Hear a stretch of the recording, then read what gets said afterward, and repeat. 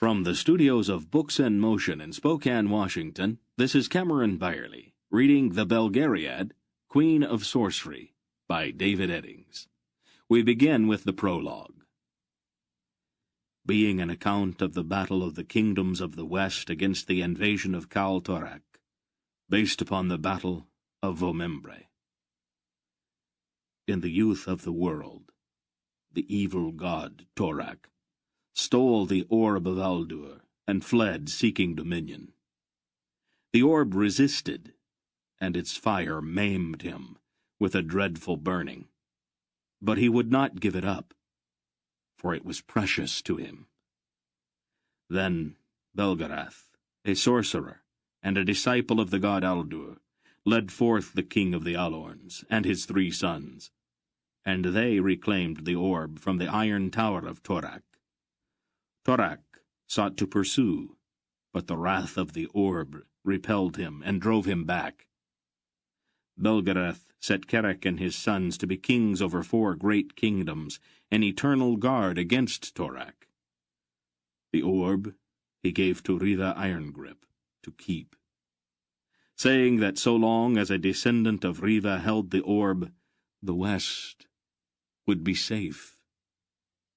Century followed upon century, with no menace from Torak, until the spring of 4865, when Drasnea was invaded by a vast horde of Nadraks, Tuls, and Murgos. In the center of this sea of Angaraks was born the huge iron pavilion of Kal Torak, which means king and god. Cities and villages were razed and burned, for Kal Torak came to destroy, not to conquer. Those of the people who lived were given to the steel-masked Gorlam priests for sacrifice in the unspeakable rites of the Angaraks. None survived save those who fled to Algeria, or were taken from the mouth of the Aldur River by Kerek warships. Next, the horde struck south at Algeria, but there they found no cities. The nomadic Algerian horsemen fell back before them, then struck in vicious hit-and-run attacks.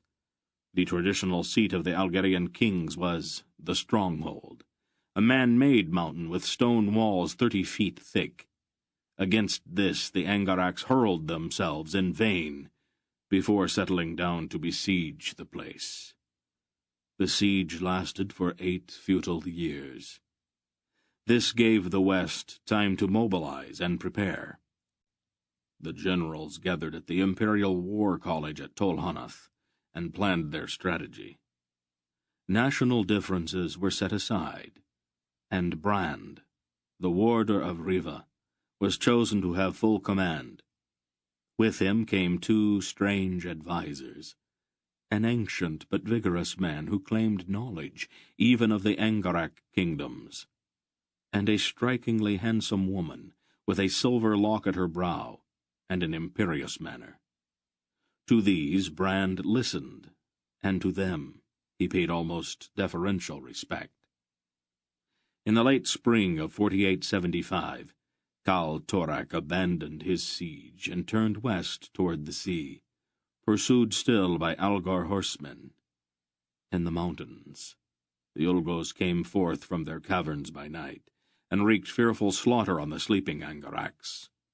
But still the forces of Kal Torak were beyond counting.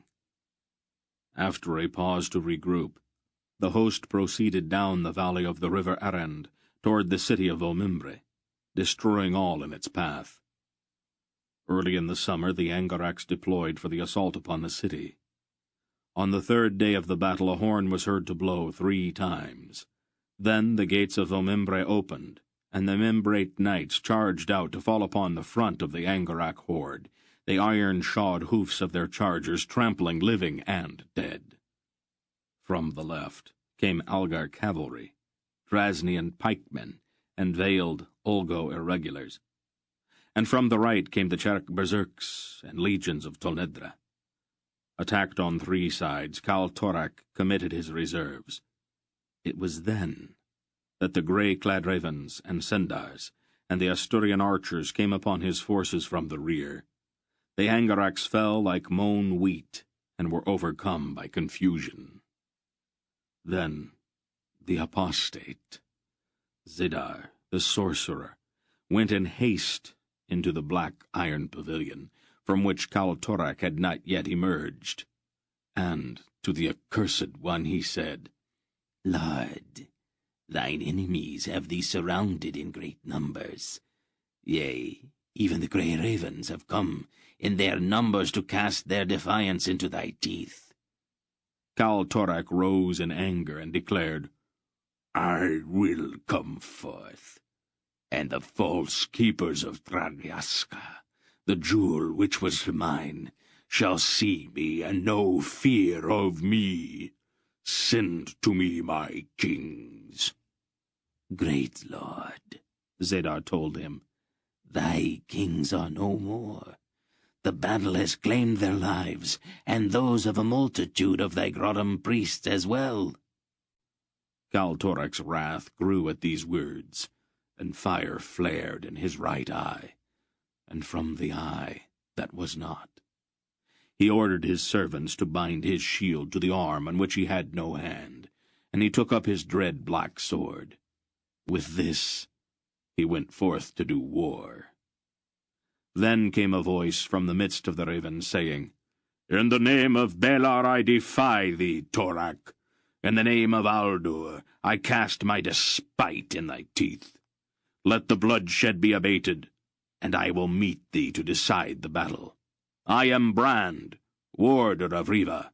Meet me, or take thy stinking host away, and come no more against the kingdoms of the west.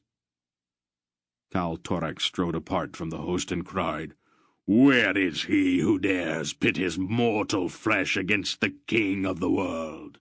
Behold, I am Torak, king of kings and lord of lords. I will destroy this loud-voiced raven. Mine enemies shall perish, and Sragyaska shall again be mine. Brand stood forth. He bore a mighty sword and a shield muffled with cloth. A grizzled wolf marched at his side, and a snowy owl hovered over his head. And he spake, saying, I am Brand, and I will contend with thee, foul and misshapen Torak. When Torak saw the wolf, he said, Begone, Belgariad, flee, if thou wouldst save thy life. And to the owl he said, Abjure thy father, Polgara, and worship me. I will wed thee, and make thee queen of the world. But the wolf howled defiance, and the owl screeched her scorn.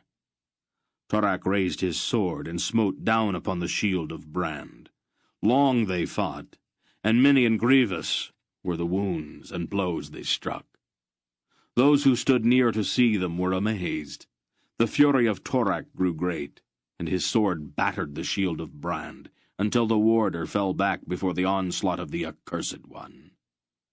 And then the wolf howled, and the owl shrieked in one voice together, and the strength of Brand was renewed.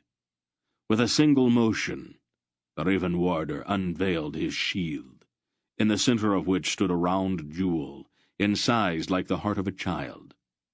As Torak gazed upon it, the stone began to glow and to flame. The accursed one drew back from it. He dropped his shield and sword and raised his arms before his face to ward away the dread fire of the stone. Brand struck, and his sword pierced Torak's visor to strike into the eye which was not, and to plunge into the accursed one's head. Torak fell back and gave a great cry. He plucked out the sword and threw off his helmet. Those who watched recoiled in terror, for his face was seared by some great fire, and was horrible to behold. Weeping blood, Torak cried out again as he beheld the jewel which he had named Tragyaska, and for which he had brought his war into the west. Then he collapsed, and the earth resounded with his fall. A great cry went up from the host of the Angarax when they saw what had befallen Kaltorak, and they sought to flee in their panic. But the armies of the west pursued them and slew them, so that when the smoky dawn broke on the 4th day, the host was no more. Brand asked that the body of the accursed one be brought to him, that he might behold him who would be king of all the world. But the body was not to be found, for in the night Zadar the sorcerer had cast an enchantment and passed unseen through the armies of the west, bearing away the one he had chosen as master. Then Brand took counsel with his advisers, and Belgariad said to him, "Torak is not dead. He only sleeps, for he is a god and cannot be slain by any mortal weapon." "When will he awaken?" Brand asked. "I must prepare the west against his return." Bolgara answered, "When once again a king of Riva's line sits on his northern throne, the dark god will waken to do war with him." Brand frowned, saying, "But that is never." For all knew that the last Riven king had been slain with his family in 4002 by Nyissan assassins. Again the woman spoke. "In the fullness of time, the Riven king will rise to claim his own, as the ancient prophecy foretells. More cannot be said." Brand was content, and set his armies to cleansing the battlefield of the wreckage of the Angarax. And when that was finished, the kings of the west gathered before the city of Omimbre and held council. Many were the voices raised in praise of Brand. Soon men began crying that Brand should henceforth be chosen as ruler of all of the west. Only Mergon, ambassador of Imperial Tolnedra, protested in the name of his emperor, Ranbarun IV. Brand refused the honor, and the proposal was dropped, so that there was again peace among those assembled in council. But in return for peace, a demand was made of Tolnedra. The Gorum of the Olgos spoke first in a loud voice. "In fulfillment of the prophecy, thou must be promised a princess of Tolnedra to be wife unto the Riven king, who will come to save the world. This the gods require of us." Again Mergon protested. "The hall of the Riven king is empty and desolate. No king sits upon the Riven throne. How may a princess of Imperial Tolnedra be wed with a phantom?" Then the woman who was Bolgara replied, "The Riven king will return to assume his throne and claim his bride. From this day forward, therefore, each princess of Imperial Tolnedra shall present herself in the hall of the Riven king upon her 16th birthday. She shall be clad in her wedding gown, and shall abide there for 3 days against the coming of the king. If he comes not to claim her, then she shall be free to return to her father for whatever he may decree for her." Mergon cried out, "All Tolnedra shall rise against this indignity. No, it shall not be." The wise Gorim of the Olgos spoke again. "Tell your emperor that this is the will of the gods. Tell him also that in the day Tolnedra fails in this, the west shall rise against him, and scatter the sons of Nedra to the winds, and pull down the might of the empire, until Imperial Tolnedra is no more." At that, seeing the might of the armies before him, the ambassador submitted to the matter. All then agreed, and were bound to it. When that was done, the nobles of strife-torn Orindia came to Brand, saying, "The king of the Membrates is dead, and the duke of the Asturians also. Who now shall rule us? For 2,000 years has war between Membre and Asturia rent fair Orindia. How may we become one people again?" Brand considered. "Who is heir to the Membrate throne?" "Corodulan is crown prince of the Membrates," the nobles replied. And to whom descends the Asturian line? Maya Serena is the daughter of the Asturian duke, they told him. Brand said, Bring them to me. And when they were brought before Brand, he said to them, The bloodshed between Membre and Asturia must end. Therefore, it is my will that you be wed to each other, and that the houses which so long have warred shall thus be joined. The two cried against the judgment, for they were filled with ancient enmity, and with pride of their separate lines. But Belgariad took Corodulan aside, and spoke in private with him. And Polgara withdrew Maya Serena to a separate place, and was long in converse with her. No man learned then, or later, what was said to the two young people. But when they returned to where Brand waited, Maya Serena and Corodulan were content that they should be wed. And this was the final act of the council that met after the battle of Vomimbre. Brand spoke to all of the kings and nobles one final time before departing for the north. Much has been wrought here that is good, and shall endure. Behold, we have joined together against the Angaracs, and they have been overthrown. Torak is quelled, and the covenant we have made here among us prepares the west for the day of the prophecy, when the Raven King shall return, and Torak shall wake from his long sleep, to contend again for empire and dominion. All that may be done in this day to prepare for the great and final war has been done. We can do no more. And here, perchance, the wounds of Arindia have been healed, and the strife of more than 2,000 years may see its end. So far as may be, I am content with it all. Hail, then, and farewell. He turned from them, and rode north with the grizzled man, who was Belgariad, and the queenly woman, who was Polgara, by his side. They took ship at Camar in Cinderia, and set sail for Riva. And Brand returned no more to the kingdoms of the west. But of his companions are many tales told, and of that telling, what may be true and what false, few men may know. Part 1. Arindia. Chapter 1. Wachun was no more.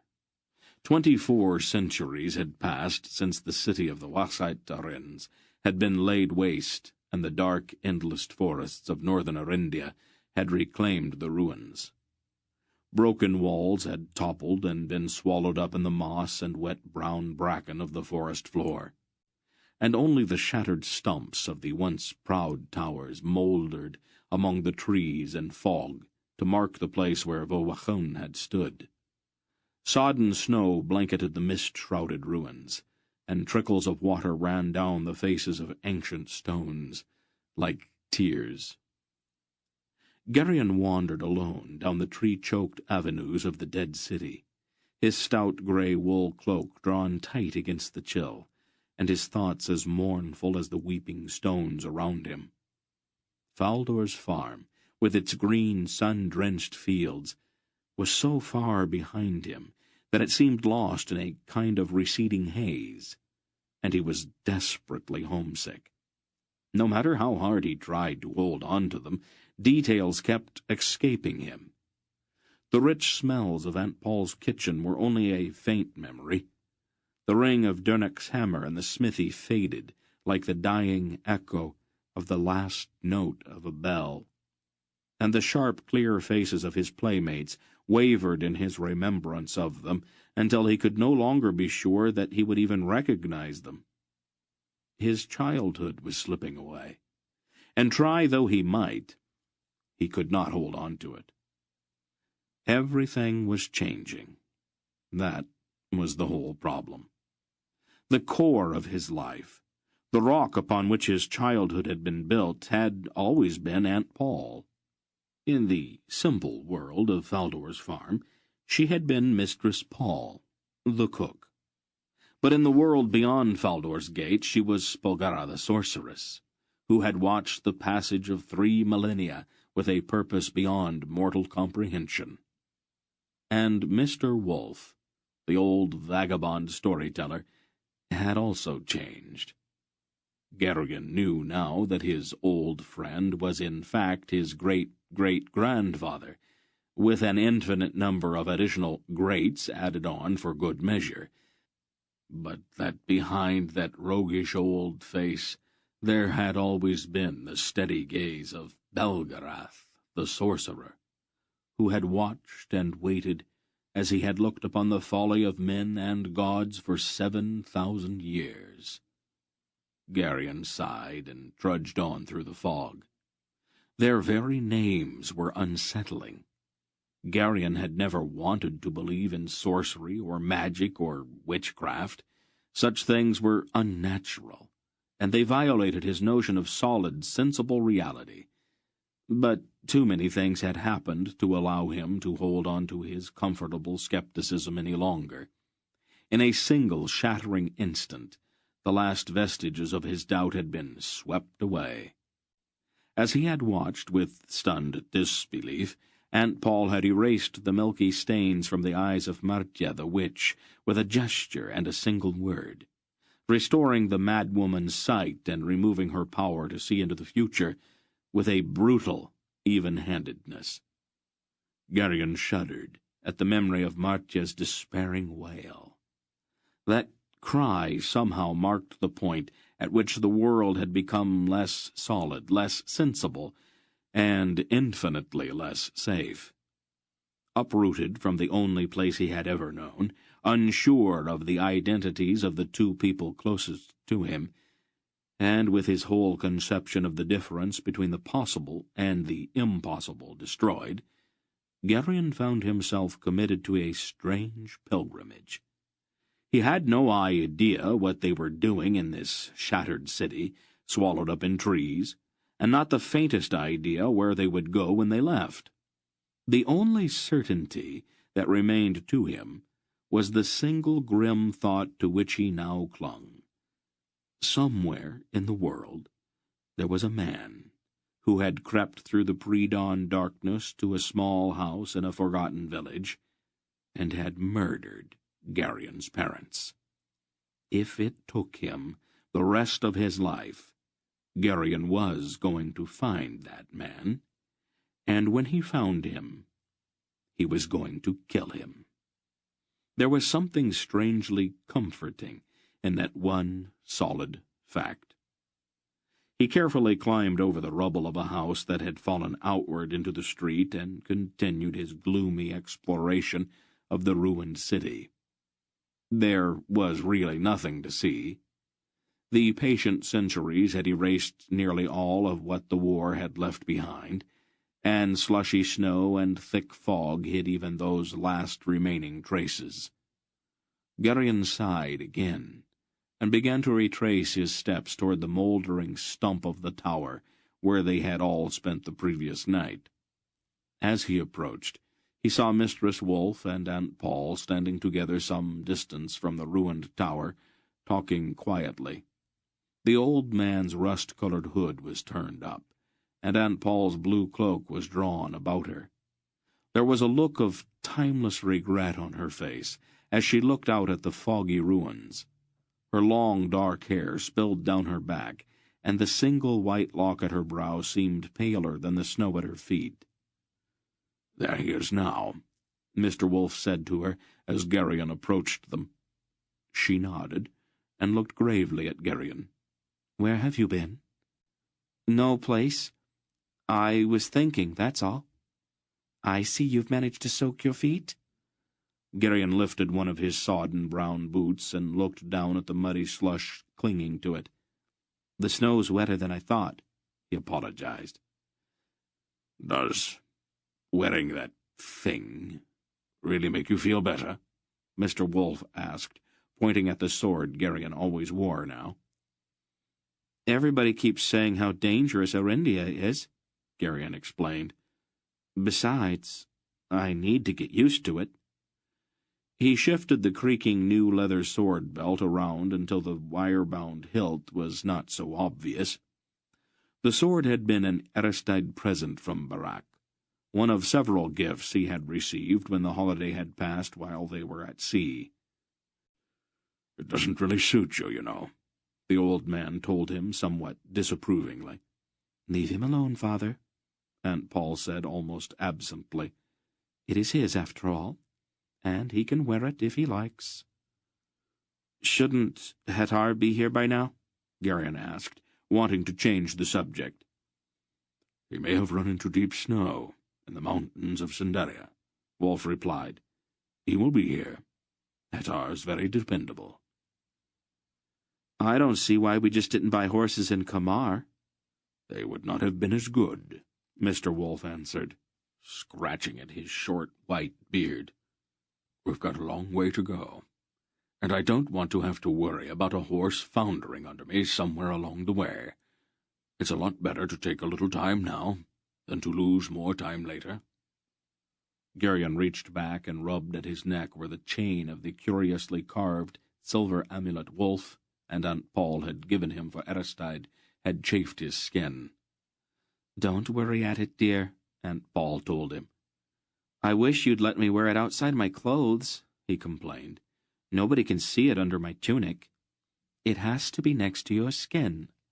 "Well, it's not very comfortable.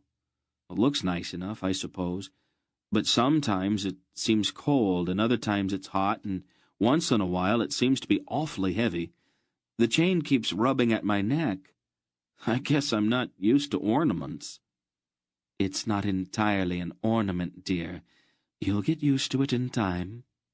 Wolf laughed. "Maybe it will make you feel better to know that it took your aunt 10 years to get used to hers. I was forever telling her to put it back on." "I don't know that we need to go into that just now, Father," Aunt Paul answered coolly. "Do you have one, too?" Garion asked the old man, suddenly curious about it. "Of course." "Does it mean something that we all wear them?" "It is a family custom, Garion," Aunt Paul told him, in a tone that ended the discussion. The fog eddied around them as a chill, damp breeze briefly swirled through the ruins. Garion sighed. "I wish Hettar would get here. I'd like to get away from this place. It's like a graveyard." "It was not always this way," Aunt Paul said very quietly. "Well, what was it like?" "I was happy here. The walls were high and the towers soared. We all thought it would last forever." She pointed toward a rank patch of winter-browned brambles creeping over the broken stones. "Over there was a flower-filled garden where ladies in pale yellow dresses used to sit while young men sang to them from beyond the garden wall. The voices of the young men were very sweet, and the ladies would sigh and throw bright red roses over the wall to them, and down that avenue was a marble-paved square where the old men met to talk of forgotten wars and long-gone companions. Beyond that there was a house with a terrace where I used to sit with friends in the evening to watch the stars come out, while a boy brought up chilled fruit, and the nightingales sang as if their hearts were breaking." Her voice drifted off into silence. "But then the Asturians came," she went on, "and there was a different note then. You would be surprised at how little time it takes to tear down something that took 1,000 years to build." "Don't worry at it, Paul," Wolf told her. "These things happen from time to time. There's not a great deal we can do about it." "I could have done something, Father," she replied, looking off into the ruins. "But you would not let me, remember?" "Do we have to go over that again, Paul?" Wolf asked in a pained voice. "You have to learn to accept your losses. The Wassiderans were doomed anyway. At best, you would have only been able to stall off the inevitable for a few months. We are not who we are, and what we are, in order to get mixed up in things that don't have any meaning." "So you said before." She looked around at the filmy trees marching away in the fog down the empty streets. "I did not think the trees would come back so fast," she said with a strange little catch in her voice. "I thought they might have waited a little longer." "It's been almost 25 centuries, Paul." "Really? It seems like only last year." "Don't brood about it. It will only make you melancholy. Why don't we go inside? The fog's beginning to make us all a bit moody." Unaccountably, Aunt Paul put her arm around Gerion's shoulders as they turned toward the tower. Her fragrance and the sense of her closeness brought a lump to his throat. The distance that had grown between them in the past few months seemed to vanish at her touch. The chamber in the base of the tower had been built of such massive stones that neither the passage of centuries nor the silent probing tendrils of the tree roots had been able to dislodge them. Great shallow arches supported the low stone ceiling, making the room seem almost like a cave. At the end of the room, opposite the narrow doorway, a wide crack between two of the rough-hewn blocks provided a natural chimney. Dernick had soberly considered the crack the previous evening, when they had arrived cold and wet, and then had quickly constructed a crude but efficient fireplace out of the rubble. "It'll serve," the smith had said. "Not very elegant, perhaps, but good enough for a few days." As Wolfe, Gerion, and Aunt Paul entered the low, cave-like chamber, a good fire crackled in the fireplace, casting a looming shadow among the low arches and radiating a welcome warmth. Dernick, in his brown leather tunic, was stacking firewood along the wall. Barak, huge, red-bearded, and mail-shirted, was polishing his sword. Silk, in an unbleached linen shirt and black leather vest, lounged idly on one of the packs, toying with a pair of dice. "Any sign of Hathor yet?" Barak asked, looking up. "It's a day or so early," Mr. Wolfe replied, going to the fireplace to warm himself. "Why don't you change your boots, Gerion?" Aunt Paul suggested, hanging her blue cloak on one of the pegs Dernick had hammered into a crack in the wall. Gerion lifted his pack down from another peg and began rummaging through it. "Your stockings, too?" "Is the fog lifting at all?" Silk asked Mr. Wolfe. "Not a chance." "If I can persuade you all to move out from in front of the fire, I will see about supper," Aunt Paul told them, suddenly very businesslike. She began setting out a ham, a few loaves of dark peasant bread, a sack of dried peas, and a dozen or so leathery-looking carrots, humming softly to herself as she always did when she was cooking. The next morning, after breakfast, Gerion pulled on a fleece-lined overvest, belted on his sword, and went back out into the fog-muffled ruins to watch for Hathor. It was a task to which he had appointed himself, and he was grateful that none of his friends had seen fit to tell him that it wasn't really necessary. As he trudged through the slush-covered streets toward the broken west gate of the city, he made a conscious effort to avoid the melancholy brooding that had blackened the previous day. Since there was absolutely nothing he could do about his circumstances, chewing on them would only leave a sour taste in his mouth. He was not exactly cheerful when he reached the low piece of wall by the west gate, but he was not precisely gloomy either. The wall offered some protection, but the damp chill still crept through his clothes, and his feet were already cold. He shivered and settled down to wait. There was no point in trying to see any distance in the fog, so he concentrated on listening. His ears began to sort out the sounds in the forest beyond the wall, the drip of water from the trees, the occasional sodden thump of snow sliding from the limbs, and the tapping of a woodpecker working on dead snags several hundred yards away. "That's my cow," a voice said suddenly from somewhere off in the fog. Garion froze and stood silently, listening. "Keep her in your own pasture, then," another voice replied shortly. "Is that you, Limer?" the first voice asked. "Right, you're all Dutton, aren't you?" "I don't recognize you. How long's it been?" 4 or 5 years, I suppose," Limer judged. "How are things going in your village?" Dutton asked. "We're hungry. The taxes took all our food." "Ours too. We've been eating boiled tree roots." "Haven't tried that yet. We are eating our shoes." "How's your wife?"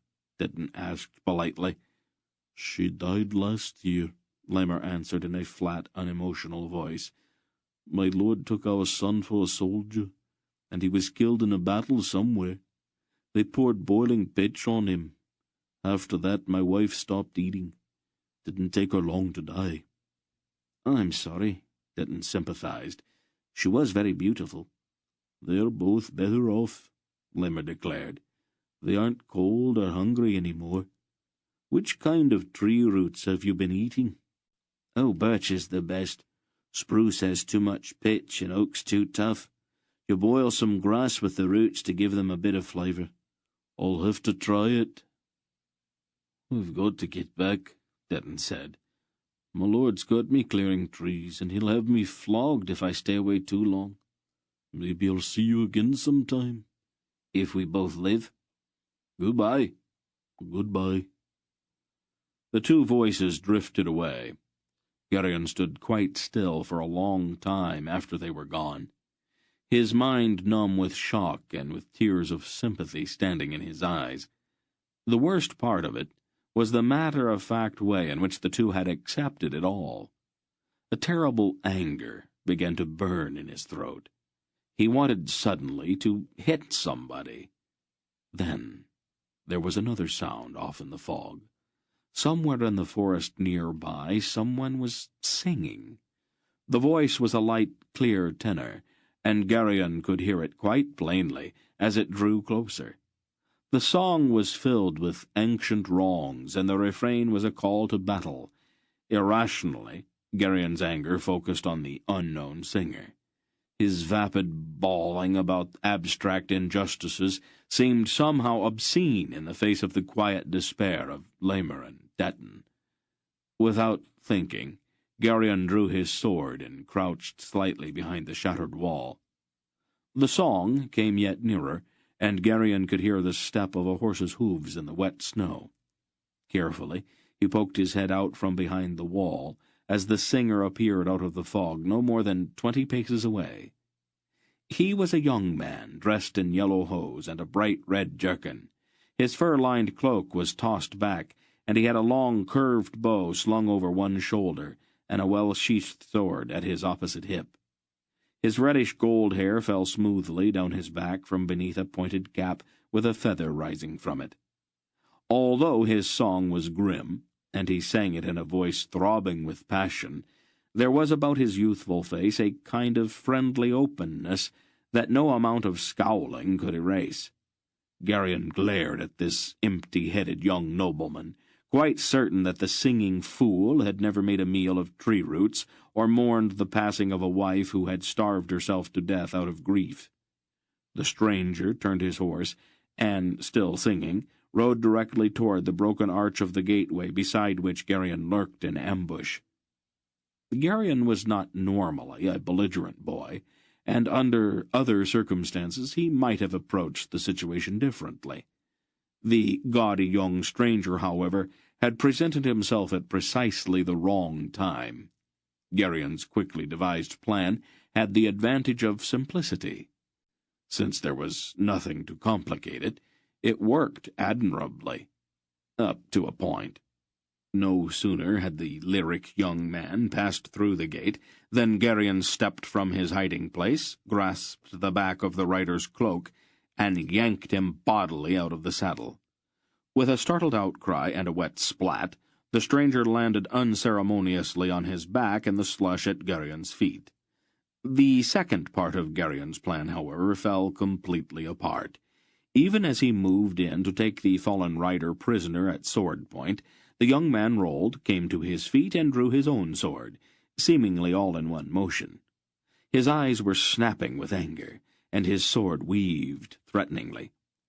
Garion was not a fencer, but his reflexes were good, and the chores he had performed at Faldor's farm had hardened his muscles. Despite the anger which had moved him to attack in the first place, he had no real desire to hurt this young man. His opponent seemed to be holding his sword lightly, almost negligently, and Garion thought that a smart blow on the blade might very well knock it out of his hand. He swung quickly, but the blade flicked out of the path of his heavy swipe and clashed with a steely ring down on his own sword. Garion jumped back and made another clumsy swing. The swords rang again. Then the air was filled with clash and scrape and bell-like rattle as the two of them banged and parried and feinted with their blades. It took Garion only a moment to realize that his opponent was much better at this than he was, but that the young man had ignored several opportunities to strike at him. In spite of himself, he had begun to grin in the excitement of their noisy contest. The stranger's answering grin was open, even friendly. "All right. That's enough of that." It was Mr. Wolf. The old man was striding toward them with Barak and Silk close on his heels. "Just exactly what do you two think you're doing?" Garion's opponent, after one startled glance, lowered his sword. "Belgariad," he began. "Leldorin." Wolf's tone was scathing. "Have you lost what little sense you had to begin with?"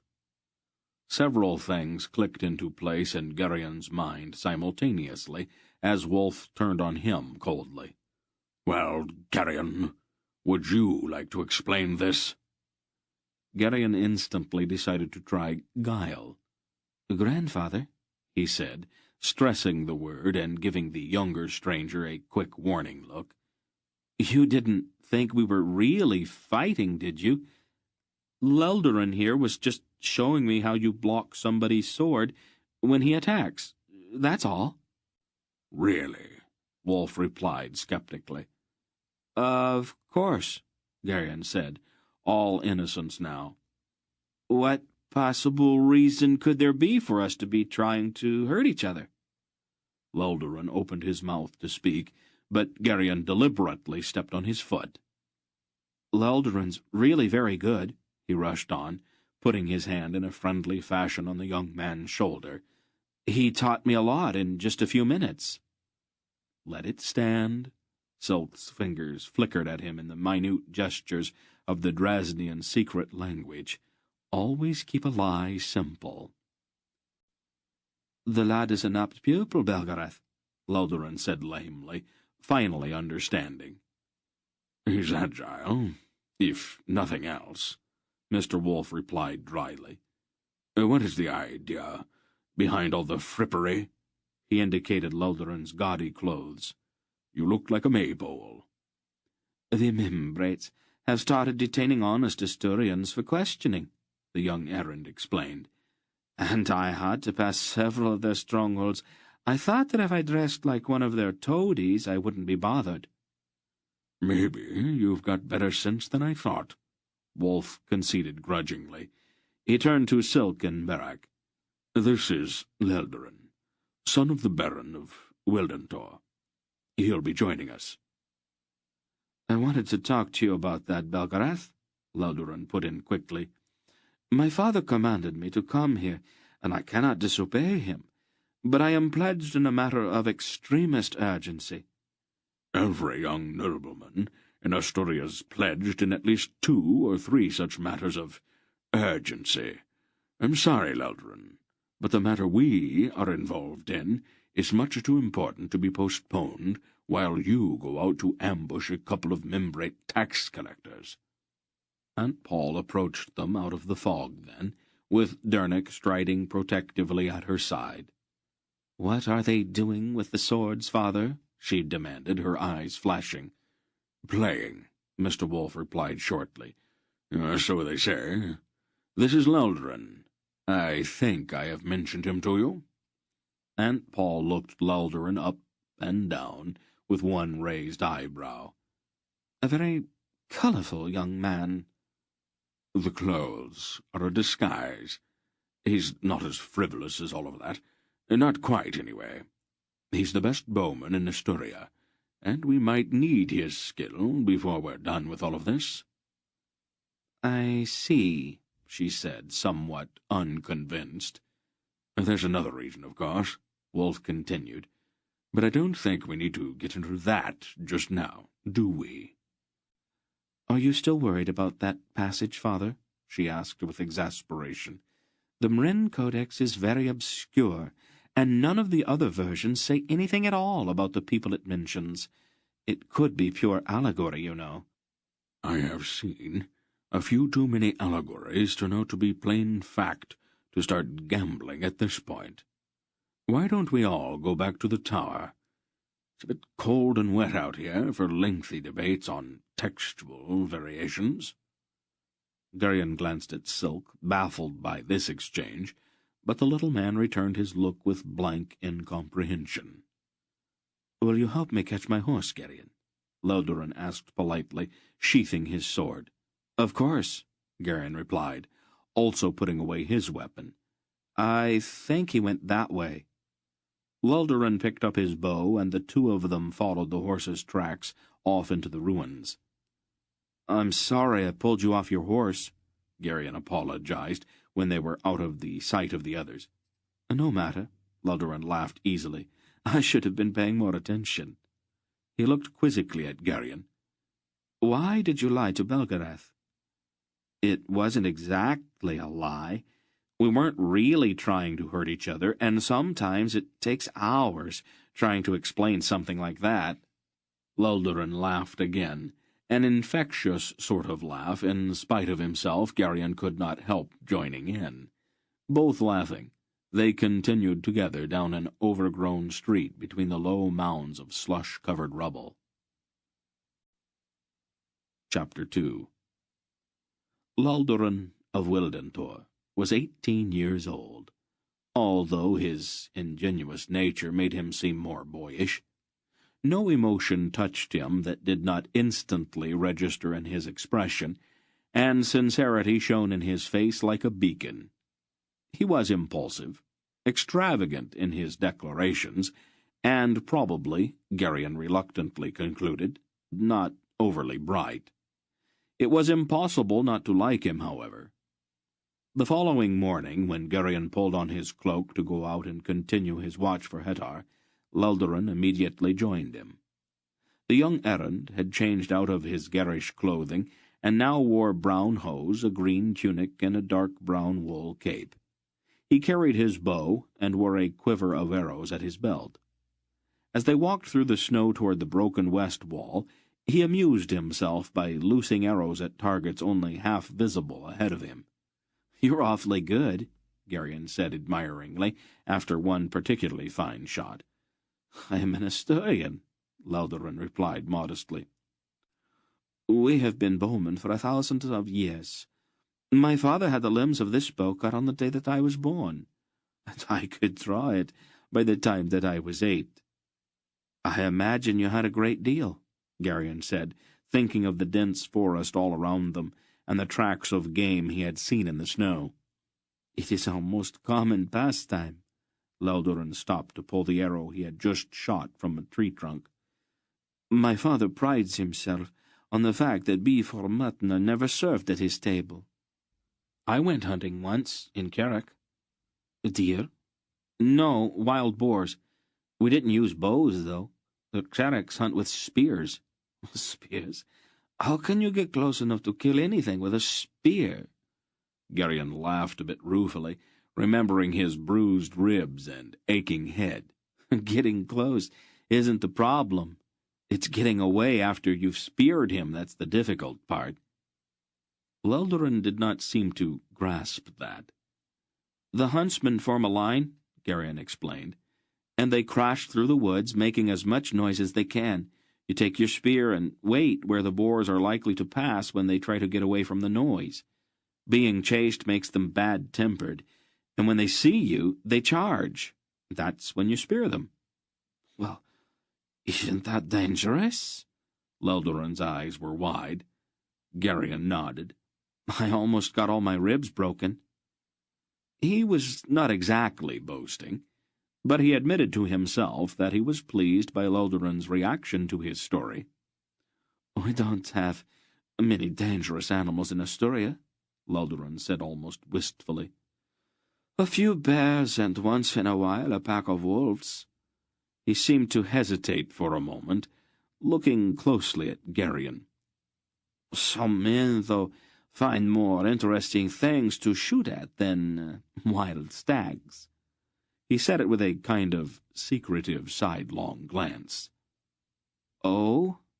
Garion was not quite sure what he meant. "Hardly a day goes by that some membrate's horse doesn't come home riderless." Garion was shocked at that. "Some men think that there are too many membrates in Asturia," Loldoran explained with heavy emphasis. "I thought that the Orandish civil war was over."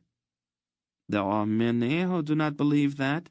There are many who believe that the war will continue until Asturia is free of the membrate crown." Loldoran's tone left no question as to where he stood in the matter. "Wasn't the country unified after the Battle of Omembre?" Garion objected. "Unified? Well, how could anyone believe that? Asturia is treated like a subject province. The king's court is at Valmembre. Every governor, every tax collector, every bailiff, every high sheriff in the kingdom is membrate. There is not a single Asturian in a position of authority anywhere in Orindia. The membrites even refuse to recognize our titles. My father, whose line extends back 1,000 years, is called landowner. A membrate would sooner bite out his tongue than call him baron." Loldoran's face had gone white with suppressed indignation. "I didn't know that," Garion said carefully, not sure how to handle the young man's feelings. "Asturia's humiliation is almost at an end, however," Loldoran declared fervently. "There are some men in Asturia for whom patriotism is not dead, and the time is not far off when these men will hunt royal game." He emphasized his statement by snapping an arrow at a distant tree. That confirmed the worst of Garion's fears. Loldoran was a bit too familiar with the details not to be involved in this plot. As if he had realized himself that he had gone too far, Loldoran stared at Garion with consternation. "Oh, I am a fool," he blurted, with a guilty look around him. "I've never learned to control my tongue. Please, forget what I just said, Garion. I know you are my friend, and I know you won't betray what I said in a moment of heat." That was one thing Garion had feared. With that single statement, Loldoran had effectively sealed his lips. He knew that Mr. Wolfe should be warned that some wild scheme was afoot, but Loldoran's declaration of friendship and trust had made it impossible for him to speak. He wanted to grind his teeth with frustration as he stared full in the face of a major moral dilemma. They walked on, neither of them speaking, and both a little embarrassed, until they reached the bit of a wall where Garion had waited in ambush the day before.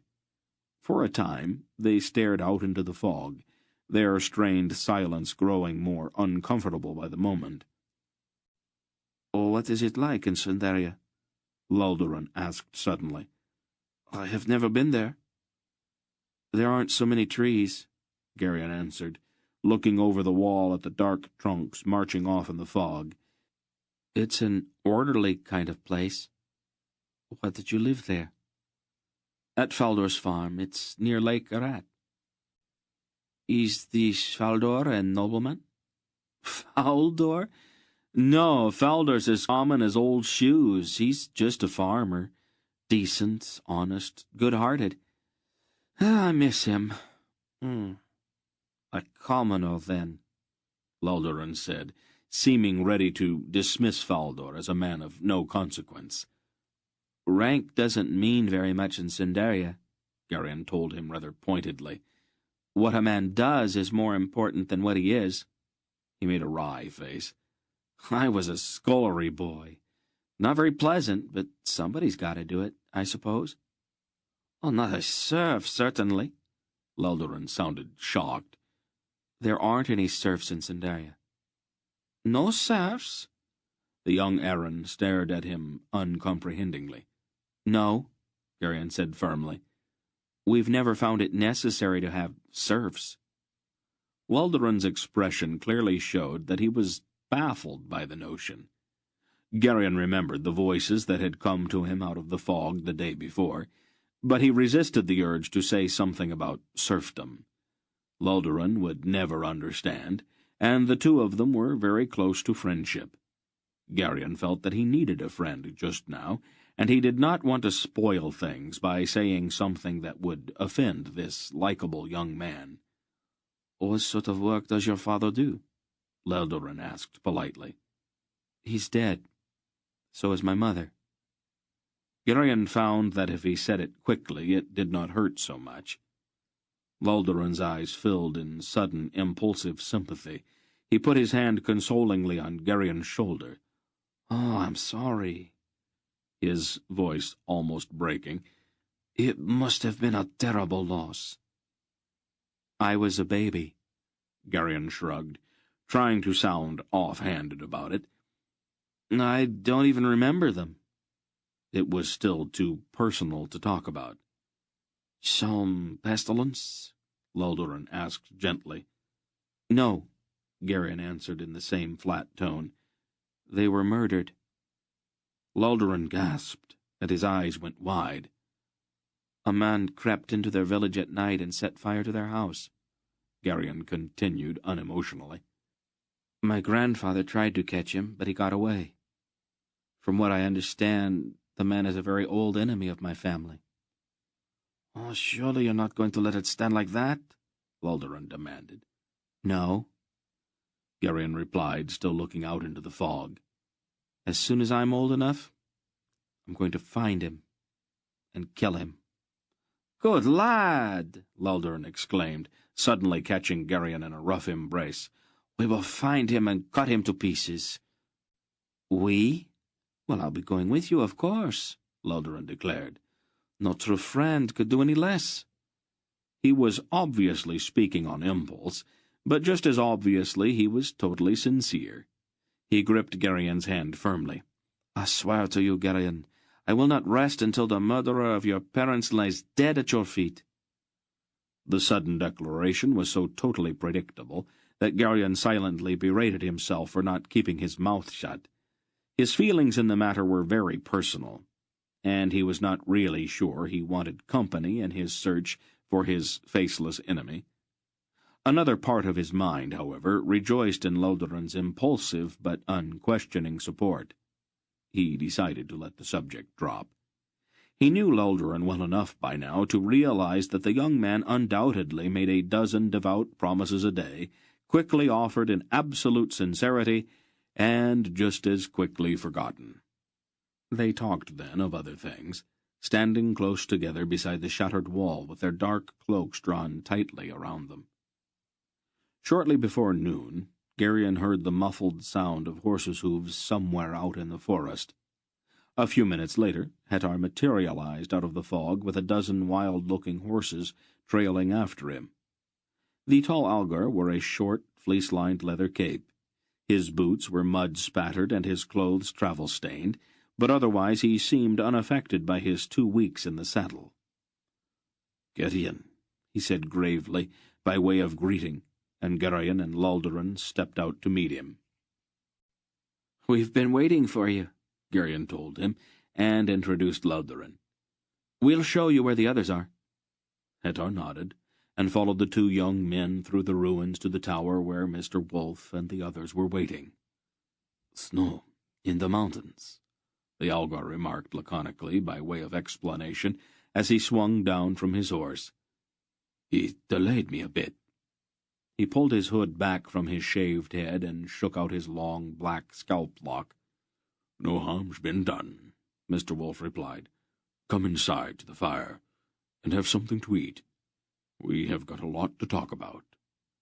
Hettar looked at the horses, his tan, weathered face growing strangely blank, as if he were concentrating.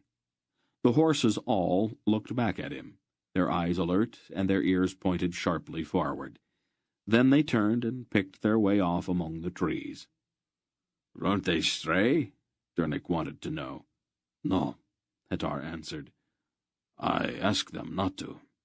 Dernick looked puzzled, but he let it pass. They all went into the tower and sat near the fireplace. Aunt Paul cut dark bread and pale yellow cheese for them while Dernick put more wood on the fire. "Cohag sent word to the clan chiefs," Hettar reported, pulling off his cape. He wore a black, long-sleeved horsehide jacket with steel discs riveted to it to form a kind of flexible armor. "They are gathering at the stronghold for council." He unbelted the curved saber he wore, laid it to one side, and sat near the fire to eat. Wolf nodded. "Is anyone trying to get through to Prolga?" "I sent a troop of my own men to the Gorham before I left," Hettar responded. "They will get through if anyone can." "I hope so," Wolf stated. "The Gorham's an old friend of mine, and I'll need his help before all of this is finished."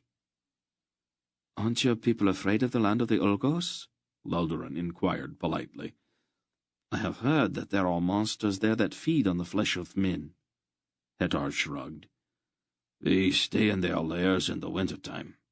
Besides, they are seldom brave enough to attack a full troop of mounted men." He looked over at Mr. Wolf. "Southern Sindaria is crawling with Murgos. Or did you know that?" "I could have guessed. Did they seem to be looking for anything in particular?" "I do not talk with Murgos," Hettar said shortly. His hooked nose and fierce eyes made him look at that moment like a hawk about to swoop down to the kill. "I'm surprised that you were not delayed even more," Silk bantered. "The whole world knows how you feel about Murgos." "I indulged myself once," Hettar admitted. "I met 2 of them, alone on the highway. It did not take very long." "Two less to worry about, then," Breck grunted with approval. "I think it's time for some plain talk," Mr. Wolf said, brushing crumbs off the front of his tunic. "Most of you have some notion of what we are doing, but I don't want anybody blundering into something by accident. We are after a man named Zedar. He used to be one of my master's disciples. Then he went over to Torak. Early last fall he somehow slipped into the throne room at Riva and stole the Orb of Aldur. We are going to chase him down and get it back." "Isn't he a sorcerer too?" Beric asked, tugging absently at a thick red braid. "That is not the term we use. But yes, he does have a certain amount of that kind of power. We all did. Me, Beltira, and Belkira, Belzedar, all the rest of us. That's one of the things I wanted to warn you about." "You all seem to have the same sort of names," Silk noticed. "Our master changed our names when he took us as disciples. It was a simple change, but it meant a great deal to us." "Wouldn't that mean that your original name was Gareth?" Silk asked, his ferret eyes narrowing shrewdly. Mr. Wolf looked startled and then laughed. "I haven't heard that name for thousands of years. I have been Belgarath for so long that I had almost completely forgotten Gareth. It's probably just as well. Gareth was a troublesome boy, a thief and a liar, among other things." "Some things never change," Aunt Paul observed. "Nobody's perfect," Wolf admitted blandly. "Why did Zedar steal the orb?" Hettar asked, setting aside his plate. "He has always wanted it for himself," the old man replied. "That could be it, but more likely he's trying to take it to Torak. The one who delivers the orb to One Eye is going to be his favorite." "But Torak is dead," Lulduran objected. "The Raven Warder killed him at Vomimbre." "No, Torak is not dead, only asleep. Bran's sword was not the one destined to kill him. Zedar carried him off after the battle, and hid him someplace. Someday he will awaken.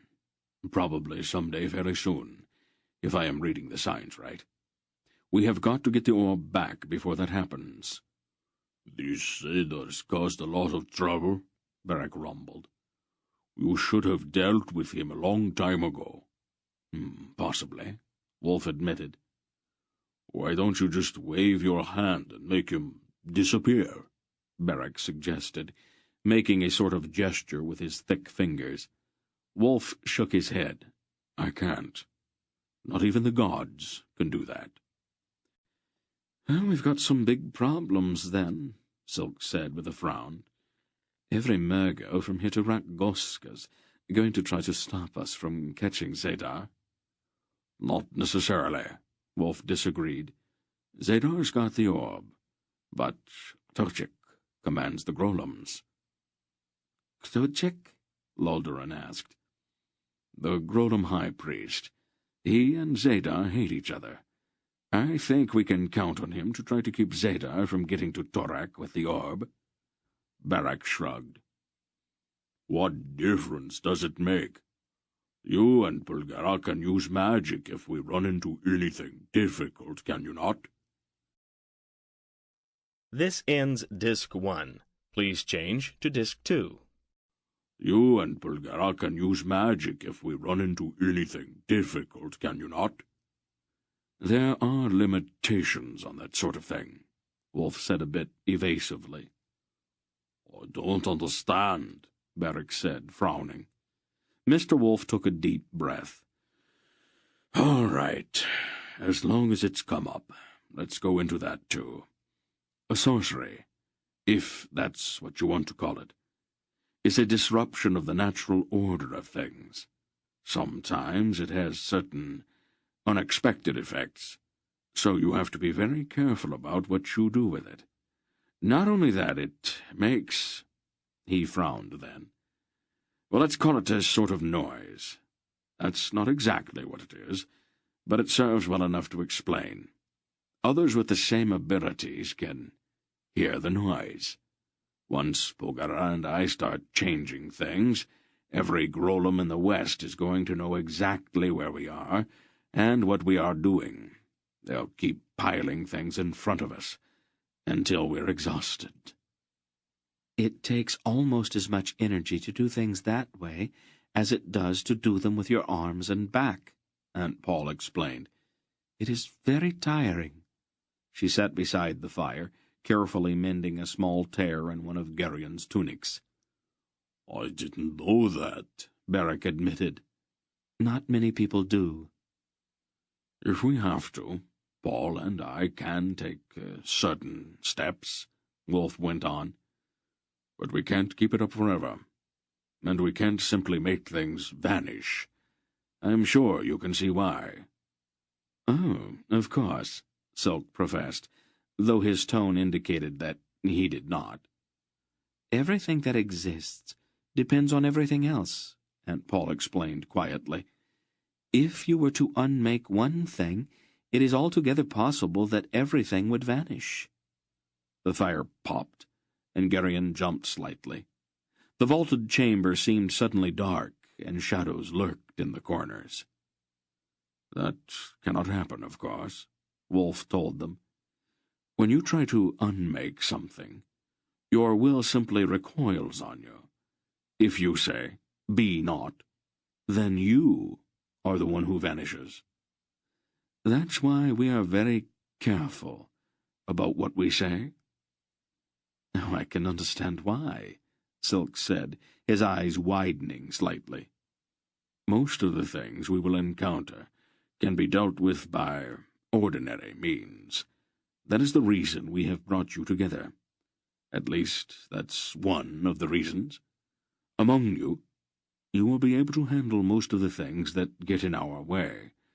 The important thing to remember is that Belgariad and I have to get to Zedar before he can reach Torak with the orb. Zedar has found some way to touch the orb. I don't know how. If he can show Torak how it's done, no power on earth will be able to stop One Eye from becoming king and god over the whole world." They all sat in the ruddy, flickering light of the fire, their faces serious as they considered that possibility. "I think that pretty well covers everything, don't you, Paul?" "I believe so, Father," she replied, smoothing the front of her grey homespun gown. Later, outside the tower, as grey evening crept in among the foggy ruins of Voachun, and the smell of the thick stew Aunt Paul was cooking for supper drifted out to them, Geryon turned to Silk. "Is it all really true?" The small man looked out into the fog. "Let's act as if we believed that it is," he suggested. "Under the circumstances, I think it would be a bad idea to make a mistake." "Are you afraid too, Silk?" Silk sighed. "Yes," he admitted. "But we can behave as if we believed that we aren't, can't we?"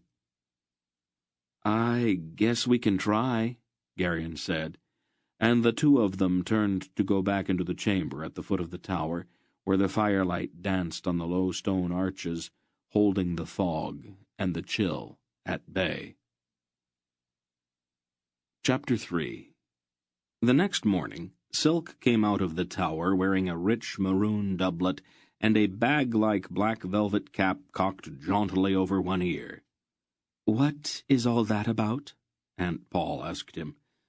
"I chanced to cross an old friend in one of the packs," Silk replied airily. "Redek of Boktor by name." "What happened to Ambar of Kartu?" "Oh, Ambar's a good enough fellow, I suppose," Silk said a bit deprecatingly. "But a Murgo named Asherak knows about him, and may have dropped his name in certain quarters. Let's not look for trouble, if we don't have to." "Not a bad disguise," Mr. Wolf agreed. "One more Drasnian merchant on the Great West Road won't attract any attention, whatever his name." "Please," Silk objected in an injured tone. "The name is very important. You hang the whole disguise on the name."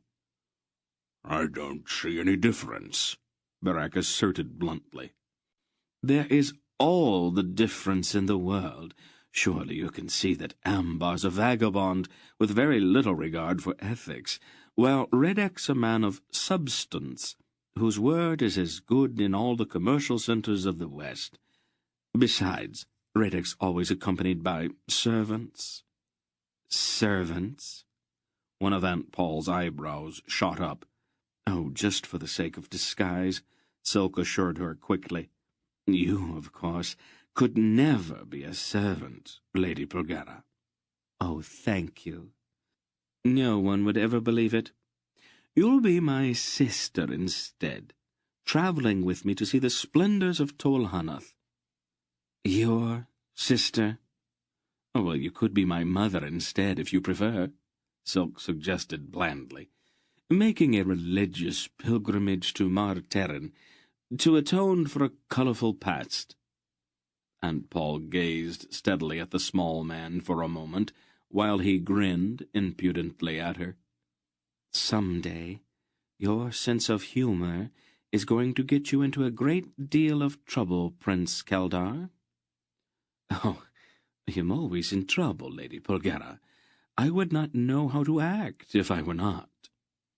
"Do you two suppose we could get started?" Mr. Wolf asked. "Oh, just a moment more. If we meet anyone and have to explain things, you, Luldurin, and Geryon are Polgara's servants. Hetar, Barak, and Dernik are mine." "Anything you say," the wolf agreed wearily. "Well, there are reasons."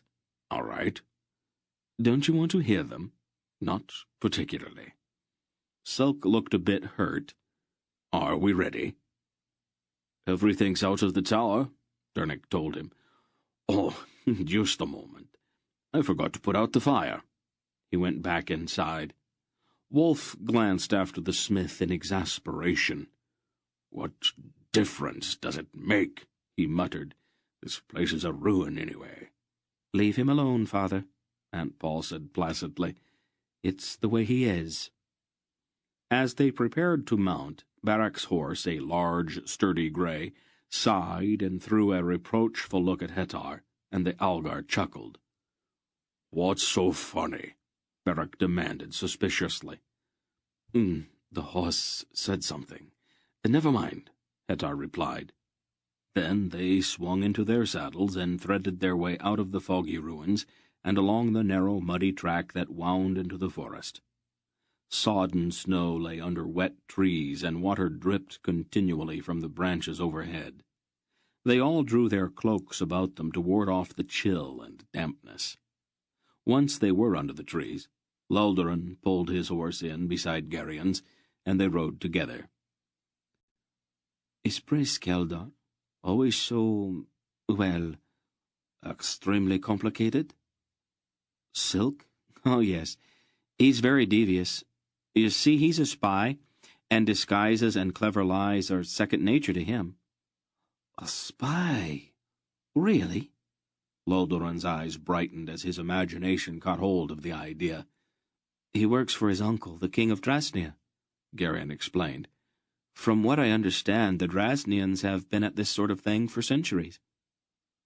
"We've got to stop and pick up the rest of the packs," Silk was reminding Mr. Wolf. "I have not forgotten." "Packs?" Lulduran asked. "Silk picked up some wool, cloth, and kamar," Garion told him. "He said it would give us a legitimate reason to be on the highway.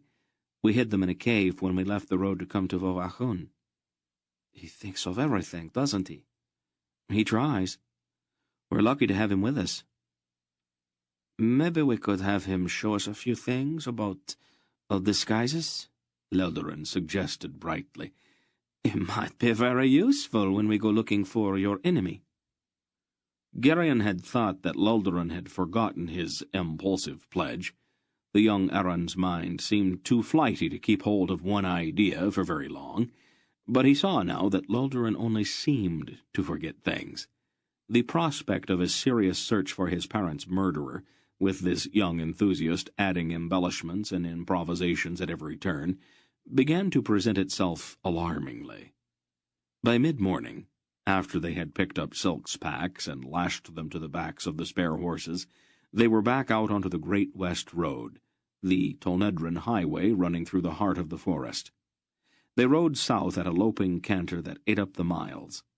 They passed a heavily burdened serf, clothed in scraps and pieces of sackcloth, tied on with bits of string. The serf's face was gaunt, and he was very thin under his dirty rags. He stepped off of the road and stared at them with apprehension until they had passed. Garion felt a sudden stab of compassion. He briefly remembered Lamer and Detton, and he wondered what would finally happen to them. It seemed important for some reason. "Is it really necessary to keep them so poor?" he demanded of Lulduran, unable to hold it in any longer. "Who?" Lulduran asked, looking around. "That serf." Lulduran glanced back over his shoulder at the ragged man. "You didn't even see him," Garion accused. Lulduran shrugged. "There are so many." "And they all dress in rags and live on the edge of starvation?" "Membrate taxes," Lulduran replied, as if that explained everything.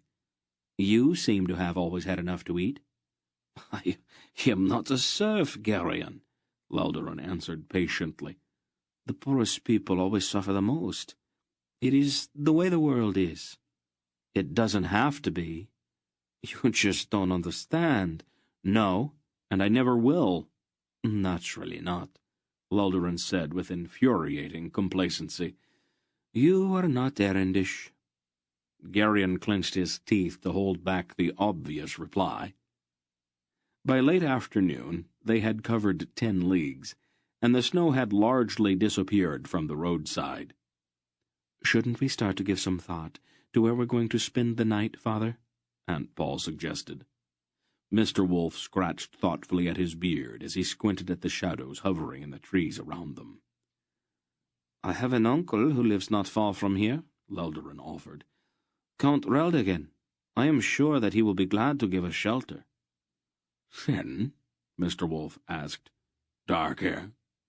It is grey now, Lildoran replied. Do you know him? I have not seen him for 20 years, Wolf told him. As I recall, he used to be quite a hothead. Uncle Reldigan? You must have him confused with somebody else, Belgariad. Maybe. How far is it to his house? No more than a league and a half away. Let's go see him, then, Wolf decided.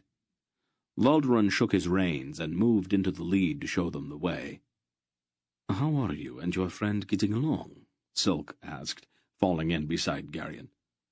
Fine, I suppose, Garion replied, not quite sure how the rat-faced little man intended the question. It seems to be a little hard to explain things to him, though. That is only natural. He is an errand, after all. Garion quickly came to Lildoran's defense. He's honest and very brave. Yes, they all are, and that is part of the problem. I like him. Oh, so do I, Garion, but that does not keep me from realizing the truth about him. If you're trying to say something, why don't you just go ahead and say it? All right, I will. Do not let friendship get the better of your good sense. Orindia is a very dangerous place, and errands tend to blunder into disasters quite regularly. Don't let your exuberant young companion drag you into something that's none of your business. Silk's look was direct, and Garion realized that the little man was quite serious. I'll be careful, he promised. I knew that I could count on you, Silk said gravely. Are you making fun of me? Would I do that, Garion? Silk asked mockingly. Then he laughed, and they rode on together through the gloomy afternoon.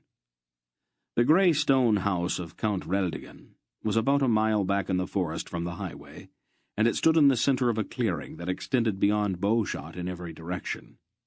Although it had no wall, it had somehow the look of a fort. The windows facing out were narrow and covered with iron gratings. Strong turrets, surmounted by battlements, stood at each corner, and the gate, which opened into the central courtyard of the house, was made of whole tree trunks, squared off and strapped together with iron bands. Garion stared at the brooding pile as they approached in the rapidly fading light. There was a kind of haughty ugliness about the house, a grim solidity that seemed to defy the world. It's not a very pleasant-looking sort of place, is it? He said to Silk.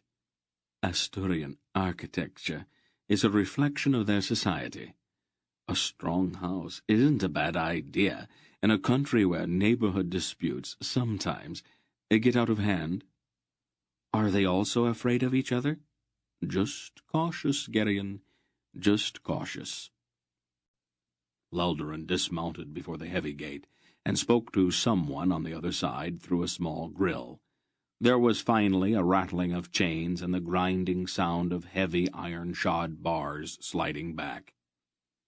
I would not make any quick moves once we are inside, Silk advised quietly. There will probably be archers watching us. Garion looked at him sharply. A quaint custom of the region, Silk informed him. They rode into a cobblestoned courtyard and dismounted. Count Reldigan, when he appeared, was a tall, thin man with iron-grey hair and a beard who walked with the aid of a stout cane. He wore a rich green doublet and black hose. Despite the fact that he was in his own house, he carried a sword at his side. He limped heavily down a broad flight of stairs from the house to greet them. "Uncle," Lildoran said, bowing respectfully. "Nephew," the Count replied in polite acknowledgment. "My friends and I have found ourselves in the vicinity," Lildoran stated. "We thought we might impose on you for the night." "You are always welcome, nephew," Reldigan answered with a kind of grave formality. "Have you dined yet?" "No, uncle." "Then you must all take supper with me. May I know your friends?" Mr. Wolf pushed back his head and stepped forward. "You and I are already acquainted, Reldigan." The Count's eyes widened. Belgariad, is it really you? Wolf grinned. Oh, yes. I'm still wandering about the world, stirring up mischief. Reldigan laughed then, and grasped Wolf's upper arm warmly.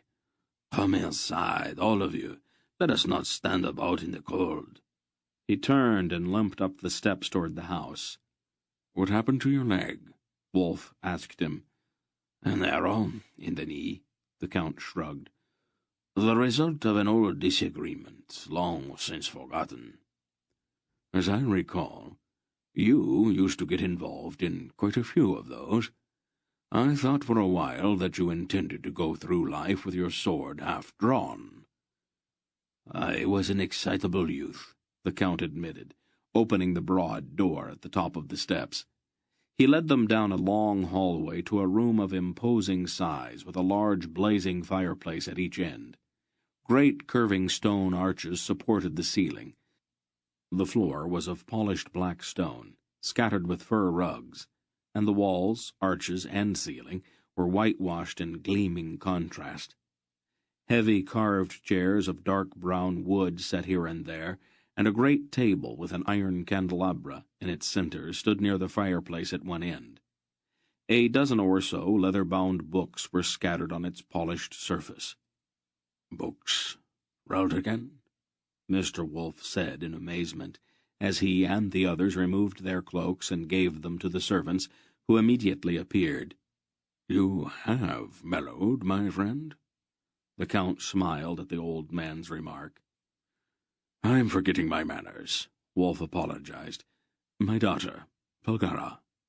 Paul, this is Count Reldigan, an old friend. Milady, the Count acknowledged with an exquisite bow. My house is honored. Aunt Paul was about to reply when two young men burst into the room, arguing heatedly. "You're an idiot, Barantine," the first, a dark-haired youth in a scarlet doublet, snapped. "It may please thee to think so, Tarasin," the second, a stout young man with pale curly hair and wearing a green and yellow-striped tunic, replied. "But whether it pleases thee or not, Asturia's future is in Membrite hands. Thy rancorous denouncements and sulphurious rhetoric shall not alter that fact." "Don't thee me, or thou me, Barantine," the dark-haired one sneered.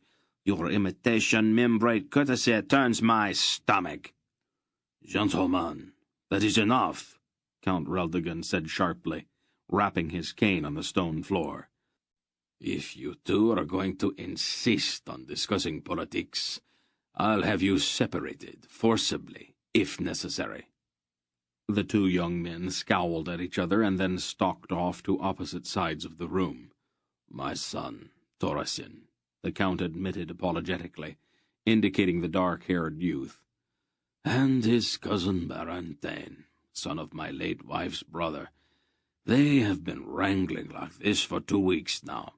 I had to take their swords away from them the day after Barantine arrived." "Political discussion is good for the blood, my lord," Silk observed. "Especially in the winter. The heat keeps the veins from clogging up." The Count chuckled at the little man's remark. "Prince Keldar, of the royal house of Drasnia," Mr. Wolf introduced Silk. "Your Highness," the Count responded, bowing. Silk winced slightly. "Oh, please, my lord, I have spent a lifetime running from that mode of address, and I am sure that my connection with the royal family embarrasses my uncle almost as much as it embarrasses me." The Count laughed again with easy good nature. "Why don't we all adjourn to the dining table?" he suggested. 2 fat deer have been turning on spits in my kitchen since daybreak, and I recently obtained a cask of red wine from southern Tornedra. As I recall, Belgariad has always had a great fondness for good food and fine wines." "He has not changed, my lord," Aunt Paul told him. "My father is terribly predictable, once you get to know him." The Count smiled and offered her his arm as they all moved toward the door on the far side of the room. "Tell me, my lord, Do you by chance have a bathtub in your house?" "Bathing in winter is dangerous, Lady Belgariad," the Count warned her. "My lord," she stated gravely, "I have been bathing winter or summer for more years than you could possibly imagine." "Let her bathe, Raldigan," Mr. Wolf urged. "Her temper deteriorates quite noticeably when she thinks she's getting dirty." "A bath would not hurt you either, old wolf. You are starting to get a bit strong from the downwind side," Aunt Paul retorted tartly. Mr. Wolf looked a bit injured. Much later, after they had eaten their fill of venison, gravy-soaked bread, and rich cherry tarts, Aunt Paul excused herself and went with a maid-servant to oversee the preparation of her bath. The men all lingered at the table over their wine cups, their faces washed with the golden light of the many candles in Raldigan's dining hall. "Let me show you to your rooms," Thoresen suggested to Leldarin and Gerion, pushing back his chair and casting a look of veiled contempt across the table at Berantine. They followed him from the room and up a long flight of stairs toward the upper stories of the house. "I don't want to offend you, Tor," Leldarin said as they climbed, "but your cousin has some peculiar ideas." Thoresen snorted. "Berantine is a jackass. He thinks he can impress the Membrates by imitating their speech and by fawning on them." His dark face was angry in the light of the candle he carried to light their way. "Why should he want to?" Leldarin asked. "He is desperate for some kind of holding he can call his own," Thoresen replied. "My mother's brother has very little land to leave him. The fat idiot's all calf-eyed over the daughter of one of the barons in his district, and since the baron won't even consider a landless suitor, Barantine's trying to wheedle an estate from the Membrate governor. He would swear fealty to the ghost of Kaltorak himself if he thought it would get him land." "Doesn't he realize that he has not got a chance?" Leldarin inquired. "There are too many land-hungry Membrate knights around the governor for him to even think of granting an estate to an Asturian." "I have told him the same thing myself," Thoresen declared, with scathing contempt. "But there is no reasoning with him. His behavior degrades our whole family." Leldarin shook his head commiseratingly as they reached an upper hall. He looked around quickly then. "I have to talk with you, Tor," he blurted, his voice dropping to a whisper. Thoresen looked at him sharply. "My father has committed me to Belgariad's service in a matter of great importance," Leldarin hurried on in that same hushed voice. "I do not know how long we will be gone, so you and the others will have to kill Corodulan without me." Thoresen's eyes went wide with horror. "We are not alone, Leldarin," he said in a strangled voice. "I'll go down to the other end of the hall," Gerion said quickly. "No," Leldarin replied firmly, taking hold of Gerion's arm. "Gerion is my friend, Tor. I have no secrets from him." "Leldarin, please. I'm not Asturian. I'm not even an errand. I don't want to know what you're planning." "But you will know, Gerion, as proof of my trust in you," Leldarin declared. "Next summer, when Corodulan journeys to the ruined city of Oastur to hold court there for the 6 weeks that maintain the fiction of Erendish unity, we are going to ambush him on the highway." "Leldarin!" Thoresen gasped, his face turning white. But Leldarin was already plunging on. "It won't be just a simple ambush, Gerion. This will be a master stroke at Membrae's heart. We are going to ambush him in the uniforms of Tolnedran legionnaires and cut him down with Tolnedran swords. Our attack will force Membrae to declare war on the Tolnedran Empire, and Tolnedra will crush Membrae like an eggshell.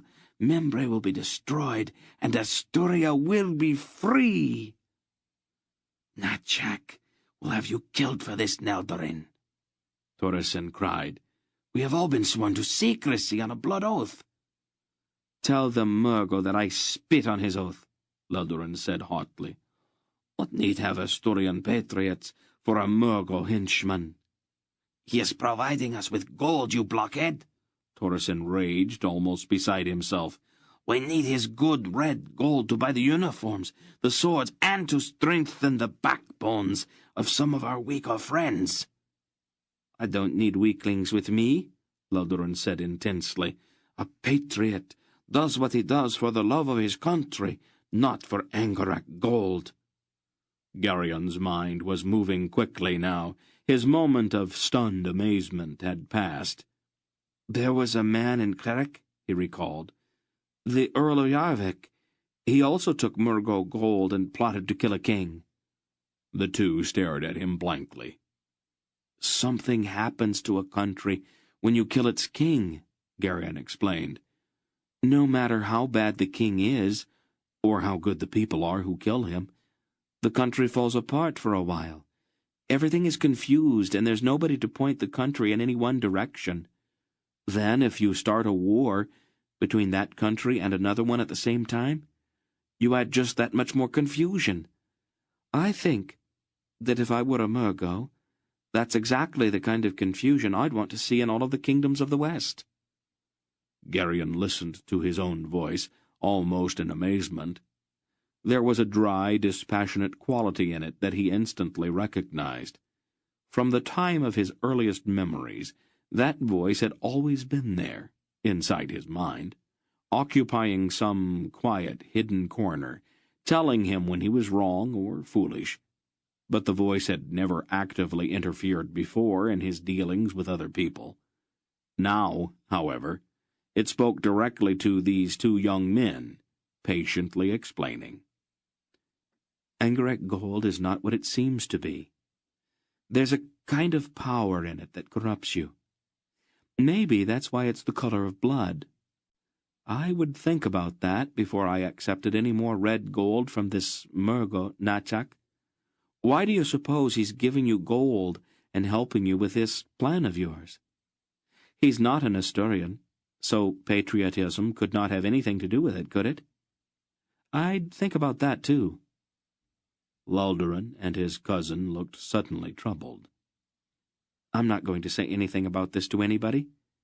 You told me about it in confidence, Garion said. And I really was not supposed to hear about it anyway. But remember that there's a lot more going on in the world right now than what's happening here in Arindia. Now, I think I'd like to get some sleep.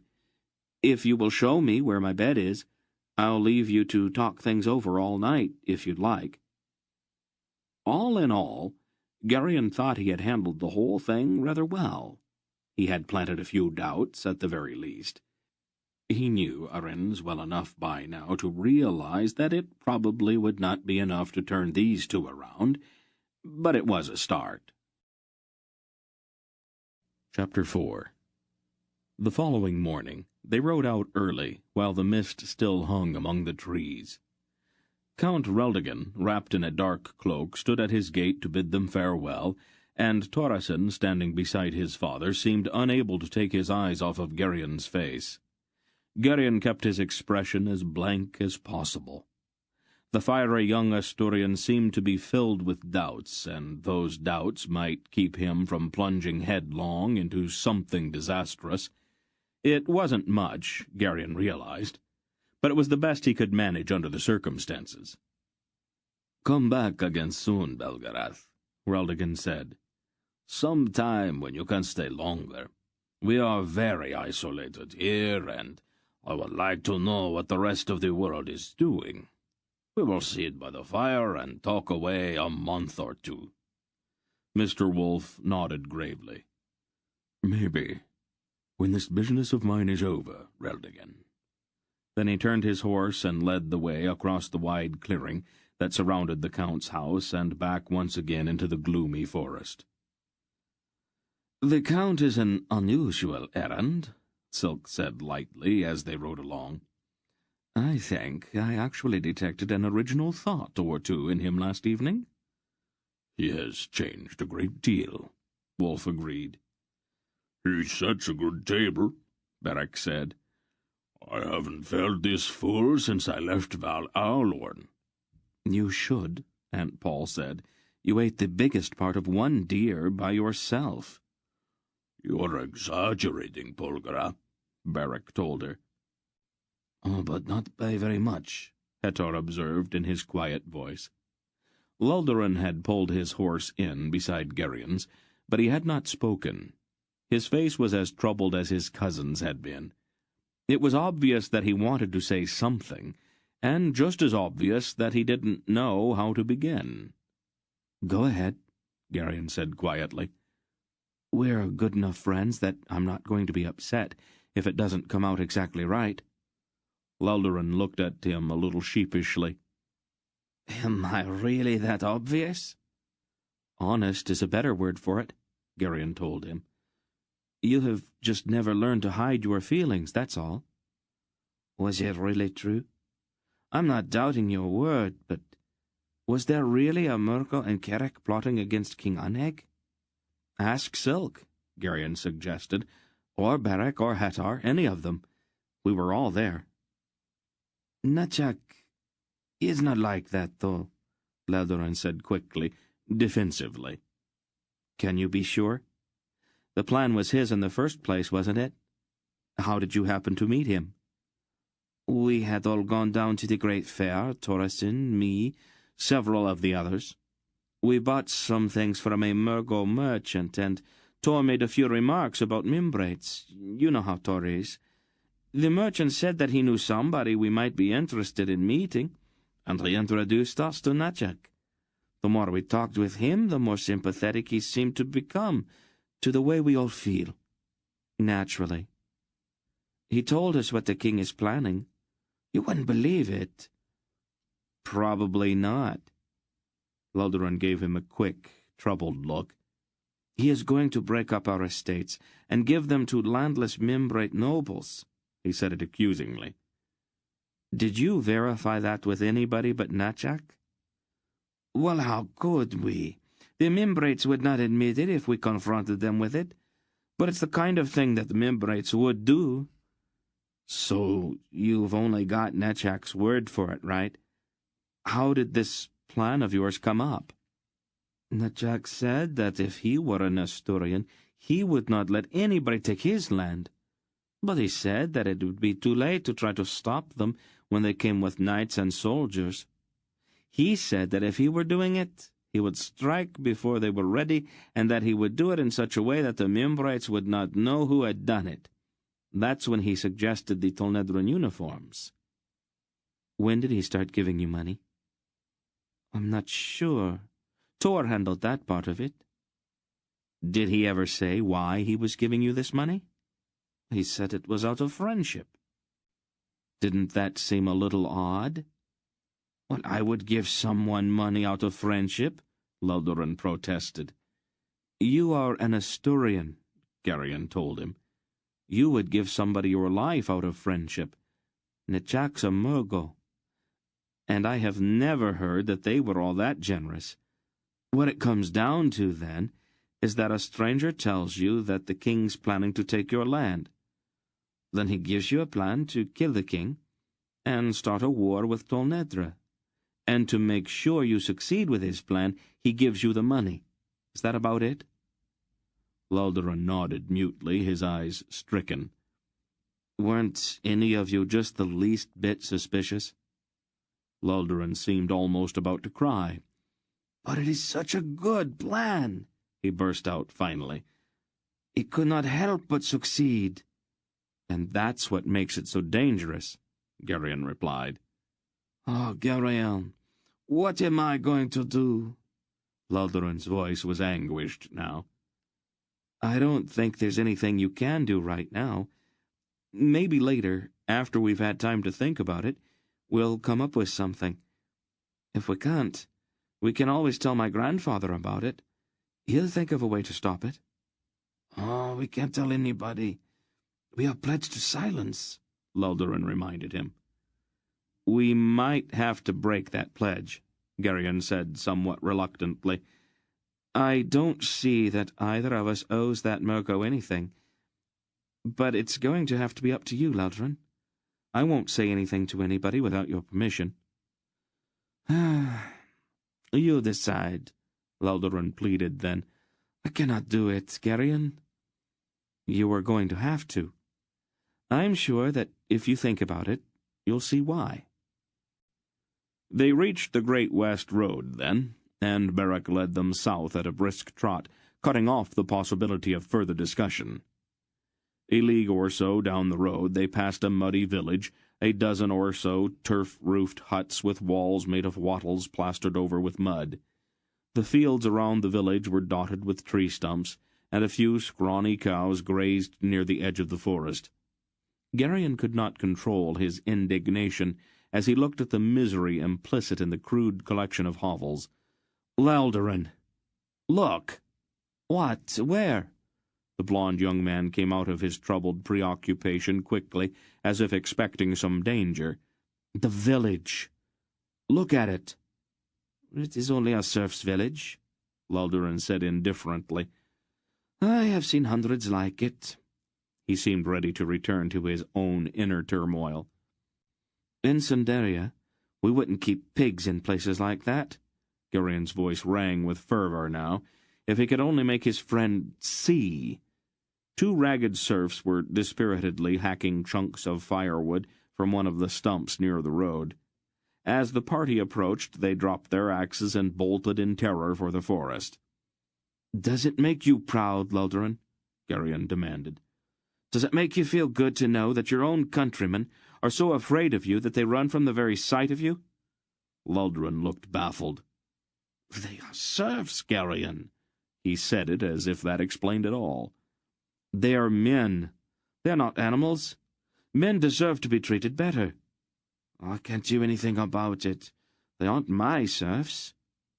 And with that Laldoran's attention turned inward again as he continued to struggle with the dilemma Garion had placed upon him. By late afternoon, they had covered 10 leagues, and the cloudy sky was gradually darkening as evening approached. "I think we're going to have to spend the night in the forest, Belgariad," Silk said, looking around. "There is no chance of reaching the next Tolnedron hostel." Mr. Wolf had been half dozing in his saddle. He looked up, blinking a bit. "All right, but let's get back from the road a bit. Our fire could attract attention, and too many people know that we are in Arindia already." "There's your woodcutter's track right there." Dernick pointed at a break in the trees just ahead. "It should lead us back in the trees." "All right," Wolf agreed. The sounds of their horses' hooves were muffled by the sodden leaves of the forest floor as they turned in among the trees to follow the narrow track. They rode silently for the better part of a mile, until a clearing opened ahead of them. "How about there?" Dernick asked. He indicated a brook trickling softly over mossy stones on one side of the clearing. "It will do," Wolf agreed. "We're going to need shelter," the smith observed. "I bought tents in Kamar," Silk told him. "They're in the packs." "That was foresighted of you," Aunt Paul complimented him. "I have been in Arindia before, my lady. I am familiar with the weather." "Garion and I will go get wood for the fire, then," Dernick said, climbing down from his horse and untying his axe from his saddle. "I'll help you," Laldoran offered, his face still troubled. Dernick nodded and led the way off into the trees. The woods were soaked, but the smith seemed to know almost instinctively where to find dry fuel. They worked quickly in the lowering twilight, and soon had 3 large bundles of limbs and faggots. They returned to the clearing where Silk and the others were erecting several dun-colored tents. Dernick dropped his wood and cleared a space for the fire with his foot. Then he knelt and began striking sparks with his knife from a piece of flint into a wad of dry tinder that he always carried. In a short time he had a small fire going, and Aunt Paul set out her pots beside it, humming softly to herself. Hettar came back from tending the horses, and they all stood watching Aunt Paul preparing a supper from the stores that Count Reldigan had pressed on them before they had left his house that morning. After they had eaten, they sat around the fire talking quietly. "How far have we come today?" Dernick asked. 12 leagues, Hettar estimated. "How much farther do we have to go to get out of this forest?" It is 80 leagues from Clemar to the central plain, Luldurin replied. Dernick sighed. A week or more. I'd hoped that it'd be only a few days. I know what you mean, Dernick, Beric agreed. It is gloomy under all these trees. The horses picketed near the brook stirred uneasily. Hettar rose to his feet. Something wrong? Beric asked, also rising. There shouldn't be, Hettar started, and then he stopped. Back, he snapped. Away from the fire. The horses say there are men out there, many with weapons. He jumped back from the fire, drawing his saber. Luldurin took one startled look at him and bolted for one of the tents. Gerion's sudden disappointment in his friend was almost like a blow to the stomach. An arrow buzzed into the light and shattered on Beric's mail shirt. "Arm yourselves!" the big man roared, drawing his sword. Gerion grasped Aunt Paul's sleeve and tried to pull her from the light.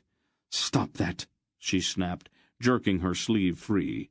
Another arrow whizzed out of the foggy woods. Aunt Paul flicked her hand as if brushing away a fly, and muttered a single word. The arrow bounced back as if it had struck something solid and fell to the ground. Then, with a hoarse shout, a gang of rough, burly men burst from the edge of the trees and splashed across the brook, brandishing swords. As Beric and Hettar leaped forward to meet them, Luldurin re-emerged from the tent with his bow and began loosing arrows so rapidly that his hands seemed to blur as they moved. Gerion was instantly ashamed that he had doubted his friend's courage. With a choked cry, one of the attackers stumbled back, an arrow through his throat. Another doubled over sharply, clutching at his stomach, and fell to the ground, groaning. A third, quite young, and with a pale, downy beard on his cheeks, dropped heavily and sat plucking at the feathers on the shaft protruding from his chest. He sat with a bewildered expression on his boyish face. Then he sighed and slumped over on his side, with a stream of blood coming from his nose. The ragged-looking men faltered under the rain of Luldurin's arrows, and then Beric and Hettar were upon them. With a great sweep, Beric's heavy sword shattered an upflung blade and crunched down into the angle between the neck and shoulder of the black-whiskered man who had held it. The man collapsed. Hettar made a quick feint with his saber, then ran it smoothly through the body of a pock-marked ruffian. The man stiffened, and a gush of bright blood burst from his mouth as Hettar pulled out his blade. Dernick ran forward with his axe and silk drew his long dagger from under his vest and ran directly at a man with a shaggy brown beard. At the last moment he dived forward, rolled, and struck the bearded man full in the chest with both feet. Without pausing, he came up and ripped his dagger into his enemy's belly. The dagger made a wet, tearing sound as it sliced upward, and the stricken man clutched at his stomach with a scream, trying to hold in the blue-colored loops and coils of his entrails that seemed to come boiling out through his fingers. Gerion dived for the pax to get his own sword, but was suddenly grabbed roughly from behind. He struggled for an instant, and then felt a stunning blow on the back of his head, and his eyes filled with a blinding flash of light. "This is the one we want," a rough voice rasped as Gerion sank into unconsciousness. He was being carried. That much was certain. He could feel the strong arms under him. He did not know how long it had been since he had been struck on the head. His ears still rang, and he was more than a little sick to his stomach. He stayed limp, but carefully opened one eye. His vision was blurred and uncertain, but he could make out Beric's bearded face looming above him in the darkness, and merged with it, as once before in the snowy woods outside Val Alworn, he seemed to see the shaggy face of a great bear. He closed his eyes, shuddered, and started to struggle weakly. "It's all right, Gerion," Beric said, his voice sunk in a kind of despair. "It's me." Gerion opened his eyes again, and the bear seemed to be gone. He was not even sure he had ever really seen it. "Are you all right?" Beric asked, setting him on the ground. "They hit me on the head," Gerion mumbled, his hand going to the swelling behind his ear. "They won't do it again," Beric muttered, his tone still despairing. Then the huge man sank to the ground and buried his face in his hands. It was dark and difficult to see, but it looked as if Barak's shoulders were shaking with a kind of terrible suppressed grief, a soundless, wrenching series of convulsive sobs. "Where are we?" Geryon asked, looking around into the darkness. Barak coughed and wiped at his face. "Quite a ways from the tents. It took me a little while to catch up to the two who were carrying you off." "What happened?" Geryon was still a bit confused. "They are dead. Can you stand up?" "I don't know." Geryon tried to get up, but a wave of giddiness swept over him, and his stomach churned. "Never mind. I will carry you." Barak said it in a now grimly practical voice. An owl screeched from a nearby tree, and its ghostly white shape drifted off through the trees ahead of them. As Barak lifted him, Geryon closed his eyes and concentrated on keeping his stomach under control. Before long, they came out into the clearing and its circle of firelight. "Is he all right?" Aunt Paul asked, looking up from bandaging a cut on Dernick's arm. "A bump on the head, that is all," Barak replied, setting Geryon down. "Did you run them off?" His voice was harsh, even, brutal. "Those that could still run," Silk answered, his voice a bit excited and his ferret eyes bright. "They left a few behind." He pointed at a number of still shapes, lying near the edge of the firelight. Loldoran came back into the clearing, looking over his shoulder, and with his bow half drawn. He was out of breath, his face was pale, and his hands were shaking. "Are you all right?" he asked as soon as he saw Geryon. Geryon nodded, gently fingering the lump behind his ear. "I tried to find the two who took you," the young man declared. "But they were too quick for me. There is some kind of animal out there. I heard it growling while I was looking for you. Awful growls." "The beast is gone now," Barak told him flatly. "What's the matter with you?" Silk asked the big man. "Nothing." "Who were these men?" Geryon asked. "Robbers, most likely," Silk surmised, putting away his dagger. "It is one of the benefits of a society that holds men in serfdom. They get bored with being serfs and go out into the forest, looking for excitement and profit." "You sound just like Geryon," Loldoran objected. "Can you people not understand that serfdom's part of the natural order of things here? Our serfs could not take care of themselves alone, so those of us in higher station accept the responsibility of caring for them."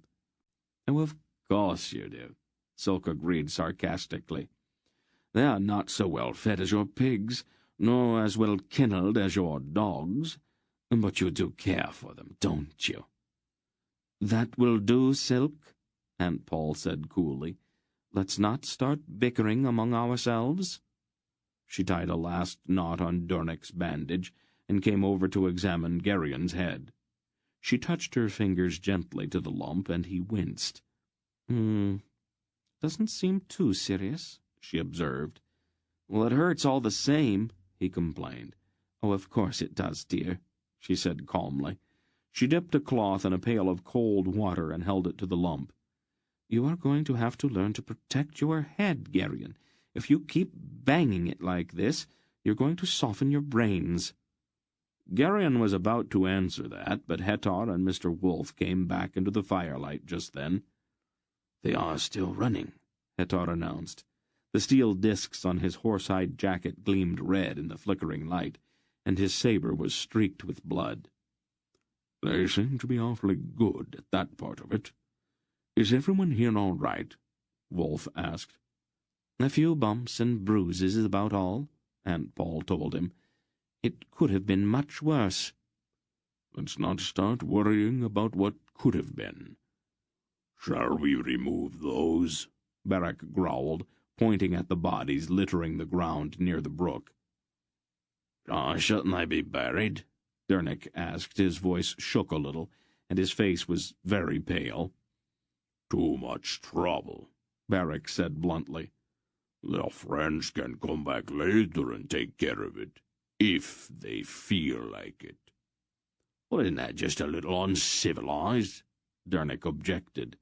Beric shrugged. It is customary. Mr. Wolf rolled one of the bodies over and carefully examined the dead man's gray face. Looks like an ordinary errandish outlaw. Hard to say for sure. Lolderon was retrieving his arrows, carefully pulling them out of the bodies. Let's drag them all over there a ways, Beric said to Hettar. I'm getting tired of looking at them. Dernick looked away, and Geryon saw 2 great tears standing in his eyes.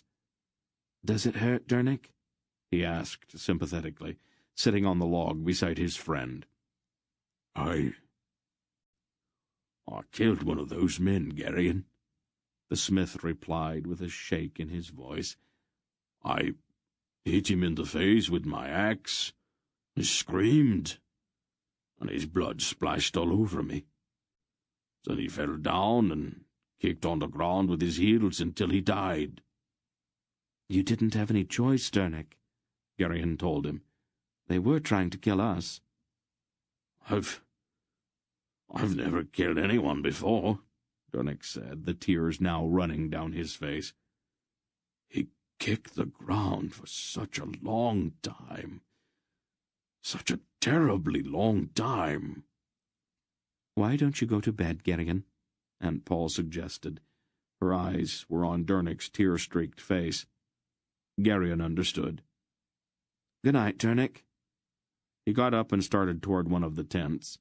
He glanced back once. Aunt Paul had seated herself on the log beside the smith and was speaking quietly to him with one of her arms comfortingly about his shoulders. Chapter 5. The fire had burned down to a tiny orange flicker outside of the tent, and the forest around the clearing was silent. Geryon lay with a throbbing head, trying to sleep. Finally, long past midnight, he gave it up. He slid out from under his blanket and went searching for Aunt Paul. Above the silvery fog, a full moon had risen, and its light made the mist luminous. The air around him seemed almost to glow as he picked his way carefully through the silent camp. He scratched on the outside of her tent flap and whispered, "Aunt Paul?" There was no answer. "Aunt Paul!" A bit louder. "It's me, Geryon. May I come in?" There was still no answer, nor even the faintest sound. Carefully he pulled back the flap and peered inside. The tent was empty. Puzzled, even a bit alarmed, he turned and looked around the clearing. Hettar stood watch not far from the picketed horses, his hawk face turned toward the foggy forest, and his cape drawn about him. Geryon hesitated a moment and then stepped quietly behind the tents. He angled down through the trees and the filmy, luminous fog toward the brook, thinking that if he bathed his aching head in the cold water, it might help. He was about 50 yards from the tents when he saw a faint movement among the trees ahead. He stopped. A huge gray wolf padded out of the fog and stopped in the center of a small open space among the trees. Geryon drew in his breath sharply and froze beside a large twisted oak. The wolf sat down on the damp leaves as if he were waiting for something. The glowing fog illuminated details Geryon would not have been able to see on an ordinary night. The wolf's ruff and his shoulders were silvery, and his muzzle was shot with gray. He carried his age with enormous dignity, and his yellow eyes seemed calm and very wise somehow.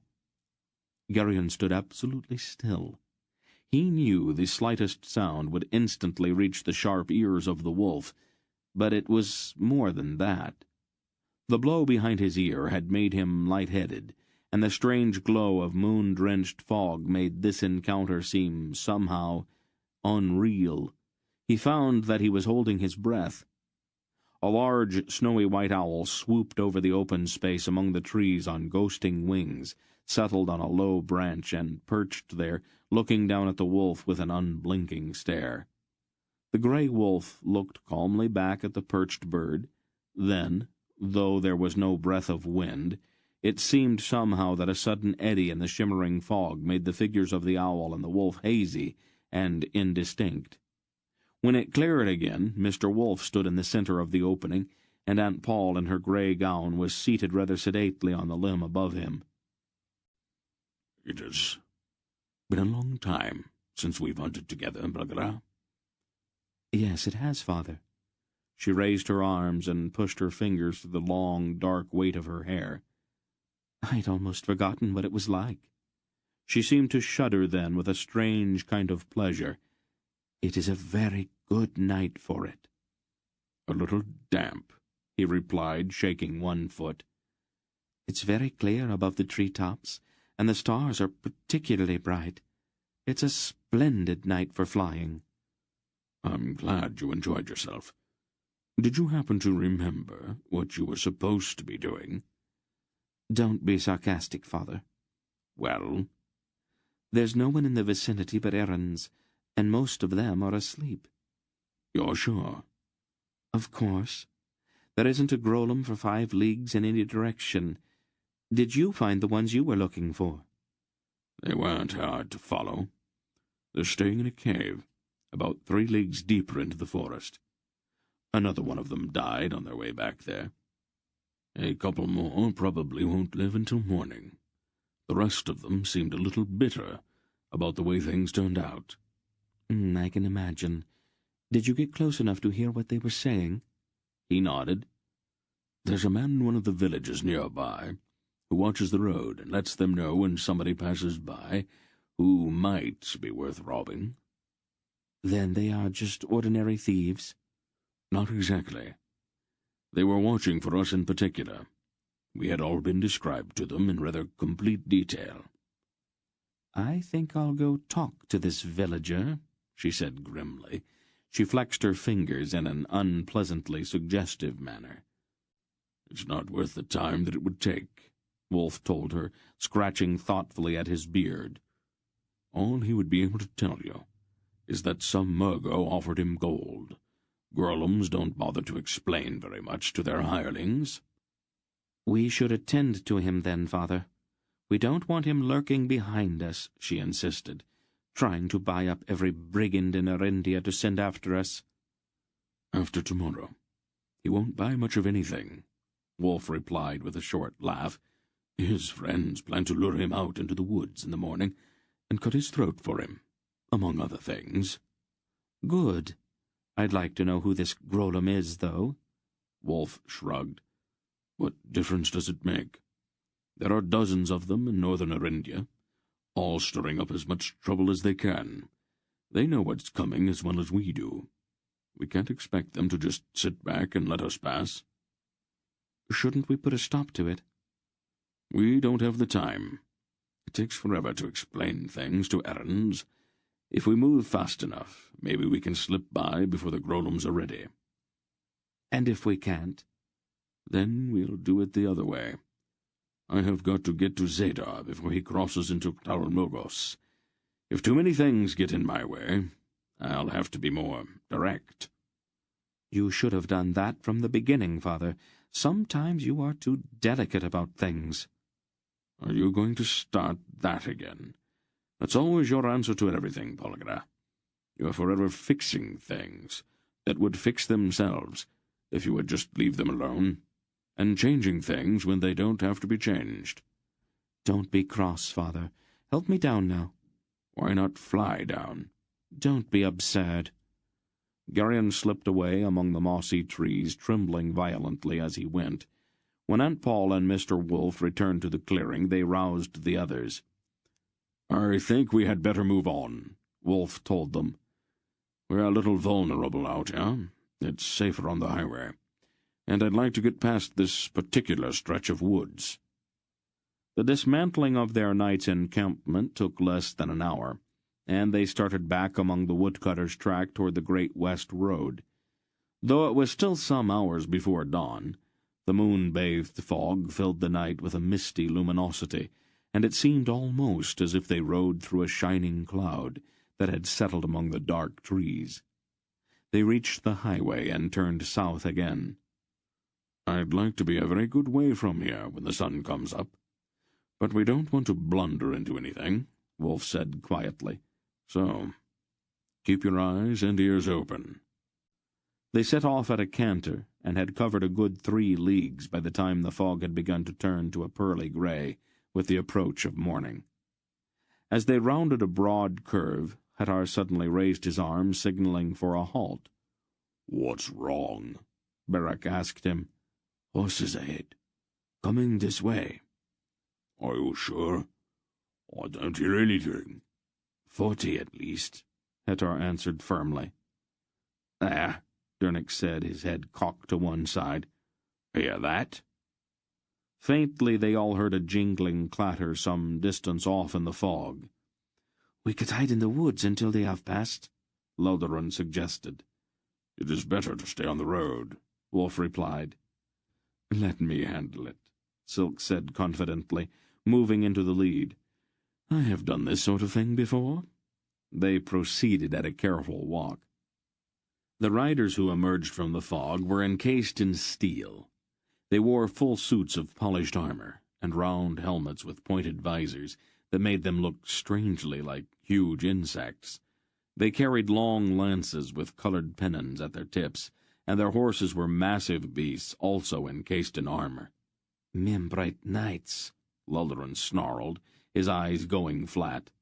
"Keep your feelings to yourself," Wolf told the young man. "If any of them say anything to you, answer in such a way that they will think that you are a Membrite sympathizer, like young Barantains back at your uncle's house." Lodorun's face hardened. "Do as he tells you, Lodorun. This is not the time for heroics." "Hold!" the leader of the armored column commanded, lowering his lance until the steel point was leveled at them. "Let one come forward so that I may speak with him." The knight's tone was peremptory. Silk moved toward the steel-cased man, his smile ingratiating. "We are glad to see you, Sir Knight," he lied glibly. "We were set upon by robbers last night, and we have been riding in fear of our lives." "What is thy name?" the knight demanded, raising his visor. "And who are these who accompany thee?" "I am Redict of Boktor, my lord," Silk answered, bowing and pulling off his velvet cap. "A merchant of Drasnia, bound for Tolhanath with Sendarian woolens in hopes of catching the winter market." The armored man's eyes narrowed suspiciously. "Thy party seems overlarge for so simple an undertaking, worthy merchant." "The 3 there are my servants," Silk told him, pointing at Berak, Hettar, and Dernick. "The old man and the boy serve my sister, a widow of independent means, who accompanies me so that she might visit Tolhanath." This ends Disc 2. Please change to Disc 3. "The old man and the boy serve my sister, a widow of independent means, who accompanies me so that she might visit Tolhanath." "What of the other?" the knight pressed. "The Asturian." "A young nobleman, travelling to Valmembre to visit friends there. He graciously consented to guide us through this forest." The knight's suspicion seemed to relax a bit. "Thou madest mention of robbers. Where did this ambush take place?" "About 3 or 4 leagues back. They set upon us after we had made our night's encampment. We managed to beat them off, but my sister was terrified." "This province of Asturia seethes with rebellion and brigandage," the knight said sternly. "My men and I are sent to suppress such offences. Come here, Asturian." Lodorun's nostrils flared, but he obediently came forward. "I will require thy name of thee." "My name is Lodorun, Sir Knight. How may I serve thee?" "These robbers thy friends spoke of, were they commons, or men of quality?" "Serfs, my lord, ragged and uncouth, doubtless fled from lawful submission to their masters to take up outlawry in the forest." "How may we expect duty and proper submission from serfs, when nobles raise detestable rebellion against the crown?" the knight asserted. Truly, my lord, Loudon agreed with a show of sadness that was a trifle overdone. Much have I argued that self-same point with those who speak endlessly of membrate oppression and o'erweening arrogance. My appeals for reason and dutiful respect for his majesty our Lord King, however, are greeted with derision and cold despite. My wisdom becomes thee, young Loudoran, the knight approved. Regrettably, I must detain thee and thy companions in order that we may verify certain details. But, Sir Knight, Silk protested vigorously, a change in the weather could destroy the value of my merchandise in Tolhaneth. I pray you, don't delay me. I regret the necessity, good merchant. But Asturia is filled with dissemblers and plotters. I can permit none to pass without meticulous examination.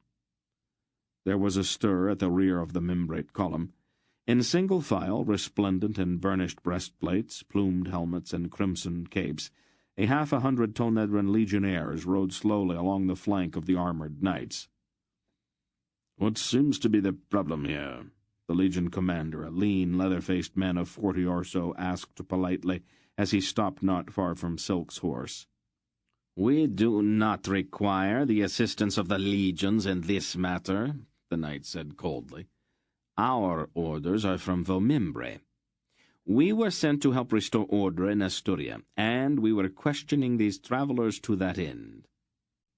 "I have great respect for order, Sir Knight," the tall Nedrin replied, "but the security of the highway is my responsibility." He looked inquiringly at Silk. "I am Radek of Boktor, Captain," Silk told him. "A Drasnian merchant bound for Tolhaneth. I have documents if you wish to see them." "Documents are easily forged," the knight declared. "So they are," the Tolnedran agreed. "But to save time, I make it a practice to accept all documents at face value. A Drasnian merchant with goods in his packs has a legitimate reason to be on the Imperial Highway, Sir Knight. There is no reason to detain him, is there?" "We seek to stamp out banditry and rebellion," the knight asserted hotly. "Well then, stamp away," the captain said, "but off the highway, if you don't mind. By treaty, the Imperial Highway is Tonedran territory.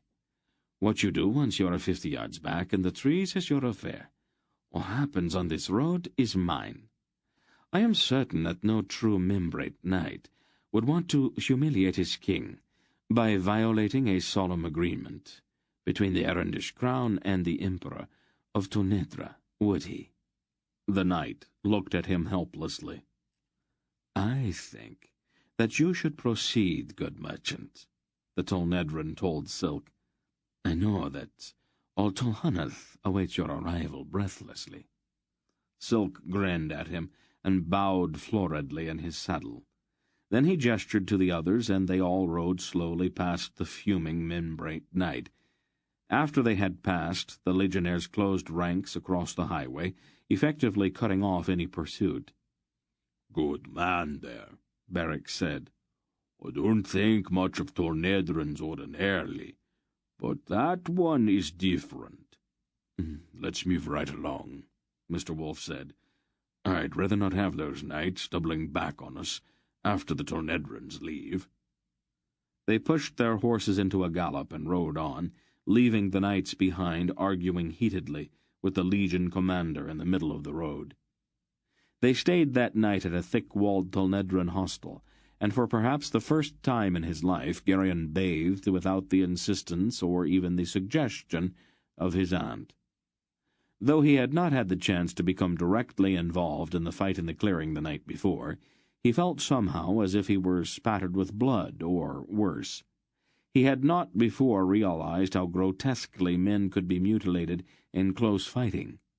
Watching a living man disemboweled or brained had filled him with a kind of deep shame that the ultimate inner secrets of the human body could be so grossly exposed. He felt unclean. He removed his clothing in the chilly bathhouse and, even without thinking, the silver amulet Mr. Wolf and Aunt Paul had given him, and then he entered the steaming tub, where he scrubbed at his skin with a coarse brush and strong soap, much harder than even the most meticulous obsession with personal cleanliness would have required. For the next several days they moved southward at a steady pace, stopping each night at the evenly spaced Tolnedran hostels, where the presence of the hard-faced legionnaires was a continual reminder that all of the might of Imperial Tolnedra guaranteed the safety of travelers who sought refuge there. On the 6th day after the fight in the forest, however, Luldaran's horse pulled up lame. Dernek and Hetar, under Aunt Paul's supervision, spent several hours brewing poultices over a small fire by the roadside and applying steaming compresses to the animal's leg, while Wolf fumed at the delay. By the time the horse was fit to continue, they all realized that there was no chance to reach the next hostel before dark. "Well, old wolf," Aunt Paul said after they had remounted, "what now? Do we ride on at night, or do we try to take shelter in the forest again?" "I haven't decided," Wolf answered shortly. "If I remember right, there is a village not far ahead," Luldaran, now mounted on an Algar horse, stated. "It is a poor place, but I think it has an inn. Of sorts." "Oh, that sounds ominous," Silk said. "What exactly do you mean by 'of sorts'?"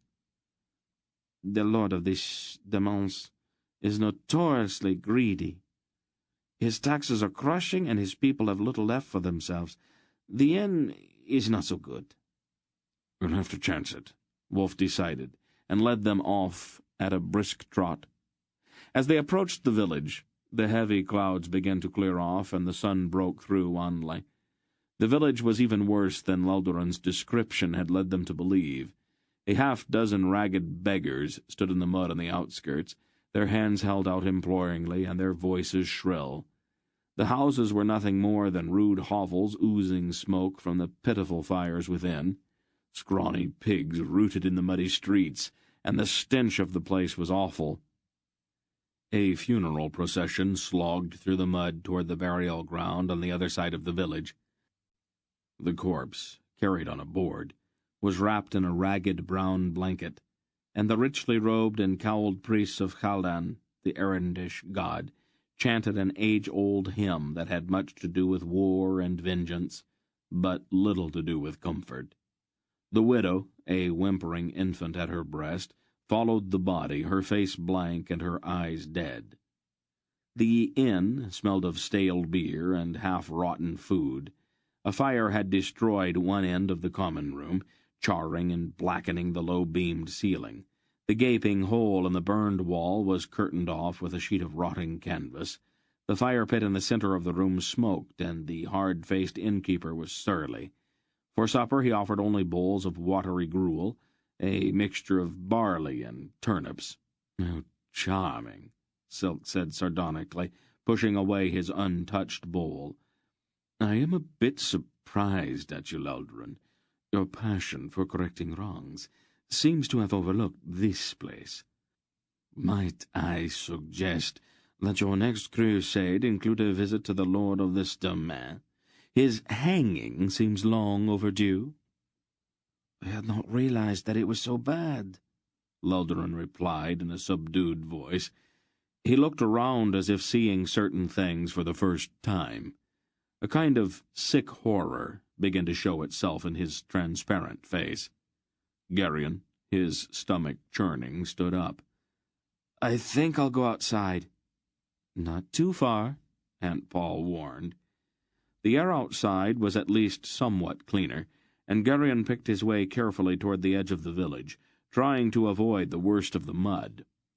"Please, my lord?" A little girl with huge eyes begged. "Have you a crust of bread to spare?" Geryon looked at her helplessly. "I'm sorry."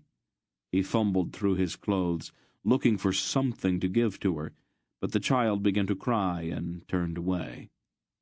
In the stump-dotted field beyond the stinking streets, a ragged boy about Geryon's own age was playing a wooden flute as he watched a few scrubby cows. The melody he played was heartbreakingly pure, drifting unnoticed among the hovels, squatting in the slanting rays of the pale sun. The boy saw him, but did not break off his playing. Their eyes met with a kind of grave recognition, but they did not speak.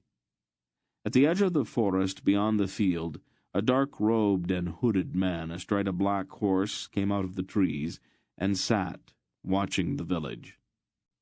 There was something ominous about the dark figure, and something vaguely familiar as well. It seemed somehow to Geryon that he should know who the rider was, but though his mind groped for a name, it tantalizingly eluded him. He looked at the figure at the edge of the woods for a very long time, noticing without even being aware of it that though the horse and rider stood in the full light of the setting sun, there was no shadow behind them.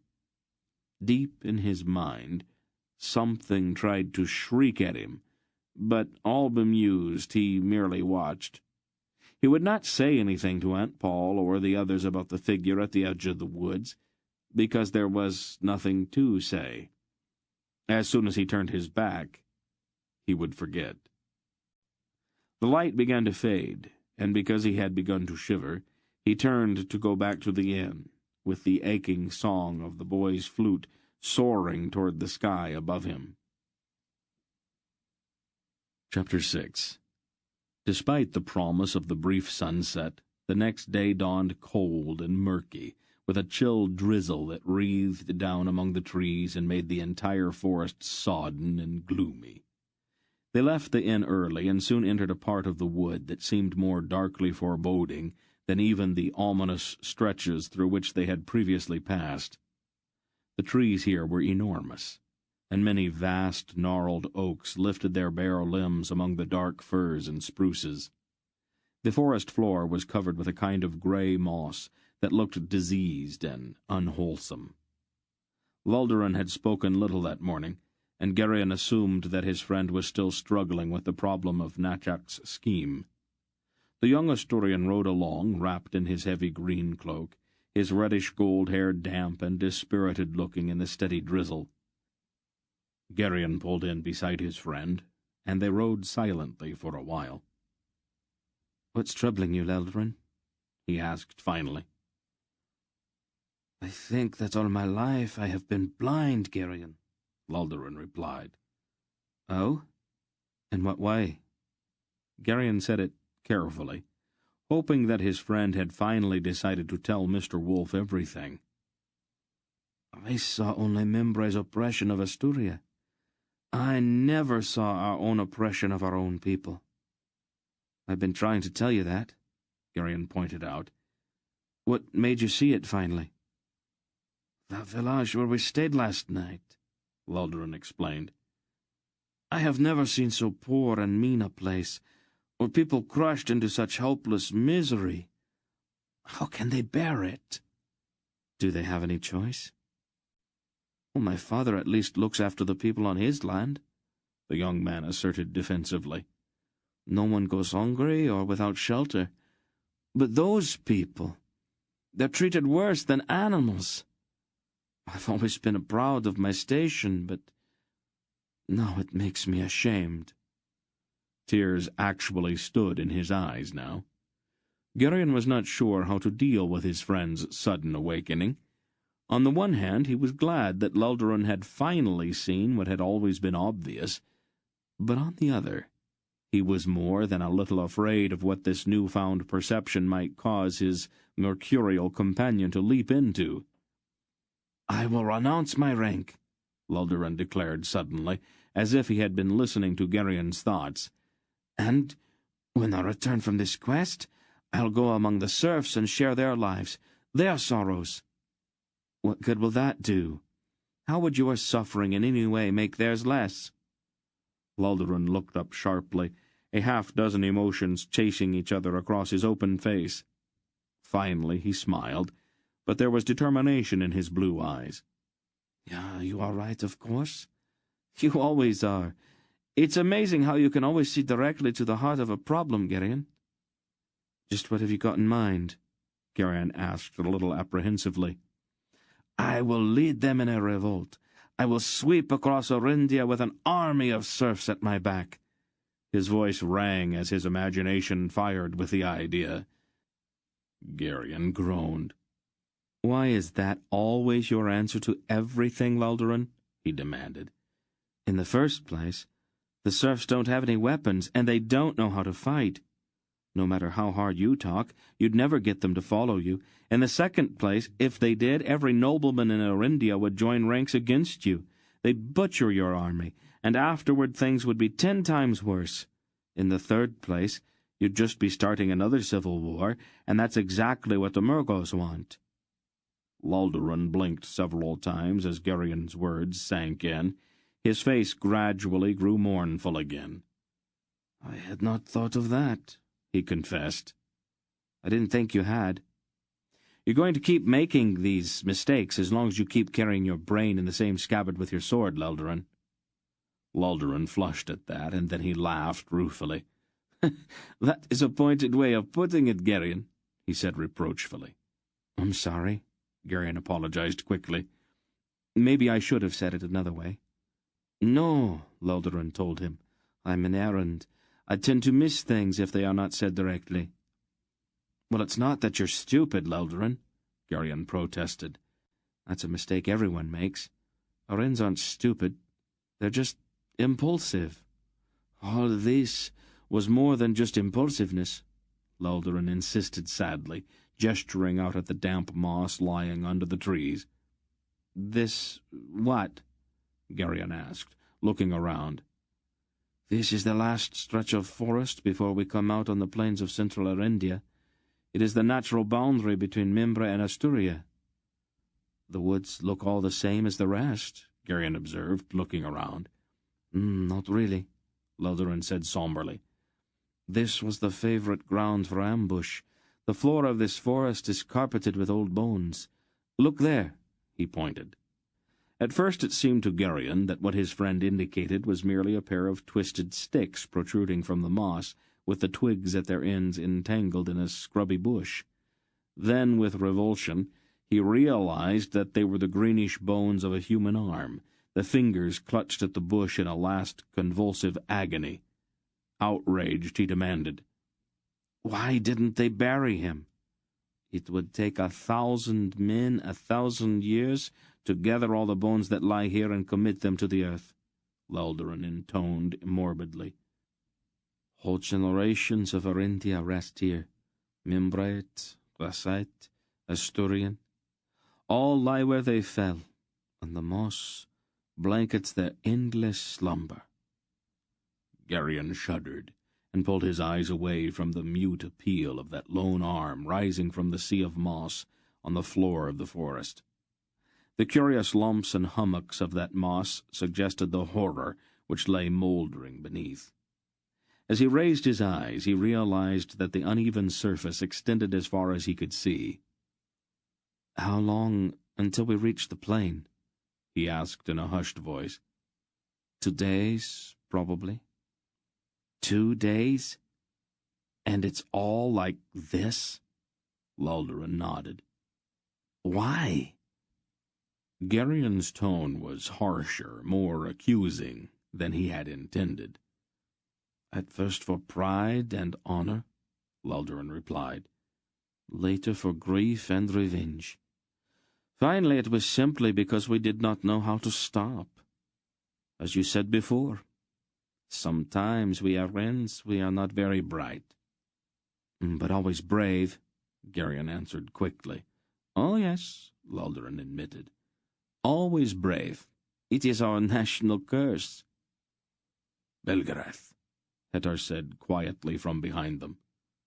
"The horses smell something." Mr. Wolf roused himself from the doze in which he usually rode. "What?" "The horses," Hetar repeated. "Something is out there frightening them." Wolf's eyes narrowed and then grew strangely blank. After a moment he drew in a sharp breath with a muttered curse. "Elgroths," he swore. "What's an Elgroth?" Dernick asked. "A non-human, somewhat distantly related to trolls," "I saw the troll once," Beric said. "A big ugly thing with claws and fangs." Will they attack us? Dernick asked. "Almost certainly." Wolf's voice was tense. "Hetar, you're going to have to keep the horses under control. We don't dare get separated." Where did they come from? Loldoran asked. There aren't any monsters in this forest? "They came down up to the mountains of Ulgo. Sometimes they do so when they're hungry," Wolf answered. "They don't leave survivors to report their presence." You had better do something, Father, Aunt Paul said. They're all around us. Loldoran looked quickly around as if getting his bearings. We are not far from Elrond's Tor. We might be able to hold them off if we get there. "Elrond's Tor?" Beric said. He had already drawn his heavy sword. It is a high hillock covered with boulders, Loldoran explained. It's almost like a fort. Edgar held it for a month against a Mimbrate army. Sounds promising, Silk said. It would get us out of the trees, at least. He looked nervously around at the forest, looming about them in drizzling rain. "Let's try for it," Wolf decided. "They haven't worked themselves up to the point of attacking yet, and the rain's confusing their sense of smell." A strange barking sound came from back in the forest. Is that them? Garion asked, his voice sounding shrill in his own ears. "They're calling to each other," Wolf told him. "Some of them have seen us. Let's pick up the pace a bit, but don't start running until we see the Tor." They nudged their nervous horses into a trot and moved steadily along the muddy road as it began to climb toward the top of a low ridge. "Half a league," Loldoran said tensely. "Half a league and we should see the Tor." The horses were difficult to hold in, and their eyes rolled wildly at the surrounding woods.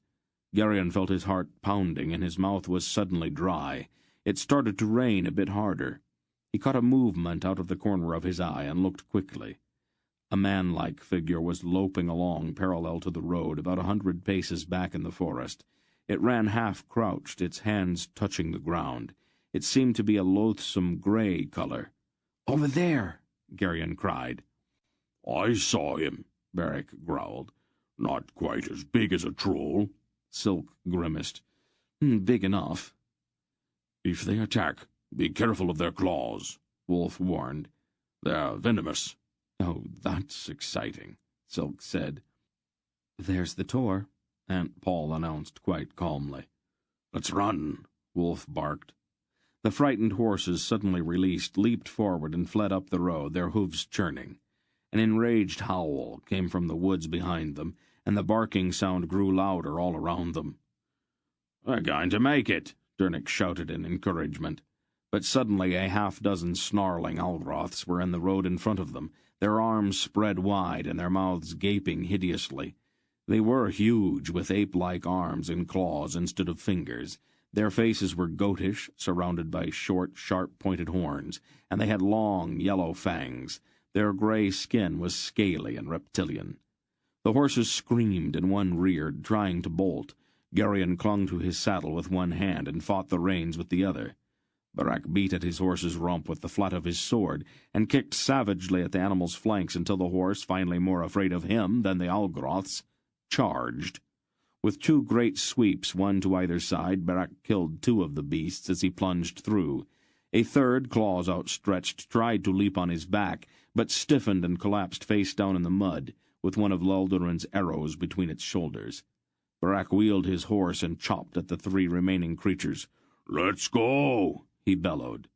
Garion heard Loldoran gasp and turned quickly.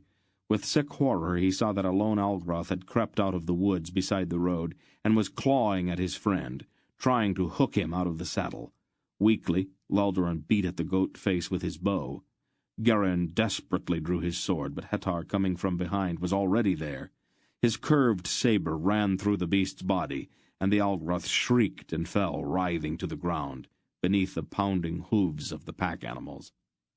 The horses, running now in sheer panic, scrambled toward the slope of the boulder-strewn Tor. Garion glanced back over his shoulder and saw Loldoran swaying dangerously in his saddle. his hand pressed to his bleeding side. Garion pulled in savagely on his reins and turned his horse. "Save yourself, Garion," Loldurin shouted, his face deadly pale. "No!" Garion sheathed his sword, pulled in beside his friend and took his arm, steadying him in the saddle. Together they galloped toward the tor, with Garion straining to hold the injured young man. The tor was a great jumble of earth and stone, thrusting up above the tallest trees around it. Their horses scrambled and clattered up the side among the wet boulders. When they reached the small, flat area at the top of the tor where the pack animals huddled together, trembling in the rain, Garion slid out of his saddle in time to catch Loldurin, who toppled slowly to one side. "Over here," Aunt Paul called sharply. She was pulling her small bundle of herbs and bandages out of one of the packs. "Dernick, I'll need a fire at once." Dernick looked around helplessly at the few scraps of wood lying in the rain at the top of the tor. "I'll try," he said doubtfully. Loldurin's breathing was shallow and very fast. His face was still a deadly white, and his legs would not hold him. Garion held him up, a sick fear in the pit of his stomach. Hettar took the wounded man's other arm, and between them they half-carried him to where Aunt Paul knelt, opening her bundle. "I have to get the poison out immediately," she told them. "Garion, give me your knife." Garion drew his dagger and handed it to her. Swiftly she ripped open Loldurin's brown tunic along his side, revealing the savage wounds the Algorath's claws had made. "This will hurt. Hold him." Garion and Hettar took hold of Loldurin's arms and legs, holding him down. Aunt Paul took a deep breath and then deftly sliced open each of the puffy wounds. Blood spurted and Loldurin screamed once, then he fainted. "Hettar," Barak shouted from atop a boulder near the edge of the slope. "We need you." "Go," Aunt Paul told the hawk-faced Alga. "We can handle this now. Garion, you stay here." She was crushing some dried leaves and sprinkling the fragments into the bleeding wounds. "The fire, Dernick," she ordered. "It won't start, Mistress Paul," Dernick replied helplessly. "It's too wet." She looked quickly at the pile of sodden wood the smith had gathered. Her eyes narrowed, and she made a quick gesture. Garion's ears rang strangely, and there was a sudden hissing. A cloud of steam burst from the wood, and then crackling flames curled up from the sticks. Dernick jumped back, startled. "The small pot, Garion," Aunt Paul instructed. "And water, quickly." She pulled off her blue cloak and covered Loldurin with it.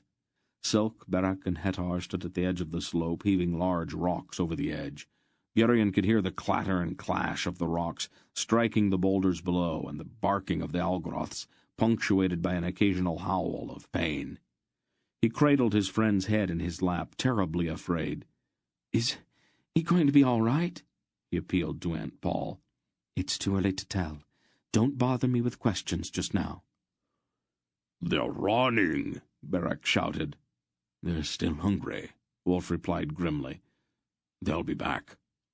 From far off in the forest there came the sound of a brassy horn. "What's that?" Silk asked, still puffing from the effort of heaving the heavy stones over the edge. "Someone I've been expecting," Wolf answered, with a strange smile. He raised his hands to his lips and whistled shrilly. "I can manage now, Garion," Aunt Paul said, mashing a thick paste into a steaming pad of wet linen bandage. "You and Dernick go help the others." Reluctantly, Garion lowered Loldurin's head to the wet turf and ran over to where Wolf stood. The slope below was littered with dead and dying Algoraths, crushed by the rocks Barak and the others had hurled down on them. "They're going to try again," Barak said, hefting another rock. "Can they get at us from behind?" Silk shook his head. "No. I checked. The back of the hill's a sheer face." The Algoraths came out of the woods below, barking and snarling as they loped forward with their half-crouched gait. The first of them had already crossed the road when the horn blew again, very close this time. And then a huge horse, bearing a man in full armor, burst out of the trees and thundered down upon the attacking creatures. The armored man crouched over his lance and plunged directly into the midst of the startled Algoraths. The great horse screamed as he charged, and his iron-shod hooves churned up big clots of mud. The lance crashed through the chest of one of the largest Algroths, and splintered from the force of the blow. The splintered end took another full in the face. The knight discarded the shattered lance and drew his broadsword with a single sweep of his arm. With wide swings to the right and left, he chopped his way through the pack, his war-horse trampling the living and the dead alike into the mud of the road. At the end of his charge he whirled and plunged back again, once more opening a path with his sword. The Algroths turned and fled howling into the woods. "Bandorlan!" Wolf shouted. "Up here!" The armored knight raised his blood-spattered visor and looked up the hill. "Permit me to disperse this rabble first, mine ancient friend," he answered gaily, clanging down his visor and plunging into the rainy woods after the Algroths. "Hitar!" Barak shouted, already moving. Hitar nodded tersely, and the two of them ran to their horses. They swung into their saddles and plunged down the wet slope to the aid of the stranger. "Your friend shows a remarkable lack of good sense," Silk observed to Mr. Wolf, wiping the rain from his face. "Those things will turn on him any second now." "It's probably not occurred to him that he is in any danger," Wolf replied. "He's a membrate, and they tend to think they're invincible." The fight in the woods seemed to last for a long time. There were shouts and ringing blows and shrieks of terror from the Algroths. Then Hitar, Barak, and the strange knight rode out of the trees and trotted up the tor. At the top the armored man clanged down from his horse. "Well met, mine old friend," he boomed to Mr. Wolf. "Thy friends below are most frolicsome." His armor gleamed wetly in the rain. "I'm glad we found something to entertain you," Wolf said dryly. "I can still hear them," Dernick reported. "I think they are still running. Their cowardice hath deprived us of an amusing afternoon," the knight observed, regretfully sheathing his sword and removing his helmet. "We must all make sacrifices," Silk drawled. The knight sighed. "All too true. Thou art a man of philosophy, I see." He shook the water out of the white plume on his helmet. "Forgive me," Mr. Wolf said. "This is Mandorallan, Baron of Volmandor. You'll be going with us. Mandorallan, and this is Prince Keldor of Drasnir, and Barak, Earl of Trelheim, and cousin to King Anheg of Sharak. Over there is Hetar, son of Clohag, chief of the clan chiefs of Algaria. The practical one is Goodman Dernick of Sundaria, and this boy is Gerion, my grandson, several times removed." Mandorallan bowed deeply to each of them. "I greet you, comrades all," he declaimed in a booming voice. "Our adventure hath seen a fortuitous beginning. And pray tell, who is this lady, whose beauty doth bedazzle mine eye?" "A pretty speech, Sir Knight," Aunt Paul replied with a rich laugh, her hand going almost unconsciously to her damp hair. "I'm going to like this one, Father." "The legendary Lady Pulgera?" Mandorallan asked. "My life has now seen its crown." His courtly bow was somewhat marred by the creaking of his armor. "Our injured friend is Leldurin, son of the Baron of Wildantor," Wolf continued. "You may have heard of him." Mandorallan's face darkened slightly. "Indeed, rumour, which sometimes doth run before us like a barking dog, has suggested that Leldurin of Wildantor hath raised on occasion foul rebellion against the crown. That's of no matter now," Wolf stressed. "The business which has brought us together is much more serious than all of that. We'll have to put it aside." "It shall be as you say, noble Belgarath," Mandorallan declared immediately, though his eyes still lingered on the unconscious Leldurin. "Grandfather," Gerion called, pointing at a mounted figure that had suddenly appeared on the side of the stony hilltop. The figure was robed in black and sat a black horse. He pushed back his hood to reveal a polished steel mask cast in the form of a face that was at once beautiful and strangely repelling. A voice deep in Gerion's mind told him that there was something important about the strange rider, something he should remember, but whatever it was eluded him. "Abandon this quest, Belgariad." The voice was hollow behind the mask.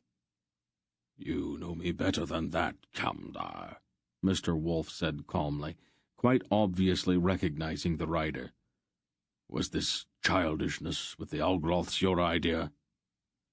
"And you should know me better than that," the figure retorted derisively. "When I come against you, you can expect things to be a bit more serious. For now, there are enough underlings about to delay you.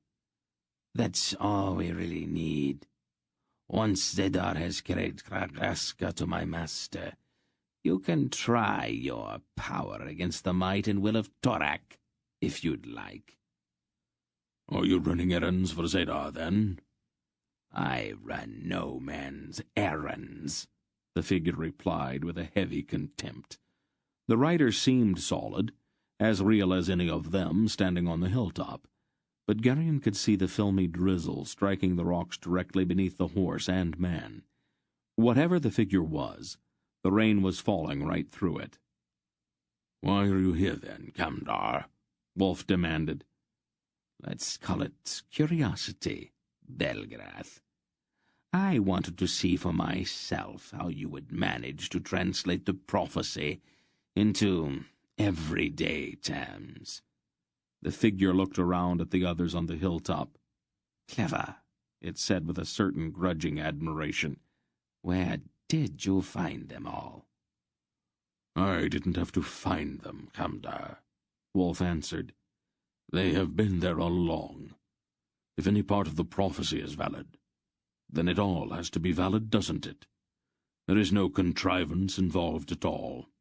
Each one has come down to me through more generations than you can imagine." The figure seemed to hiss with a sharp intake of its breath. "It isn't complete yet, old man." "It will be, Kamdar," Wolf replied confidently. "I have already seen to that." "Which one is the one who will live twice?" the figure asked suddenly. Wolf smiled coldly, but did not answer. "Hail, my queen," the figure said mockingly then to Aunt Paul. "Grolam courtesy always leaves me quite cold," she returned with a frosty look. "I am not your queen, Kamdar." "You will be, Belgara. My master said that you are to become his wife when he comes into his kingdom. You will be queen of all the world." "Well, then that puts you at a bit of a disadvantage, doesn't it, Kamdar? If I'm to become your queen, you can't really cross me now, can you?" "I can work around you, Belgara, and once you've become the bride of Torak, his will becomes your will. I am sure you won't hold any grudges at this point." "I think we have had enough of this, Kamdar," Mr. Wolf said. "Your conversation's beginning to bore me. You can have your shadow back now." He waved his hand negligently, as if brushing away a troublesome fly. "Go," he commanded. Once again Gerion felt that strange surge and that hollow roaring in his mind. The horseman vanished. "You didn't destroy him, did you?" Silk gasped in a shocked voice. "No," Mr. Wolf told him. "It was all just an illusion. It's a childish trick the Grolams find impressive. A shadow can be projected over quite some distance if you want to take the trouble. All I did was send his shadow back to him." He grinned suddenly with a slight twist to his lips. "Of course I selected a somewhat indirect route. It may take a few days to make the trip. It won't actually hurt him, but it's going to make him a bit uncomfortable, and extremely conspicuous." "A most unseemly spectre," Mandorallan observed. "Who was this rude shade?" "It was Camdar," Aunt Paul said, returning her attention to the injured Loldoran. "One of the chief priests of the Grolums. Father and I have met him before." "I think we had better get off of this hilltop. How soon will Loldoran be able to ride?" "A week, at least," Aunt Paul replied. "If then." "That's out of the question. We cannot stay here." "He can't ride," she told him firmly. "Couldn't we make a litter of some sort?" Dernick suggested. "I'm sure I can make something we can sling between two horses, so we can move him without hurting him." "Well, Paul?" Wolf asked. "It might be all right," she said a little dubiously. "Let's do it, then. We're much too exposed up here, and we've got to move on." Dernick nodded and went to the packs for rope to use in building the litter. Chapter 7. Sir Mandorallan, Baron of Omandor, was a man of slightly more than medium height. His hair was black and curly, his eyes were deep blue, and he had a resonant voice in which he expressed firmly held opinions. Garion did not like him. The knight's towering self-confidence, an egotism so pure that there was a kind of innocence about it, seemed to confirm the worst of Loldoran's dark pronouncements about Mimbrets, and Mandorallan's extravagant courtesy to Aunt Paul struck Garion as beyond the bounds of proper civility. To make matters even worse, Aunt Paul seemed quite willing to accept the knight's flatteries at face value. As they rode through the continuing drizzle along the Great West Road, Garion noted with some satisfaction that his companions appeared to share his opinion. Barak's expression spoke louder than his words. Silk's eyebrows lifted sardonically at each of the knight's pronouncements, and Dernick scowled. Garion, however, had little time to sort out his feelings about the Mimbret. He rode close beside the litter upon which Loldoran tossed painfully, as the Algroth poison seared into his wounds. He offered his friend what comfort he could, and exchanged frequent worried looks with Aunt Paul, who rode nearby. During the worst of Loldoran's paroxysms, Garion helplessly held the young man's hand, unable to think of anything else to do to ease the pain. "Bear thine infirmity with fortitude, good youth," Mandorallan cheerfully advised the injured Asturian after a particularly bad bout that left Loldoran gasping and moaning. "This discomfort of thine is but an illusion. Thy mind can put it to rest if thou wouldst have it so." "That's exactly the kind of comfort I'd expect from a Mimbret," Loldoran retorted from between clenched teeth. "I think I'd rather you didn't ride so close. Your opinions smell almost as bad as your armor." Mandorallan's face flushed slightly. "The venom which doth rage through the body of our injured friend hath, it seemed, bereft him of civility as well as sense," he observed coldly. Loldoran half raised himself in the litter, as if to respond hotly, but the sudden movement seemed to aggravate his injury, and he lapsed into unconsciousness. His wounds are grave," Mandorallan stated. "Thy poultice, Lady Belgara, may not suffice to save his life." "He needs rest. Try not to agitate him so much." "I will place myself beyond the reach of his eye," Mandorallan replied. "Through no fault of mine own, my visage is hateful to him, and doth stir him to unhealthful choler." He moved his war-horse ahead at a canter until he was some distance in front of the rest of them. "Do they all talk like that?"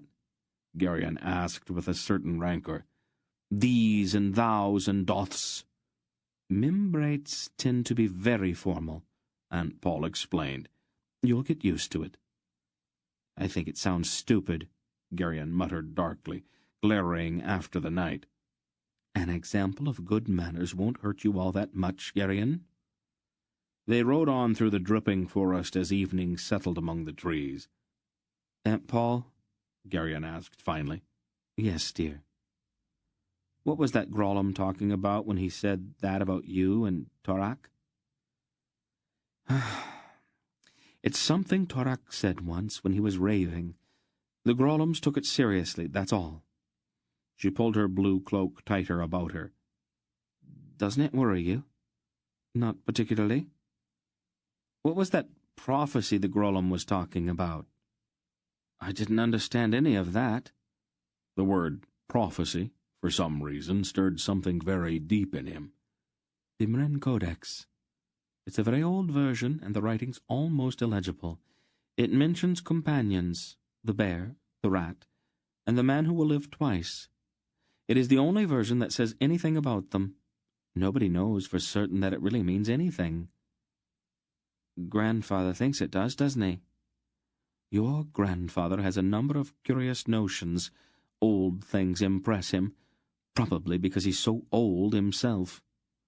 Garion was going to ask her about this prophecy that seemed to exist in more than one version, but Laldorn moaned then, and they both immediately turned to him. They arrived shortly thereafter at a Tolnedran hostel, with thick whitewashed walls and a red tile roof. Aunt Paul saw to it that Laldorn was placed in a warm room, and she spent the night sitting by his bed caring for him. Garion padded worriedly down the dark hallway in his stockinged feet a half-dozen times before morning to check on his friend, but there seemed to be no change. By daybreak the rain had let up. They started out in the greyish dawn with Mandorallan, still riding some distance ahead of them until they reached at last the edge of the dark forest and saw before them the vast open expanse of the Erendish central plain, dun-coloured and sere in the last few weeks of winter. The knight stopped there and waited for them to join him, his face sombre. "What's the trouble?" Silk asked him. Mandorallan pointed gravely at a column of black smoke rising from a few miles out on the plain. "What is it?"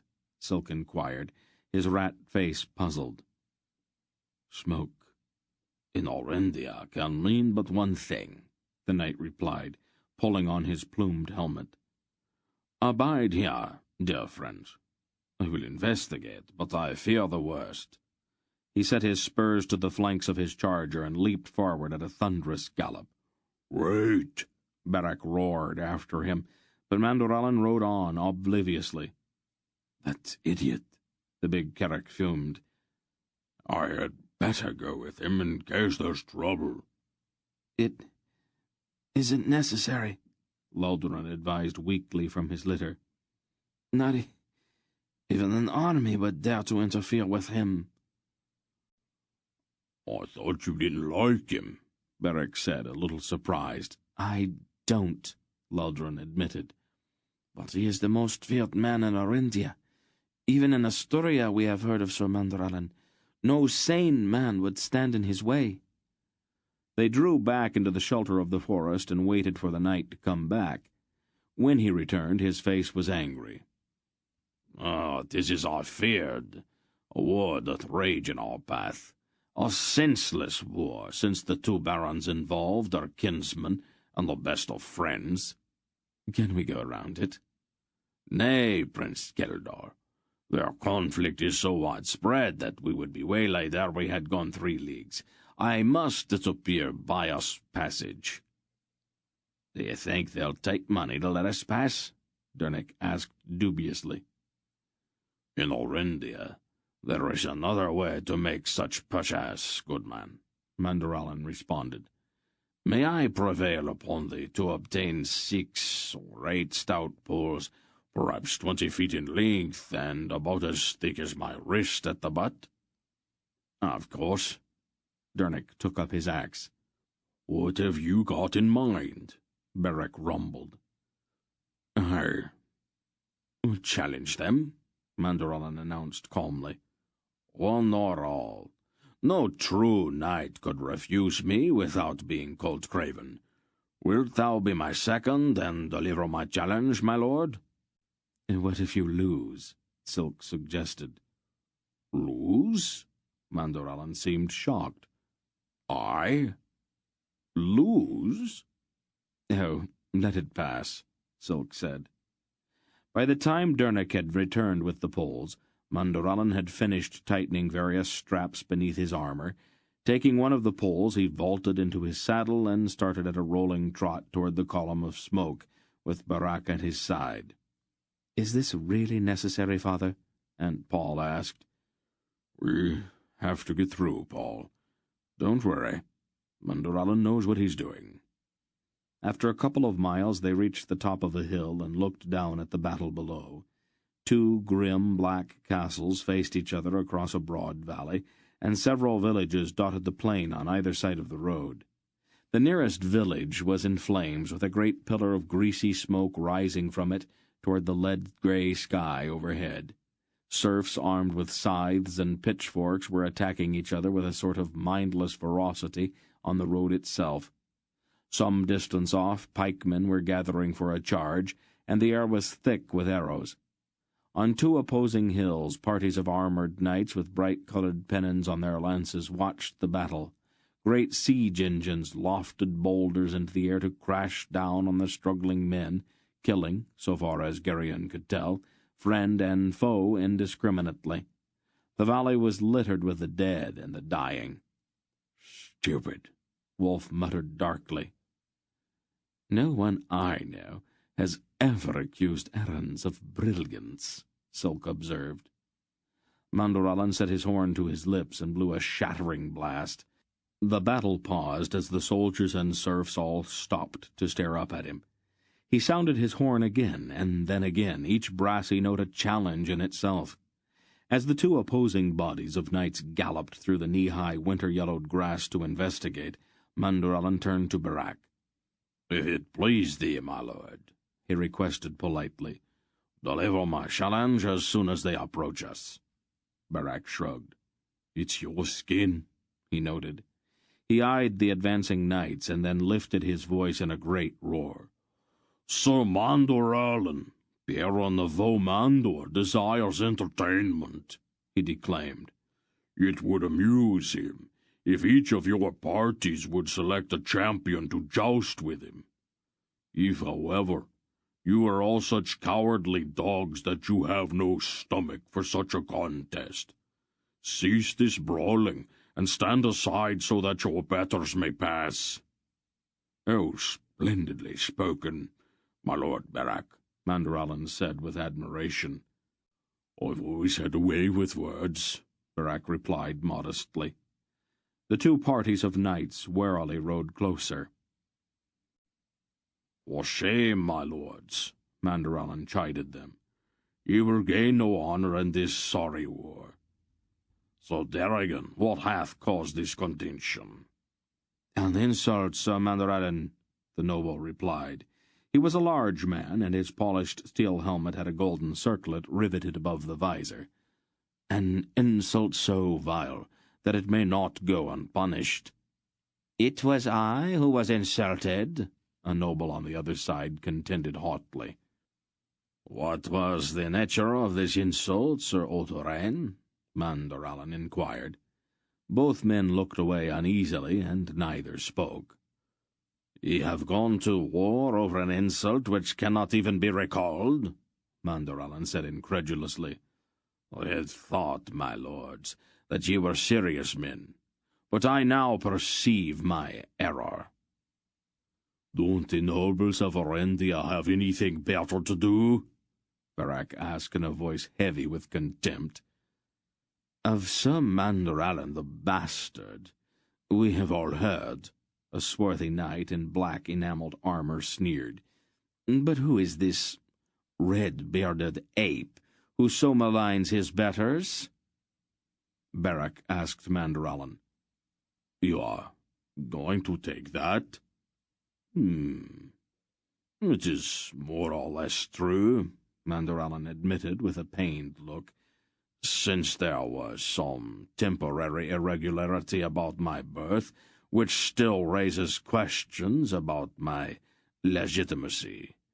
This knight is Sir Haldoran, my third cousin, twice removed.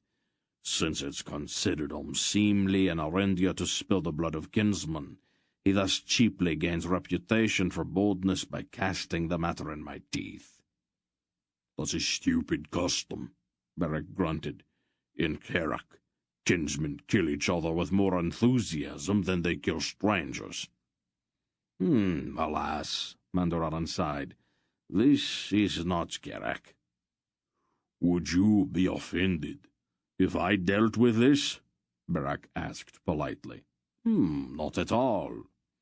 Barak moved closer to the swarthy knight.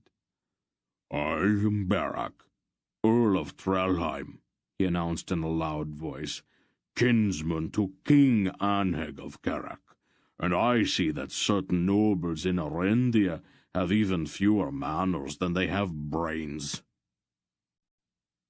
The lords of Arendia are not impressed by the self-bestowed titles of the pigsty kingdoms of the north, Sir Haldoran retorted coldly.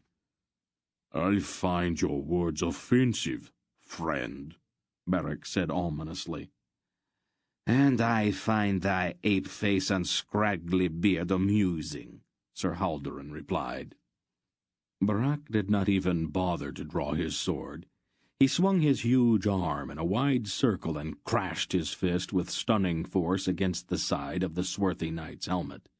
Sir Haldoran's eyes glazed as he was swept from the saddle, and he made a vast clatter when he struck the ground. Would anyone else like to comment about my beard? Barak demanded. Gently, my lord, Mandoralan advised. He glanced down with a certain satisfaction at the unconscious form of his senseless kinsman twitching in the tall grass. Will we docilely accept this attack on our brave companion? One of the knights in Baron Derrigan's party demanded in a harshly accented voice. Kill them all. He reached for his sword. On the instant thy sword leaves its sheath, thou art a dead man, Sir Knight, Mandoralan coolly advised him. The knight's hand froze on his sword hilt. For shame, my lords, Mandoralan continued accusingly. Surely ye know that by courtesy and common usage, my challenge, until it is answered, guarantees my safety and that of my companions. Choose your champions or withdraw. I tire of all of this and presently will become irritable. The two parties of knights pulled back some distance to confer, and several men-at-arms came to the hilltop to pick up Sir Haldoran. That one who was going to draw his sword was a Murgo, Garion said quietly. I noticed that, Hetar murmured, his dark eyes glittering. Aye, they're coming back, Dernick warned. I will joust thee, Sir Mandoralan, Baron Derrigan as he approached. I doubt not that thy reputation is well deserved, but I also have taken the prize in no small number of tourneys. I would be honoured to try a lance with thee.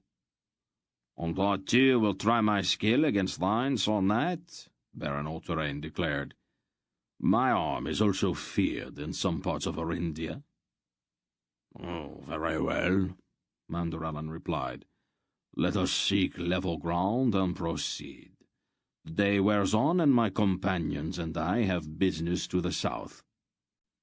They all rode down the hill to the field below, where the two groups of knights drew up on either side of a course which had been quickly trampled out in the high yellow grass. Tharitan galloped to the far end, turned, and sat waiting, his blunted lance resting in his stirrup.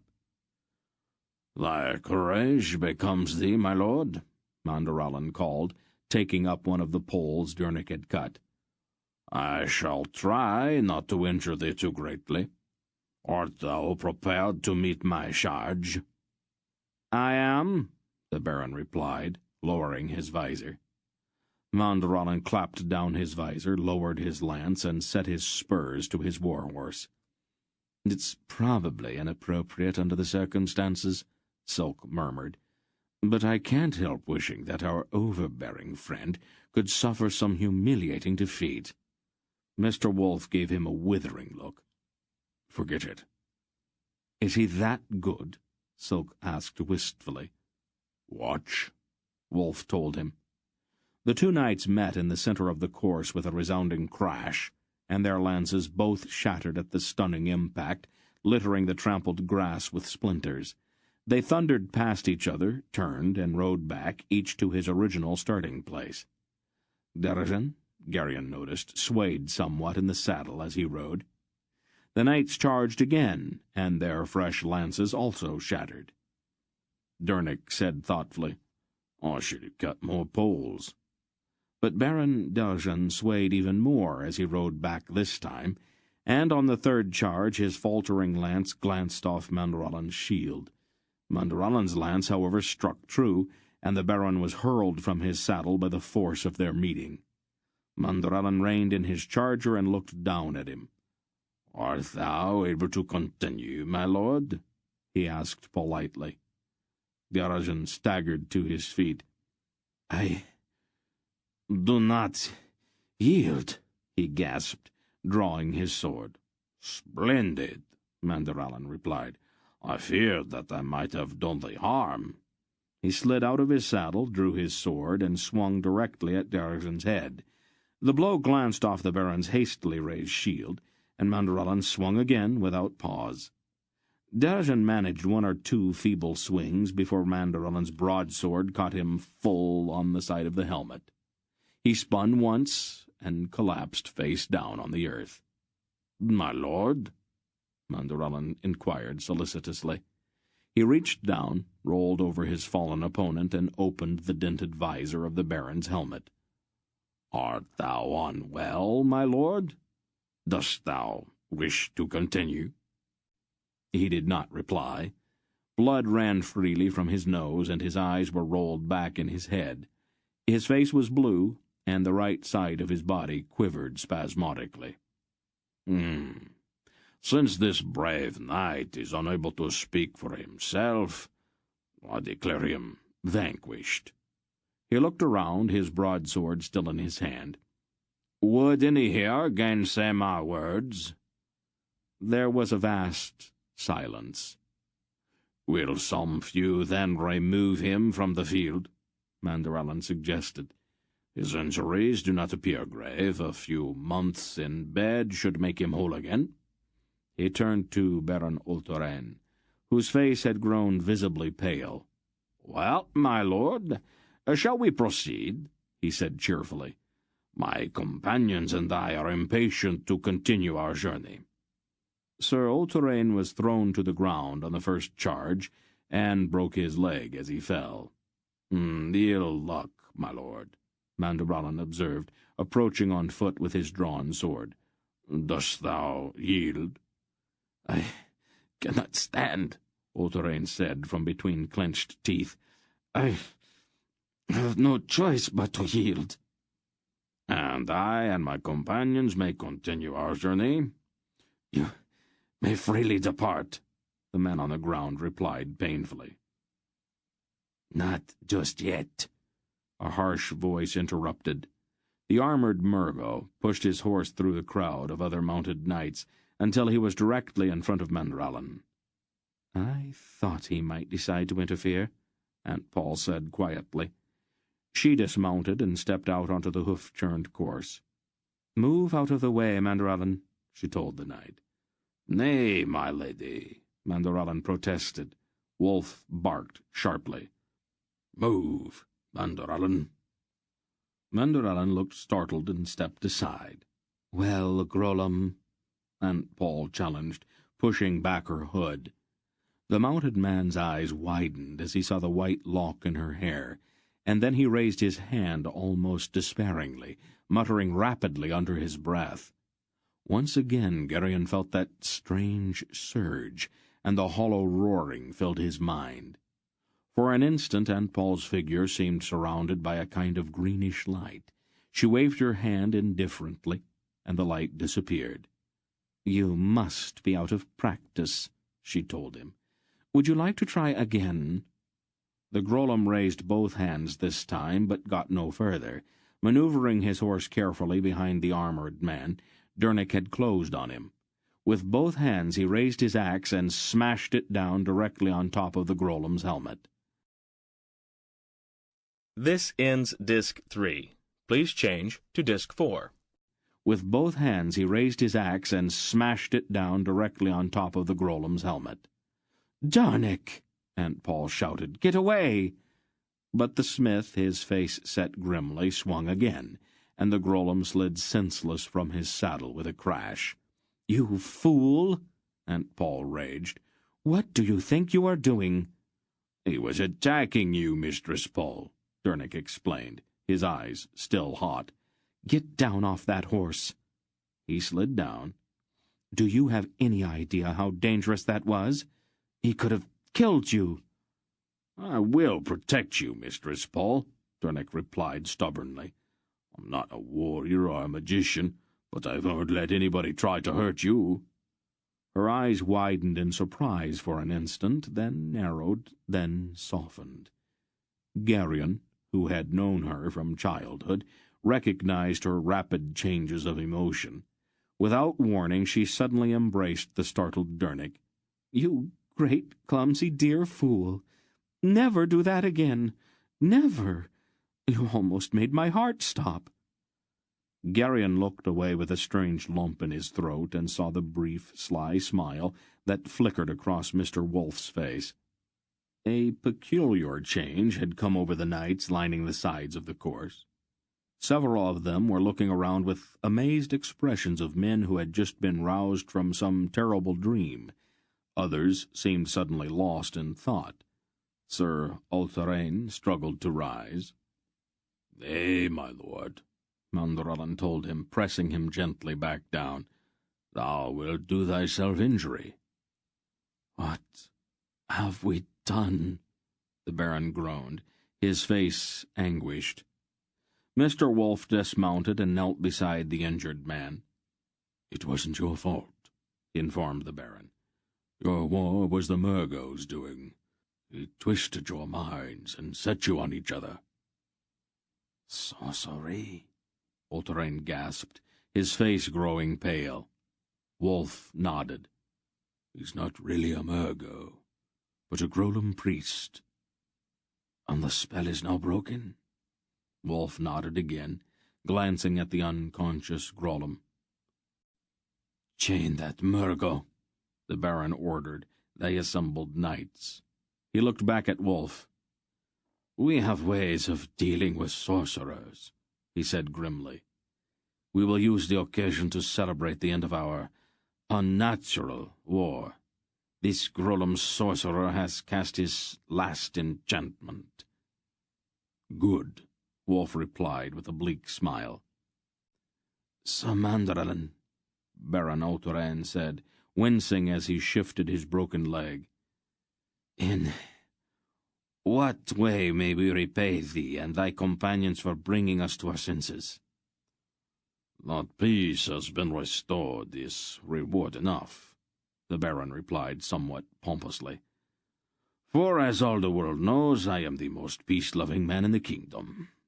He glanced once at Leldarin, lying nearby on the ground in his litter, and a thought seemed to occur to him. "I would, however, ask a boon of thee. We have in our company a brave Asturian youth of noble family who hath suffered grievous injury. We would leave him, if we might, in thy care." "His presence shall honour me, Sir Mandorlan," Ultherain assented immediately. "The women of my household will care for him most tenderly." He spoke briefly to one of his retainers, and the man mounted and rode quickly toward one of the nearby castles. Leldarin protested weakly. "You're not going to leave me behind? I'll be able to ride in a day or so." He began to cough rackingly. "I think not," Mandorlan disagreed with a cool expression. "The results of thy wounding have not yet run their natural course." "I won't stay with Mimbritz," Leldarin insisted. "I would rather take my chances on the road." "Young Leldarin," Mandorlan replied bluntly, even harshly, "I know thy distaste for the men of Mimbre. Thy wound, however, will soon begin to abscess and then suppurate, and raging fever and delirium will afflict thee, making thy presence a burden upon us. We have not the time to care for thee, and thy sore need would delay us in our quest." Geryon gasped at the brutal directness of the knight's words. He glared at Mandorlan with something very close to hatred. Leldarin's face, meanwhile, had gone white. "Thank you for pointing that out to me, Sir Mandrarin. I should have considered it myself. If you will help me to my horse, I'll leave immediately." "You will stay right where you are," Aunt Paul told him flatly. Baron Otarain's retainer returned with a group of household servants and a blonde girl of about 17 wearing a rose-colored gown of stiff brocade and a velvet cloak of teal. "My younger sister, Lady Ariana," Otarain introduced her. "She is a spirited girl, and though she is young, she is already well versed in the care of the sick." "I won't trouble her for long, my lord," Valderon declared. "I will be returning to Astoria within a week." Lady Ariana laid a professional hand to his forehead. "Nay, good youth. Thy visit, I think, will be protracted." "I'll leave within the week," Valderon repeated stubbornly. She shrugged. "As it pleases thee.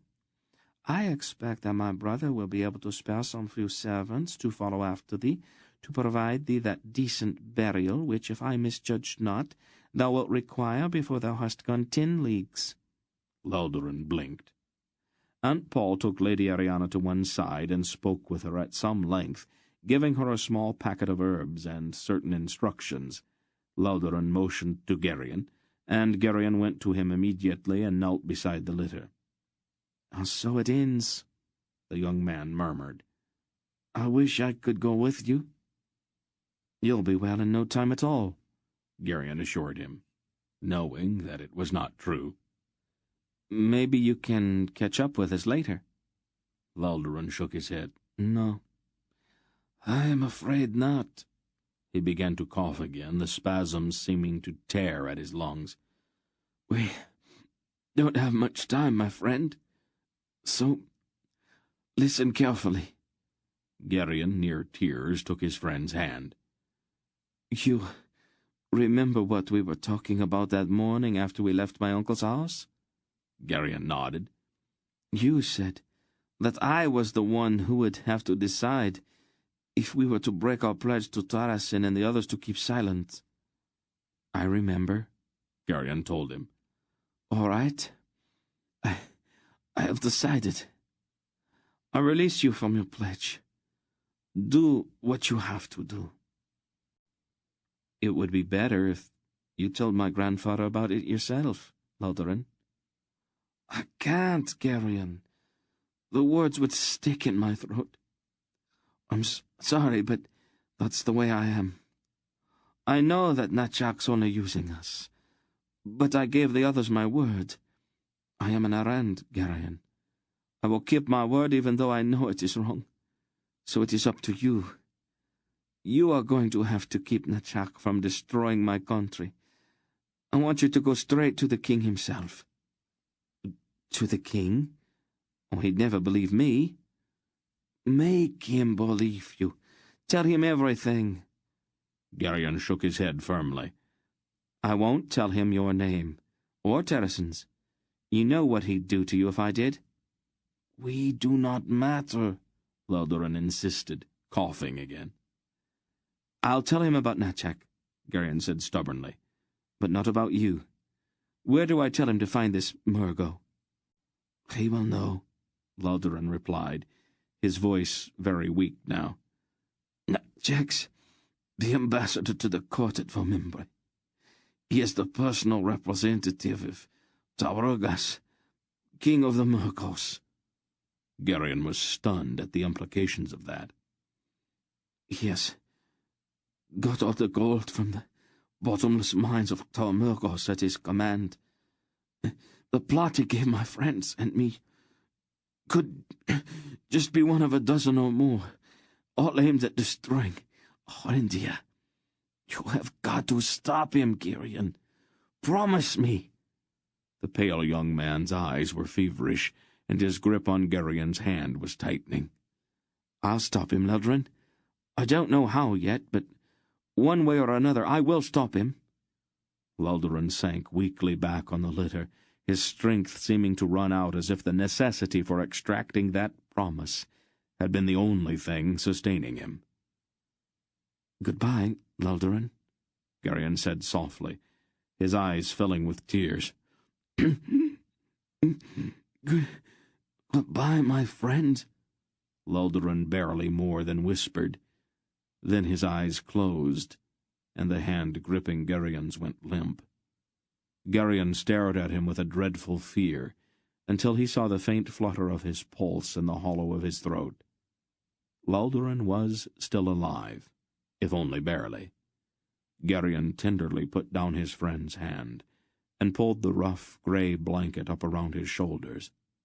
Then he stood up and walked quickly away with tears running down his cheeks. The rest of the farewells were brief, and they remounted and rode at a trot toward the Great West Road. There were a few cheers from the serfs and pikemen as they passed, but in the distance there was another sound. The women from the villages had come out to search for their men among the bodies littering the field, and their wails and shrieks mocked the cheers. With deliberate purpose, Gerion pushed his horse forward until he drew in beside Mandorallan. "I have something to say to you," he said hotly. "You're not going to like it, but I don't really care." "Oh?" the knight replied mildly. "I think the way you talked to Luldaran back there was cruel and disgusting. You might think you are the greatest knight in the world, but I think you're a loud-mouthed braggart with no more compassion than a block of stone, and if you don't like it, what do you plan to do about it?" "Ah," Mandorallan said, "that. I think that thou hast misunderstood, my young friend. It was necessary in order to save his life. The Asturian youth is very brave, and so gives no thought to himself. Had I not spoken so to him, he would surely have insisted upon continuing with us, and would soon have died." "Died?" Gerion scoffed. "And Paul could have cured him?" "It was the Lady Belgariad herself who informed me that his life was in danger," Mandorallan replied. "His honour would not permit him to seek proper care, but that same honour prevailed upon him to remain behind, lest he delay us." The knight smiled wryly. "He will, I think, be no fonder of me for my words than thou art, but he will be alive, and that is what matters, is it not?" Gerion stared at the arrogant-seeming membrate, his anger suddenly robbed of its target. With painful clarity he realized that he had just made a fool of himself. "I'm sorry," he apologized grudgingly. "I didn't realize what you were doing." Mandorallan shrugged. "It is not important. I am frequently misunderstood.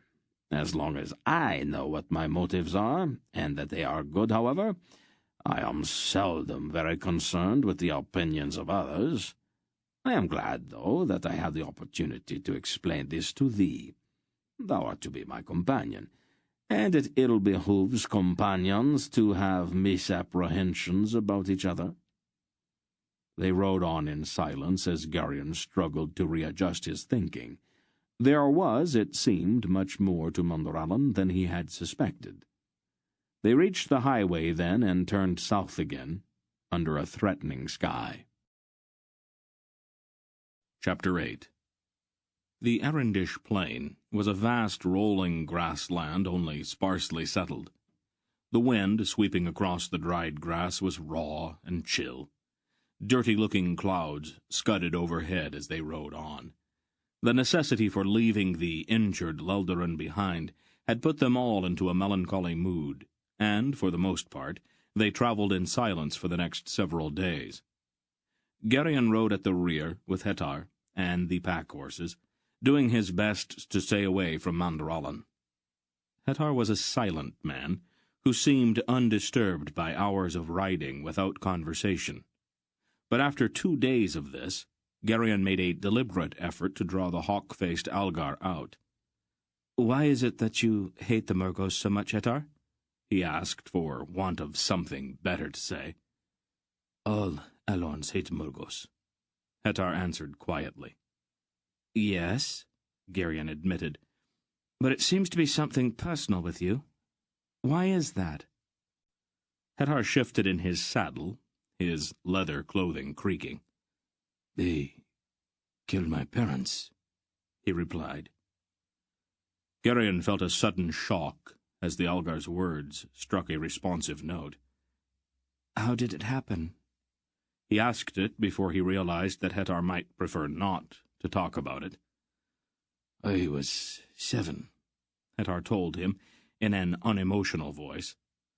We were going to visit my mother's family. She was from a different clan. We had to pass near the eastern escarpment, and a Murgo raiding party caught us. My mother's horse stumbled, and she was thrown. The Murgos were on us before my father and I could get her back onto her horse. They took a long time to kill my parents. I remember that my mother screamed once near the end. The Algar's face was as bleak as a rock, and his flat, quiet voice made his story seem that much more dreadful. After my parents were dead, the Murgos tied a rope around my feet and dragged me behind one of their horses. When the rope finally broke, they thought I was dead, and they all rode off. They were laughing about it, as I recall. Hag found me a couple of days later. As clearly as if he had been there, Gerion had a momentary picture of a child, dreadfully injured and alone, wandering in the emptiness of eastern Algaria with only grief and a terrible hatred keeping him alive.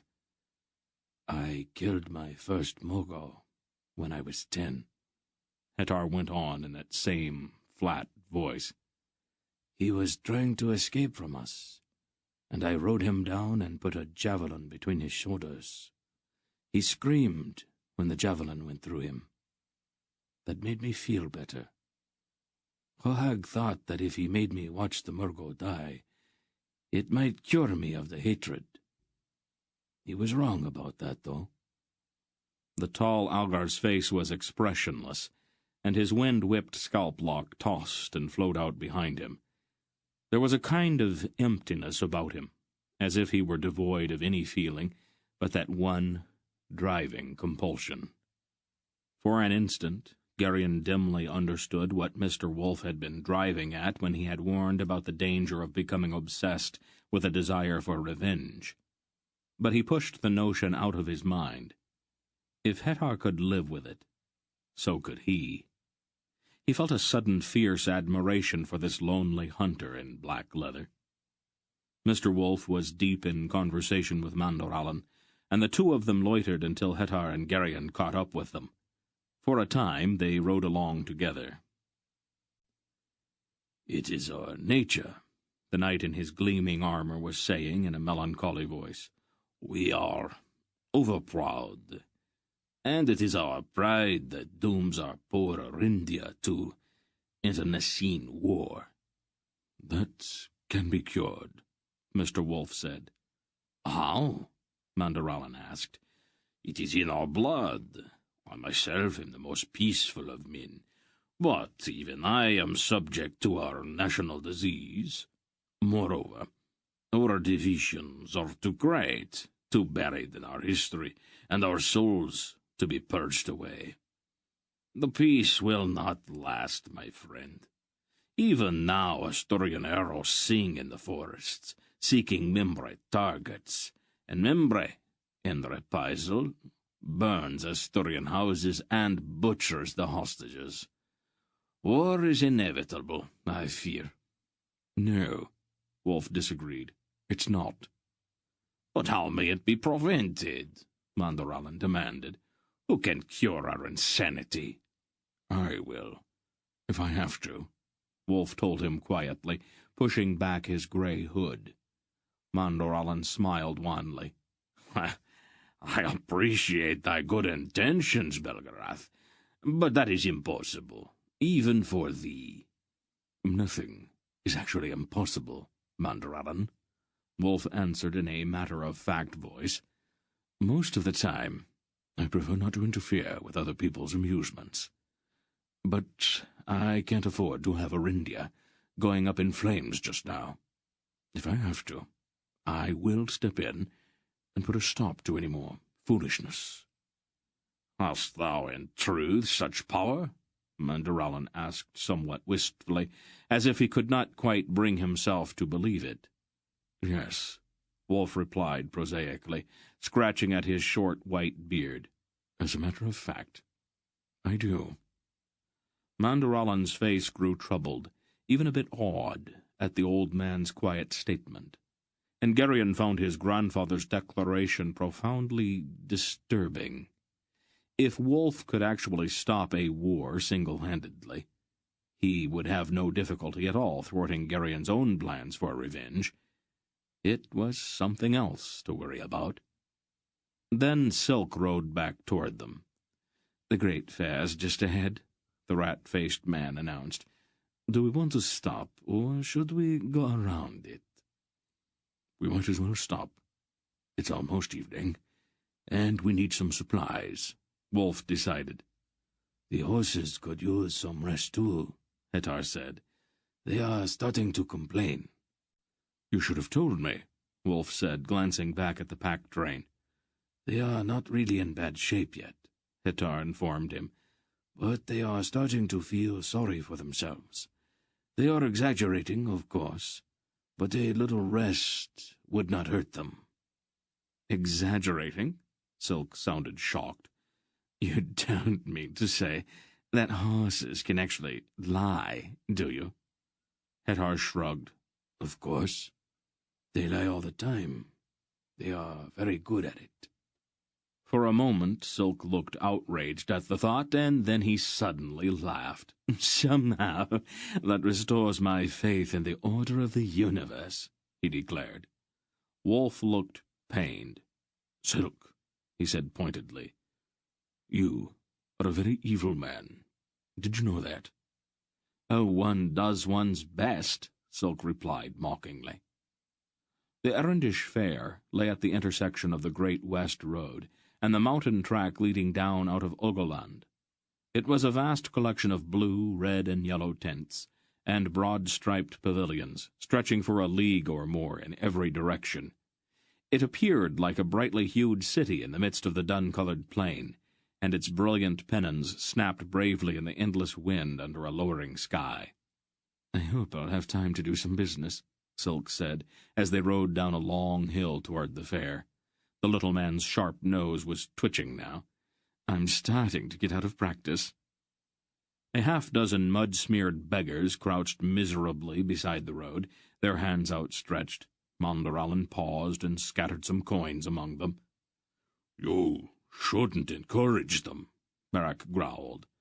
"Charity is both a duty and a privilege, my Lord Barak," Manderallen replied. "Why don't they build houses here?" Geryon asked Silk, as they approached the central part of the fair. "Oh, nobody stays here that long," Silk explained. "The fair is always here, but the population is very fluid. Besides, buildings are taxed. Tents are not." Many of the merchants who came out of their tents to watch the party pass seemed to know Silk, and some of them greeted him warily, suspicion plainly written on their faces. Barak observed dryly, "I see that your reputation's preceded you, Silk." Silk shrugged. The price of fame." "Isn't there some danger that somebody will recognize you as that other merchant?" Durnik asked. "The one the Murgos are looking for?" "You mean Ambar? Oh, it's not very likely. Ambar does not come to our India very often, and he and Redek don't look a bit alike." "But they're the same man," Durnik objected. "They're both you." "Ah," Silk said, raising a finger. "You and I both know that, but they do not. To you I always look like myself, but to others I look quite different." Durnik looked profoundly skeptical. "Redek, old friend," a bald Drasnian merchant called from a nearby tent.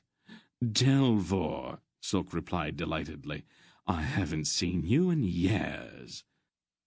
"You look prosperous," the bald man observed. "Oh, getting by," Silk responded modestly. "What are you dealing in now?" "I've got a few Malorian carpets," Delvor told him. "Some of the local nobles are interested, but they don't like the price." His hands, however, were already speaking of other matters. Your uncle sent out word that we were to help you if necessary. Do you need anything? What are you carrying in your packs? He asked aloud. Sindarian woolens, Sulk answered, and a few other odds and ends. Have you seen any Murgos here at the fair? The hands continued flying. One, but he left for Vomimbre a week ago. There are some Nadraks on the far side of the fair, though. They're a long way from home, Sulk gestured. Are they really in business? Delvor answered. It's hard to say. Can you put us up for a day or so? I'm sure we can work out something, Delvor replied with a sly twinkle in his eyes and a flick in his hands. Sulk's fingers betrayed his shock at the suggestion. Business is business, after all, Delvor gestured. You must come inside, he said aloud. Take a cup of wine, have some supper. We have years of catching up to do. We'd be delighted, Sulk returned somewhat sourly. Could it be that you've met your match, Prince Keldar? Aunt Paul inquired softly, with a faint smile, as the little man helped her down from her horse in front of Delvor's brightly striped pavilion. Delvor? Hardly. He's been trying to get even with me for years, ever since a ploy of mine and your Gorak cost him a fortune. I'll let him think he's got me for a while, though.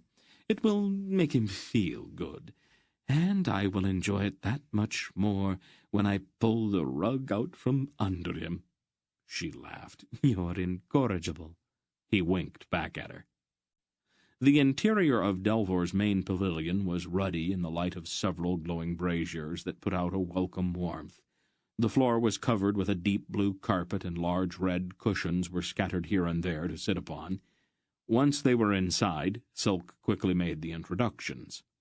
I am honored, Ancient One, Delvor murmured, bowing deeply to Mr. Wolf and then to Aunt Paul. What can I do to help? Wolf replied, Right now, we need information more than anything. He pulled off his heavy cloak. We ran into a Grolem stirring up trouble a few days north of here. Can you nose about and find out what's happening between here and Vomimbre? I'd like to avoid any more neighborhood squabbles, if possible. I will make the inquiries, Delvor promised. I'll be moving around too, Sulk said. Between us, Delvor and I should be able to sift out most of the loose information in the fair. Wolf looked at him inquiringly. Radek of Boktor never passes up a chance to do business, the little man explained, just a bit too quickly. It would look very strange if he stayed in Delvor's tent. I see, Wolf said. We wouldn't want anything to spoil our disguise now, would we? Sulk asked innocently. His long nose, however, was twitching even more violently. Wolf surrendered. All right, but don't get exotic. I don't want a crowd of outraged customers outside this tent in the morning howling for your head. Delvor's porters took the packs from the spare horses, and one of them showed Hetar the way to the horse pens on the outskirts of the fair. Sulk began rummaging through the packs. A myriad of small, expensive items began to pile up on Delvor's carpet, as Sulk's quick hands dipped into the corners and folds of the wool cloth. I wondered why you needed so much money in Kamar, Wolf commented dryly. Oh, just part of the disguise, Sulk replied. Radek always has a few curios with him for trade along the way. That's a very convenient explanation, Barak observed, but I wouldn't run it into the ground if I were you. If I can't double our old friend's money in the next hour, I'll retire permanently, Sulk promised. Oh, I almost forgot. I'll need Geryon to act as a porter for me. Radek always has at least one porter. Try not to corrupt him too much, Aunt Paul said. Sulk bowed extravagantly and set his black velvet cap at a jaunty angle. With Geryon at his heels, carrying a stout sack of his treasures, he swaggered out onto the great Erendish fair like a man going into battle. A fat Tolnedran, 3/10 down the way, proved troublesome, and succeeded in getting a jeweled dagger away from Silk for only 3 times what it was worth. But 2 Erendish merchants in a row bought identical silver goblets at prices which, though widely different, more than made up for the setback. "I love to deal with errands," Silk gloated as they moved on down the muddy streets between the pavilions. The sly little Drasnian moved through the fair, wreaking havoc as he went. When he could not sell, he bought. When he could not buy, he traded. And when he could not trade, he dredged for gossip and information. Some of the merchants, wiser than their fellows, saw him coming and promptly hid from him. Geryon, swept along by the little man's enthusiasm, began to understand his friend's fascination with this game, where profit was secondary to the satisfaction of besting an opponent. Silk's predations were broadly ecumenical. He was willing to deal with anyone. He met them all on their own ground. Tolnedrins, Errans, Kereks, fellow Drasnians, Sindars, all fell before him. By mid-afternoon he had disposed of all of what he had bought in Kamar. His full purse jingled, and the sack on Geryon's shoulder was still as heavy, but now it contained entirely new merchandise. Silk, however, was frowning.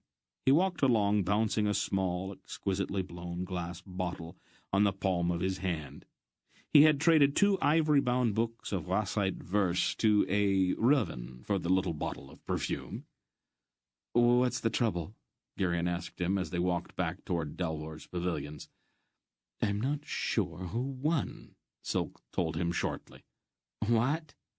"I don't have any idea what this is worth." "Well, why did you take it, then?" "I didn't want him to know that I didn't know its value." "We'll sell it to somebody else." "How can I sell it if I don't know what to ask for it? If I ask too much, nobody will talk to me, and if I ask too little, I'll be laughed out of the fair." Geryon started to chuckle. "I don't see that it's all that funny, Geryon," Silk said sensitively. He remained moody and irritable as they entered the pavilion. "Here's the profit I promised you," he told Mr. Wolf somewhat ungraciously as he poured coins into the old man's hand. "What's bothering you?" Wolf asked, eyeing the little man's grumpy face. "Nothing," Silk replied shortly. Then he glanced over at Aunt Paul, and a broad smile suddenly appeared on his face. He crossed to her and bowed. "My dear Lady Polgara, please accept this trifling memento of my regard for you." With a flourish he presented the perfume bottle to her. Aunt Paul's look was a peculiar mixture of pleasure and suspicion. She took the small bottle and carefully worked out the tightly fitting stopper. Then, with a delicate gesture, she touched the stopper to the inside of her wrist and raised the wrist to her face to catch the fragrance. "Why, Keldar," she exclaimed with delight, "this is a princely gift." Silk's smile turned a bit sickly, and he peered sharply at her, trying to determine if she was serious or not. Then he sighed and went outside, muttering darkly to himself about the duplicity of ravens. Delvor returned not long afterward, dropping his striped cloak in one corner, and held out his hand to one of the glowing braziers. "As nearly as I was able to find out, things are quiet between here and Vomimbre," he reported to Mr. Wolf. "But 5 Murgos just rode into the fair with 24 tolls behind them." Hettar looked up quickly, his hawk face alert. Wolf frowned. "Did they come from the north or the south?" "They claim to have come from Vomimbre, but there's red clay on the toll's boots. I don't think there's any clay between here and Vomimbre, is there?" "None," Mondorallen declared firmly. "The only clay in the region is to the north." Wolf nodded. "Get Silk back inside," he told Barak. Barak went to the tent flap. "Couldn't it just be coincidence?" Durnik wondered. "I don't think we want to take that chance," Wolf answered. "We'll wait until the fair settles down for the night, and then slip away." Silk came back inside, and he and Delvor spoke together briefly. "It won't take the Murgos long to find out we've been here," Barak rumbled, tugging thoughtfully at his red beard. Then we'll have them dogging our heels every step of the way from here to Vomimbre. Wouldn't it simplify things if Hetor, Mandoralin, and I go pick a fight with them? 5 dead Murgles aren't going to follow anybody. Hetar nodded with a certain dreadful eagerness. I don't know if that would set too well with the Tonedran legionnaires who police the fair, Silk drawled. Policemen seem to worry about unexplained bodies. It upsets their sense of neatness. Barak shrugged. It was a thought. I think I've got an idea, Delvor said, pulling on his cloak again. They set up their tents near the pavilions of the Natrax. I'll go do some business with them. He started toward the tent flap, then paused. I don't know if it means anything, he told them, but I found out that the leader is a Murgo named Ashrak. Geryon felt a sudden chill at the mention of the name. Barak whistled and looked suddenly very grim. We're going to have to attend to that one sooner or later, Belgarath, he declared. You know him? Delvor did not seem very surprised. We've met a time or two, Silk replied in an offhanded way. He's starting to make a nuisance of himself, Aunt Paul agreed. I'll get started, Delvor said. Geryon lifted the tent flap to allow Delvor to leave, but as he glanced outside, he let out a startled gasp and jerked the flap shut again. What's the matter? Silk asked. I think I just saw Brill out there on the street. Let me see, Durnick said. His fingers parted the flap slightly, and he and Geryon both peered out. A slovenly figure loitered in the muddy street outside. Brill had not changed much since they had left Faldor's farm. His tunic and hose were still patched and stained, his face was still unshaven, and his cast eye still gleamed with a kind of unwholesome whiteness. It's Brill, all right. Close enough for me to smell him. Delvor looked at the smith inquiringly. Brill bathes irregularly, Durnick explained. He's a fragrant sort of fellow. May I? Delvor asked politely. He glanced out over Durnick's shoulder. Ah, that one. He works for the Natrax. I thought that was a little strange, but he didn't seem so important, so I didn't bother to investigate. Durnick, Wolf said quickly, step outside for a moment. Make sure that he sees you, but don't let him know that you know he's there.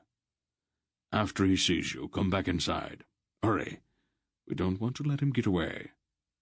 Durnick looked baffled, but he lifted the tent flap and stepped out. What are you up to, Father? Aunt Paul asked rather sharply. Don't just stand there smirking, old man. That's very irritating. It's perfect, Wolf chortled, rubbing his hands together. Durnick came back in, his face worried. He saw me, he reported. Are you sure it's a good idea? Of course, Wolf replied. Ashrak's obviously here because of us. It is going to be looking all over the fair for us. Why make it easy for him, then? We won't, Wolf replied. Ashrak's used Brill before. In Muros, remember? He brought Brill down here because Brill would recognize you or me or Durnick or Geryon. Probably Barak, too, and maybe Silk. Is he still out there? Geryon peered out through the narrow opening. After a moment he saw the unkempt Brill half hidden between 2 tents across the street. He's still there, he answered. We want to keep him there, Wolf said. We'll have to be sure that he doesn't get bored and go back to report to Ashrak that he's found us. Silk looked at Delvor, and they both began to laugh. What's so funny? Barak demanded suspiciously. You almost have to be a Drasnian to appreciate it, Silk replied. He looked at Wolf admiringly. Sometimes you amaze me, old friend.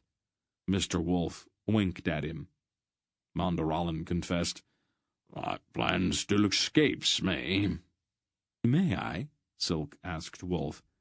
He turned back to the knight. It goes like this, Manderallen. Asarek's counting on Brill to find us for him.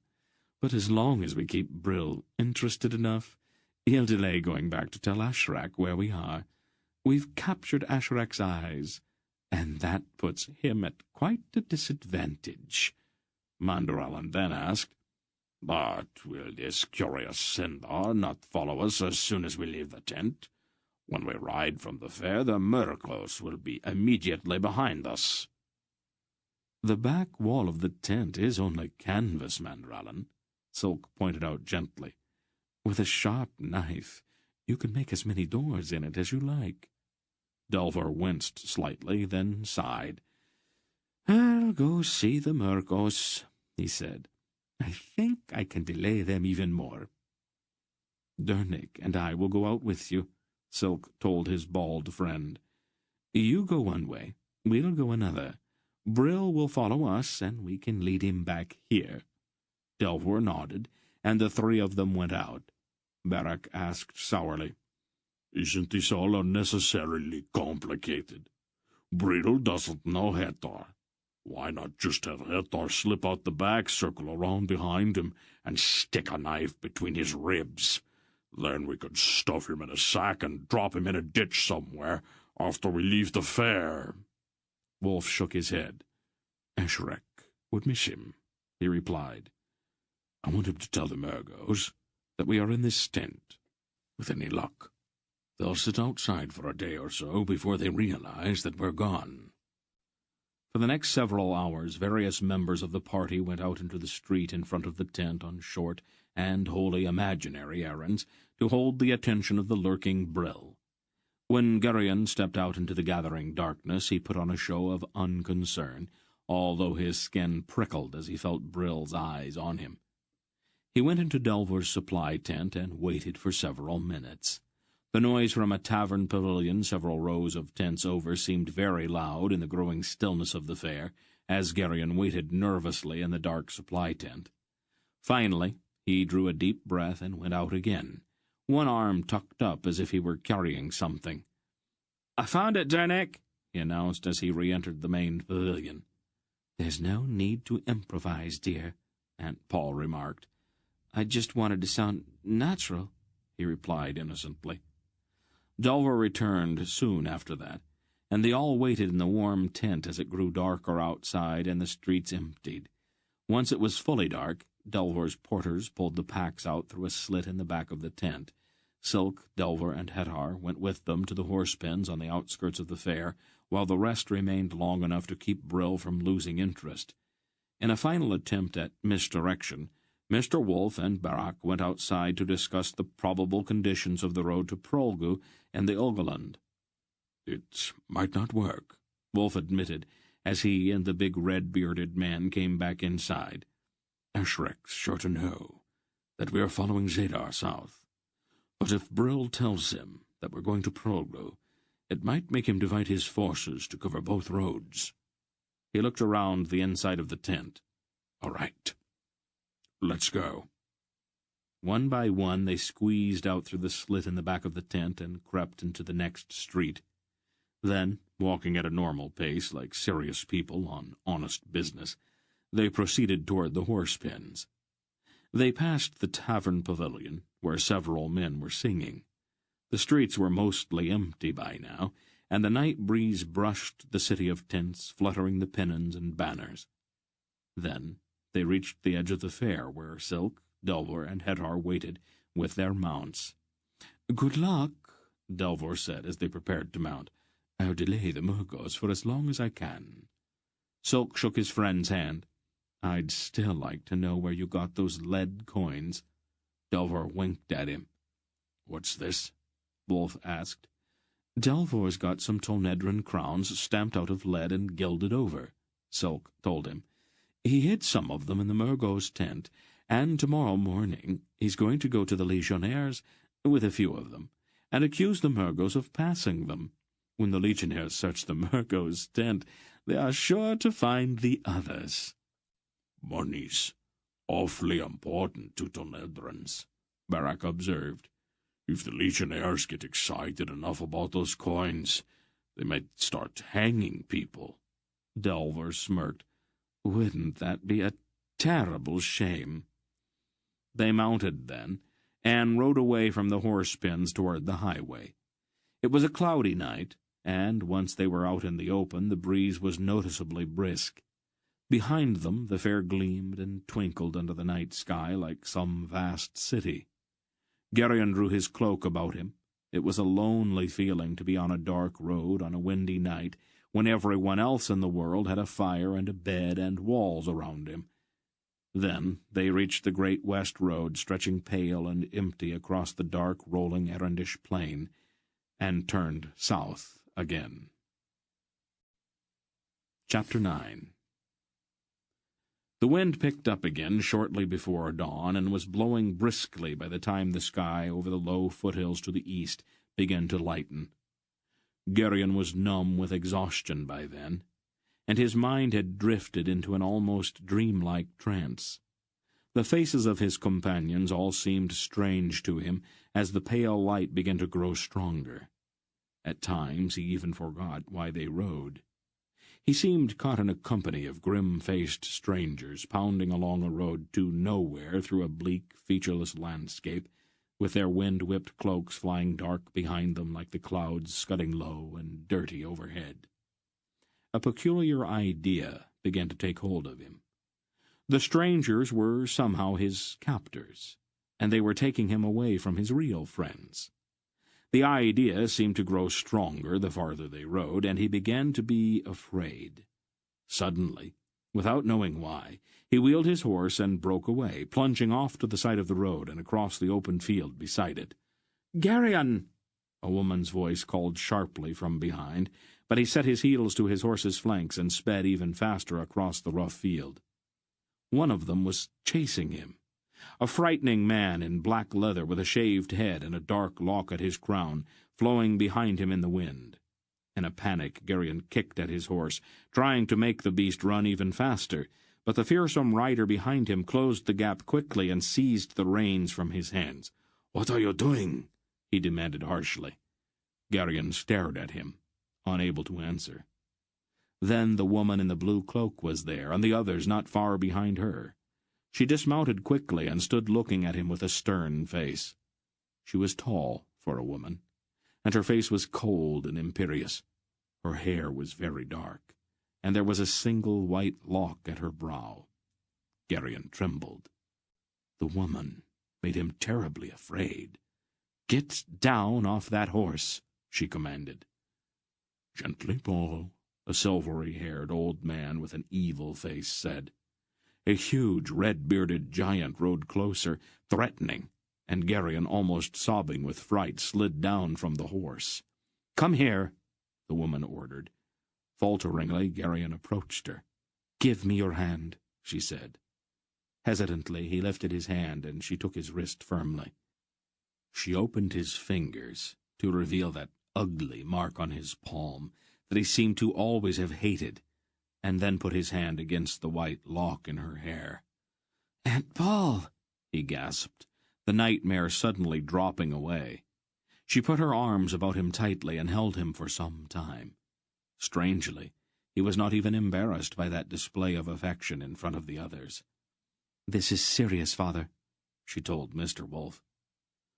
"What happened, Geryon?" Wolf asked, his voice calm. "I don't know," Geryon replied. "It was as if I didn't know any of you, and you were my enemies, and all I wanted to do was run away and try to get back to my real friends." "Are you still wearing the amulet I gave you?" "Yes." "Have you had it off at any time since I gave it to you?" "Well, just once," Geryon admitted, "when I took a bath in the Tolnedron hostel." Wolf sighed. "You cannot take it off. Not ever. Not for any reason. Take it out from under your tunic." Geryon drew out the silver pendant with the strange design. The old man took a medallion out from under his own tunic. It was very bright, and there was upon it the figure of a standing wolf, so lifelike that it looked almost ready to lope away. Aunt Paul, her one arm still about Gerion's shoulders, drew a similar amulet out of her bodice. Upon the disk of her medallion was the figure of an owl. "Hold it in your right hand, dear," she instructed, firmly closing Gerion's fingers over the pendant. Then, holding her amulet in her own right hand, she placed her left hand over his closed fist. Wolf, also holding his talisman, put his hand on theirs. Gerion's palm began to tingle, as if the pendant were suddenly alive. Mr. Wolf and Aunt Paul looked at each other for a long moment, and the tingling in Gerion's hand suddenly became very strong. His mind seemed to open, and strange things flickered before his eyes. He saw a round room very high up somewhere. A fire burned, but there was no wood in it. At a table there was seated an old man who looked somewhat like Mr. Wolf, but obviously was someone else. He seemed to be looking directly at Gerion, and his eyes were kindly, even affectionate. Gerion was suddenly overwhelmed with a consuming love for this old man. "That should be enough," Wolf judged, releasing Gerion's hand. "Who was the old man?" Gerion asked. "My master," Wolf replied. "What happened?" Dernick asked, his face concerned. "It's probably better not to talk about it," Aunt Paul said. "Do you think you could build a fire? It's time for breakfast." "There's some trees over there, where we can get out of the wind," Dernick suggested. They all remounted and rode toward the trees. After they had eaten, they sat by the small fire for a while. They were tired, and none of them felt quite up to facing the blustery morning again. Gerion felt particularly exhausted, and he wished that he were young enough to sit close beside Aunt Paul and perhaps put his head in her lap and sleep, as he had done when he was very young. The strange thing that had happened made him feel very much alone, and more than a little frightened. "Dernick," he said, more to drive the mood away than out of any real curiosity, "what sort of bird is that?" He pointed. "A raven, I think," Dernick answered, looking at the bird circling above them. I thought so too," Gerion said.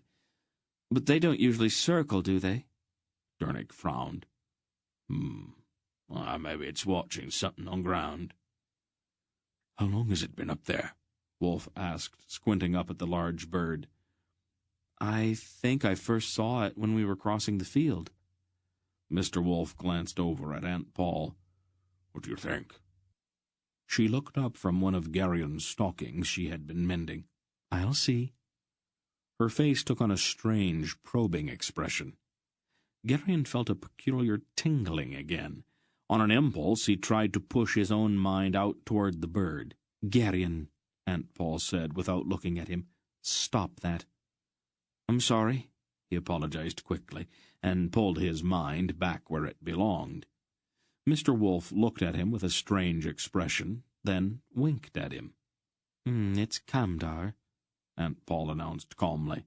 She carefully pushed her needle into the stocking and set it aside. Then she stood up and shook off her blue cloak.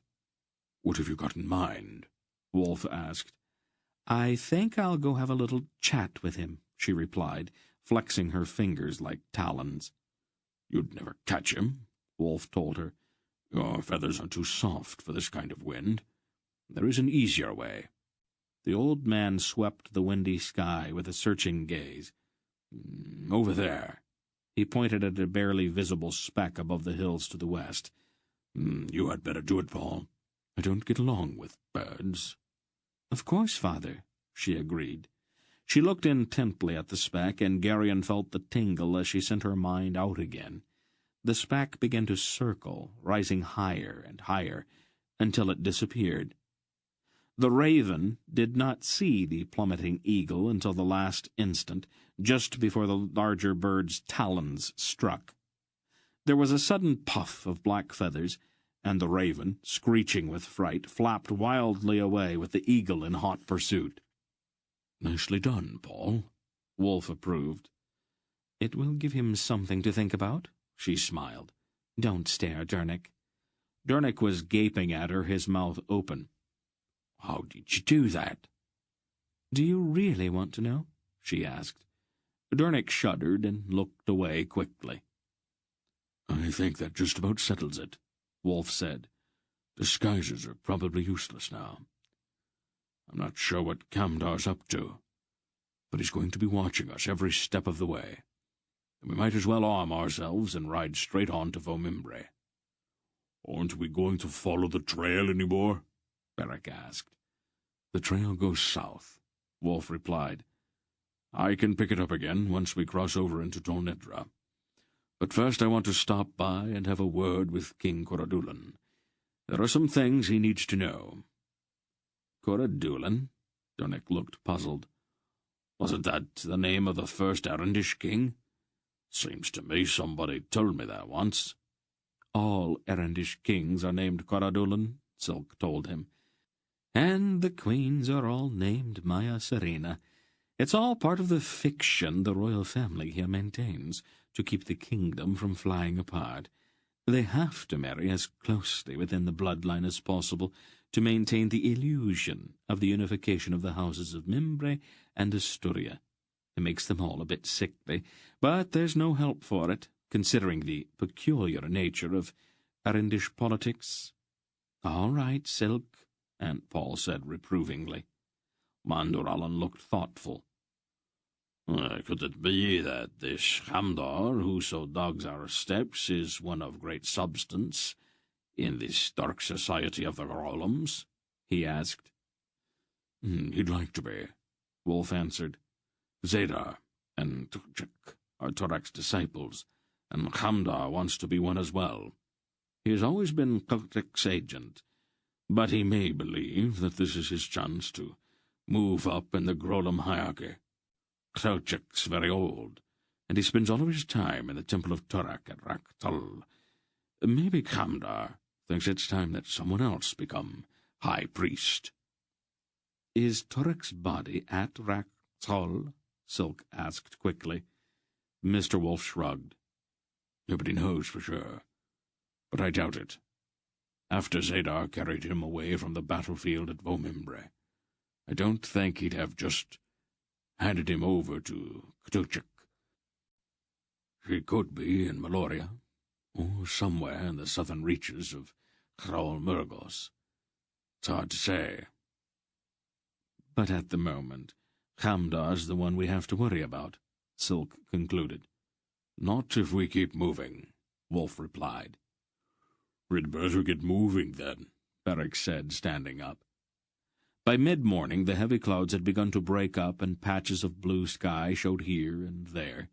Enormous pillars of sunlight stalked ponderously across the rolling fields that waited, damp and expectant, for the first touches of spring.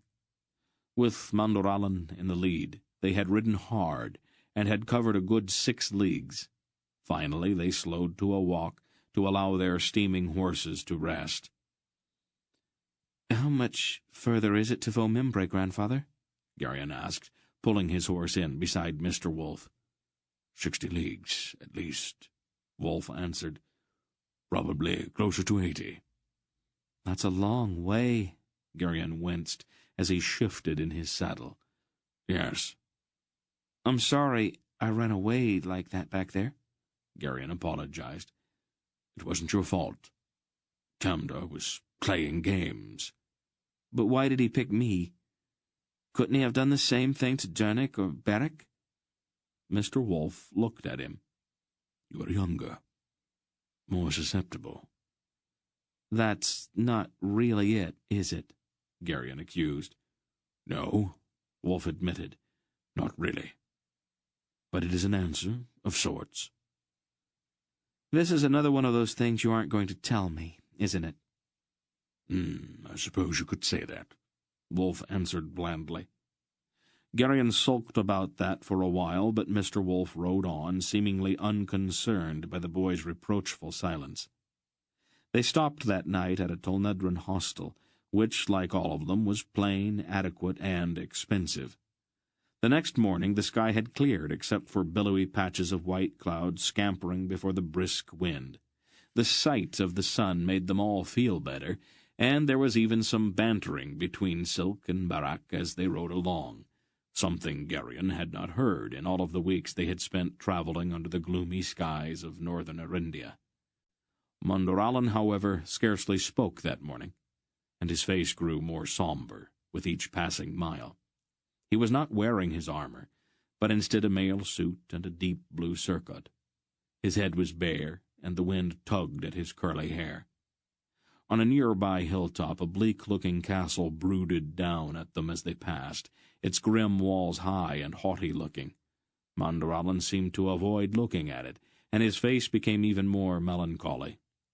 Geryon found it difficult to make up his mind about Mundurallan. He was honest enough with himself to admit that much of his thinking was still clouded by Laldharan's prejudices. He didn't really want to like Mundurallan, but aside from the habitual gloominess which seemed characteristic of all Arans, and the studied and involuted archaisms of the old man's speech, and his towering self-confidence, there seemed little actually to dislike. A half-league along the road from the castle, a ruin sat at the top of a long rise. It was not much more than a single wall with a high archway in the center, and broken columns on either side. Near the ruin, a woman sat on horseback, her dark red cape flowing in the wind.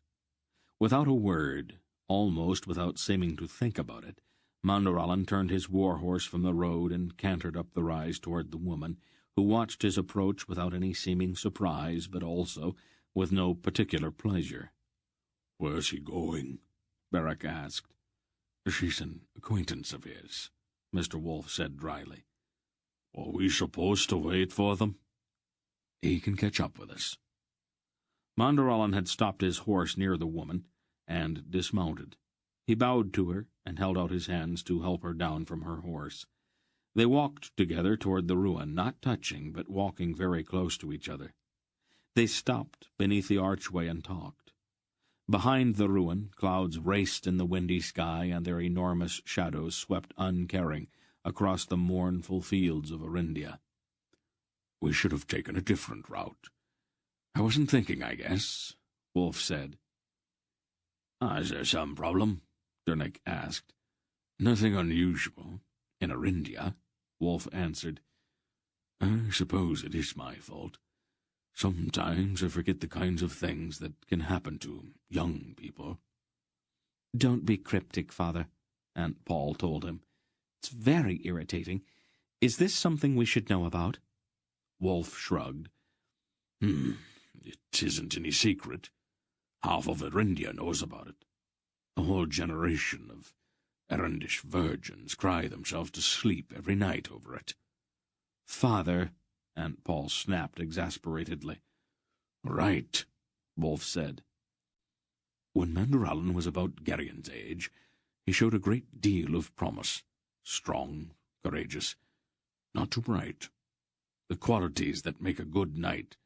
His father asked me for advice, and I made arrangements for the young man to live, for a while, with the Baron of Voebor. That's his castle back there. The Baron had an enormous reputation, and he provided Mundurallan with the kind of instruction he needed. Mundurallan and the Baron became almost like father and son, since the Baron was quite a bit older. Everything was going along fine until the Baron got married. His bride, however, was much younger, about Mundurallan's age." "I think I see where this is going," Dernick remarked disapprovingly. "Not exactly," Wolf disagreed. "After the honeymoon, the Baron returned to his customary nightly pursuits, and left a very bored young lady wandering around his castle. It is a situation with all kinds of interesting possibilities. Anyway, Mundurallan and the lady exchanged glances, then words, the usual sort of thing." "It happens in Cinderia, too," Dernick observed. "I'm sure the name we have for it's very different from the one they use here." His tone was becoming critical, even offended. "You're jumping to conclusions, Dernick," Wolf told him. "Things never went any further. It might have been better if they had. Adultery isn't really all that serious, and in time they'd have gotten bored with it. But since they both loved and respected the Baron too much to dishonor him, Mandorlan left the castle before things could get out of hand. Now they both suffer in silence. Oh, it's all very touching, but it seems like a waste of time to me. Of course I am older. You are older than everyone, Father, Aunt Paul said. You didn't have to say that, Paul. Silk laughed sardonically. I am glad to see that our stupendous friend at least has the bad taste to fall in love with another man's wife. His nobility was beginning to get rather cloying. The little man's expression had that bitter self-mocking cast to it Gerion had first seen in Val Alorn when they had spoken with Queen Porin. Does Baron know about it? Dernick asked. Naturally, Wolf replied. That's the part that makes the Eddings get all mushy inside about it. There was a knight once, stupider than most Eddings, who made a bad joke about it. The Baron promptly challenged him and ran a lance through him during the duel. Since then, very few people have found the situation humorous. This ends Disc 4. Please change to Disc 5. There was a knight once, stupider than most Eddings, who made a bad joke about it. The Baron promptly challenged him and ran a lance through him during the duel. Since then, very few people have found the situation humorous. Still disgraceful, Dernick said. Their behavior is above reproach, Dernick, Aunt Paul maintained firmly. There is no shame in it as long as it does not go any further. Decent people done a lot in the first place, Dernick asserted. You'll never convince her, Dernick, Mr. Wolf told the smith. Belgariad spent too many years associating with the Wassite Errands. They were as bad or worse than the Membrates.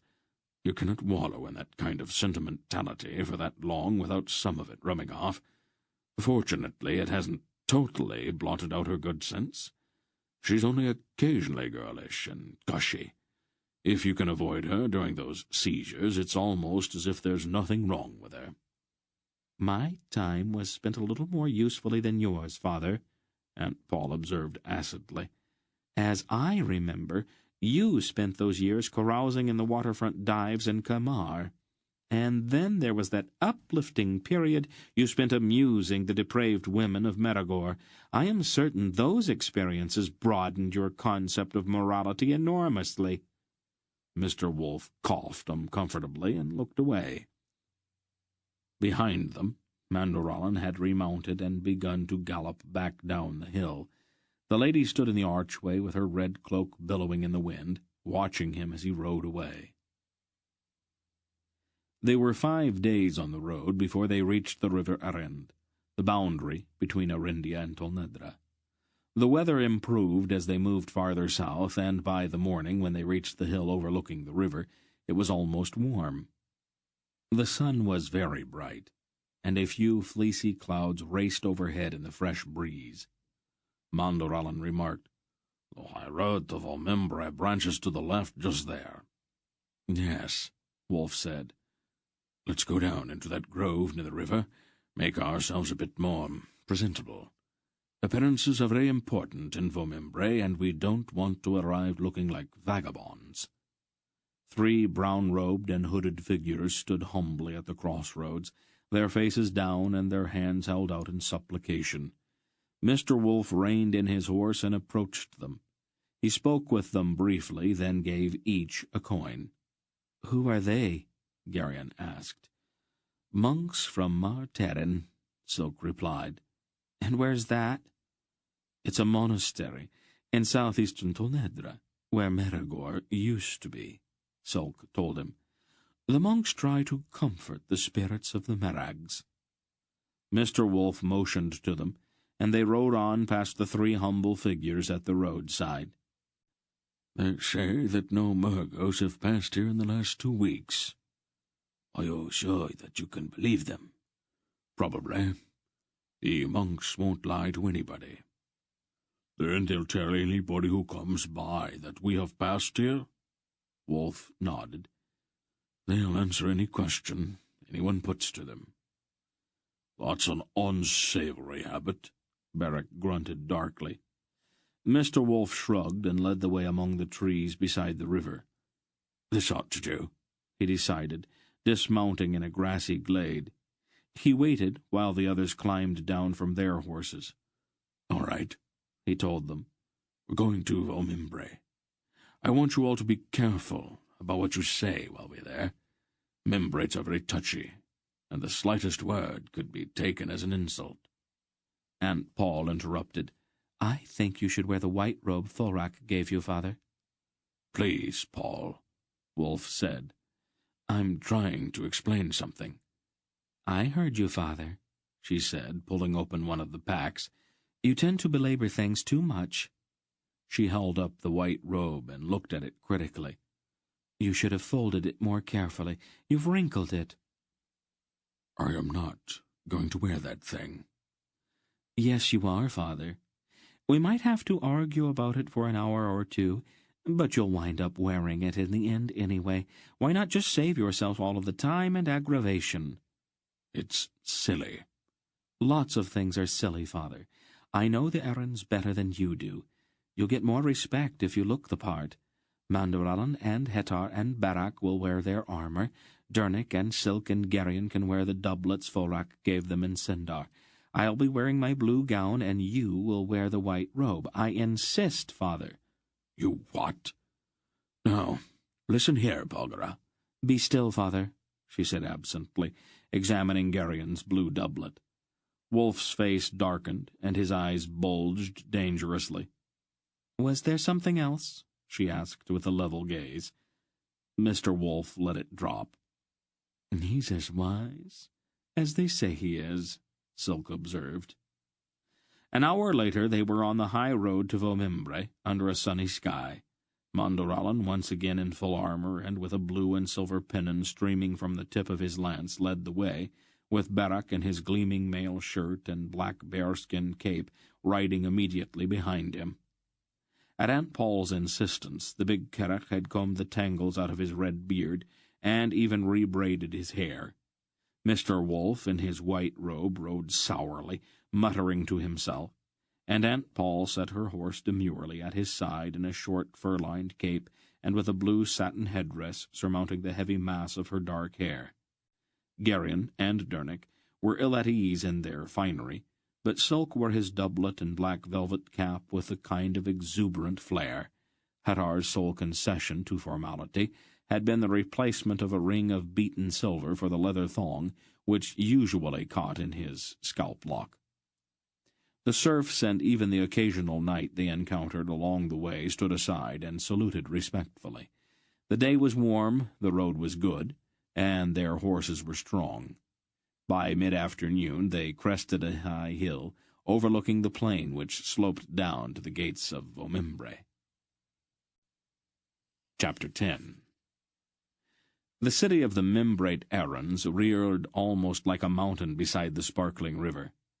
Its thick, high walls were surmounted by massive battlements, and great towers and slender spires with bright banners at their tips rose within the walls, gleaming golden in the afternoon sun.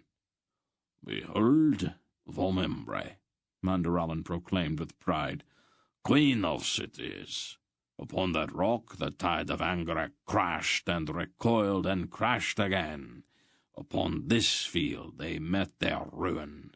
The soul and pride of Orindia doth reside within that fortress, and the power of the Dark One may not prevail against it." "We have been here before, Mandaralan," Mr. Wolf said sourly. "Don't be impolite, Father," Aunt Paul said to the old man. Then she turned to Mandaralan, and to Geryon's amazement she spoke in an idiom he had never heard from her lips before. "Wilt thou, Sir Knight, convey us presently into the palace of thy king? We must needs take counsel with him in matters of gravest urgency." She delivered this without the least trace of self-consciousness, as if the archaic formality came quite naturally to her.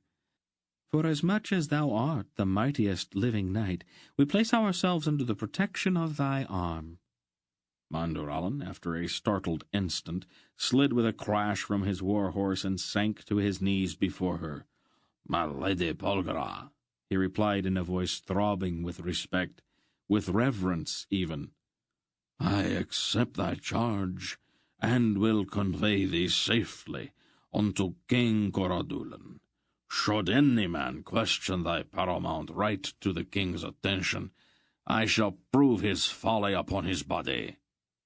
Aunt Paul smiled at him encouragingly, and he vaulted into the saddle with a clang and led the way at a rolling trot, his whole bearing seething with a willingness to do battle. "What was that all about?" Wolfe asked. "Mandurallan needed something to take his mind off of his troubles," she replied. "He has been out of sorts for the last few days." As they drew closer to the city, Geryon could see the scars on the great walls where heavy stones from the Angarak catapults had struck the unyielding rock. The battlements high above were chipped and pitted from the impact of showers of steel-tipped arrows. The stone archway that led into the city revealed the incredible thickness of the walls, and the iron-bound gate was massive. They clattered through the archway and into the narrow, crooked streets. The people they passed seemed for the most part to be commoners, who quickly moved aside. The faces of the men in dun-colored tunics and the women in patched dresses were dull and uncurious. "They don't seem very interested in us," Geryon commented quietly to Dernick. "I don't think the ordinary people and the gentry pay much attention to each other here," Dernick replied. "They live side by side, but they don't know anything about each other. Maybe that is what's wrong with Arendia." Geryon nodded soberly. Although the commoners were indifferent, the nobles at the palace seemed afire with curiosity. Word of the party's entrance into the city apparently had raced ahead of them through the narrow streets, and the windows and parapets of the palace were alive with people in brightly coloured clothes. "Abate thy pace, Sir Knight," a tall man with dark hair and beard, wearing a black velvet surcoat over his polished mail, called down from the parapet to Mandurallan as they clattered into the broad plaza before the palace. "Lift thy visor, so I may know thee." Mandurallan stopped in amazement before the closed gate and raised his visor. "What discourtesy is this?" he demanded. "I am, as all the world knows, Mandurallan, Baron of Omandor. Surely thou canst see my crest upon the face of my shield." "Any man may wear another's crest," the man above declared disdainfully. Mandurallan's face darkened.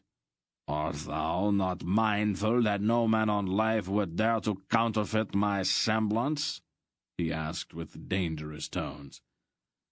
"Sir Andrig," another knight on the parapet told the dark-haired man, "this is indeed Sir Mandurallan.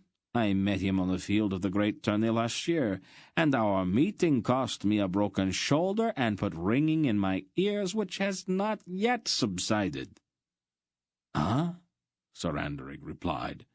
"Since thou wilt vouch for him, Sir Halbergran, I will admit that this is indeed the bastard of Omandor." Beric said quietly to Mandurallan, "You're going to have to do something about that one of these days." "It will seem so," Mandurallan replied. "Who, however, are these others with thee who seek admittance, Sir Knight?" Andrig demanded. "I will not cause the gates to open for foreign strangers." Mandurallan straightened in his saddle. "Behold," he announced in a voice that could probably be heard all over the city, "I bring you honor beyond measure. Fling wide the palace gates and prepare one and all to make obeisance. You look upon the holy face of Belgariad the sorcerer, the eternal man, and upon the divine countenance of his daughter, the Lady Belgariad, who have come to Vomembre to consult with the king of Arendia on diverse matters." "Isn't that a little overdone?" Garion whispered to Aunt Paul. "It's customary, dear," she replied placidly. "When you are dealing with errands, you have to be a little extravagant to get their attention." "And who hath told thee that this is the Lord Belgariad?" Anderegg asked with the faintest hint of a sneer. "I will bend no knee before an unproved vagabond." "Dost thou question my words, Sir Knight?" Mandurallan returned, in an ominously quiet voice. "And wilt thou then come down and put thy doubt to the test? Or is it perhaps that thou wouldst prefer to cringe dog-like behind the parapet and yap at thy betters?" "Oh, that was very good," Beric said admiringly. Mandurallan grinned tightly at the big man. "I don't think we're getting anywhere with this," Wolf muttered. "It looks like I'll have to prove something to the skeptics if we're ever going to get into Sikrojulan." He slid down from his saddle and thoughtfully removed a twig from his horse's tail, picked up somewhere during their journeys. Then he strode to the center of the plaza and stood there in his gleaming white robe. "Sir Knight," he called up mildly to Anderegg, "you are a cautious man, I see. That is a good quality, but it can be carried too far." "I am hardly a child, old man," the dark-haired knight replied, in a tone hovering on the verge of insult. "And I believe only what mine own eye hath confirmed." "It must be a sad thing to believe so little," Wolf observed. He bent then, and inserted the twig he had been holding between two of the broad granite flagstones at his feet. He stepped back a pace and stretched his hand out above the twig, his face curiously gentle. "I'm going to do you a favor, Sir Anderegg. I am going to restore your faith. Watch closely." And then he spoke a single soft word that Garion could not quite hear, but which set off the now familiar surge and a faint roaring sound. At first, nothing seemed to be happening. Then the two flagstones began to buckle upward with a grinding sound as the twig grew visibly thicker and began to reach up toward Mr. Wolf's outstretched hand. There were gasps from the palace walls as branches began to sprout from the twig, and it continued growing. Wolf raised his hand higher, and the twig obediently grew at his gesture, its branches broadening. By now it was a young tree, and still growing. One of the flagstones cracked with a sharp report. There was absolute silence as every eye fixed in awed fascination on the tree. Mr. Wolf held out both hands and turned them until the palms were up. He spoke again, and the tips of the branches swelled and began to bud. Then the tree burst into flower, its blossoms a delicate pink and white. "Apple, wouldn't you say, Paul?" Wolf asked over his shoulder. "It appears to be, Father," she replied. He patted the tree fondly, and then turned back to the dark-haired knight who had sunk, white-faced and trembling, to his knees. "Well, Sir Anderegg, what do you believe now?" "Please, forgive me, holy Belgariad," Anderegg begged in a strangled voice. Mr. Wolf drew himself up and spoke sternly, his words slipping into the measured cadences of the membrate idiom as easily as Aunt Paul's had earlier. "I charge thee, Sir Knight, to care for this tree. It has grown here to renew thy faith and trust. Thy debt to it must be paid with tender and loving attention to its needs. In time it will bear fruit, and thou wilt gather the fruit and give it freely to any who ask it of thee. For thy soul's sake thou wilt refuse none, no matter how humble. As the tree gives freely, so shalt thou." "Oh, that's a nice touch," Aunt Paul approved. Wolf winked at her. "I will do even as thou hast commanded me, holy Belgariad," Sir Anderegg choked. "I pledge my heart to it." Mr. Wolf returned to his horse. "At least he'll do one useful thing in his life," he muttered. After that there was no further discussion. The palace gate creaked open, and they all rode into the inner courtyard and dismounted. Mundorallan led them past kneeling and even sobbing nobles, who reached out to touch Mr. Wolf's robe as he passed. At Mundorallan's heels they walked through the broad, tapestried hallways with a growing throng behind them. The door to the throne room opened, and they entered. The Arendish throne room was a great vaulted hall with sculptured buttresses soaring upward along the walls. Tall, narrow windows rose between the buttresses, and the light streaming through their stained glass panels was jeweled. The floor was polished marble, and on the carpeted stone platform at the far end stood the double throne of Arindia, backed by heavy purple drapes. Flanking the draped wall hung the massive antique weapons of 20 generations of Arendish royalty, lances, maces, and huge swords, taller than any man, hung among the tattered war banners of forgotten kings. Coradulan of Arindia was a sickly-looking young man in a gold-embroidered purple robe, and he wore his large gold crown as if it were too heavy for him. Beside him on the double throne sat his pale, beautiful queen. Together they watched somewhat apprehensively as the throng surrounding Mr. Wolf approached the wide steps leading up to the throne. Mundorallan announced, "My king," dropping to one knee, "I bring into thy presence holy Belgariad, disciple of Aldur, and the staff upon which the kingdoms of the West has leaned since time began." "He knows who I am, Mundorallan," Wolf said. He stepped forward and bowed briefly. "Hail, Coradulan, and Maya Serena." He greeted the king and queen. "I'm sorry we have not had the chance to get acquainted before." The young king replied in a voice whose rich timbre belied his frail appearance. "The honor is ours, noble Belgariad." "My father spoke often of thee," the queen said. "We were good friends," Wolf told her. "Allow me to present my daughter, Palgura." "Great lady," the king responded, with a respectful inclination of his head. "All the world knows of thy power, but men have forgotten to speak of thy beauty."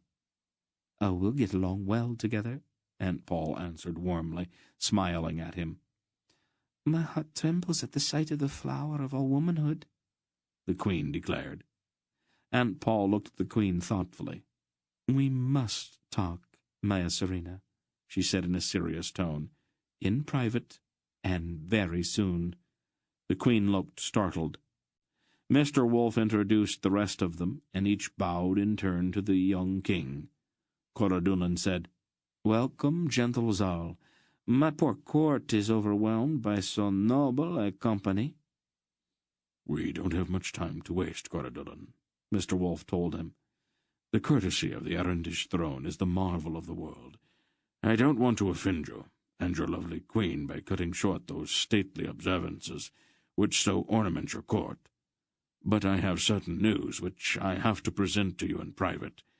The matter is of extreme urgency." "Then I am at thine immediate disposal," the king replied, rising from his throne. "Forgive us, dear friends," he said to the assembled nobles, "but this ancient friend of our kingly line has information which must be imparted to our ears alone with utmost urgency. I pray thee, let us go apart for a little space of time to receive this instruction. We shall return presently." "Belgara," Mr. Wolf said. "Oh, go ahead, father," she replied. "Just now I have to speak with Maya Serena about something that is very important to her." "Can't it wait?" "No, father, it cannot." And with that she took the queen's arm, and the two left. Mr. Wolf stared after her for a moment, then shrugged, and he and Coradulan also left the throne-room. An almost shocked silence followed their departure. "Most unseemly," an old courtier with wispy white hair disapproved. "Unnecessary haste, my lord," Mondorallan informed him. "As the revered Belgariad has intimated, our mission is the hinge-pin of the survival of all of the kingdoms of the West. Our ancient foe may soon be abroad again. It will not be long, I fear, ere the Membrite Knights will again stand the brunt of titanic war." "Blessed, then, be the tongue which brings the news," the white-haired old man declared. "I had feared that I had seen my last battle, and would die abed in my dotage. I thank great Caldan that I still have my vigour, and that my prowess is undiminished by the passage of a mere 80 years. Garion drew off by himself to one side of the room to wrestle with a problem. Events had swept him into King Coradulan's court before he had had the time to prepare himself for an unpleasant duty. He had given his word to Loldoran to bring certain things to the king's attention, but he did not have the faintest idea how to begin. The exaggerated formality of the Arendish court intimidated him. This was not at all like the rough, good-natured court of King Anheg in Val Alhorn, or the almost homey court of King Fulrak and Sindar. This was Vomimbre, and the prospect of blurting out news of the wild scheme of a group of Asturian firebrands, as he had blurted out the news of the Earl Yarvik and Kerrick, now seemed utterly out of the question. Suddenly, the thought of that previous event struck him forcibly. The situation then was so similar to this one that it seemed all at once like some elaborate game. The moves on the board were almost identical, and in each case he had been placed in the uncomfortable position of being required to block that last crucial move, where a king would die and a kingdom would collapse.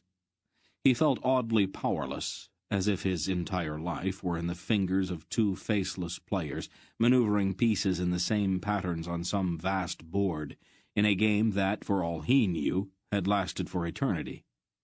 There was no question about what had to be done. The players, however, seemed content to leave it up to him to come up with a way to do it.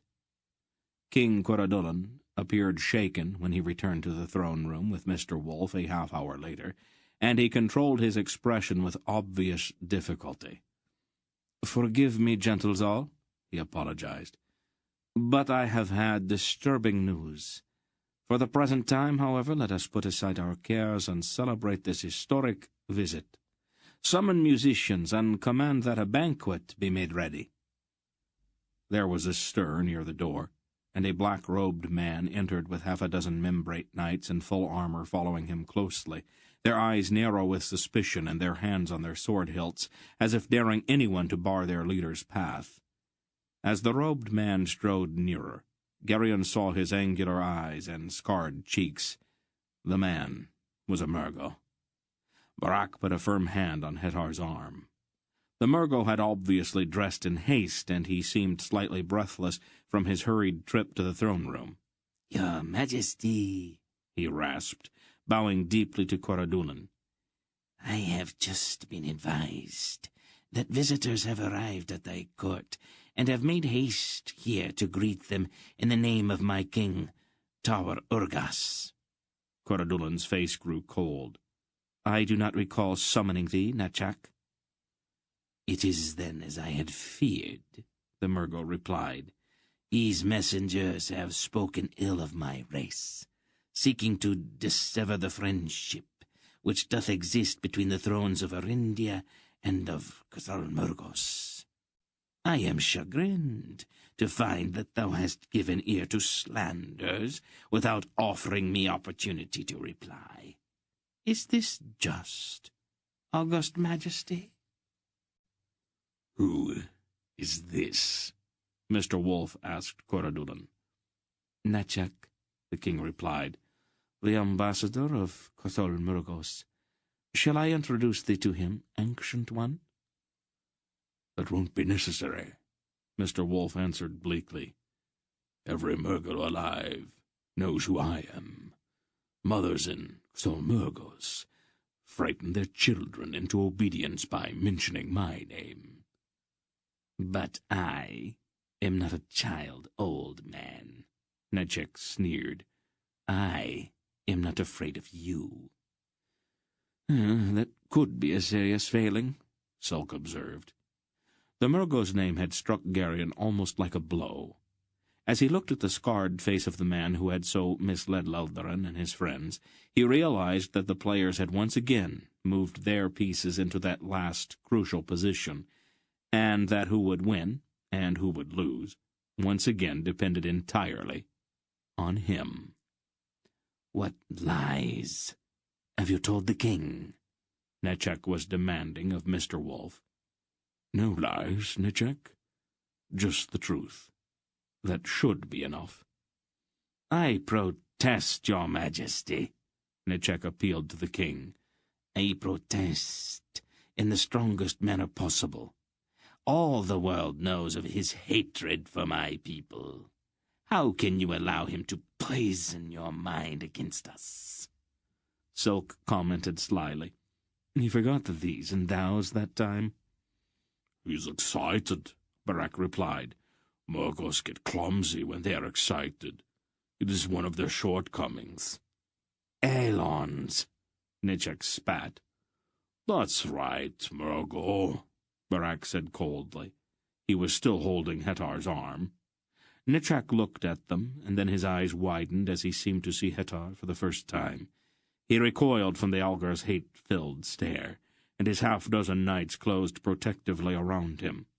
Your Majesty, he rasped, I know that man to be Hetar of Belgariad, a known murderer.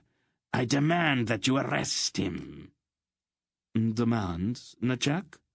The king asked with a dangerous glint in his eyes. Thou wilt present demands to me in my own court? Forgive me, your Majesty, Nechek apologized quickly. The sight of that animal so disturbed me that I forgot myself.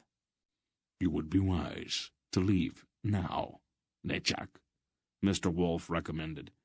It's not really a good idea for a Murgo to be alone in the presence of so many Elons. Accidents have a way of happening under such conditions. Grandfather? Garion said urgently. Without knowing exactly why, he knew that it was time to speak. Nechek must not be allowed to leave the throne room. The faceless players had made their final moves, and the game must end here. Grandfather, there is something I have to tell you. Not now, Garion. Wolf was still looking with hard eyes at the Murgo. It is important, Grandfather. Very important? Mr. Wolf turned as if to reply sharply, but then he seemed to see something that no one else in the throne room could see, and his eyes widened in momentary amazement. All right, Garion, he said in a strangely quiet voice. Go ahead.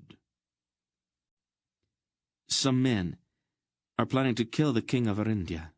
Nechek's one of them. Garion had said it louder than he had intended, and a sudden silence fell over the throne room at his words.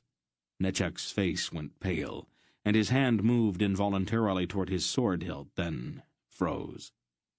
Garion was suddenly keenly aware of Barak's hulking form just behind him, and Hetar, grim as death in black leather, towering beside him. Nechek stepped back and made a quick gesture to his steel-clad knights. Quickly they formed a protective ring around him, their hands on their weapons. I won't stay and listen to such slander, the Murgo declared. Coradulin informed him coolly. I have not yet given thee my permission to withdraw, Nechek. I require thy presence yet a while. The king's young face was stern, and his eyes bored into the Murgo's. Then he turned to Garion. I would hear more of this. Speak truthfully, lad, and fear not reprisal from any man for thy words. Garion drew a deep breath and spoke carefully. I don't really know all of the details, your majesty. I found out about it quite by accident, he explained. Say what thou canst, the king told him. As nearly as I can tell your Majesty, next summer, when you travel to Voaster, a group of men are going to try to kill you somewhere on the highway." "Istaian traitors, doubtless," a grey-haired courtier suggested. "They call themselves patriots," Garion answered. "Inevitably," the courtier sneered. The king said, "Such attempts are not uncommon. We will take steps to guard against them. I thank thee for this information. There's more, your Majesty. When they attack, they are going to be wearing the uniforms of Tolnedran legionnaires." Silk whistled sharply. "The whole idea is to make your nobles believe that you've been killed by Tolnedrans. These men are sure that Membre will immediately declare war on the Empire, and that as soon as that happens, the legions will march in. Then, when everybody here is involved in the war, they are going to announce that Asturia is no longer subject to the Arendish throne.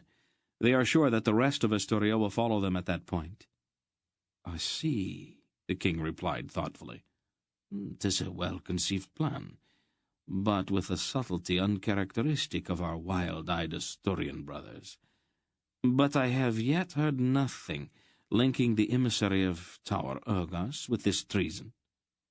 "The whole plan was his, your Majesty. He gave them all of the details and the gold to buy the Tolnedran uniforms, and to encourage the other people to join them." "He lies!" Nechak burst out. "Thou shalt have opportunity to reply, Nechak," the king advised him. He turned back to Garion.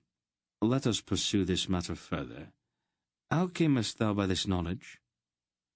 "I cannot say, your Majesty," Garion replied painfully. "I gave my word not to. One of the men told me about it to prove that he was my friend. He put his life in my hands to show how much he trusted me. I cannot betray him." "The loyalty speaks well of thee, young Garion. But thine accusation against the Murgo ambassador is most grave. Without violating thy trust, canst thou provide corroboration?" Helplessly, Garion shook his head. "This is a serious matter, your Majesty," Nechak declared. "I am the personal representative of Chawarogos. This lying urchin is Belgarad's creature, and his wild, unsubstantiated story is an obvious attempt to discredit me, and to drive a wedge between the thrones of Arindia and Xalmurgos. This accusation must not be allowed to stand. The boy must be forced to identify these imaginary plotters, or to admit that he lies." "He has given his pledge, Nechak," the king pointed out. "He says so, your Majesty," Nechak replied with a sneer. "Let us put him to the test. An hour on the rack may persuade him to speak freely." "I have seldom had much faith in confessions obtained by torment," Coradulan replied. "If it please your Majesty," Mondorallan interjected, "it may be that I can help to resolve this matter." Garion threw a stricken look at the knight. Mondorallan knew Leldarin, and it would be a simple thing for him to guess the truth.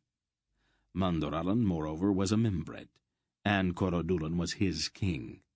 Not only was he under no compulsion to remain silent, but his duty almost obliged him to speak. "So, Mondorallan," the king responded gravely, "thy devotion to truth and duty are legendary.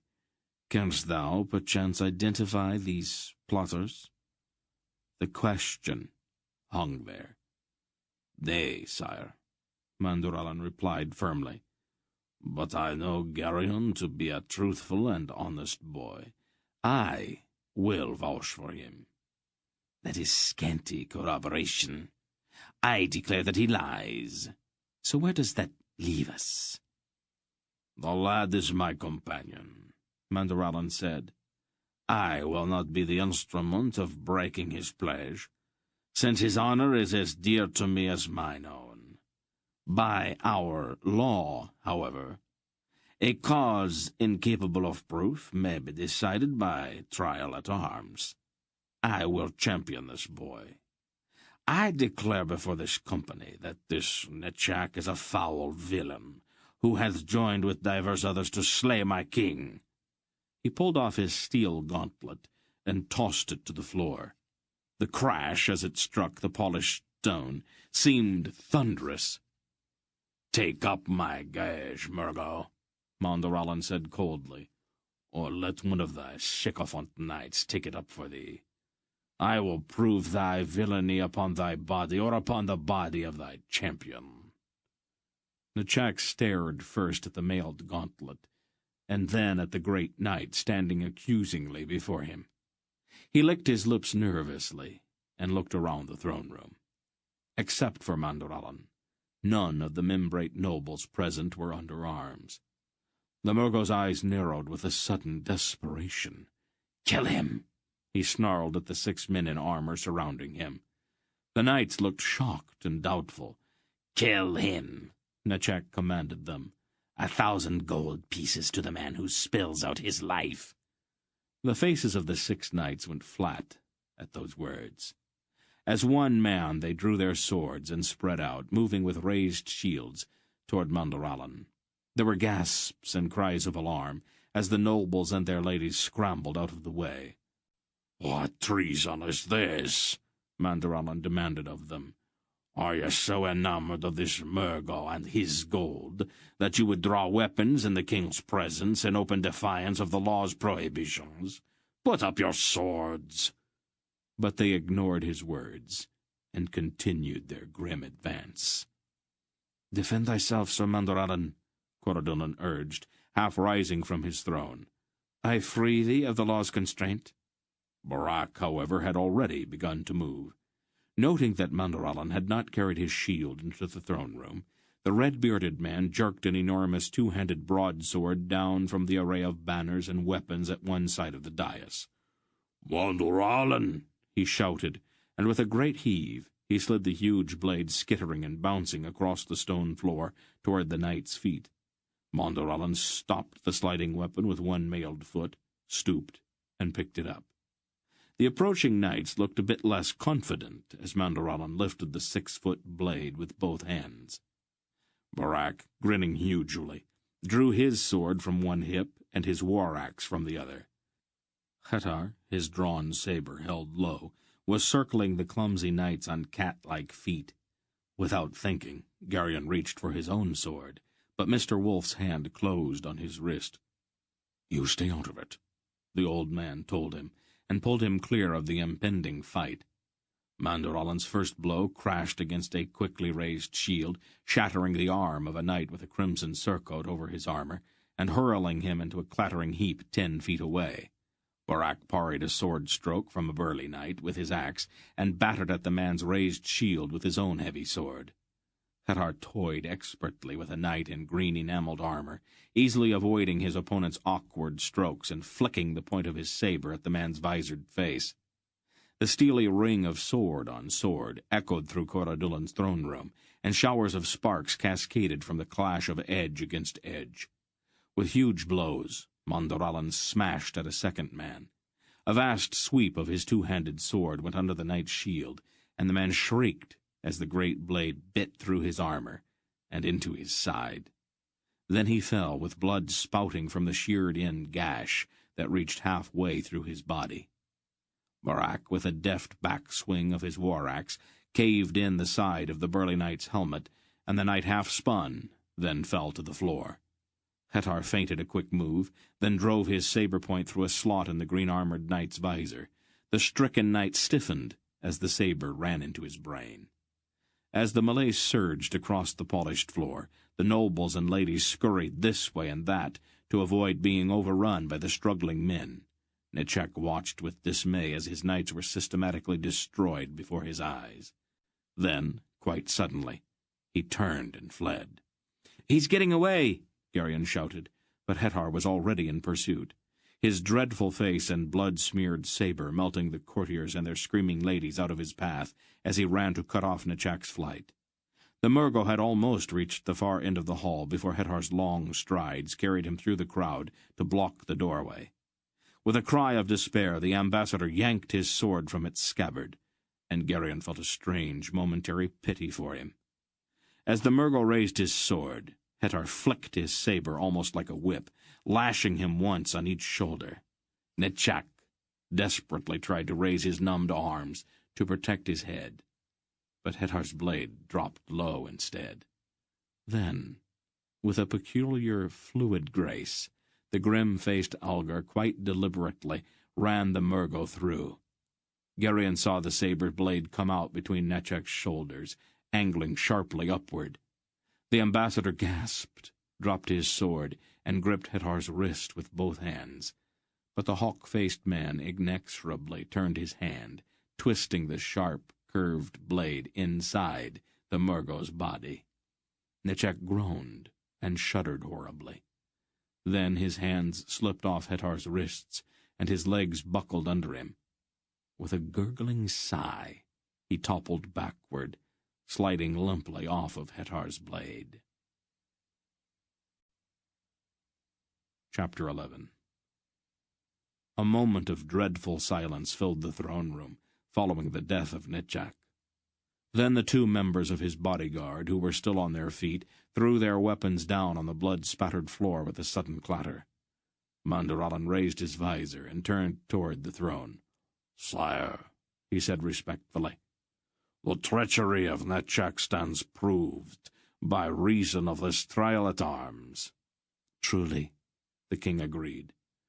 "My only regret is that thine enthusiasm in pursuing this cause has deprived us of the opportunity to probe more deeply into the full extent of Nechak's duplicity." "I expect that the plots he hatched will dry up once word of what happened here gets around," Mr. Wolf observed. Perhaps so," the king acknowledged. "I would have pursued the matter further, however. I would know if this villainy was Nechak's own, or if I must look beyond him to Tawarugast himself." He frowned thoughtfully, then shook his head as if to put a certain dark speculation aside. "Orindia stands in thy debt, ancient Belgariad. This brave company of thine has forestalled the renewal of a war best forgotten." He looked sadly at the blood-smeared floor and the bodies littering it. "My throne-room has become as a battlefield. The curse of Orindia extends even here." He sighed then. "Have it cleansed," he ordered shortly, and turned his head so that he would not have to watch the grim business of cleaning up. The nobles and ladies began to buzz as the dead were removed, and the polished stone floor was quickly mopped to remove the pools of sticky blood. "Good fight," Barak commented as he carefully wiped his axe-blade. "I am in thy debt, Lord Barak," Mandaralan said gravely. "Thine aid was fortuitous." Barak shrugged. "It seems appropriate." Hetar rejoined them, his expression one of grim satisfaction. "You did a nice job on Nechak," Barak complimented him. "I have had a lot of practice," Hetar answered. "Murgos always seem to make that same mistake when they get into a fight. I think there's a gap in their training somewhere." "That's a shame, isn't it?" Barak suggested, with vast insincerity. Gerion moved away from them. Although he knew it was irrational, he nevertheless felt a keen sense of personal responsibility for the carnage he had just witnessed. The blood and violent death had come about as the result of his words. Had he not spoken, men who were now dead would still be alive. No matter how justified, how necessary, his speaking out had been, he still suffered the pangs of guilt. He did not at the moment trust himself to speak with his friends. More than anything, he wished that he could talk with Aunt Paul. But she had not yet returned to the throne-room, and so he was left to wrestle alone with his wounded conscience. He reached one of the embrasures formed by the buttresses along the south wall of the throne-room and stood alone in somber reflection until a girl, perhaps 2 years older than he, glided across the floor toward him, her stiff crimson brocade gown rustling. The girl's hair was dark, even black, and her skin was creamy. Her bodice was cut quite low, and Geryon found some difficulty in finding a safe place for his eyes as she bore down on him. "I would add my thanks to the thanks of all Orindia, Lord Geryon," she breathed at him. Her voice was vibrant with all kinds of emotions, none of which Geryon understood. "Thy timely revelation of the Murgo's plotting hath in truth saved the life of our sovereign." Geryon felt a certain warmth at that. "I didn't do all that much, my lady," he replied with a somewhat insincere attempt at modesty. "My friends did all of the fighting." "Oh, but it was thy brave denunciation which uncovered the foul plot," she persisted. "And virgins will sing of the nobility with which thou hast protected the identity of thy nameless and misguided friend." Virgin was not a word with which Geryon was prepared to deal. He blushed and floundered helplessly. "Art thou in truth, noble Geryon, the grandson of eternal Belgariad?" "The relationship's a bit more distant. We simplify it for the sake of convenience." "But thou art in his direct line?" she persisted, her violet eyes glowing. "He tells me I am." "Is the Lady Belgariad perchance thy mother?" "My aunt." "Oh, a close kinship none the less," she approved warmly, her hand coming to rest lightly on his wrist. "Thy blood, Lord Geryon, is the noblest in the world. Tell me, art thou perchance as yet unbetrothed?" Geryon blinked at her, his ears growing suddenly redder. "Ah, Geryon," Manderellen boomed in his hearty voice, striding into the awkward moment. "I had been seeking thee. Wilt thou excuse us, Countess?"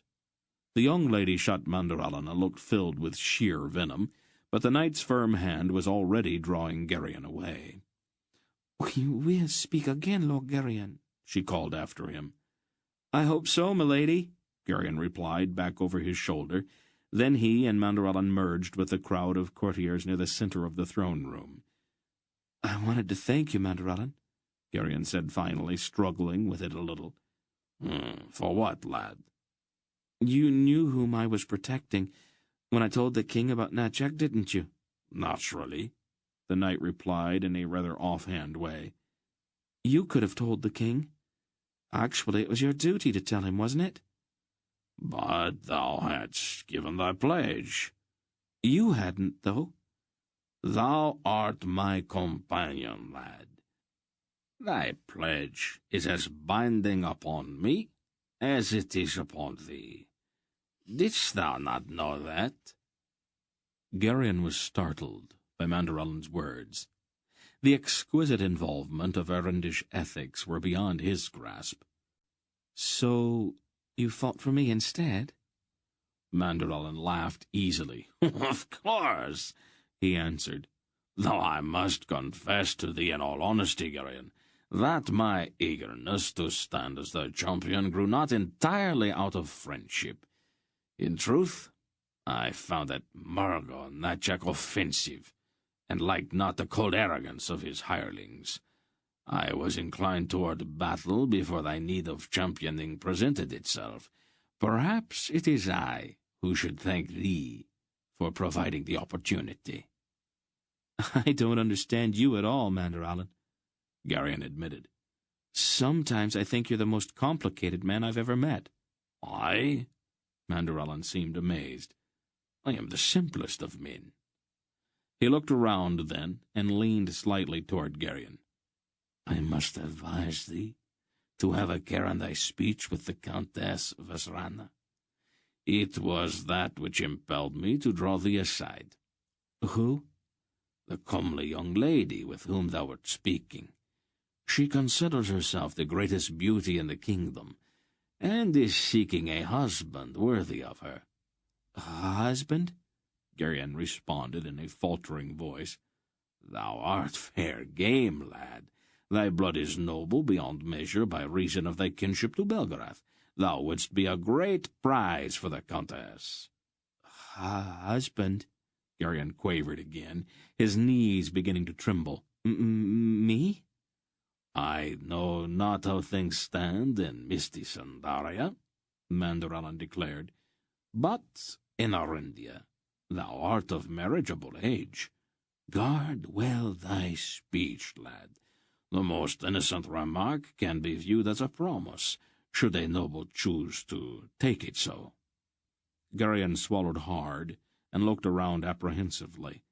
After that he did his best to hide. His nerves, he felt, were not up to any more shocks. The Countess Vesrana, however, proved to be a skilled huntress. With appalling determination she tracked him down and pinned him in another embrasure with smouldering eyes and heaving bosom. "Now, perchance, we may continue our most interesting discussion, Lord Garion," she purred at him. Garion was considering flight when Aunt Paul, accompanied by a now radiant Queen Myasarena, re-entered the throne-room. Mandorallan spoke briefly to her, and she immediately crossed to the spot where the violet-eyed Countess held Garion captive. "Garion, dear," she said as she approached, "it's time for your medicine." "Medicine?" he replied, confused. "Oh, a most forgetful boy," she told the Countess. "Probably it was all of the excitement, but he knows that if he does not take the potion every 3 hours, the madness will return." "Madness?" the Countess Vesrana repeated sharply. "Oh, it's the curse of his family," Aunt Paul sighed. "They all have it, all the male children. The potion works for a while, but of course it is only temporary. We'll have to find some patient and self-sacrificing lady soon, so that he can marry and father children before his poor brains begin to soften. After that his poor wife will be doomed to spend the rest of her days caring for him." She looked critically at the young Countess. I wonder," she said, "could it be possible that you are as yet unbetrothed? You appear to be of suitable age." She reached out and briefly took hold of Vesrana's rounded arm. "Nice and strong," she said approvingly. "I'll speak to my father, Lord Belgarath, about this immediately." The Countess began to back away, her eyes wide. "Come back," Aunt Paul told her. "His fits won't start for several minutes yet." The girl fled. "Can't you ever stay out of trouble?" Aunt Paul demanded of Garion, leading him firmly away. But I didn't say anything," he objected. Mandorallan joined them, grinning broadly. "I perceive that thou hast routed our predatory Countess, my lady. I should have thought that she would prove more persistent." "I gave her something to worry about. It dampened her enthusiasm for matrimony." "What matter didst thou discuss with our queen?" he asked. "I have not seen her smile so in years." "Myassarena's had a problem of the female nature. I do not think that you would understand." "Her inability to carry a child to term?" "Don't Erins have anything better to do than gossip about things that do not concern them? Why don't you go find another fight instead of asking intimate questions?" "The matter is of great concern to us all, my lady," Mandorallan apologized. "If our queen does not produce an heir to the throne, we stand in danger of dynastic war. All Arindia could go up in flames." "There aren't going to be any flames, Mandorallan. Fortunately, I arrived in time, though it was very close. You will have a crown prince before winter." "Is it possible?" "Would you like all of the details?"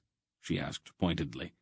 "I have noticed that men usually prefer not to know about the exact mechanics involved in childbearing." Mandorallan's face slowly flushed. "I will accept thine assurances, Lady Pulgara," he replied quickly. "I'm so glad." "I must inform the king," he declared. "You must mind your own business, Sir Mandorallan. The Queen will tell Corodulin what he needs to know. Why don't you go clean off your armor? You look as if you just walked through a slaughterhouse." He bowed, still blushing, and moved away. "Men," she said to his retreating back. Then she turned back to Geryon. "I hear that you have been busy." "I had to warn the king." "You seem to have an absolute genius for getting mixed up in this sort of thing. Why didn't you tell me, or your grandfather?" "I promised that I wouldn't say anything." "Geryon," she said firmly, "under our present circumstances, secrets are very dangerous." "You knew that what Luldurin told you was important, didn't you?" "I didn't say it was Luldurin." She gave him a withering look. "Geryon, dear," she told him bluntly, "don't ever make the mistake of thinking that I'm stupid." "I didn't," he floundered. I wasn't. Aunt Paul, I gave them my word that I wouldn't tell anybody." She sighed. "We have got to get you out of Arindia. The place seems to be affecting your good sense. The next time you feel the urge to make one of these startling public announcements, talk it over with me first, all right?" "Yes, ma'am," he mumbled, embarrassed. "Oh, Geryon, what am I ever going to do with you?" And then she laughed fondly and put her arm about his shoulder, and everything was all right again. The evening passed uneventfully after that. The banquet was tedious, and the toasts afterward interminable, as each Arendish noble arose in turn to salute Mr. Wolfe and Aunt Paul with flowery and formal speeches. They went to bed late, and Geryon slept fitfully, troubled by nightmares of the hot-eyed Countess pursuing him through endless flower-strewn corridors. They were up early the next morning, and, after breakfast, Aunt Paul and Mr. Wolfe spoke privately with the King and Queen again. Geryon, still nervous about his encounter with the Countess Vesrana, stayed close to Mandralan. The membrate knight seemed best equipped to help him avoid any more such adventures. They waited in an antechamber to the throne-room, and Mandralan in his blue surcoat explained at length an intricate tapestry which covered one entire wall. About mid-morning, Sorandarig, the dark-haired knight Mr. Wolfe had ordered to spend his days caring for the tree in the plaza, came looking for Mandralan. "Sir Knight," he said respectfully, "the Baron of Oebor hath arrived from the north, accompanied by his lady. They have asked after thee, and besought me that I should seek thee out for them." "Thou art most kind, Sorandarig," Mandralan replied, rising quickly from the bench where he had been sitting. "Thy courtesy becomes thee greatly." Andorig sighed. "Alas, that it was not always so.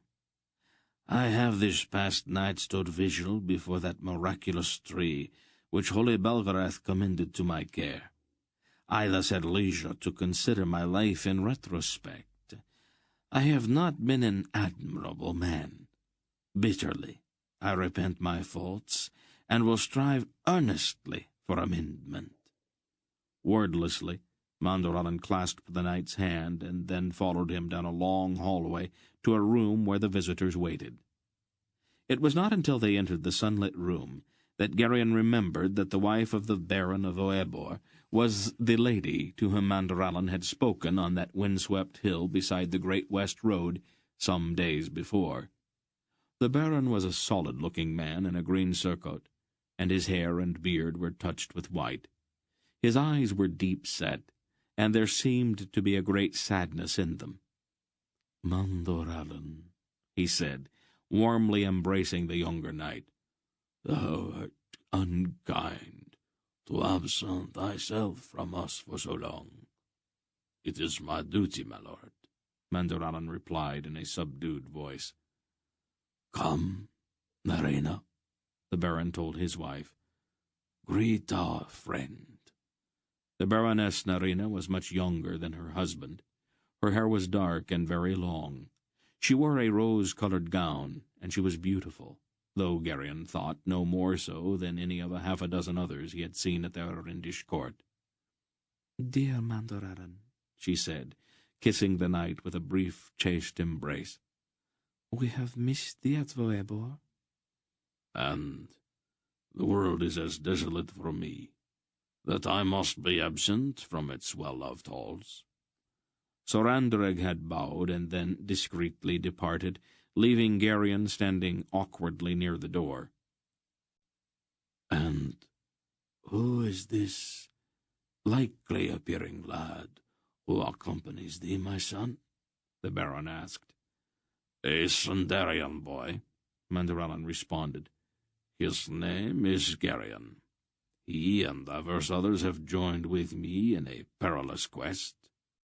Joyfully, I greet my son's companion, the Baron declared. Geryon bowed, but his mind raced, attempting to find some legitimate excuse to leave. The situation was terribly embarrassing, and he did not want to stay. I must wait upon the king, the Baron announced.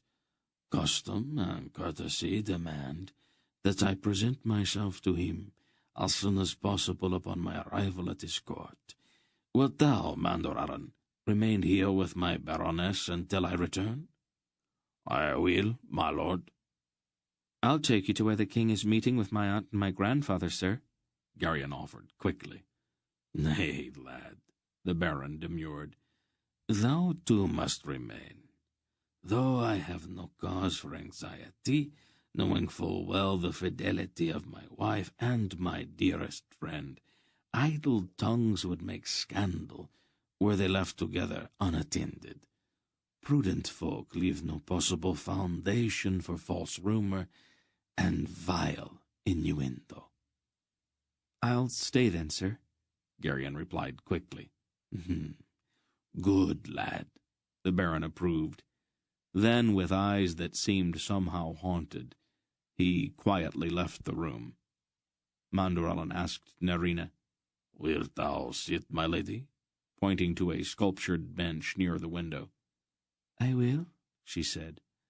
Our journey was fatiguing.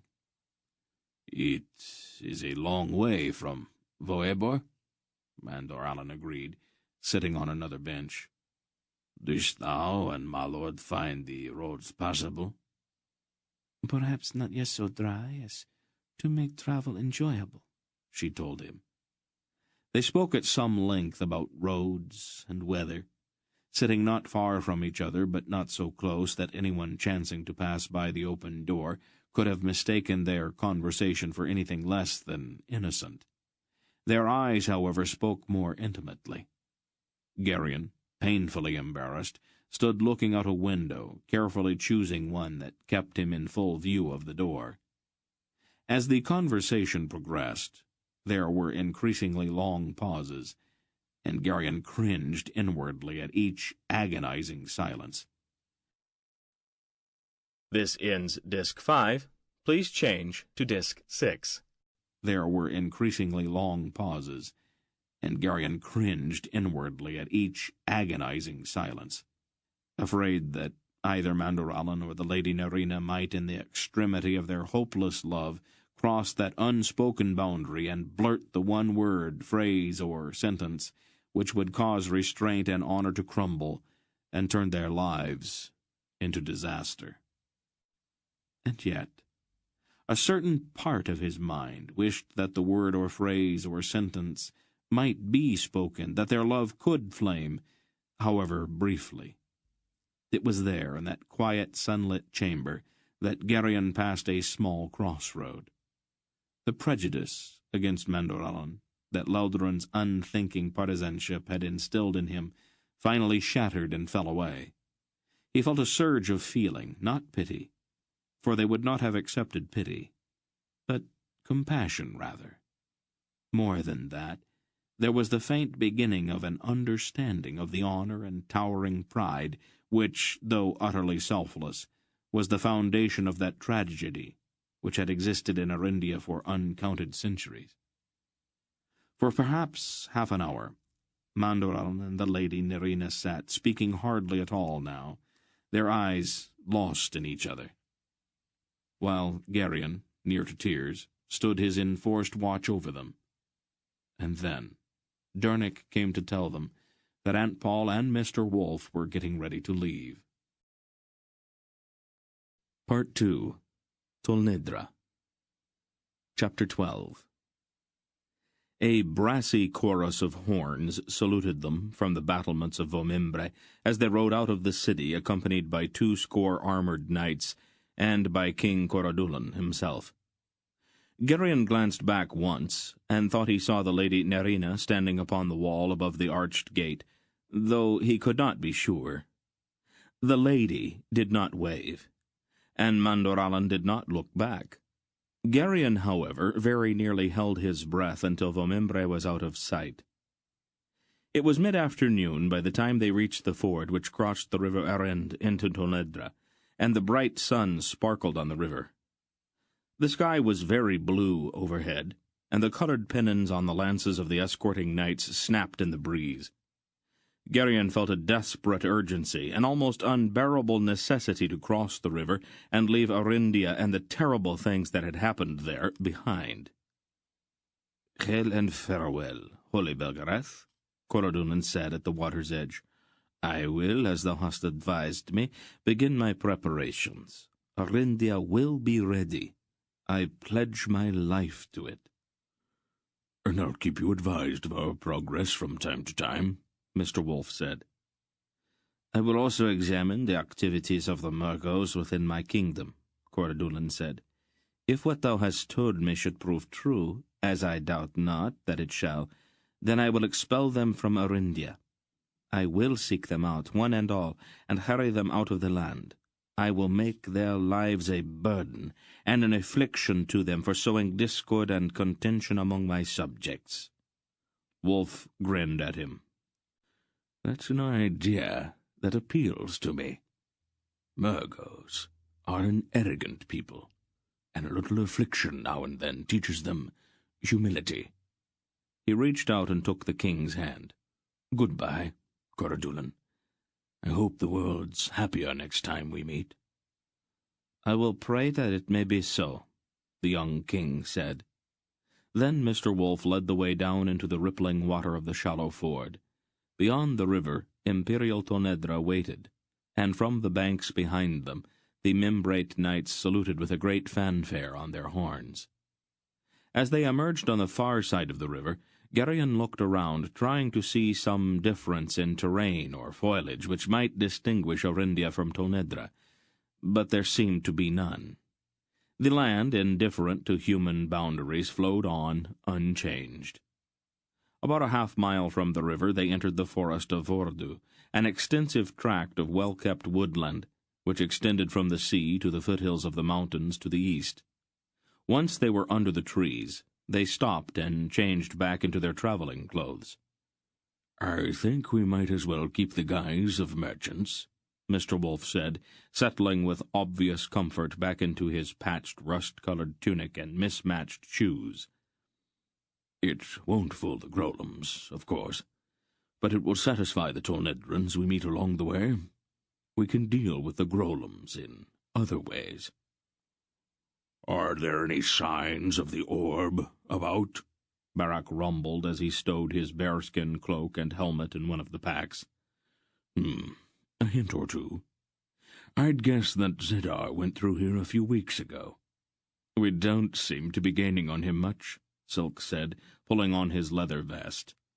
"We are holding our own, at least. Shall we go?" They remounted and continued along the Tolnedran highway, which ran straight through the forest in the afternoon sun. After a league or so, they came to a wide place in the road where a single whitewashed stone building, low and red-roofed, stood solidly at the roadside. Several soldiers lounged indolently about, but their armor and equipment seemed less well cared for than that of the legionnaires Gerion had seen before. "Customs station," Silk said. "Tolnedrans like to put them far enough from the border so they don't interfere with legitimate smuggling." "These are very slovenly legionnaires," Dernick said disapprovingly. "Oh, they're not legionnaires," Silk explained. "They're soldiers of the customs service, local troops. There is a great difference." "I can see that," Dernick said. A soldier wearing a rusty breastplate and carrying a short spear stepped into the road and held up his hands. "A customs inspection," he announced in a bored tone. "His Excellency will be with you in a moment or two. You can take your horses over there." He pointed to a kind of yard at the side of the building. "Is trouble likely?" Manderallen asked. The knight had removed his armor and now wore the mail suit and surcoat in which he customarily traveled. "Oh, no," Silk said. "The customs agent will ask a few questions, and then we will bribe him and be on our way." "Bribe?" Dernick asked. Silk shrugged. "Of course. That's the way things are in Tolnedra. You'd better let me do the talking. I have been through all of this before." The customs agent, a stout, balding man in a belted gown of rusty brown color, came out of the stone building, brushing crumbs from the front of his clothes. "Oh, good afternoon," he said in a businesslike manner. "Oh, good day, Your Excellency," Silk replied with a brief bow. "And what have we here?" the agent asked, looking appraisingly at the packs. "I am Redek of Boktor," Silk replied, "a Drasnian merchant. I am taking Sindarian wool to Tolhanath." He opened the top of one of the packs and pulled out a corner of woven grey cloth. "Your prospects are good, worthy merchant," the customs agent said, fingering the cloth.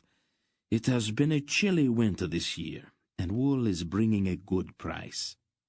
There was a brief clinking sound as several coins changed hands.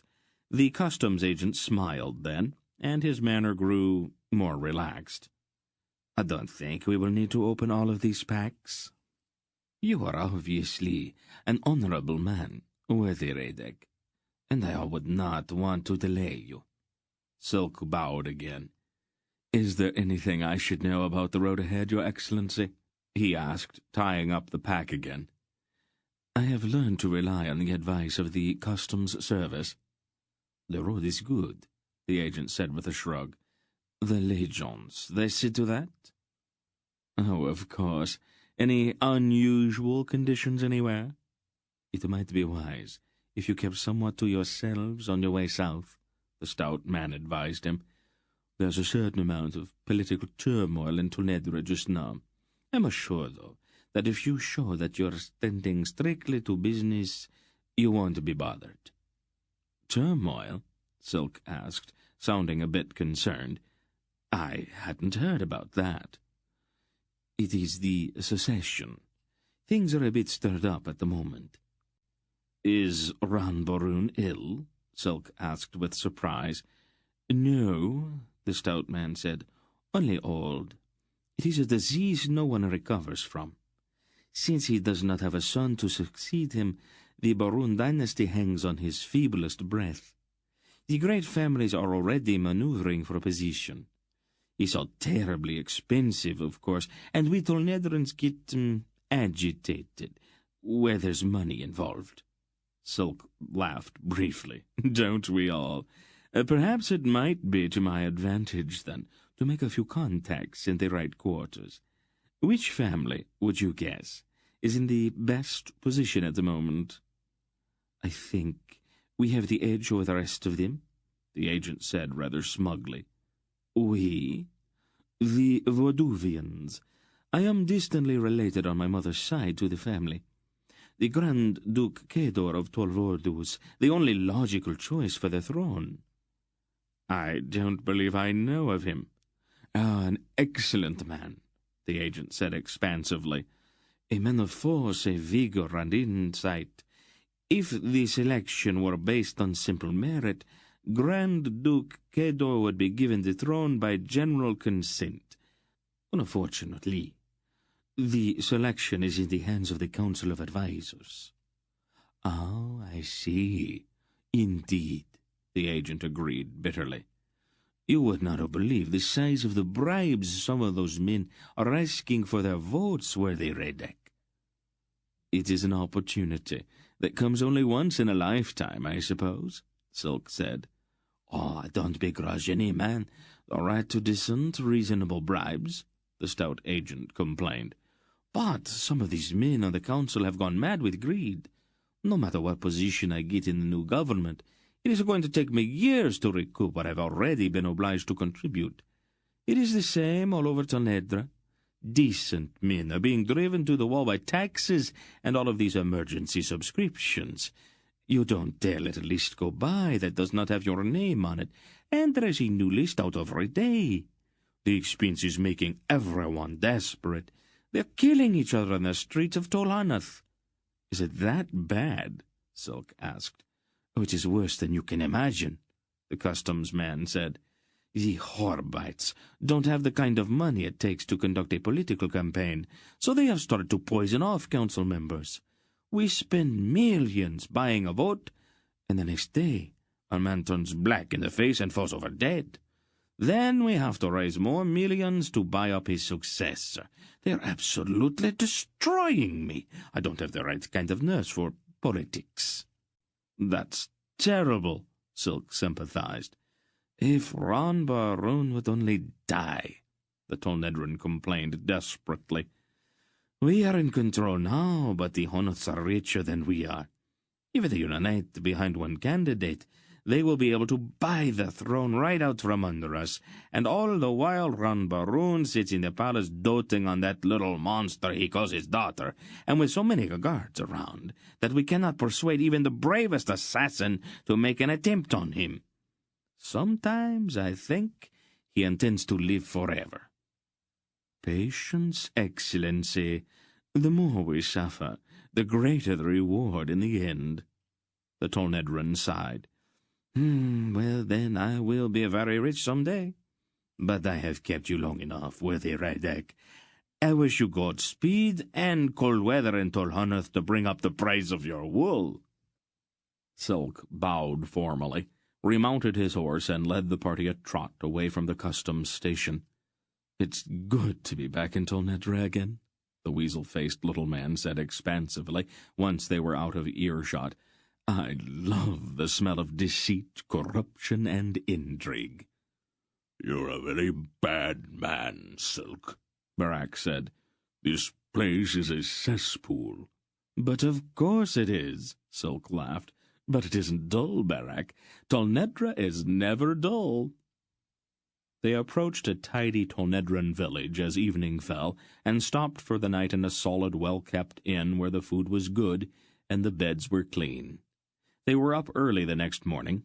After breakfast they clattered out of the inn-yard and onto the cobblestone street in that curious silver light that comes just before the sun rises. A proper sort of place, Dernick said approvingly, looking around at the white stone houses with their red-tiled roofs. Everything seems neat and orderly. It's a reflection of the Tolnedran mind, Mr. Wolf explained. They pay great attention to details. Well, that's not an unseemly trait, Dernick observed. Wolf was about to answer that when two brown-robed men ran out of a shadowy side street. "Look out!" the one in the rear yelled. "He's gone mad!" The man running in front was clutching at his head, his face contorted into an expression of unspeakable horror. Gerion's horse shied violently as the madman ran directly at him, and Gerion raised his right hand to try to push the bulging-eyed lunatic away. At the instant his hand touched the man's forehead, he felt a surge in his hand and arm, a kind of tingling, as if the arm were suddenly enormously strong, and his mind filled with a vast roaring. The madman's eyes went blank, and he collapsed on the cobblestones as if Gerion's touch had been some colossal blow. Then Barak nudged his horse between Gerion and the fallen man. "What's this all about?" he demanded of the second-robed man who ran up, gasping for breath. "We're from Monterrain," the man answered. "Brother Ober, he could not stand the ghosts any more. So I was given permission to bring him home until his sanity returned." He knelt over the fallen man. "You did not have to hit him so hard," he accused. "But I didn't," Gerion protested. "I only touched him. I think he fainted." "You must have hit him," the monk said. "Look at this mark on his face." An ugly red welt stood on the unconscious man's forehead. "Gerion," Aunt Paul said. "Can you do exactly what I tell you to do, without asking any questions?" Geryon nodded. "I think so." "Get down off of your horse. Go to the man on the ground and put the palm of your hand on his forehead. Then apologize to him for knocking him down." "Are you sure it's safe, Belgariad?" Barak asked. "It will be all right. Do as I told you, Geryon." Geryon hesitantly approached the stricken man, reached out and laid his palm on the ugly welt. "I'm sorry. And I hope you get well soon." There was a surge in his arm again, but quite different from the first one. The madman's eyes cleared, and he blinked. "Where am I? What happened?" His voice sounded very normal, and the welt on his forehead was gone. "It's all right now," Geryon told him, not knowing exactly why he said it. "You've been sick, but you're better now." "Come along, Geryon," Aunt Paul said. "His friend can care for him now." Geryon went back to his horse, his thoughts churning. "It is a miracle," the second monk exclaimed. "Oh, hardly that," Aunt Paul said. "The blow restored your friend's mind, that's all. It happens sometimes." But she and Mr. Wolf exchanged a long glance that said quite plainly that something else had happened, something unexpected. They rode on, leaving the two monks in the middle of the street. "What happened?" Dernick asked, a stunned look on his face. Mr. Wolf shrugged. "Belgariad had to use Geryon," he said. "There wasn't time to do it any other way." Dernick looked unconvinced. "We don't do it often," Wolf explained. "It's a little cumbersome to go through someone else like that, but sometimes we don't have any choice." "But Geryon healed him," Dernick objected. "It has to come from the same hand as the blow, Dernick," Aunt Paul said. "Please don't ask so many questions." The dry awareness in Geryon's mind, however, refused to accept any of their explanations. It told him that nothing had come from outside. With a troubled face, he studied the silvery mark on his palm. It seemed different for some reason. "Don't think about it, dear," Aunt Paul said quietly as they left the village and rode south along the highway. "It's nothing to worry about. I'll explain it later." Then, to the caroling of birds that greeted the rising sun, she reached across and firmly closed his hand with her fingers. Chapter 13. It took them 3 days to pass through the forest of Vordu. Geryon, remembering the dangers of the Erendish forest, was apprehensive at first, and watched the shadows beneath the trees nervously. But after a day or so, with nothing out of the ordinary occurring, he began to relax.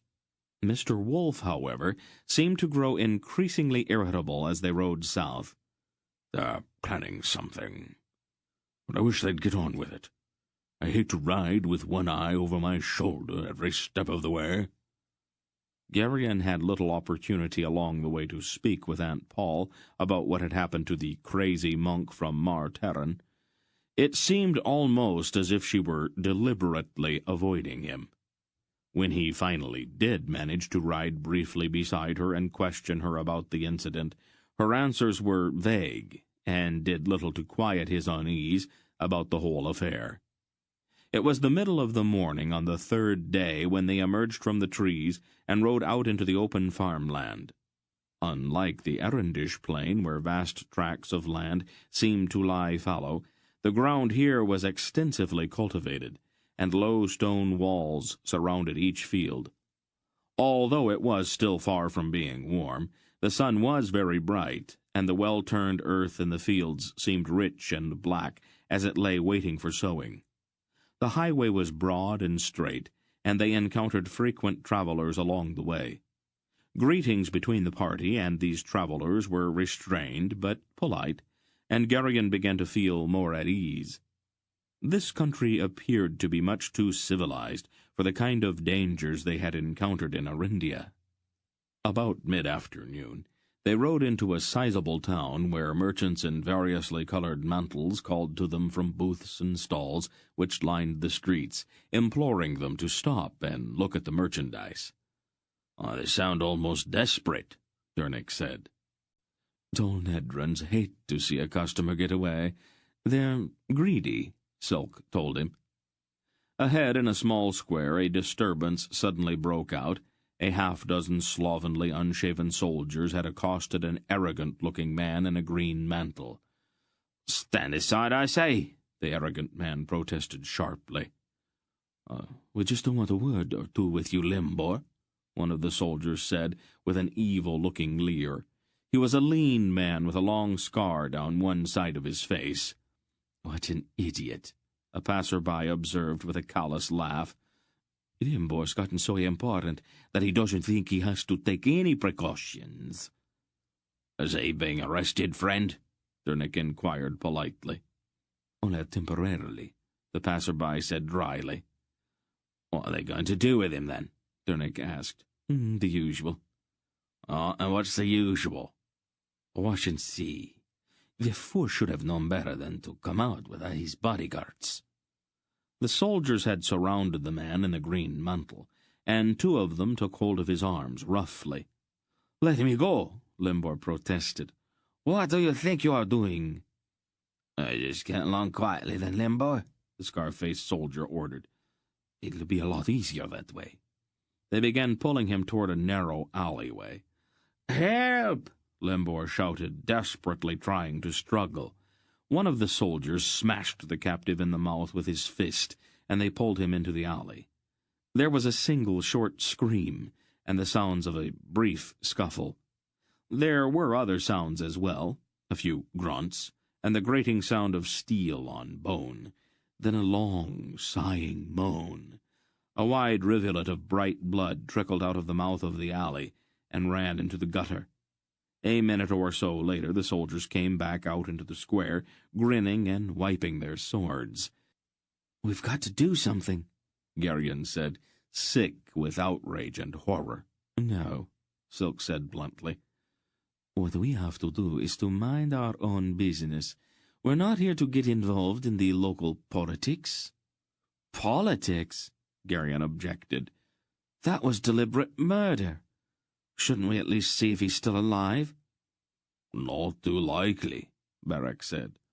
"6 men with swords can usually do a pretty thorough job." A dozen other soldiers, as shabby-looking as the first group, ran into the square with drawn swords. "Too late, Travis." The scar-faced soldier laughed harshly to the leader of the newcomers. "Limbor doesn't need you any more. He just came down with a bad case of dead. It looks like you are out of work." The one called Rabas stopped, his expression dark. Then a look of brutal cunning spread across his face. "Maybe you are right, Krager." His voice was harsh. "But then again, we might be able to create a few vacancies in Elgan's garrison. I am sure that he would be happy to hire good replacements." He began to move forward again, his short sword swinging in a low, dangerous arc. Then there came the sound of a jingling trot, and 20 legionnaires in a double column came into the square, their feet striking the cobblestones in unison. They carried short lances, and they stopped between the two groups of soldiers. Each column turned to face one group, their lances leveled. The breastplates of the legionnaires were brightly burnished, and their equipment was spotless. "All right, Travis. Krager, that is enough," the sergeant in charge said sharply. "I want both of you off of the street immediately." "But these swine kill Limbor, Sergeant," Rabas protested. "That's too bad," the sergeant said without much sympathy. "Now, clear the streets. There is not going to be any brawling while I am on duty." Rabas demanded in return. "Aren't you going to do something?" "I am," the legionnaire said. "I am clearing the street. Now get out of here." Sullenly, Rabas turned and led his men out of the square. "That goes for you too, Krager," the sergeant ordered. "Of course, Sergeant," Krager said with an oily smirk. We were just leaving anyway. A crowd had gathered, and there were several boos as the legionnaires herded the sloppy-looking soldiers out of the square. The sergeant looked around, his face dangerous, and the boos died immediately. Dernick hissed sharply. "Over there, far side that square," he said to Wolf in a hoarse whisper. "Isn't that Brill?" "Again?" Wolf's voice held exasperation. "How does he keep getting ahead of us like this?" "Let's find out what he's up to," Silk suggested, his eyes bright. "He would recognize any of us if we tried to follow him," Varrack warned. "Oh, leave that to me," Silk said, sliding out of his saddle. "Did he see us?" Geryon asked. "I don't think so. He's talking to those men over there," said Dernick. "He isn't looking this way." "There's an inn near the south end of town," Silk said, quickly pulling off his vest and tying it to the saddle. "I'll meet you there in an hour or so." Then the little man turned and disappeared into the crowd. "Get down off your horses," Mr. Wolf ordered tersely. "We'll lead them." They all dismounted and led their mounts slowly around the edge of the square, staying close to the buildings and keeping the animals between themselves and Brill as much as possible. Geryon glanced once up the narrow alleyway where Krager and his men had dragged the protesting Limbor. He shuddered and looked away quickly. A green-mantled heap lay in a grimy corner, and there was blood splashed thickly on the walls and the filthy cobblestones in the alley. After they had moved out of the square, they found the entire town seething with excitement, and in some cases consternation. "Limbor, you say?" An ashen-faced merchant in a blue mantle exclaimed to another shaken man. "Impossible!" "My brother just talked to a man who was there," the second merchant said. 48 of Elgon's soldiers attacked him in the street. They cut him down right in front of the crowd. "What's going to happen to us?" the first man asked in a shaking voice. "I don't know about you, but I am going to hide. Now that Limbor's dead, Elgon's soldiers are probably going to try to kill us all. But they would not dare. Who is going to stop them now? I am going home." "Why did we listen to Limbor?" the first merchant wailed. "We could have stayed out of this whole business." "It's too late now," the second man said. "I'm going to go home and bar my doors." He turned and scurried away. The first man stared after him, and then he too turned and fled. "They play for keeps, don't they?" Varrack observed. "Why do the legions allow it?" Mandorallan wanted to know. "The legions stay neutral in these affairs," Wolf told them. "It is part of their oath." The inn to which Silk had directed them was a neat square building surrounded by a low wall. They tied their horses in the courtyard and went inside.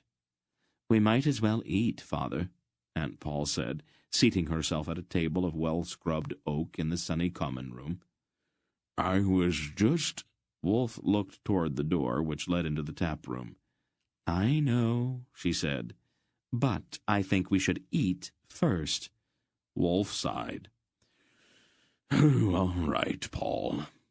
The serving man brought them a platter of smoking cutlets and heavy slabs of brown bread soaked in butter. Geryon's stomach was still a bit shaky after what he had witnessed in the square, but the smell of the cutlets soon overcame that. They had nearly finished eating when a shabby-looking little man in a linen shirt, leather apron, and a ragged hat came in and plunked himself unceremoniously at the end of their table. His face looked vaguely familiar somehow. "Wine," he bawled at the serving man, "and food." He squinted around in the golden light streaming through the yellow glass windows of the common room. "There are other tables, friend," Mandorallan said coldly. But I like this one," the stranger said. He peered at each of them in turn, and then he suddenly laughed. Geryon stared in amazement as the man's face relaxed, the muscles seeming to shift under his skin back into their normal position. It was Silk. "How did you do that?" Beric asked, startled. Silk grinned at him and then reached up to massage his cheeks with his fingertips. Concentration, Beric. Concentration and lots of practice. It makes my jaws ache a bit, though. Useful skill, I would imagine. Under the right circumstances, Hettar said blandly. Particularly for a spy, Beric said. Silk bowed mockingly. Where'd you get those clothes? Dernick asked. I stole them, Silk shrugged, peeling off the apron. So, what is Brill doing here? Wolf asked. Oh, stirring up trouble. Same as always, Silk replied. He's telling people that a Murgo named Asherek is offering a reward for any information about us. Oh, he describes you quite well, old friend. Not very flatteringly, but quite well. I expect we will have to deal with this Asherek before long, Aunt Paul said. He is beginning to irritate me. Oh, there's another thing, Silk started on one of the cutlets. Brill's telling everyone that Garion is Asherak's son, and that we've stolen him, and that Asherak's offering a huge reward for his return. Garion? Aunt Paul asked sharply. Silk nodded. The kind of money he's talking about is bound to make everyone in Tolnedra keep his eyes open. He reached for a piece of bread. Garion felt a sharp pang of anxiety. Why me? It would delay us, Wolf said. Asherek, whoever he is, knows that Polgera would stop to look for you. So would the rest of us, most likely. That would give Zadar time to get away.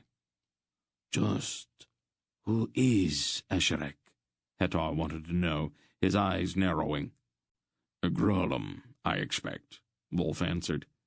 His operations are a little too widespread for him to be an ordinary Murgo. I can one tell a difference, though? Dernick asked.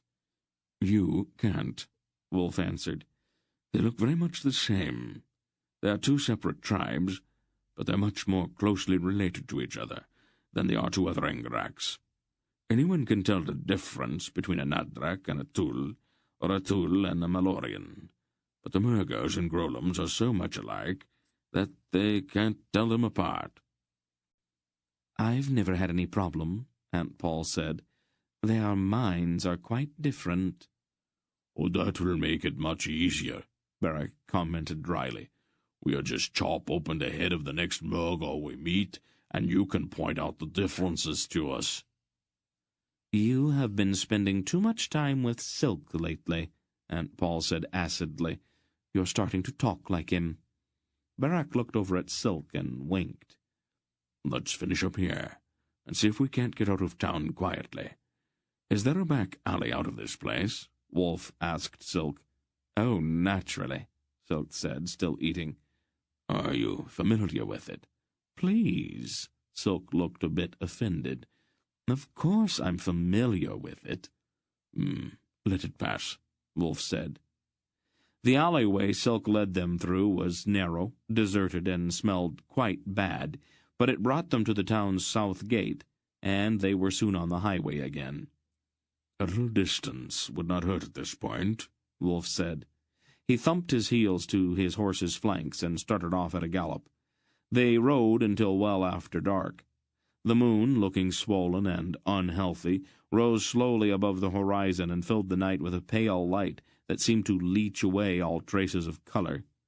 Wolf finally pulled to a stop. There's really no point in riding all night. Let's move off of the road and get a few hours' sleep now. We will start out again early. I would like to stay ahead of Brill this time, if we can. Over there? Dernick suggested, pointing at a small copse of trees looming black in the moonlight not far from the road. It will do, Wolf decided. I don't think we'll need a fire. They led the horses in among the trees and pulled their blankets out of their packs. The moonlight filtered in among the trees and dappled the leaf-strewn ground. Garion found a fairly level place with his feet rolled up in his blankets, and after squirming around a bit, he fell soundly asleep. He awoke suddenly, his eyes dazzled by the light of a half-dozen torches. A heavy foot was pushed down on his chest, and the point of a sword was set firmly, uncomfortably, against his throat. "Nobody move," a harsh voice ordered. "We will kill anybody who moves." Garion stiffened in panic, and the sword point at his throat dug in sharply. He rolled his head from side to side, and saw that all of his friends were being held down in the same way. Durnick, who had been standing guard, was held by two rough-looking soldiers, and a piece of rag was stuffed in his mouth. "What does this mean?" Silk demanded of the soldiers.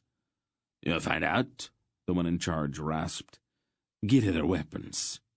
As he gestured, Garion saw that a finger was missing from his right hand. "There's a mistake here," Silk said. "I'm Redek of Boktor, a merchant, and my friends and I haven't done anything wrong." "Get on your feet," the three-fingered soldier ordered, ignoring the little man's objections. "If any one of you tries to get away, we will kill all of the rest." Silk rose and crammed on his cap. "You are going to regret this, Captain. I've got powerful friends here in Tolnedra." The soldier shrugged.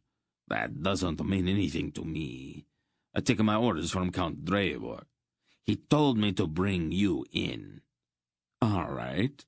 Let's go see this Count Drevor. We'll get this cleared up right now, and there is no need for waving your swords around. We come along quietly. None of us is going to do anything to get you excited." The three-fingered soldier's face darkened in the torchlight. "I don't like your tone, merchant." "You're not being paid to like my tone, friend. You're being paid to escort us to Count Drevor. Now suppose we get moving. The quicker we get there, the quicker I can give him a full report about your behavior." "Get their horses," the soldier growled. Garion had edged over to Aunt Paul. "Can't you do anything?" he asked her quietly. "No talking," the soldier who had captured him barked. Garion stood helplessly, staring at the sword leveled at his chest. Chapter 14. The house of Count Drevor was a large white building set in the center of a broad lawn with clipped hedges and formal gardens on either side. The moon, fully overhead now, illuminated every detail as they rode slowly up a white gravelled curving road that led to the house. The soldiers ordered them to dismount in the courtyard between the house and the garden on the west side of the house, and they were hustled inside and down a long hallway to a heavy polished door. Count Drevor was a thin, vague-looking man with deep pouches under his eyes, and he sprawled in a chair in the center of a richly furnished room. He looked up with a pleasant, almost dreamy smile on his face as they entered. His mantle was a pale rose color, with silver trim at the hem and around the sleeves to indicate his rank. It was badly wrinkled and none too clean. "And who are these guests?" he asked, his voice slurred and barely audible. "The prisoners, my lord," the three-fingered soldier explained. "These are the ones you ordered arrested." "Did I order someone arrested?" the Count asked, his voice still slurred. "What a remarkable thing for me to do. I hope that I have not inconvenienced you, my friends." "We were a bit surprised, that's all," Silk said carefully. "I wonder why I did that," the Count pondered. "I must have had a reason. I never do anything without a reason. What has you done wrong?" "We have not done anything wrong, my lord," Silk assured him. "Then why would I have you arrested? There must be some sort of mistake."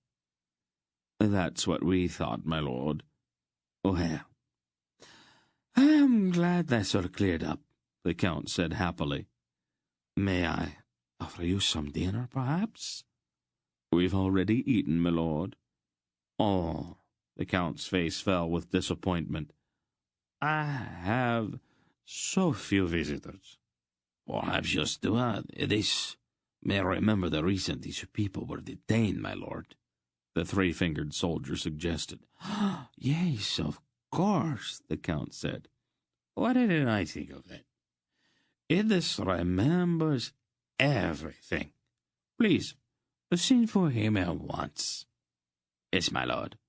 The soldier bowed and jerked his head curtly at one of his men. Count Drevor dreamily began playing with one of the folds of his mantle, humming tunelessly as they waited. After a few moments, a door at the end of the room opened, and a man in an iridescent and intricately embroidered robe entered. His face was grossly sensual, and his head was shaved. You sent for me, my lord. His rasping voice was almost a hiss. Ah, Eddings, Count Drevor said happily. How good of you to join us. It's my pleasure to serve you, my lord, the steward said with a sinuous bow. I was so wondering why I asked these friends to stop by, the Count said. I seem to have forgotten. Do you by any chance recall? It is just a small matter, my lord, the steward answered. I can easily handle it for you. You need your rest. You mustn't overtire yourself, you know. The Count passed a hand across his face. Now that you mention it, I do feel a little bit fatigued. Eddings, perhaps you can entertain our guests while I rest a bit. Yes, of course, my lord, Eddings said with another bow. The Count shifted around in his chair and almost immediately fell asleep.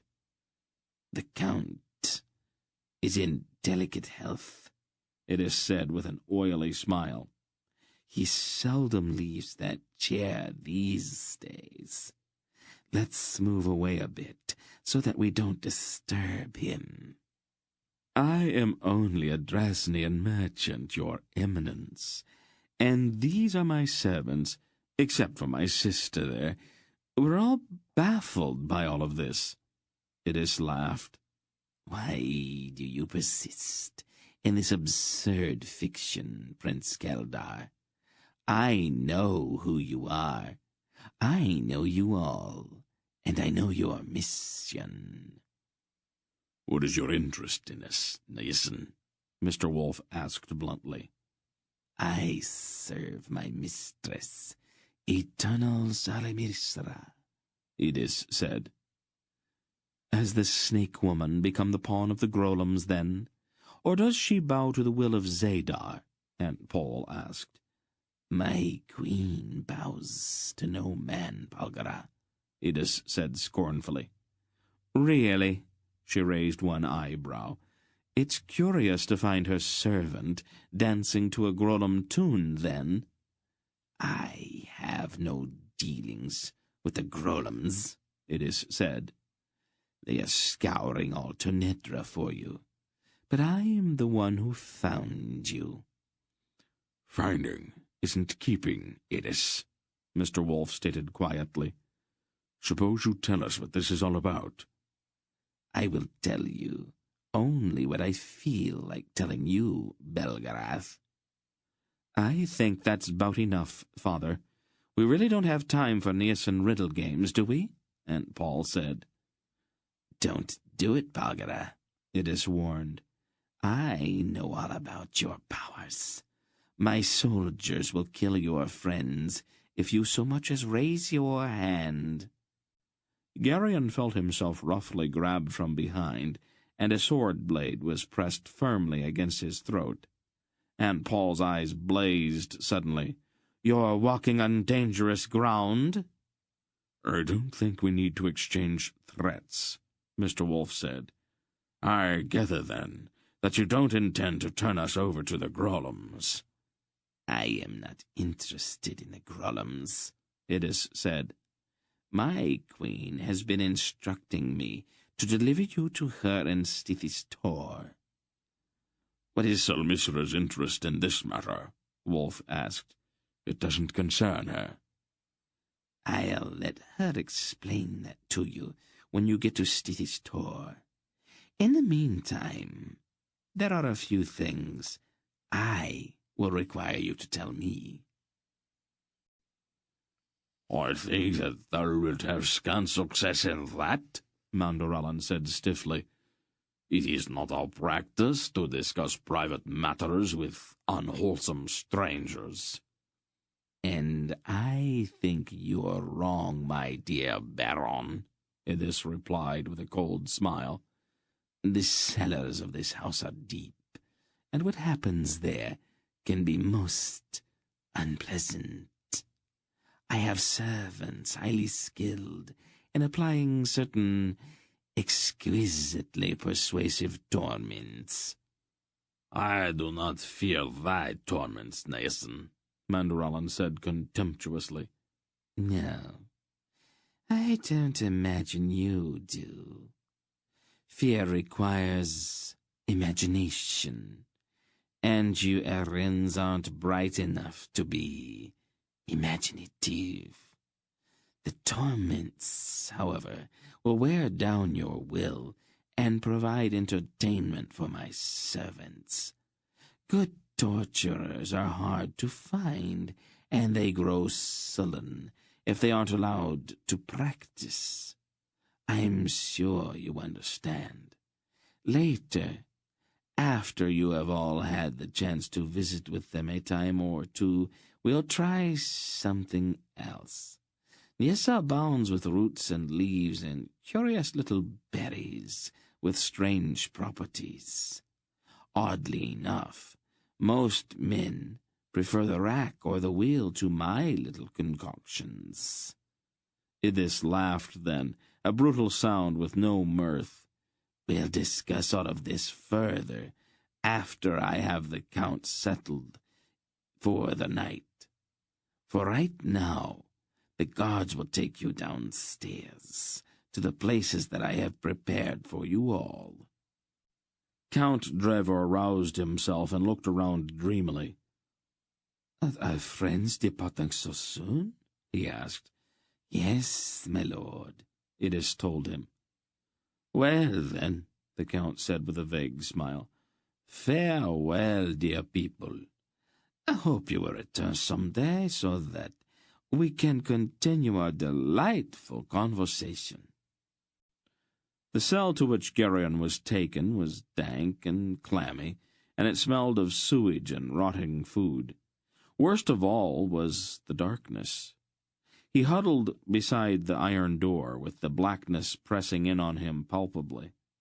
From one corner of the cell came little scratchings and skittering sounds. He thought of rats and tried to stay as near to the door as possible. Water trickled somewhere, and his throat began to burn with thirst. It was dark, but it was not silent. Chains clinked in a nearby cell. Someone, somewhere, was moaning. Farther off there was insane laughter, a meaningless cackle repeated over and over again without pause, endlessly rattling in the dark. Someone screamed, a piercing, shocking sound, and then again. Geryon cringed back against the slimy stones of the wall, his imagination immediately manufacturing tortures to account for the agony in those screams. Time, in such a place, was non-existent, and so there was no way to know how long he had huddled in his cell, alone and afraid, before he began to hear a faint metallic scraping and clicking that seemed to come from the door itself. He scrambled away, stumbling across the uneven floor of his cell to the far wall. "Go away!" he cried. "Keep your voice down," Silk whispered from the far side of the door. "Is that you, Silk?" Geryon almost sobbed with relief. "Well, who were you expecting? How did you get loose?" "Don't talk so much," Silk said from between clenched teeth. "Cursed rust," he swore. Then he grunted, and there was a grating click from the door. There! The cell door creaked open, and the dim light from torches somewhere filtered in. "Come along," Silk whispered. "We have to hurry." Garion almost ran from the cell. Aunt Paul was waiting a few steps down the gloomy stone corridor. Without a word, Garion went to her. She looked at him gravely for a moment and then put her arms about him. They did not speak. Silk was working on another door, his face gleaming with perspiration. The lock clicked and the door creaked open. Hettar stepped out. "What took you so long?" he asked Silk. "Rust," Silk snapped in a low voice. "I'd like to flog all the jailers in this place for letting the locks get into this condition." "Do you suppose we could hurry a bit?" Barak suggested over his shoulder from where he stood guard. "Do you want to do this?" Silk demanded. "Just move along as quickly as you can," Aunt Paul said. "We don't have the time for bickering just now." She primly folded her blue cloak over one arm. Silk grunted sourly and moved on to the next door. "Is all of this oratory actually necessary?" Mr. Wolf, the last to be released, asked crisply as he stepped out of his cell. "You've all been babbling like a flock of geese out here."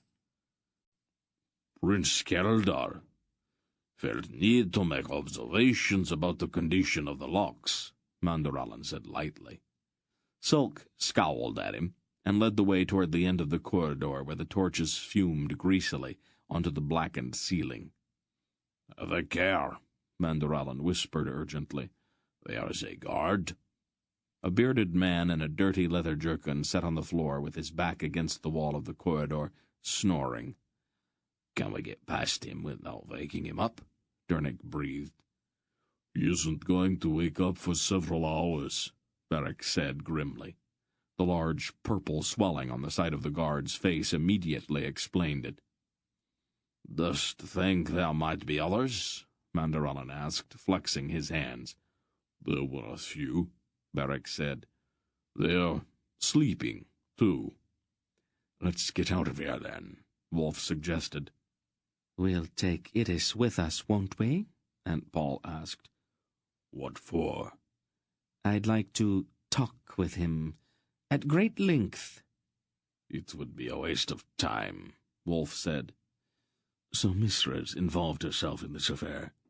That's all we really need to know. Her motives don't really interest me all that much. Let's just get out of here as quietly as we can." They crept past the snoring guard, turned a corner, and moved softly down another corridor. "Did he die?" A voice, shockingly loud, asked from behind a barred door that emitted a smoky red light. "No," another voice said. "only fainted. You pulled too hard on the lever. You have to keep the pressure steady. Otherwise they faint and you have to start over." "That's a lot harder than I thought," the first voice complained. "You're doing fine," the second voice said. "The rack's always tricky. Just remember to keep a steady pressure and not to jerk the lever. They usually die if you pull their arms out of the sockets." Aunt Paul's face went rigid, and her eyes blazed briefly. She made a small gesture and whispered something. A brief, hushed sound murmured in Garion's mind. "You know," the first voice said rather faintly, "suddenly, I don't feel so good." "Now that you mention it, I don't either," the second voice agreed.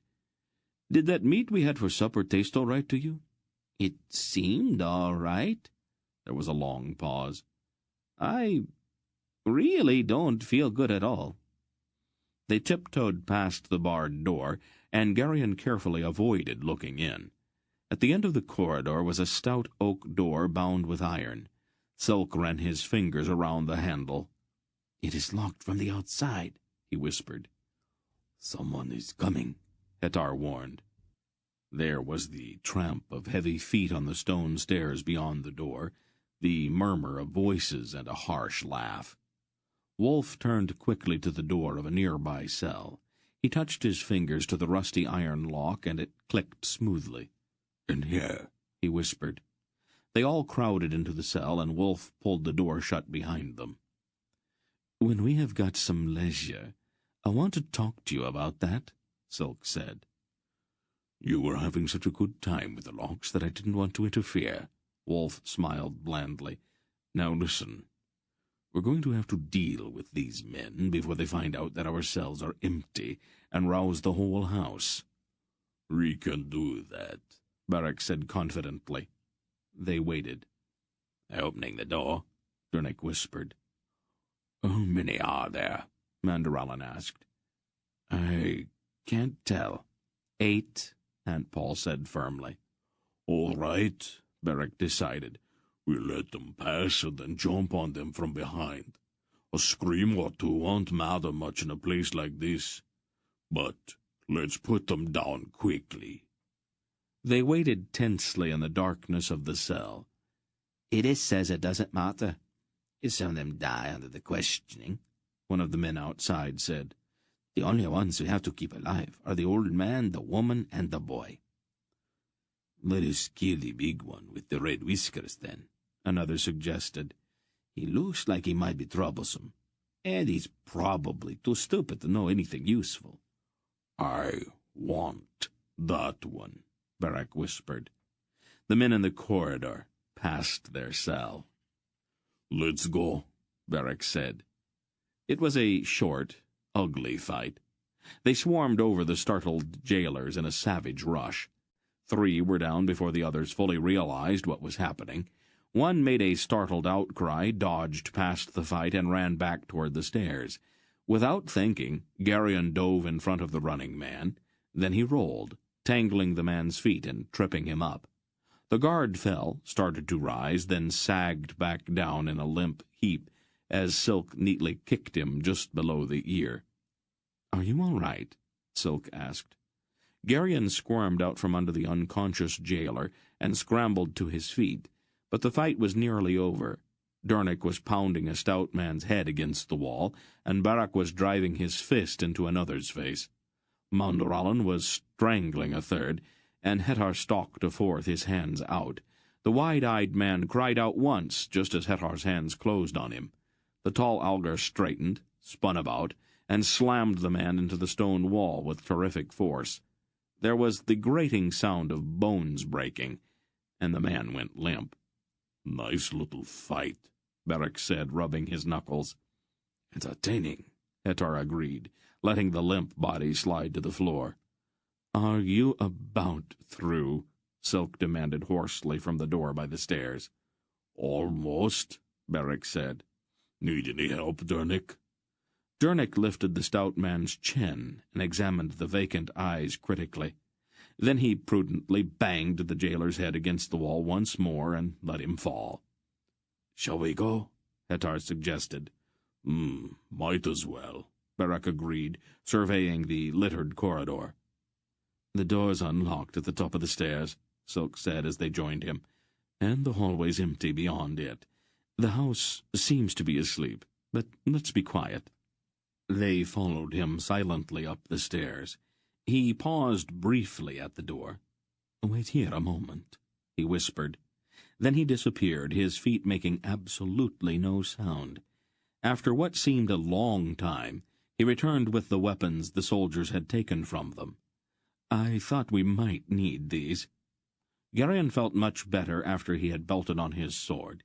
"Let's go," Silk said, and led them to the end of the hall and around a corner. "I think I'd like some of the green, Edith."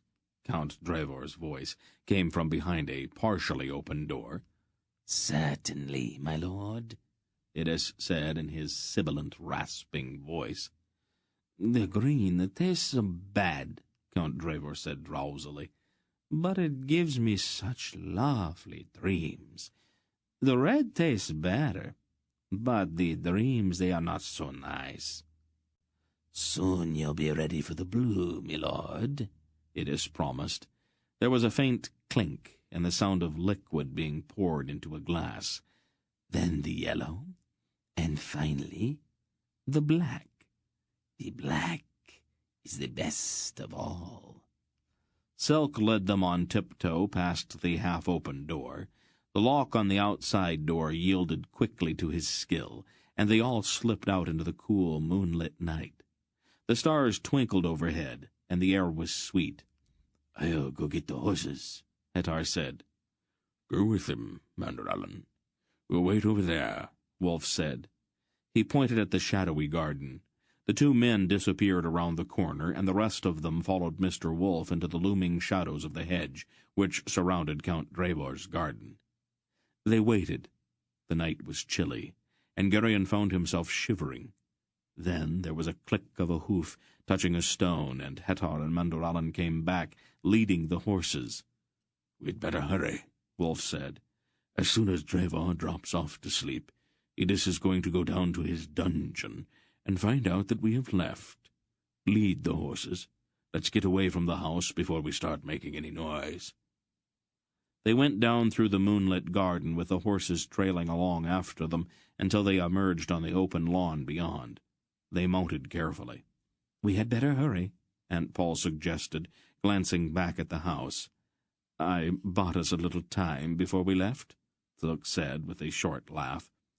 "How did you manage that?" Beric asked. "When I went to get our weapons, I also set fire to the kitchen," Sulk smirked. "That will keep their attention for a bit." A tendril of smoke rose from the back of the house. "Very clever," Aunt Paul said, with a certain grudging admiration. "Why, thank you, my lady." Sulk made a mocking little bow. Mr. Wolf chuckled and led them away at an easy trot. The tendril of smoke at the back of the house became thicker as they rode away, rising black and oily toward the uncaring stars. Chapter 15. They rode hard for the next several days, stopping only long enough to rest the horses and catch a few hours' sleep at infrequent intervals. Gerion found that he could doze in his saddle whenever they walked the horses. He found, indeed, that if he were tired enough, he could sleep almost any place. One afternoon, as they rested from the driving pace Wolf set, he heard Sulk talking to the old man and Aunt Paul. Curiosity finally won out over exhaustion, and he roused himself enough to listen. "I'd still like to know more about Selmisra's involvement in this," the little man was saying. "She's an opportunist. Any time there's turmoil, she tries to turn it to her own advantage." "That means we'll have to dodge Nissans as well as Murgos." Gerion opened his eyes. "Why do they call her Eternal Selmisra?" he asked Aunt Paul. "Is she very old?" "No," Aunt Paul answered. "The queens of Nyissa are always named Selmisra, that's all." "Do you know this particular one?" "I don't have to," she told him. "They are always exactly the same. They all look alike and act alike. If you know one, you know them all." "She's going to be terribly disappointed with Eddings," Sulk observed, grinning. "I imagine that Eddings has taken some quiet, painless way out by now," Wolf said. "Selmisra grows a bit excessive when she's irritated." "Is she so cruel, then?" Gerion wanted to know. "Not cruel exactly," Wolf explained. "Nissans admire serpents. If you annoy a snake, he'll bite you. He's a simple creature, but very logical. Once he bites you, he doesn't hold any further grudges." "Do we have to talk about snakes?" Sulk asked in a pained voice. "I think the horses are rested now," Hettar said from behind them. "We can go now." They pushed the horses back into a gallop and pounded south toward the broad valley of the Nadrain River and Tolhanath. The sun turned warm, and the trees along the way were budding in the first days of spring. The gleaming imperial city was situated on an island in the middle of the river, and all the roads led there. It was clearly visible in the distance as they crested the last ridge and looked down into the fertile valley, and it seemed to grow larger with each passing mile as they approached it. It was built entirely of white marble, and it dazzled the eye in the mid-morning sun. The walls were high and thick, and towers soared above them within the city. A bridge arched gracefully across the rippled face of Nadrain to the bronze expanse of the north gate, where a glittering detachment of legionnaires marched perpetual guard. Silk pulled on his conservative cloak and cap and drew himself up. This ends Disc 6. Please change to Disc 7. Silk pulled on his conservative cloak and cap and drew himself up, his face assuming that sober, businesslike expression that meant that he was undergoing a private internal transition that seemed to make him almost believe himself that he was the Drasnian merchant whose identity he assumed. "Your business in Tolhanath?" one of the legionnaires asked politely.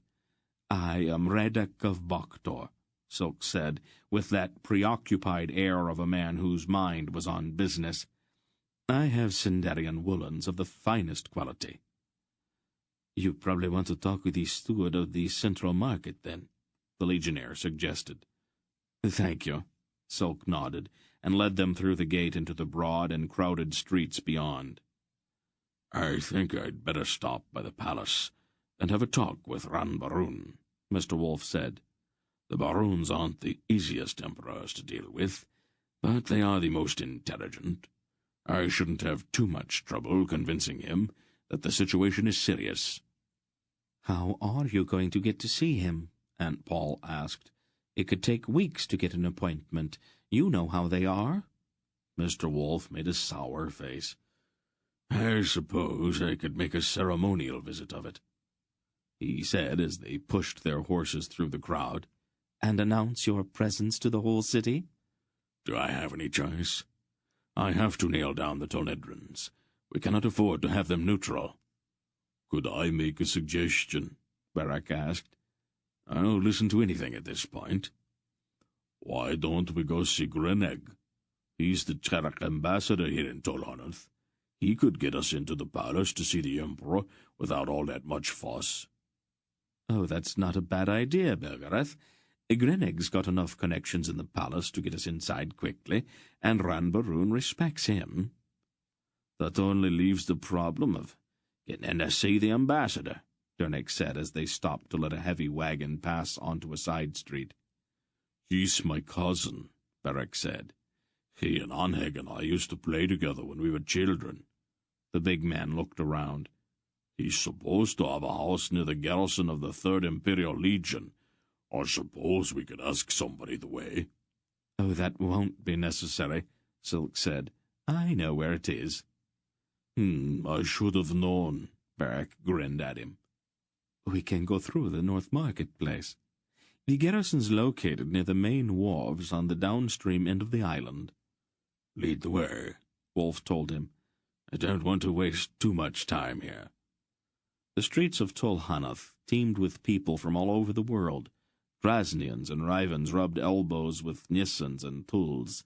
There was a sprinkling of Nadraks in the crowd, and, to Garion's eye, a disproportionate number of Murgos. Aunt Paul rode close beside Hetar, talking quietly to him, and frequently laying her hand lightly on his sword-arm. The lean Algar's eyes burned, and his nostrils flared dangerously each time he saw a scarred Murgo face. The houses along the wide streets were imposing, with white marble facades and heavy doors, quite often guarded by private mercenary soldiers who glared belligerently at passers-by.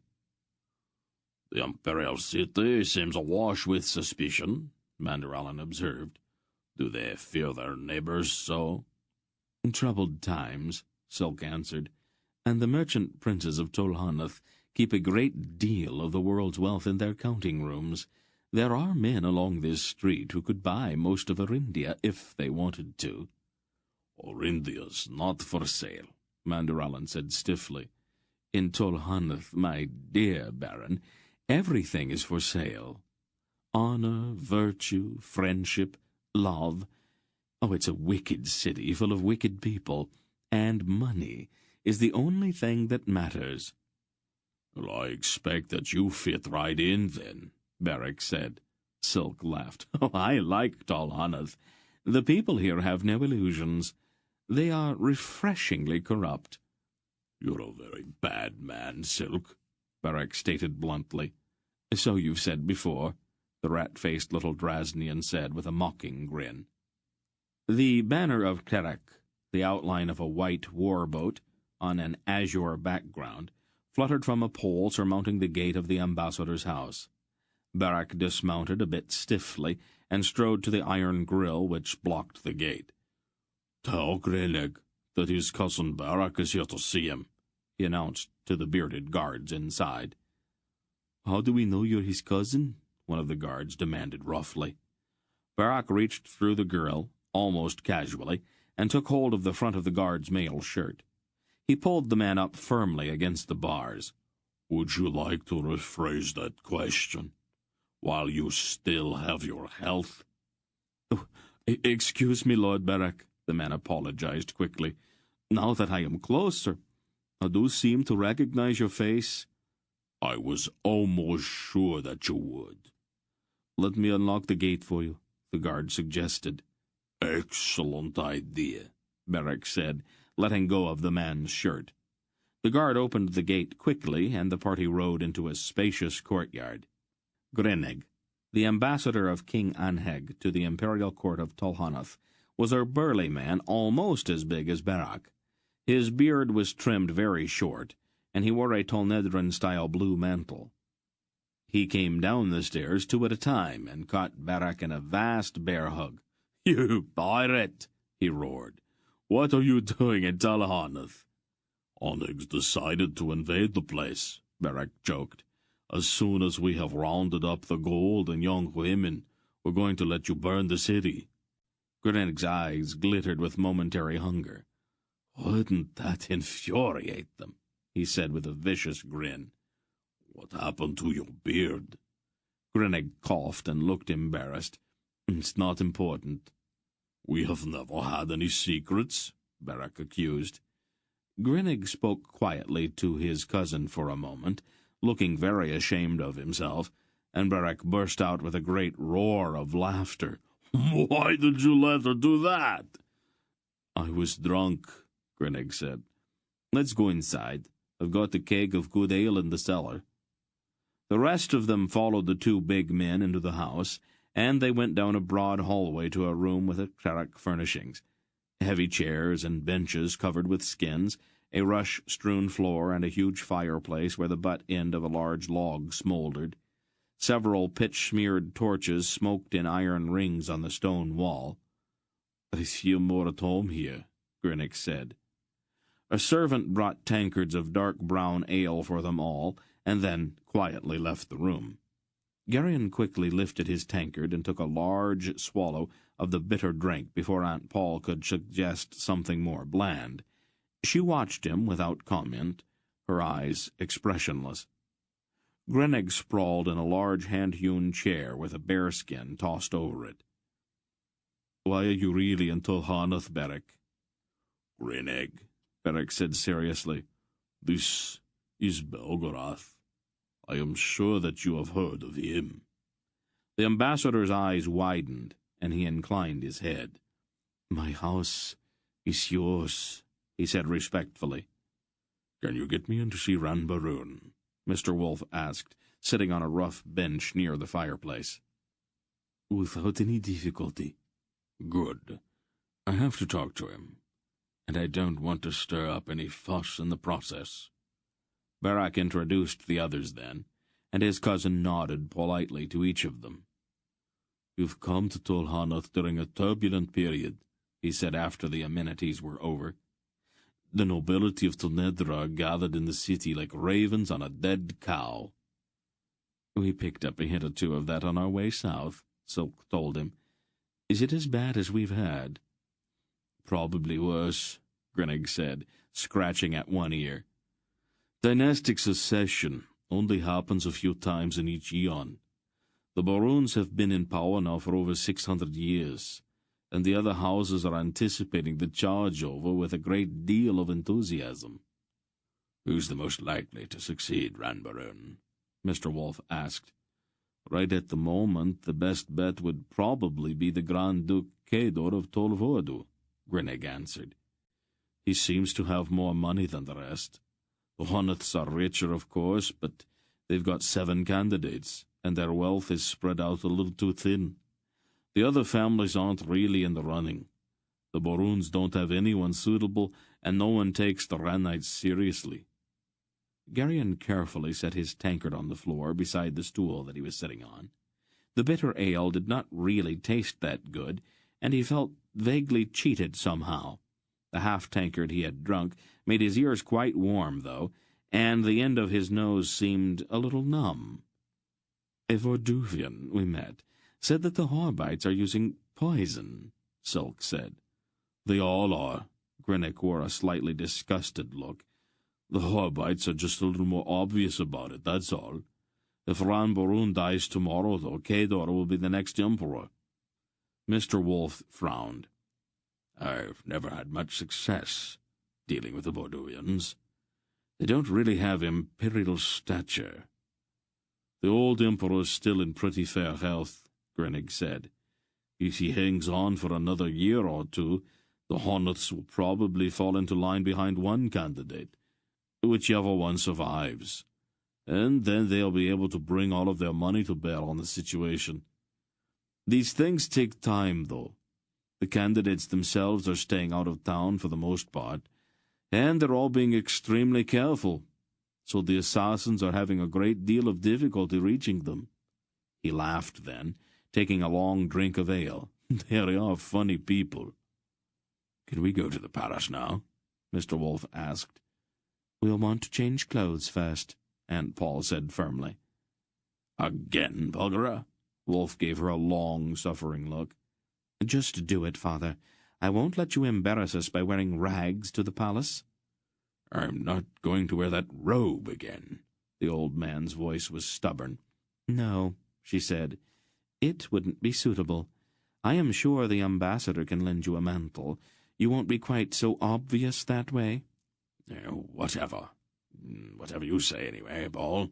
Wolf sighed, giving up. After they had changed, Grennig formed up his honor guard, a grim-looking group of Cherok warriors, and they were escorted along the broad avenues of Tolhanoth toward the palace. Garion, all bemused by the opulence of the city and feeling just a trifle giddy from the effects of the half-tankard of ale he had drunk, rode quietly beside Silk, trying not to gawk at the huge buildings or the richly dressed Tonedrons strolling with grave decorum in the noonday sun. Chapter 16. The imperial palace sat on a high hill in the center of Tolhanoth. It consisted not of one building, but rather was a complex of many large and small, all built of marble and surrounded by gardens and lawns where cypress trees cast a pleasing shade. The entire compound was enclosed by a high wall, surmounted by statues spaced at intervals along its top. The legionnaires at the palace gate recognized the Cherok ambassador and sent immediately for one of the emperor's chamberlains, a gray-haired official in a brown mantle. "I need to see Ran Barun, Lord Morin," Grinnig told him as they all dismounted in a marble courtyard just inside the palace gate. "It's a matter of urgency." "Of course, Lord Grinnig," the gray-haired man assented. "His Imperial Majesty is always delighted to speak with the personal envoy of King Aneg. Unfortunately, His Majesty is resting just now. I should be able to get you in to see him sometime this afternoon, tomorrow morning at the latest." "This won't wait, Morin. We have to see the Emperor immediately. You had better go to wake him up." Lord Morin looked surprised. "It can't be that urgent," he suggested chidingly. "I'm afraid so," Grinnig said. Morin pursed his lips thoughtfully as he looked at each member of the party. "You know me well enough to realize that I wouldn't ask this lightly, Morin," Grinnig said. Morin sighed. I am trusting you a great deal, Grinnig. All right, then, come along. Ask your soldiers to wait." Grinnig made a curt gesture to his guards, and the party followed Lord Morin through a broad courtyard to a columned gallery that ran along one of the buildings. "How's he been?" Grinnig asked, as they walked along the shady gallery. "His health is still good," Morin answered, But his temper's been deteriorating lately. The Baroons have been resigning their posts in flocks and returning to Tol Baroon. That seems prudent under the circumstances, Grinnig said. I suspect that a certain number of fatalities are likely to accompany the secession. Probably so, Morin agreed. But His Majesty finds it a bit distressing to be abandoned by members of his own family. He stopped by an arched marble gate where 2 legionnaires in gold-embellished breastplates stood stiffly. Please, leave your weapons here. His Majesty is sensitive about such things. I am sure that you can understand. Of course, Grinnig said, pulling a heavy sword out from under his mantle and leaning it against the wall. They all followed his example, and Lord Morin's eyes flickered slightly with surprise when Silk removed 3 different daggers from various places beneath his garments. Formidable equipment. The Chamberlain's hands flicked in the gestures of the secret language. Troubled times, Silk's fingers explained deprecatingly. Lord Morin smiled faintly and led them through the gate into the garden beyond. The lawn in the garden was neatly manicured. There were softly splashing fountains, and the rose bushes were well pruned. Fruit trees that seemed to be very old were budding, almost ready to burst into bloom in the warm sun. Sparrows bickered over nesting sites on the twisted limbs. Grinnig and the others followed Morin along a curving marble walk toward the center of the garden. Ranbarun the 23rd, Emperor of Tolnedra, was a small, elderly man, quite bald, and dressed in a gold-colored mantle. He lounged in a heavy chair beneath a budding grape arbor, feeding small seeds to a bright canary perched on the arm of his chair. The emperor had a little beak-like nose and bright, inquisitive eyes. "I said I wanted to be left alone, Morin," he said in a testy voice, looking up from his canary. "A million apologies, Your Majesty," Lord Morin explained, bowing deeply. "Lord Grinnig, the ambassador of Skerek, wishes to present you a matter of gravest urgency. He convinced me that it simply could not wait." The Emperor looked sharply at Grinnig. His eyes grew sly, almost malicious.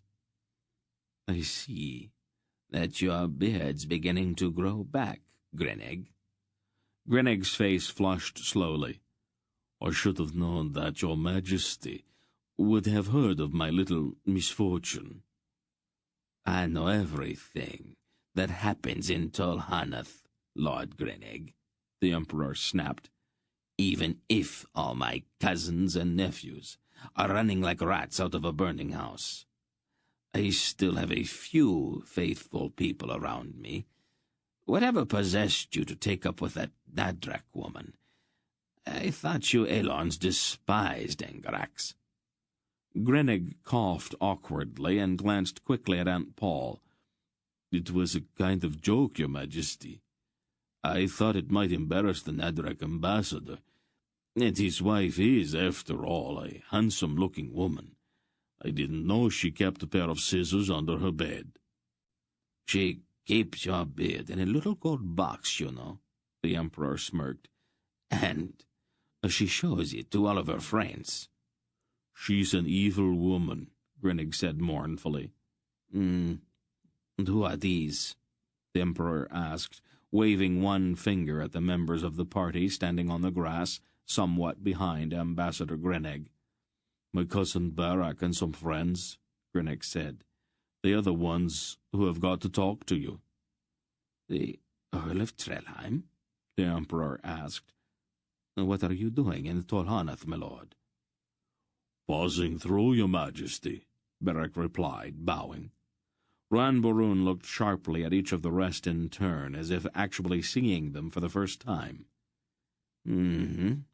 "This would be Prince Keldar of Dresnia," he said, "who left Tol Hanath in a hurry last time he was here, posing as an acrobat in a traveling circus, I believe, and about one jump ahead of the police." Silk also bowed politely. "And Hettar, Belgariad, the Emperor continued. The man who's trying to depopulate Tolmurgo single-handedly. Hetar inclined his head. Morin, the Emperor demanded sharply. Why have you surrounded me with Elons? I don't like Elons. It is this matter of urgency, Your Majesty, Morin replied apologetically. And an errand, the Emperor said, looking at Mandoralin. A membrate, I should say. His eyes narrowed. From the descriptions that I have heard, he could only be the Baron of Omandor. Mandoralin's bow was gracefully elaborate.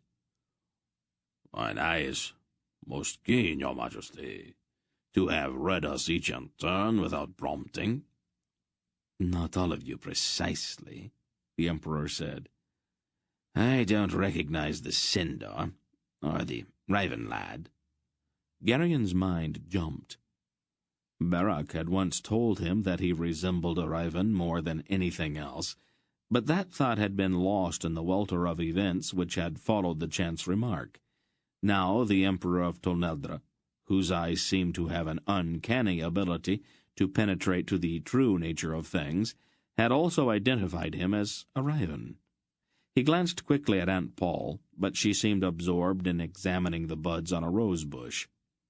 Mr. Wolf said, The Sindar is Dernek, a smith. In Sindaria that is a useful trade, and it's considered somewhat akin to nobility. The lad is my grandson Garion. The Emperor looked at the old man. It seems that I should know who you are. There's something about you. He paused thoughtfully. The canary, which had been perched on the arm of the Emperor's chair, suddenly burst into song. He launched himself into the air and fluttered directly to Aunt Paul.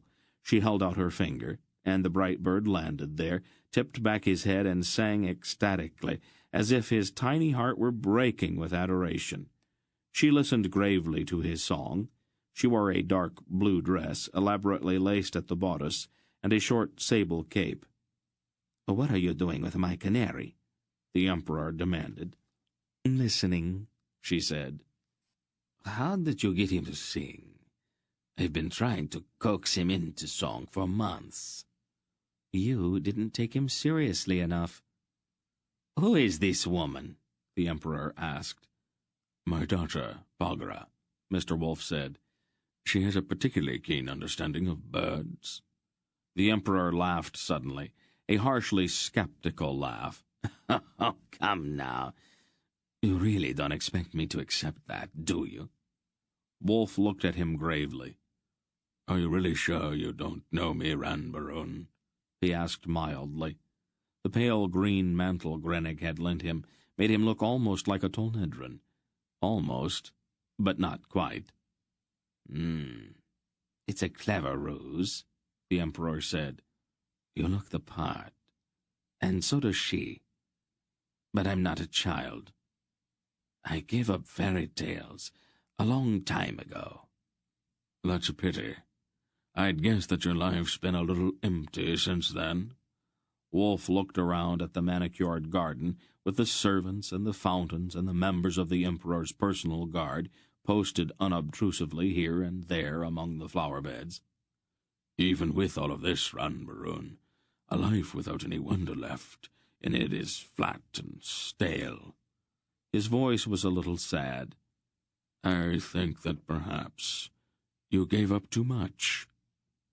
"Morin," Ranbarun demanded peremptorily, "send for Zeril. We settle this immediately." "At once, Your Majesty," Morin said, and beckoned to one of the servants. "May I have my canary back?" the Emperor asked Aunt Paul rather plaintively. "Of course." She moved across the grass toward the chair, stepping slowly to avoid startling the trilling little bird. "Sometimes I wonder what they are saying when they sing," Ranbarun said. "Right now he's telling me about the day he learned to fly," Aunt Paul said. "That is a very important day for a bird." She reached out her hand, and the canary hopped onto the Emperor's finger, still singing, and with its bright eye cocked toward Ranbaroon's face. "That's an amusing conceit, I suppose." The little old man smiled, staring out at the sunlight sparkling on the water in one of the fountains. "But I'm afraid I don't have time for that kind of thing. Right now, the whole nation is holding its breath in anticipation of my death. They all seem to think that the greatest thing I can do for Tonedra is to die immediately. Some of them have even gone to the trouble of trying to help me along. We caught 4 assassins inside the palace grounds just last week. The Baroons, my own family, are deserting me to the point that I scarcely have enough people left to run the palace, much less the Empire. Ah, here comes Zeriel." A lean, bushy-browed man in a red mantle covered with mystic symbols scurried across the lawn and bowed deeply to the Emperor. "You sent for me, Your Majesty?" "I am informed that this woman is Polgara the sorceress," the Emperor said, "and that the old man there is Belgariad. Be a good fellow, Zeriel, and have a look into their credentials." "Belgariad and Balgara?" the bushy-browed man scoffed. "Surely Your Majesty is not serious. The names are mythological. No such people exist." "You see," the Emperor said to Aunt Paul, "you don't exist. I have it on the very best authority. Zeriel's a wizard himself, you know." "Really?" "One of the very best," he assured her. "Of course, most of his tricks are just sleight of hand, since sorcery's only a sham, but he amuses me, and he takes himself very seriously. You may proceed, Zeriel, but try not to raise an awful stink, the way you usually do." "That won't be necessary, Your Majesty," Zeriel said. "If they were wizards of any kind, I'd have recognized them immediately.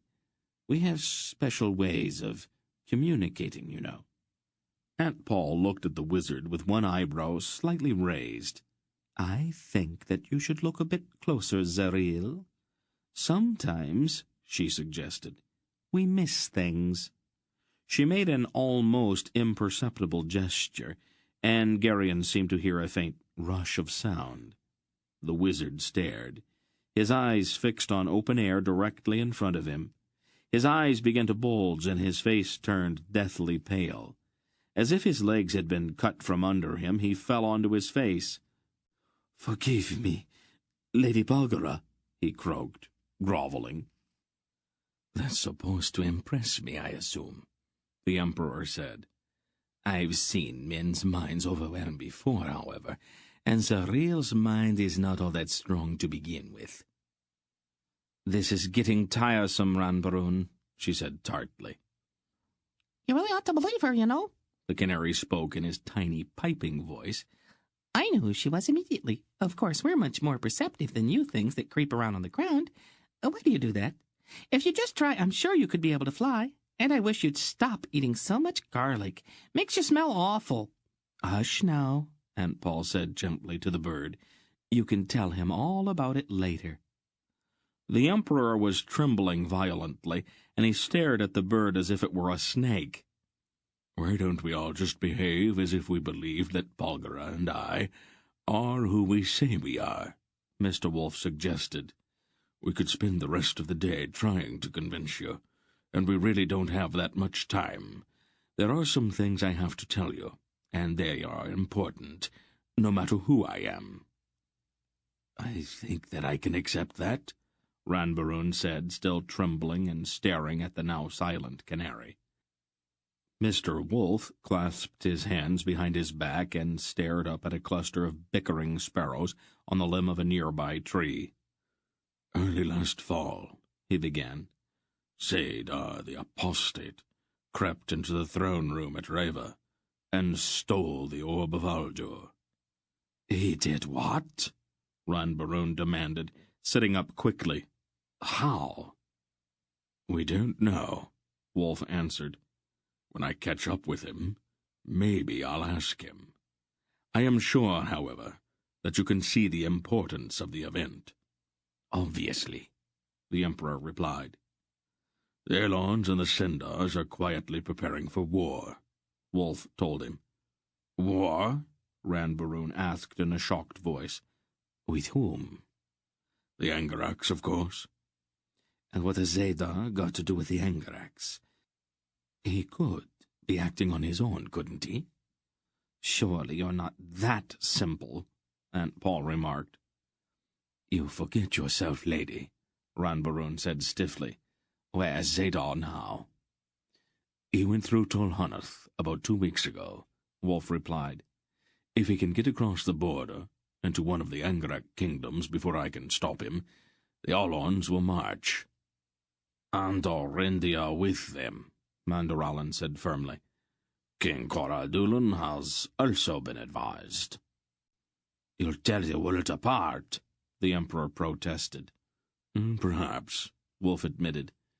But we cannot let Zadar get to Torak with the orb. I'll send emissaries at once. This has to be headed off before it gets out of hand. It's a little late for that, Barak said grimly. Anheg and the others are not in any mood for Tornedran diplomacy right now. Your people have a bad reputation in the north, Your Majesty, Silk pointed out.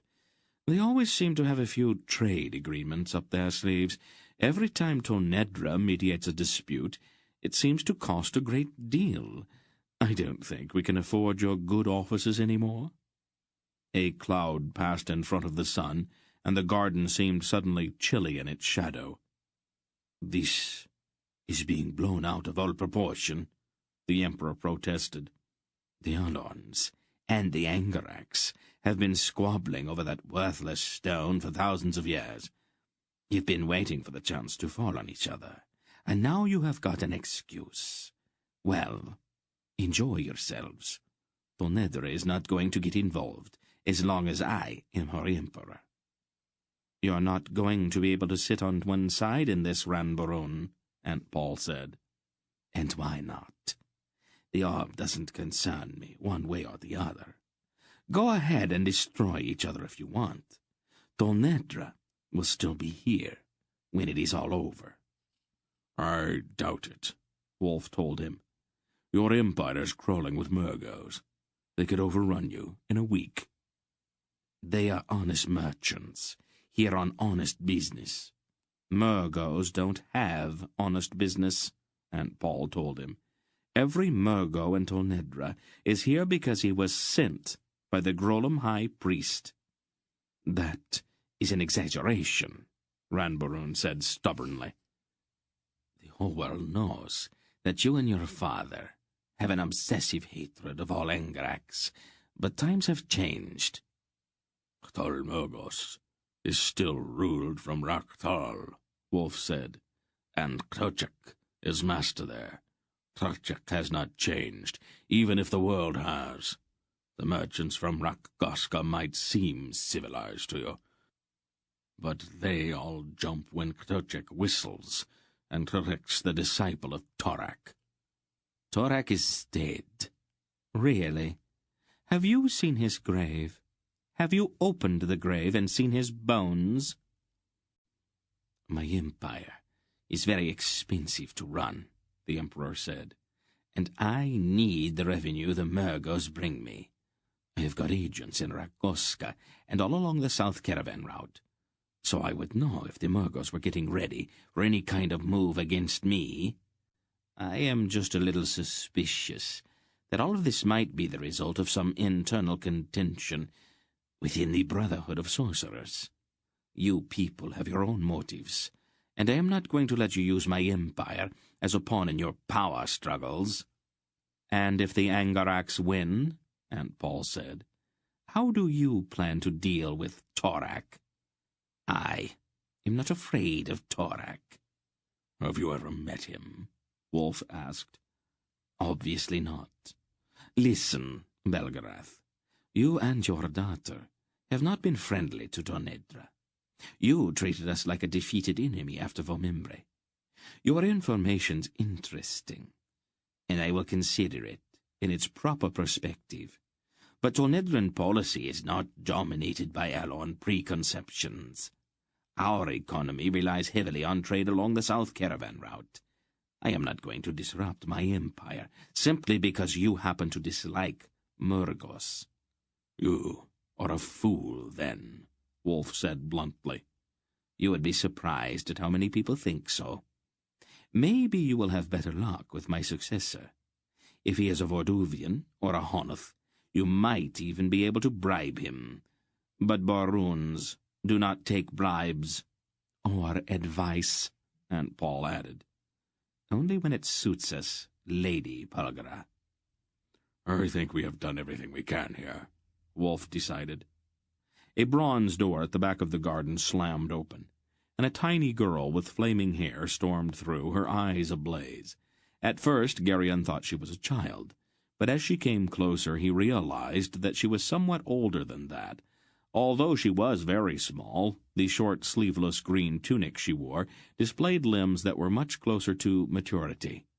He felt a peculiar kind of shock when he saw her, almost, but not quite, like recognition.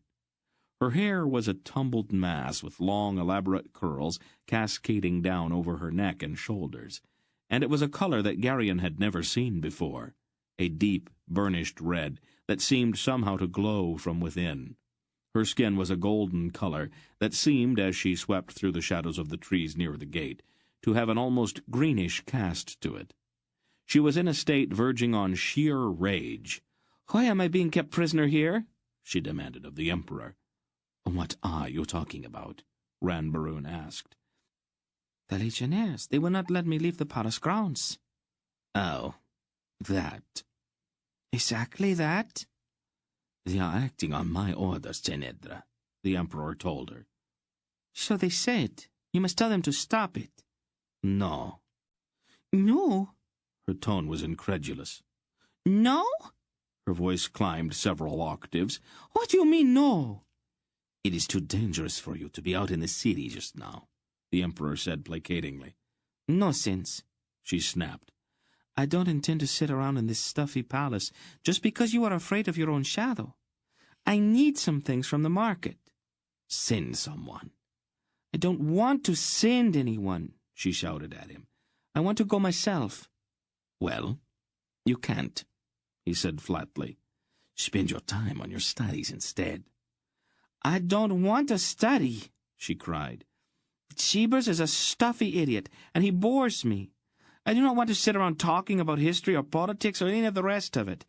I just want an afternoon to myself." "I'm sorry."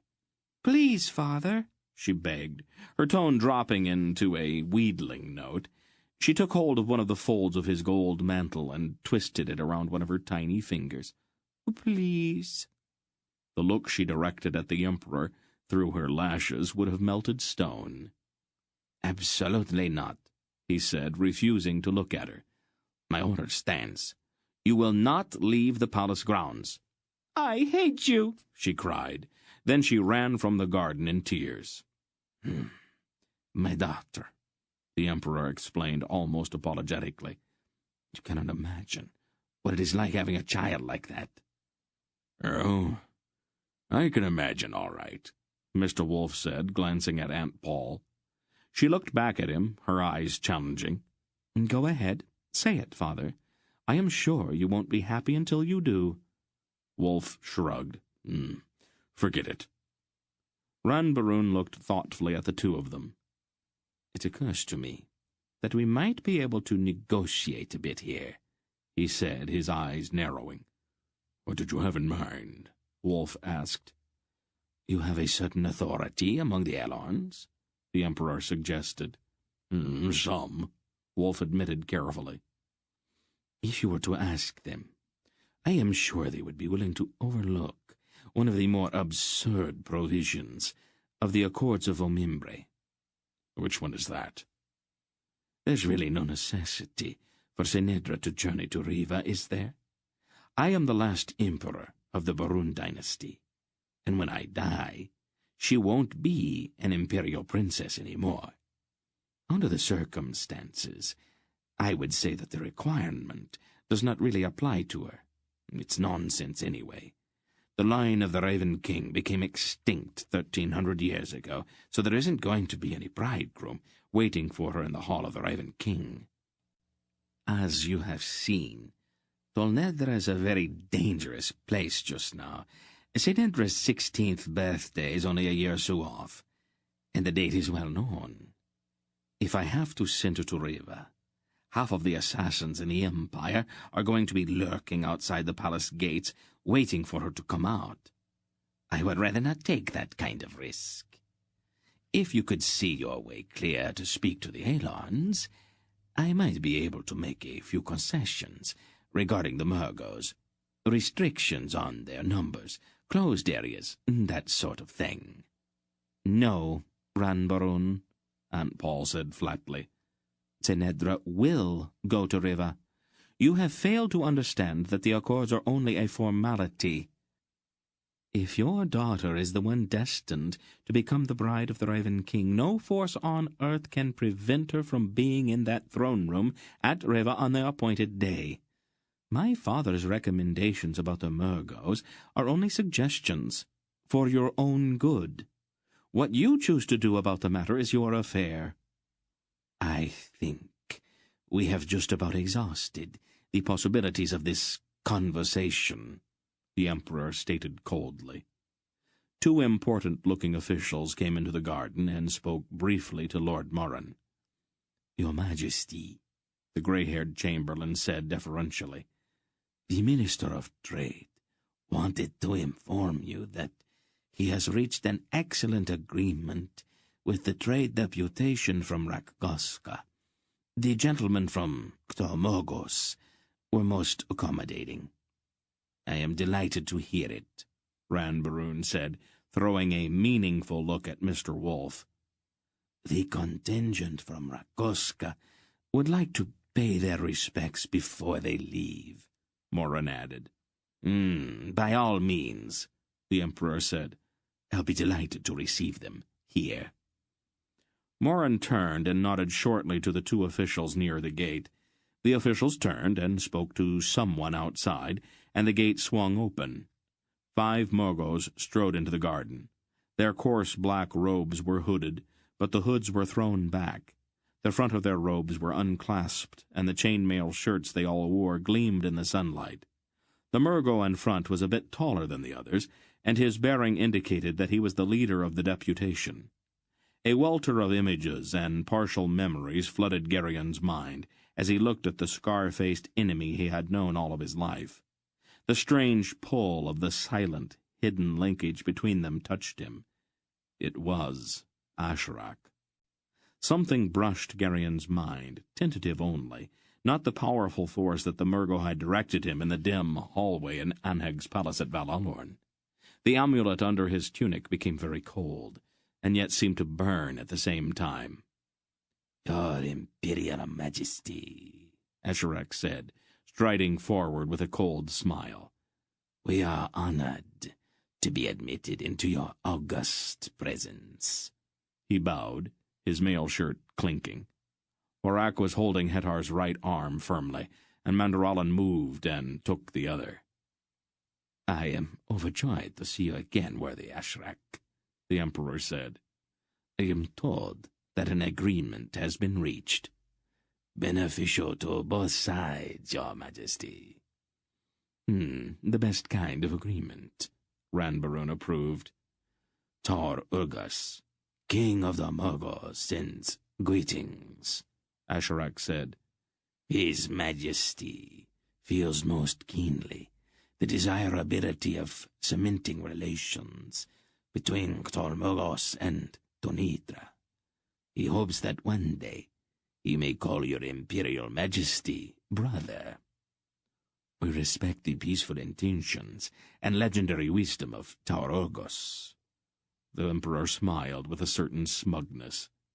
Asherak looked around, his black eyes flat. Well, Ambar, he said to Silk, your fortunes seem to have improved since we met last in Mingan's counting room in Darin. Silk spread his hands in an innocent-looking gesture. The gods have been kind. Most of them, anyway. Asherak smiled briefly. You know each other? The Emperor asked, a bit surprised. Oh, we've met, Your Majesty, Silk admitted. In another kingdom, Asherak added. He looked directly then at Mr. Wolf. Belgariad, he said politely, with a brief nod. Kamdar, the old man replied. You're looking well. Thank you. It seems that I am the only stranger here, the Emperor said. Kamdar and I have known each other for a very long time, Mr. Wolf told him. He glanced at the Murgo with a faintly malicious twinkle in his eyes. I see that you have managed to recover from your recent indisposition.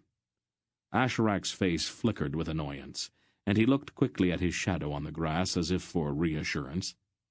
Garion remembered what Wolf had said atop the tor after the attack of the Algroths, something about a shadow returning by an indirect route. For some reason, the information that Asherak the Murgo and Kamdar the Grolem were the same man did not particularly surprise him. Like a complex melody that had been faintly out of tune, the sudden merging of the two seemed right, somehow. The knowledge clicked in his mind like a key in a lock. Someday you will have to show me how you did that, Asherak was saying. I found the experience interesting. My horse had hysterics, however. My apologies to your horse. Why is it that I feel as if I am missing about half of this conversation? Ran Barun asked. Oh, forgive us, Your Majesty, Asherak said. Ancient Belgarath and I are renewing an old enmity. We have seldom had the opportunity to speak to each other with any degree of civility. He turned and bowed politely to Aunt Paul. Milady Belgara, you are as beautiful as ever. He eyed her with a deliberately suggestive stare. You haven't changed much either, Kamdar. Her tone was mild, even bland, but Garion, who knew her so well, recognized immediately the deadly insult she had just delivered to the Grolem. Charming, Asherak said with a faint smile. This is better than a play, the Emperor cried delightedly. You people are actually dripping with malice. I wish I had the opportunity to see the first act. The first act was very long, Your Majesty, Asherak said, and quite often tedious. As you may have noticed, Belgarath sometimes gets carried away with his own cleverness. I'm certain I'll be able to make up for that, Mr. Wolf told him with a slight smile. I promise you that the last act will be extremely short, Kamdar. Threats, old man? I thought we had agreed to be civilized. I can't recall when we have ever agreed on anything, Wolf said. He turned toward the Emperor. I think we will leave now, Ran Barun. With your permission, of course. Of course, the Emperor replied. I am pleased to have met you, though I still don't believe in you naturally. My skepticism, however, is theological, not personal. I'm glad of that, Wolf said, and quite suddenly he grinned impishly at the Emperor. Ran Barun laughed. I look forward to our next meeting, Belgarath, Asherak said. I wouldn't, if I were you, Wolf advised him, then turned and led the way out of the Emperor's garden. Chapter 17. It was mid-afternoon when they emerged from the palace gate. The broad lawns were green in the warm spring sunlight, and the cypress trees stirred in a faint breeze. I don't think we want to stay in Tol Honeth too much longer, Wolf said. "You will leave now, then?" Mandralan asked. "There's something I have to do first," Wolf replied, squinting into the morning sunlight. "Barak and his cousin will come along with me. The rest of you, go on back to Grinnig's house and wait there." "We'll stop by the central market on our way," Aunt Paul told him. "There are a few things that I need." "This is not a shopping expedition, Paul." "The Grolums already know that we are here, Father, so there is no point in creeping about like sneak thieves, now is there?" He sighed. "All right, Paul." "I knew you'd see it my way." Mr. Wolf shook his head helplessly and rode off with Barak and Grennig. The rest of them rode down the hill from the palace toward the gleaming city below. The streets at the foot of the hill were broad and lined on either side by magnificent houses, each almost a palace in itself. "The rich and the noble," Silk said. "In Tol Honnoth, the closer you live to the palace, the more important you are." "'Tis oft times thus, Prince Keldar," Mandaralan observed. "Wealth and position sometimes need the reassurance of proximity to the seat of power.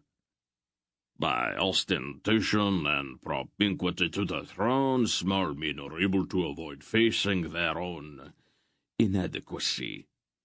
"I couldn't have said it better myself." The central marketplace of Tol Honnoth was a vast square, filled with bright-coloured booths and stalls where a significant portion of the goods of the world were on display. Aunt Paul dismounted, left her horse with one of the Kerrick guards, and moved busily from booth to booth, buying, it appeared, almost everything in sight. Silk's face blanched often at her purchases, since he was paying for them. "Can't you talk to her?" the small man pleaded with Garion. "She's destroying me." "What makes you think she'd listen to me?" Garion asked. "Well, you could at least try," Silk said desperately. 3 richly mantled men stood near the center of the market, arguing heatedly. "You are mad, Haldor," one of them, a thin man with a snub nose, said agitatedly. "The Huns would strip the Empire for their own profit." His face was flushed, and his eyes bulged dangerously. "Would Cador of the Vorduvians be any better?" the stout man named Haldor demanded. "You're the one who's mad, Radan. If we put Cador on the throne, he'll grind us all underfoot. There's such a thing as being too imperial." "Well, how dare you?" Radan almost screamed at him, his perspiring face growing darker. "Grand Duke Cador is the only possible choice. I would vote for him, even if he had not paid me." He flung his arms about wildly, and his tongue seemed to stumble over his words. "Cador's a pig," Haldor said flatly, carefully watching Radan as if gauging the impact of his words. "An arrogant, brutal pig with no more right to the throne than a mongrel dog. His great-grandfather bought his way into the House of Ordu, and I would sooner open a vein than bow to the offspring of a sneak thief from the docks of Tol Vordu." Radan's eyes almost started from his head at Haldor's calculated insults. He opened his mouth several times as if trying to speak, but his tongue seemed frozen with fury. His face turned purple, and he clawed at the air in front of him. Then his body stiffened and began to arch backward. Haldor watched him with an almost clinical detachment.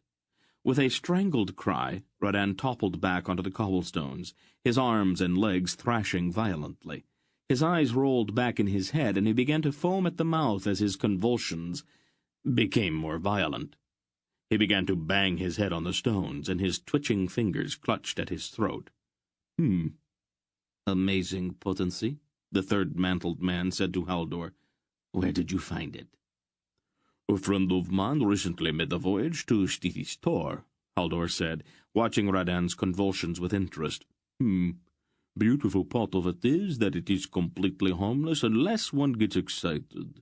Radan would not drink the wine until I tasted it first to prove that it was safe." "You've got the same poison in your own stomach?"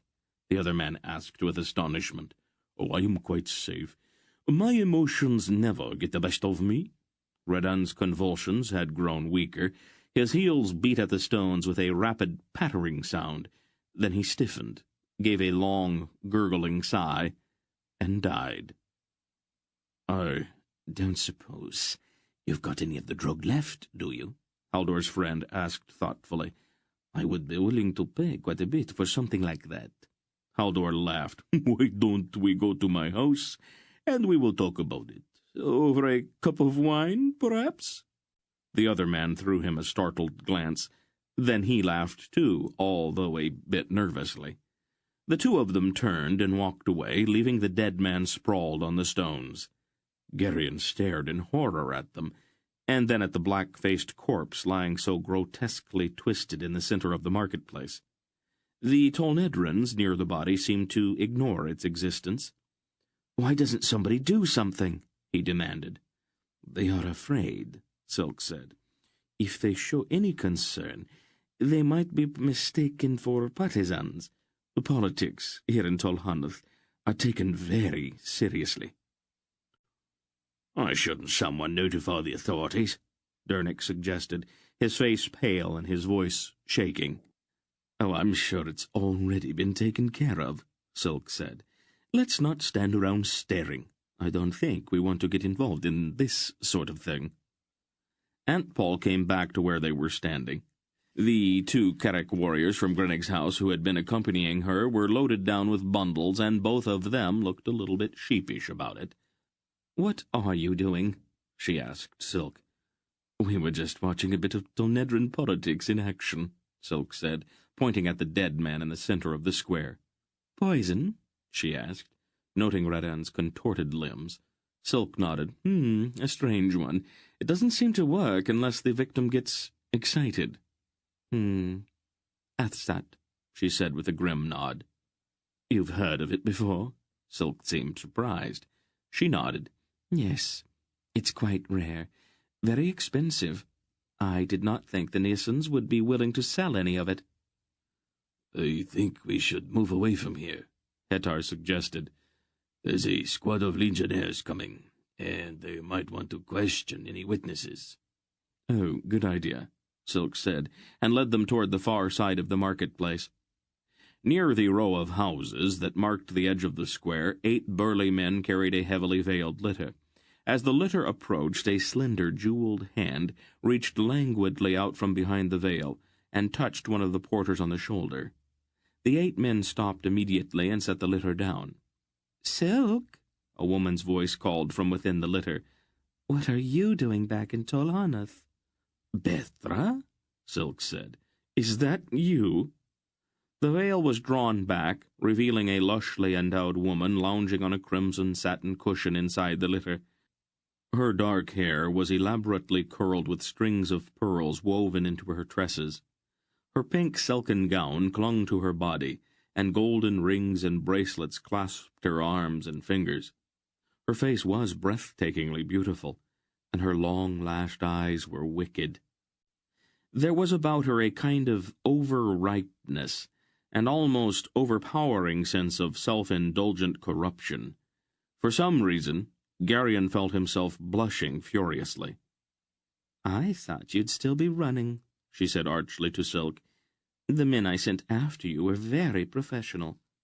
Silk bowed with an ironic little flourish. "Oh, they were quite good, Bethra," he agreed with a wry grin. "Not quite good enough, but very good, actually. I hope you didn't need them any more." "Yes, I always wondered why they didn't come back," she laughed. "I should have known, of course. I hope you didn't take it personally." "Oh, certainly not, Bethra. It's just part of the profession, after all." "I knew you'd understand. I had to get rid of you. You were disrupting my entire plan." Silk grinned wickedly. "I know. And after all you had to go through to set it up, and with the Tullish ambassador, no less." She made a disgusted face. "Whatever happened to him?" "He went swimming in the Nadrain." "I didn't know that Tulls swam all that well." "Oh, they don't. Particularly not with large rocks tied to their feet. After you'd destroyed the whole thing, I didn't really need him any more. And there were some things I didn't want him mentioning in certain quarters? You always were prudent, Bethra. And what are you up to now? She asked curiously. Silk shrugged. A little of this, a little of that. The succession? Oh, no. I know better than to get involved in that. Which side are you on? Oh, wouldn't you like to know? Silk looked around, his eyes narrowing. I could use some information, Bethra, if you are free to talk about it, of course. About what, Silk? The city seems to be awash with Murgos.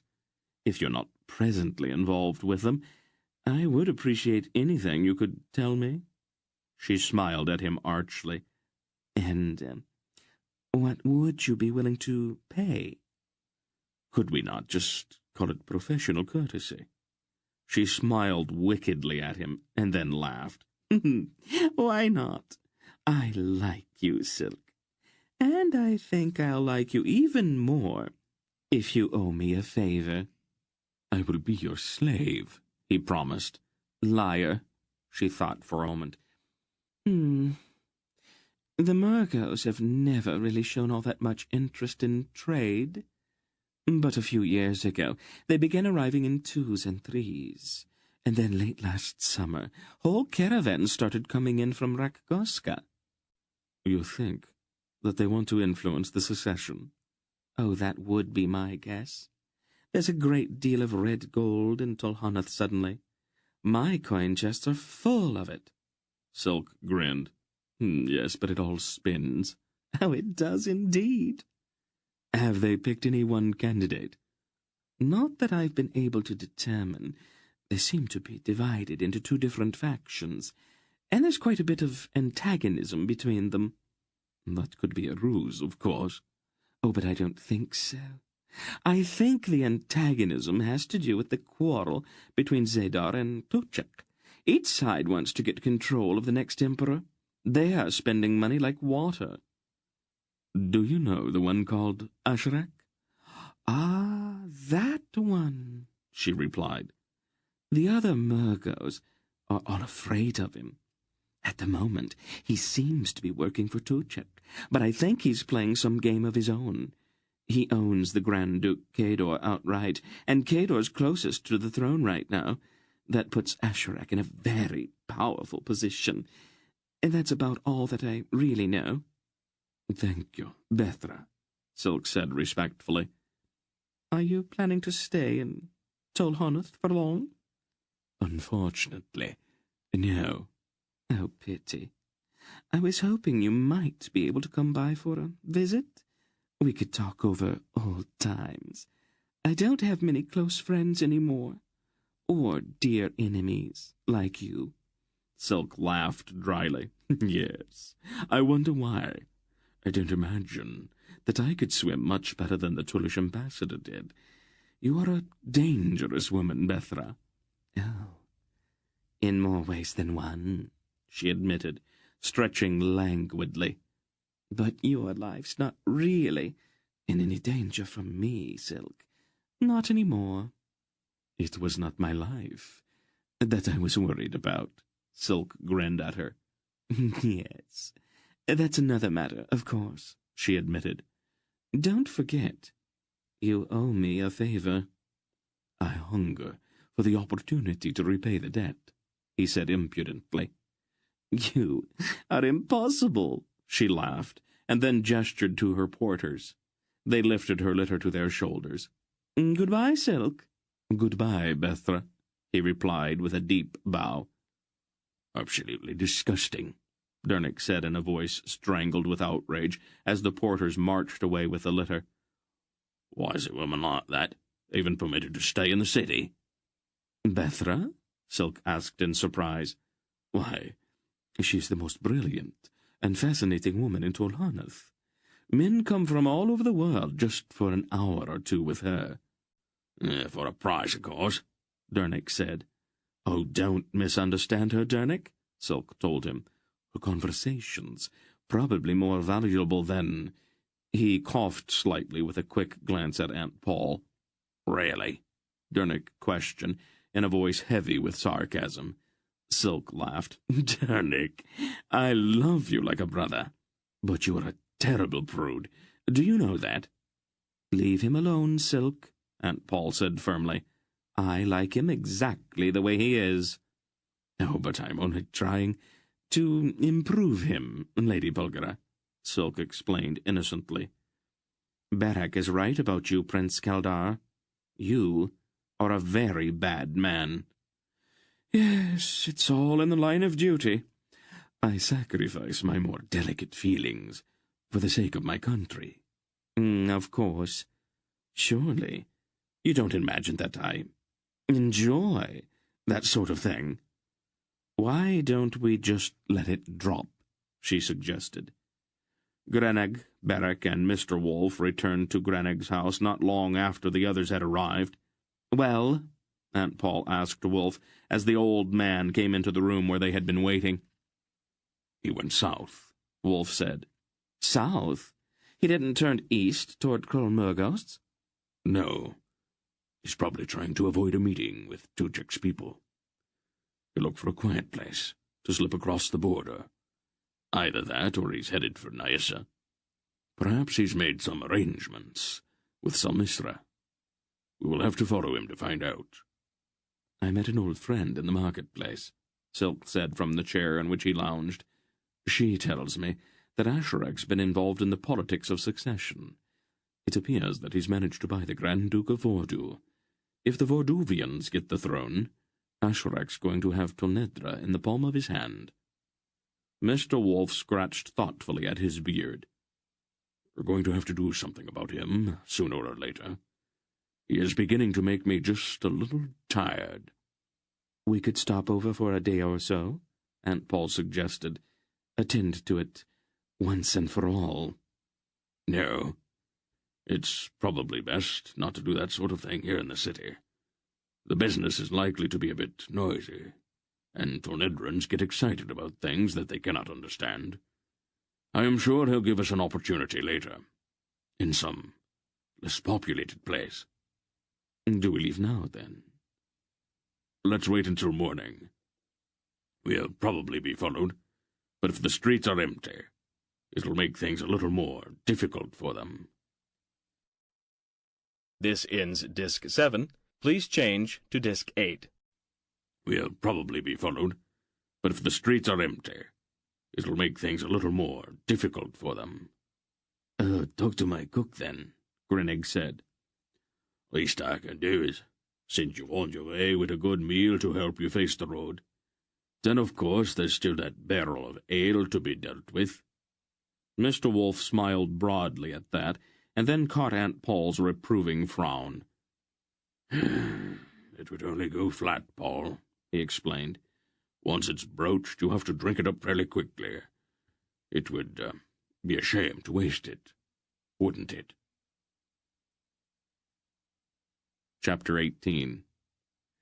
They left Grenig's house before dawn the next morning, dressed once more in their travelling clothes. They slipped quietly out a back gate and proceeded through those narrow alleys and back streets that Silk always seemed able to find. The sky to the east was beginning to lighten when they reached the massive bronze gate on the south end of the island. How long until the gate opens? Mr. Wolf asked one of the legionnaires. Not much longer, the legionnaire told him, just as soon as we can see the far bank clearly. Wolf grunted.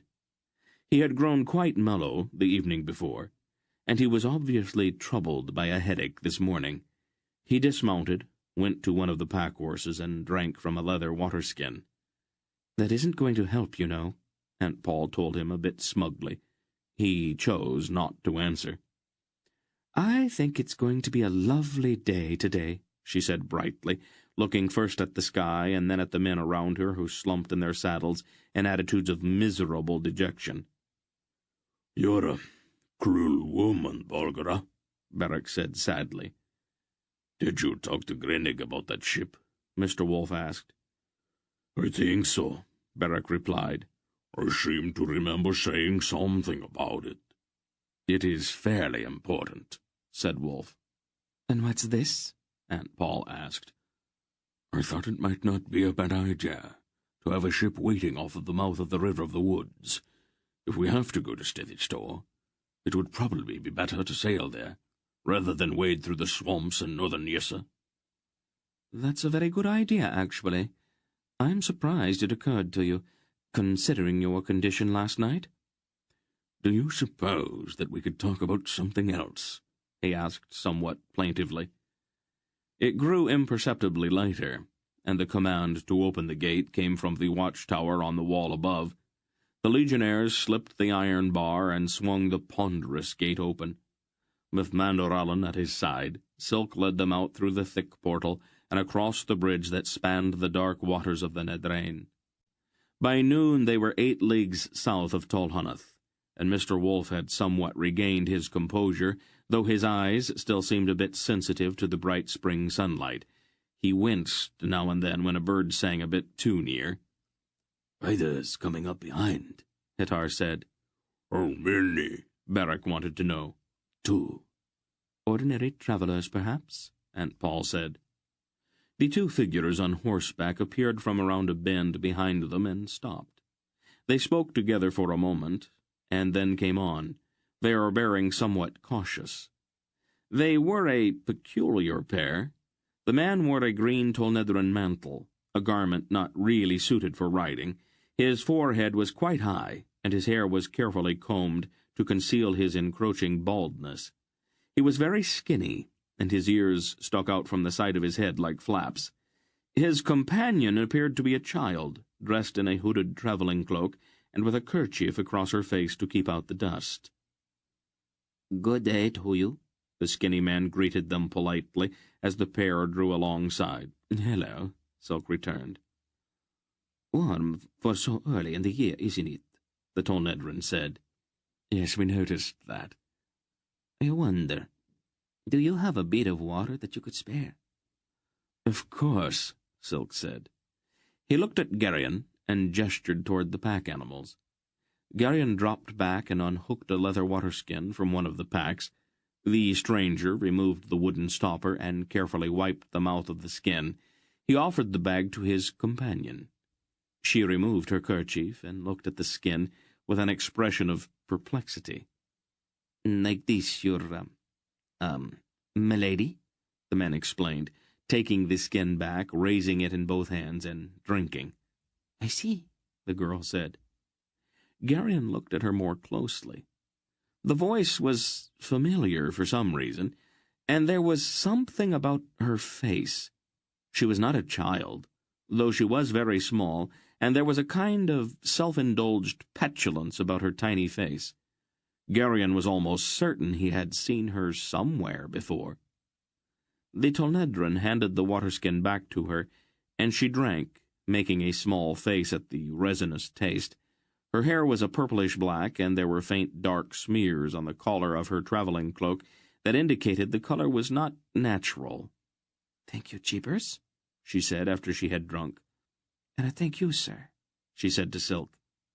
Geryon's eyes narrowed as a dreadful suspicion began to grow in his mind. "Are you going far?" the skinny man asked Silk. "Quite a ways. I am Redek of Boktor, a Dresnian merchant, and I am bound to the south with Sandarian woolens. This break in the weather destroyed the market in Tolhunath, so I thought I would try Tolrain. It is in the mountains, and it is probably still cold there." "You're taking the wrong road, then," the stranger said. "The road to Tolrain lies off to the east." "I have had trouble on that road," Silk said glibly. "Robbers, you know. I thought it would be safer to go through Tolbarun." "What a coincidence," the skinny man told him. "My pupil and I are bound for Tolbarun ourselves." "Yes," Silk admitted. "Quite a coincidence." "Perhaps we could ride along together." Silk looked doubtful. "Oh, I don't see any reason why not," Aunt Paul decided before he could refuse. "You're a most kind, gracious lady," the stranger said. "I am Master Jeebers, Fellow of the Imperial Society, a tutor by profession. Perhaps you have heard of me?" "I can't really say so," Silk told him, "although That's not too remarkable, since we are strangers here in Tolnedra. Jeebers looked a bit disappointed. I suppose that is true. This is my pupil, Lady Sherelle. Her father's a Grand Master merchant, the Baron Reldan. I am accompanying her to Tolbarun, where she's to visit relatives. Geryon knew that it was not true. The tutor's name had confirmed his suspicions. They rode several miles farther, with Jeebers babbling animatedly at Silk. He spoke endlessly about his learning and continually prefaced his remarks with references to important people who seemed to rely on his judgment. Although he was tiresome, he appeared to be quite harmless. His pupil rode beside Aunt Paul, saying very little. I think it's time we stopped for a bite to eat, Aunt Paul announced. Would you and your pupil care to join us, Master Jeebers? We have plenty. I am quite overcome by your generosity, the tutor said. We would be delighted. They stopped the horses near a small bridge that crossed a brook and led them into the shade of a thick clump of willows not far from the road. Durnick built a fire, and Aunt Paul began to unload her pots and kettles. Master Jeebers' pupil sat in her saddle until the tutor quickly stepped over to help her down. She looked at the slightly marshy ground near the brook unenthusiastically. Then she glanced imperiously at Geryon. You, boy, she called. Fetch me a cup of fresh water. The brook's right there, he told her, pointing. She stared at him in amazement. But the ground is all muddy, she objected. It does seem that way, doesn't it? He admitted, and then quite deliberately turned his back on her and went over to help his aunt. Aunt Paul, he said after several moments of debating with himself. Yes, dear. I don't think the Lady Sherelle's who she says she is. Oh? I'm not completely positive, but I think she's the Princess Chenedra, the one who came into the garden when we were at the palace. Yes, dear, I know. You know? Well, of course. Would you hand me the salt, please? Well, isn't it dangerous to have her with us? Oh, not really. I think we can manage it. Won't she be a lot of bother? An imperial princess is supposed to be a lot of bother, dear. After they had eaten a savory stew which seemed to Geryon quite good, but which their little guest appeared to find distasteful, Jeebers began to approach a subject which had obviously been on his mind since they had first met. Despite the best efforts of the legions, the roads are never entirely safe, the fussy man said. It is imprudent to travel alone, and the Lady Sherelle's been entrusted to my care. Since I am responsible for her safety, I was wondering if we might travel along with you. We would not be any bother, and I'd be more than happy to pay for whatever food that we eat. Sulk glanced quickly at Aunt Paul. Of course, she said. Sulk looked surprised. There's no reason we cannot travel together. We are all going to the same place, after all. Sulk shrugged. Anything you say. Geryon knew the idea was a mistake so serious that it bordered on disaster. Jeebers would not be a good traveling companion, and his pupil showed every sign of quickly becoming intolerable. She was obviously accustomed to extensive personal service, and her demands were probably made without thought. They were still demands, however, and Geryon knew immediately who was most likely to be expected to attend to them. He got up and walked around to the far side of the clump of willows. The fields beyond the trees were pale green in the spring sunshine, and small white clouds drifted lazily across the sky. Geryon leaned against a tree and gazed out at the fields without actually seeing them. He would not become a servant, no matter who their little guest might be. He wished there were some way he could get that firmly established right at the outset, before things got out of hand. "Have you lost your senses?" he heard Mr. Wolf say to Paul somewhere behind him in the trees. Ranbaroon's probably got every legion in Tolnedra looking for her by now. This is my province, old wolf, Aunt Paul told him. Don't interfere. I can manage things so that we won't be bothered by the legions. We don't have the time to coddle her, the old man said. I'm sorry, Paul, but the child's going to be an absolute little monster. You saw the way she acted toward her father. It is no great chore to break bad habits, she said, unconcerned. Wouldn't it be simpler just to arrange to have her taken back to Tolhanath? She has already run away once, Aunt Paul answered. If we send her back, she will just run away again. I'll feel much more comfortable having her imperial little highness, where I can put my hands on her when I need her. When the proper time comes, I don't want to have to take the world apart looking for her. Wolf sighed. Oh, have it your way, Paul. Naturally. Just keep that brat away from me. She sets my teeth on edge. Do any of the others know who she is? Geryon does. Geryon? That's surprising. Not really. He is brighter than he looks. A new emotion began to grow in Geryon's already confused mind. Aunt Paul's obvious interest in Senedra sent a sharp pang through him. With a certain amount of shame, he realized that he was jealous of the attention the girl was receiving. In the days that followed, Geryon's fears quickly proved to be well-founded. An inadvertent remark about Faldor's farm had revealed quite early to the princess his former status as a scullery boy, and she used the knowledge heartlessly to browbeat him into 100 stupid little errands every day. To make it all worse, each time he tried to resist, Aunt Paul would firmly remind him to pay more attention to his manners. Inevitably, he became quite surly about the whole business. The princess developed a story about the reason for her departure from Tolhanath as they rode south. The story changed daily, growing more wildly implausible with every passing league. At first, she seemed content to be on a simple excursion to visit relatives. Then she dropped dark hints about flight from a marriage to an ugly old merchant. Next, there were even darker hints about a plot to capture her and hold her for ransom. Finally, in a crowning effort, she confided to them that the proposed kidnapping was politically motivated, a part of some vast scheme to gain power in Tolnedra. "She's an awful liar, isn't she?" Geryon asked Aunt Paul when they were alone one evening. "Yes, dear. Lying is an art. A good lie should not be embellished so much," Aunt Paul agreed. "She'll need a lot more practice if she plans to make a career out of it." Finally, about 10 days after they had left Tolhanath, the city of Talbarun came into sight in the afternoon sun. "It looks like this is where we part company," Silk said to Jeebers, with a certain amount of relief. "And you're going into the city?" Jeebers asked.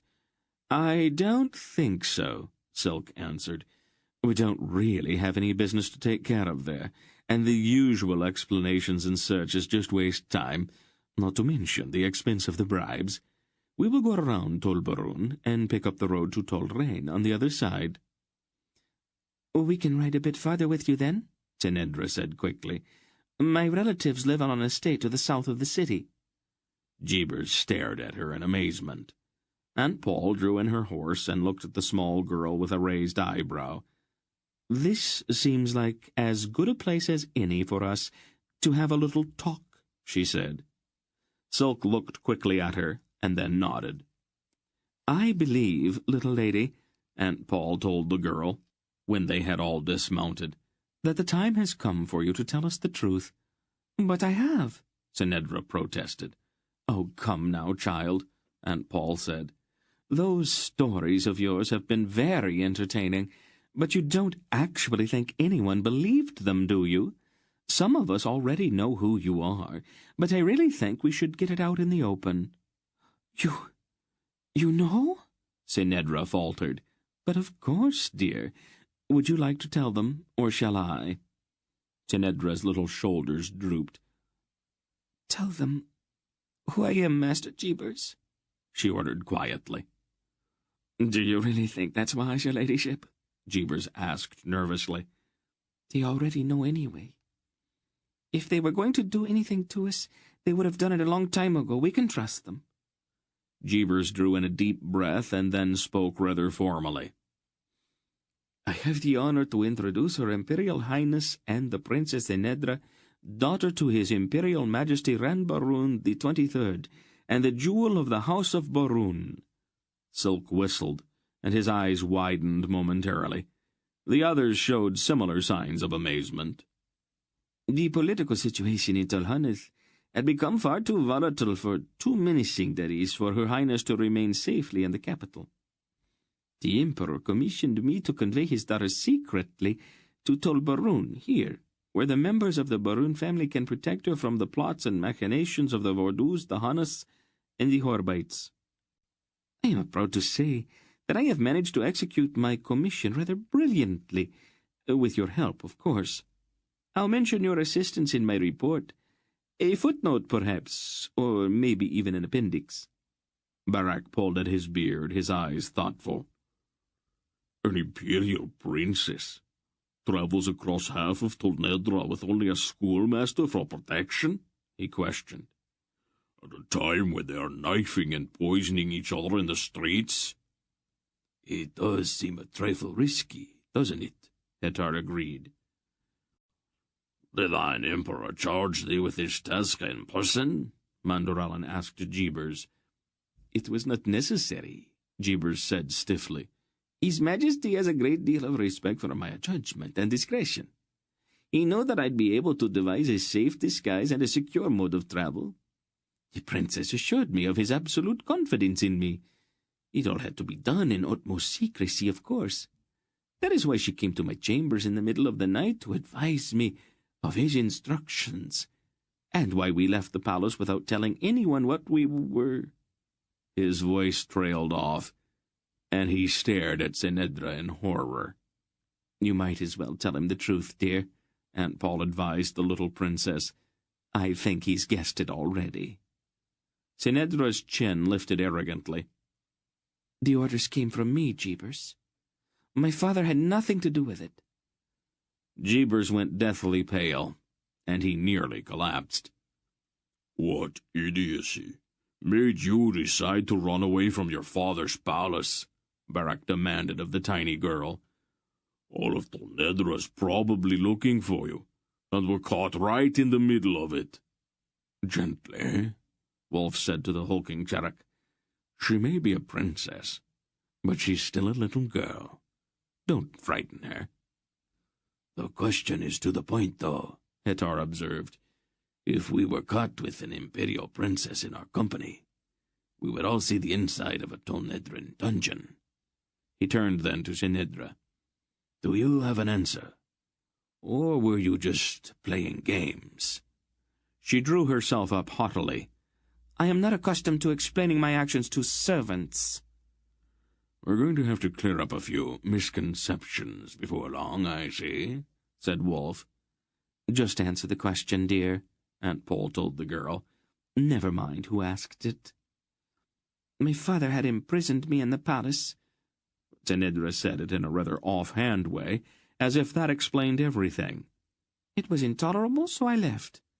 There's another matter, too, but that's a matter of politics that you wouldn't understand.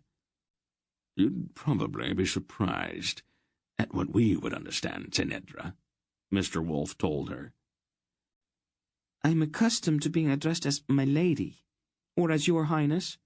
And I am accustomed to being told the truth.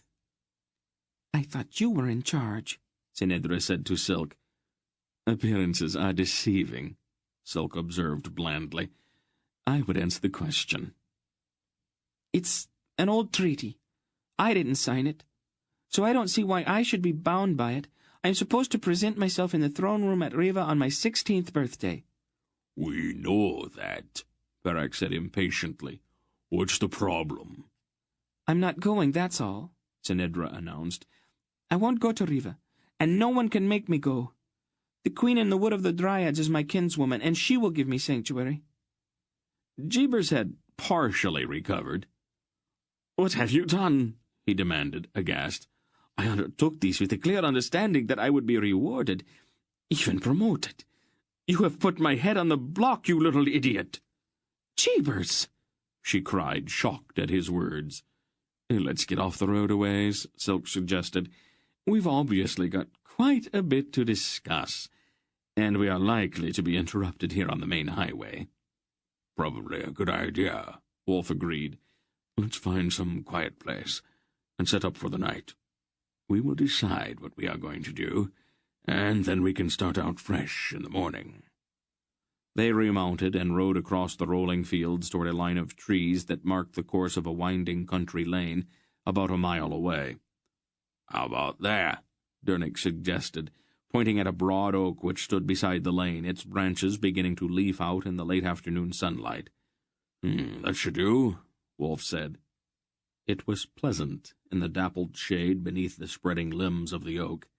The lane was lined with low stone walls, mossy and cool. A stile stepped over one of the walls just there, and a path meandered across the field from it toward a nearby pond, sparkling in the sun. "We put fire down behind one of the walls," Dernick said. "It won't be seen from the main road that way." "I'll get some wood," Geryon volunteered, looking at the dead limbs littering the grass beneath the tree. They had, by now, established a sort of routine in the setting up of a night's encampment. The tents were erected, the horses watered and picketed, and the fire was started all within the space of an hour.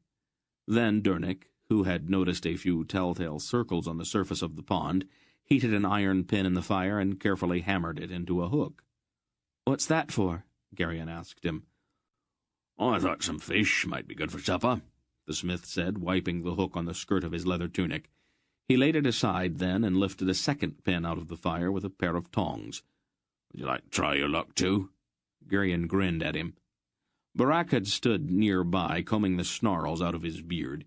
He looked up rather wistfully. "I don't suppose you'd have time to make another hook, would you?" Dernick chuckled. "It only takes a couple minutes." "We'll need bait," Barak said, getting up quickly. "Where's your spade?" Not long afterward, the three of them crossed the field to the pond, cut some saplings for poles, and settled down to serious fishing. The fish, it appeared, were ravenous, and attacked the worm-baited hooks in schools. Within the space of an hour, nearly 24 respectable-sized trout lay in a gleaming row on the grassy bank of the pond. Aunt Paul inspected their catch gravely when they returned as the sky turned rosy overhead with the setting of the sun. "Very nice. But you forgot to clean them." "Oh," Barak said. He looked slightly pained. "We thought that... Well, what I mean is, as long as we caught them..." He left it hanging. "Go on," she said with a level gaze. Barak sighed.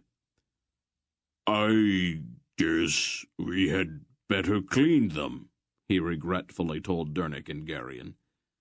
"You're probably right, then," Dernick agreed. The sky had turned purple with evening, and the stars had begun to come out when they sat down to eat. Aunt Paul had fried the trout to a crisp golden brown, and even the sulky little princess found nothing to complain about as she ate.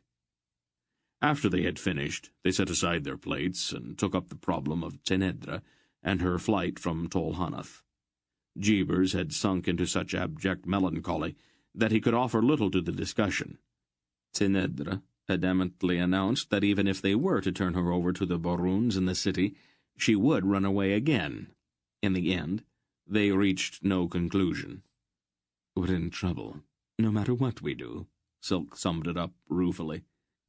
"Even if we try to deliver her to her family, there are bound to be some embarrassing questions. And I am sure that she can be counted on to invent a colorful story that will put us in the worst possible light." "We can talk about it some more in the morning," Aunt Paul said, her placid tone indicating that she had already made up her mind about something, but she did not elaborate. Shortly before midnight, Jeebers made his escape. They were all awakened by the thudding of his horse's hooves as the panic-stricken tutor fled at a gallop toward the walls of Tol Barun. Silk stood in the flickering light of the dying fire, his face angry. "Why didn't you stop him?" he asked Tethok, who had been standing watch. I was told not to, The leather-clad Elgar said with a glance at Aunt Paul. "It solves the only real problem we had," Aunt Paul explained. "The schoolmaster would only have been excess baggage." "You knew that he was going to run away?" Silk asked. "Naturally. I helped him to arrive at the decision. He will go straight to the Boruns and try to save his own skin by informing them that the princess ran away from the palace on her own, and that we have her now." "You have to stop him, then," Tinedra said in a ringing voice. Go after him, bring him back." "After all the trouble I went to persuading him to leave? Oh, don't be so foolish," Aunt Paul answered. "How dare you speak to me like that?" Tinedra demanded. "You seem to forget who I am." "Young lady," Silk said urbanely, "I think that you would be amazed at how little Polgara's concerned about who you are." "Polgara?" Tinedra faltered. "Lee? Polgara? I thought you said that she was your sister." "I lied," Silk confessed. "It's a vice that I have." "You're not an ordinary merchant?" the girl accused him. "He is Prince Keldar of Drasnea," Aunt Paul said. "The others have a similar eminence. I am sure you can see how little your title impresses us. We have our own titles, so we know how empty they are." If you were Polgara, well, then he must be—" The princess turned to stare at Mr. Wolf, who had seated himself on the lowest step of the stile to pull on his shoes. "Yes," Aunt Paul said. "He doesn't really look the part, now does he?" "What are you doing in Tolnedra?" Tinedra asked in a stunned voice. "Are you going to use magic of some kind to control the outcome of the secession?" Why should we? Mr. Wolf said, getting to his feet. Tornedrans always seem to think that their politics shake the whole world, but the rest of the world's really not all that concerned about who gains the throne in Tol Honeth. We are here on a matter of much greater urgency. He looked off into the darkness in the direction of Tol Barun. It will take Jeebers a certain amount of time to convince the people in the city that he's not a lunatic. But it would probably be a good idea if we left the area. I imagine we had better stay away from the main highway. That's no problem, Silk assured him. And what about me? Sinudra asked. You wanted to go to the Wood of the Dryads, Aunt Paul told her. We were going in that direction anyway, so you will stay with us.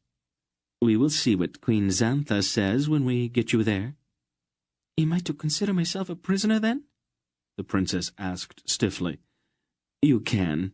It makes you feel better, dear, Aunt Paul said. She looked at the tiny girl critically in the flickering firelight. I'm going to have to do something about your hair, though. What did you use for dye? It looks awful. Chapter 19. They moved rapidly south for the next few days, traveling frequently at night to avoid the mounted patrols of legionnaires who were beating the countryside in their efforts to locate Cenedra. Maybe we should have hung on to Jeebers, Barak muttered sourly after one near brush with the soldiers. He's roused every garrison from here to the border. It might have been better to have dropped him off in some isolated place or something. That or something has a certain ring of finality to it, old friend, Silk said with a sharp little grin. Barak shrugged. It's a solution to a problem. Silk laughed. You really should try not to let your knife do all of your thinking for you.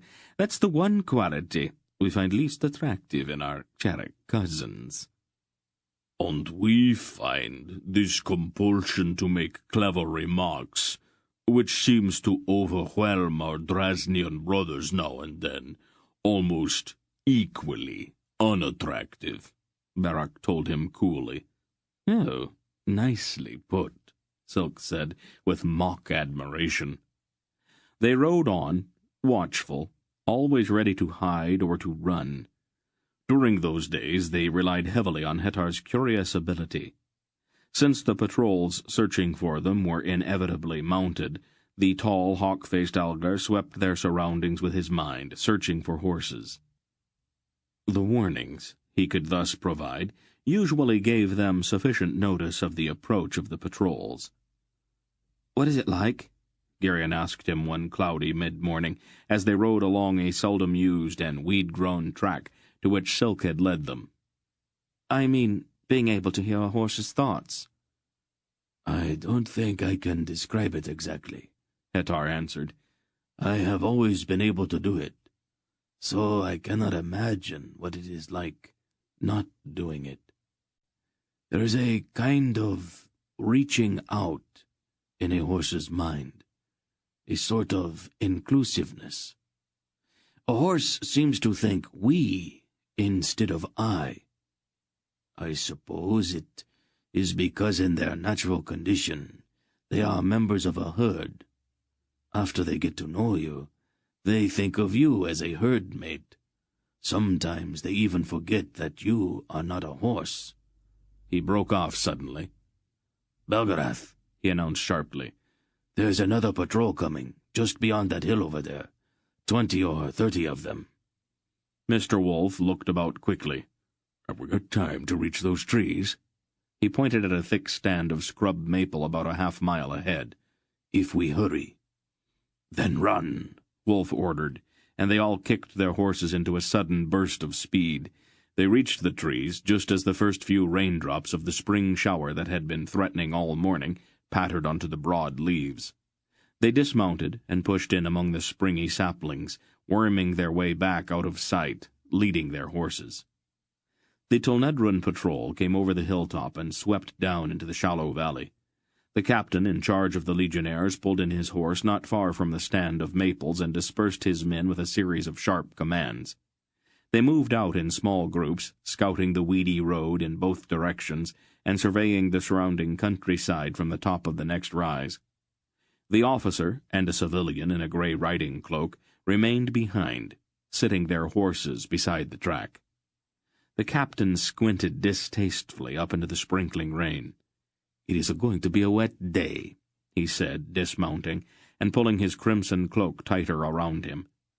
His companion also swung down and turned so that the party hiding among the maples was able to see his face.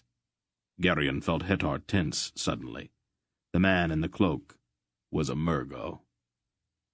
"Over here, Captain," the Murgo said, leading his horse into the shelter provided by the outspreading limbs of the saplings at the edge of the stand. The Tolnedran nodded and followed the man in the riding cloak. "Have you had a chance to think over my offer?" "I thought it was only speculation," the captain replied. "We don't even know that these foreigners are in this quadrant." "My information is that they are going south, Captain. I think you can be quite certain that they are somewhere in your quadrant." "There's no guarantee that we will find them, though. And even if we do, it would be very difficult to do what you propose." "Captain," the Murgo explained patiently, "it is for the safety of the princess, after all. If she is returned to Tolhanath, the Varduvians are going to kill her. You have read those documents I brought you." "She will be safe with the Baroons. The Varduvians aren't going to come into southern Tolnedra after her." "The Baroons are only going to turn her over to her father. You are a Baroon yourself. Would you defy an emperor of your own house?" The captain's face was troubled. "Her only hope of safety is with the Horbites." "What guarantees do I have that she will be safe with them?" "Or the best guarantee of all, politics. The Horbites are doing everything in their power to block the Grand Duke Kedor on his march to the throne. Since he wants the princess dead, the Horbites naturally want to keep her alive. It is the only way, really, to ensure her safety, and you become a wealthy man in the process." He jingled a heavy purse suggestively. The captain still looked doubtful.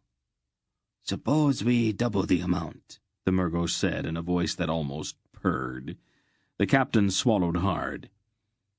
It is for her safety, isn't it? Of course it is. It's not as if I were betraying the House of Borun.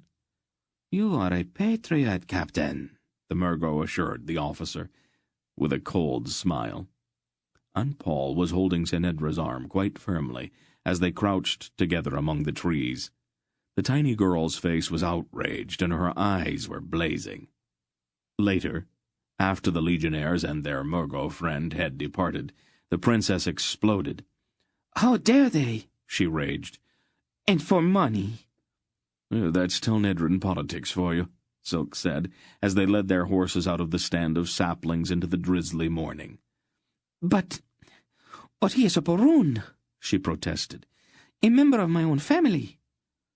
Telnedran's first loyalty is to his purse, Silk told her. I am surprised that you haven't discovered that by now, Your Highness. A few days later, they topped a hill and saw the wood of the Dryads spreading like a green smudge on the horizon. The showers had blown off, and the sun was very bright. "We will be safe once we reach the wood," the princess told them. "The legions will not follow us there." "What's to stop them?" Garion asked her. "The treaty with the Dryads. Do you not know anything?" Garion resented that remark. "There's no one about," Hetar reported to Mr. Wolf. "We can go slow, or wait for dark." "Let's make a run for it. I'm getting tired of dodging patrols." They started down the hill at a gallop toward the forest lying ahead of them. There seemed to be none of the usual brushy margin which usually marked the transition from fields to woodlands. The trees simply began. When Wolf led them beneath those trees, the change was as abrupt as if they had suddenly gone inside a house. The wood itself was a forest of incredible antiquity. The great oaks spread so broadly that the sky was almost never visible. The forest floor was mossy and cool, and there was very little undergrowth. It seemed to Garion that they were all quite tiny under the vast trees, and there was a strange, hushed quality about the woods. The air was very still, and there was a hum of insects, and from far overhead, a chorus of birdsong. "Strange," Dernick said, looking around. "I don't see any sign of woodcutters." "Woodcutters?" Senedra gasped. "In here? They would not dare come into this wood." "The wood is inviolate, Dernick," Mr. Wolf explained. "The Borun family has a treaty with the Dryads. No one has touched a tree here for over 3,000 years. This is a curious place," Mandaralan said, looking around a bit uncomfortably. "Methinks I feel a presence here. A presence not altogether friendly." "The wood is alive," Senedra told him. "It doesn't really like strangers, but don't worry, Mandaralan. You are safe as long as you are with me." She sounded quite smug about it. "Are you sure the patrols won't follow us?" Dernick asked. "Jeebers knew we were coming here after all, and I'm sure he told the Baroons." "The Baroons won't violate their treaty with the Dryads. Not for any reason," Wolf assured him. "I have never known of a treaty that a Telnedran would not step around if it was to his advantage," Silk spoke skeptically. "This one is a bit different. The Dryads gave one of their princesses to a young noble of the House of Borun. She became the mother of the Emperor of the First Borun dynasty. The fortunes of the Baroons are very intimately tied up in the treaty. They are not going to gamble with that, not for any reason." "What exactly is a Dryad?" Garion asked. The strange sense of a presence, an awareness in the wood, made him want to talk to cover the oppressive, watchful silence. "A small group, quite gentle. I've always rather liked them. They aren't human, of course," said Mr. Wolf, "but that's not all that important." "I'm a Dryad," Senedra said rather proudly. Garion stared at her. Technically, she's right. The Dryad line seems to breed true on the female side of the House of Borun. That's one of the things that keeps the family honest about the treaty. All those wives and mothers who'd pack up and leave, if it were ever broken. She looks human, Garion objected, still staring at the princess. The Dryads are so closely related to humans that the differences are hardly significant, said Wolf. That probably explains why they didn't go mad like the other monsters did when Torak cracked the world. Monsters? Senedra protested loudly. Your pardon, Princess. It is an Ulgo term, used to describe the non-humans, who supported Gorum at Prolgu when he met with the god Ul. Do I look like a monster to you? She demanded, tossing her head angrily. A poor choice of words, perhaps. Forgive me. Monsters, indeed. Wolf shrugged. There's a stream not far ahead, if I remember right. We will stop there and wait until word of our arrival reaches Queen Xantha. It is not a good idea to go into the territory of the Dryads without the Queen's permission. They can get quite nasty if they are provoked. I thought you said they were gentle, Dernick said. Within reason. But it's not a good idea to irritate people who communicate with trees when you are in the middle of the forest. Unpleasant things have a way of happening. He frowned. That reminds me. You had better stow your axe away out of sight. Dryads have strong feelings about axes and fires. They are most unreasonable about fire. We'll have to keep our fires small and only for cooking. They rode in, under a colossal oak beside a sparkling stream purling over mossy rocks, dismounted and set up their dun-colored tents. After they had eaten, Garion wandered around feeling bored. Mr. Wolf was napping, and Silk had lured the others into a dice game. Aunt Paul had seated the princess on a log, and was stripping the purple dye from her hair. "If you don't have anything else to do, Garion, why don't you go bathe?" "Bathe? Where?" "I'm sure you'll find a pool somewhere along the stream," she said, carefully lathering Senedra's hair. "You want me to bathe in that water? Aren't you afraid I'll catch cold?" "You're a healthy boy, dear, but a very dirty one. Now go wash." Garion gave her a dark look, and went to one of the packs for clean clothing, soap, and a towel. Then he stamped off upstream, grumbling at every step.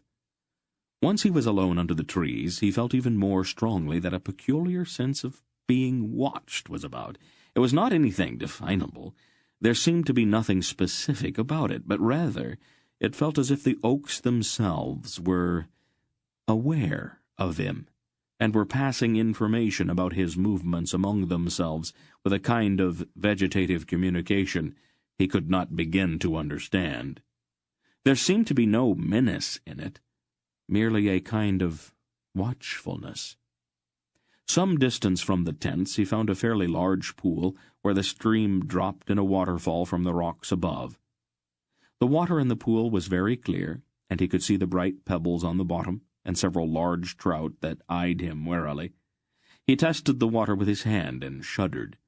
He considered subterfuge, a quick splashing of water on his body, and a bit of soap on the more obvious smudges. But on reflection, he gave up the notion. Aunt Paul would settle for nothing less than a complete bath.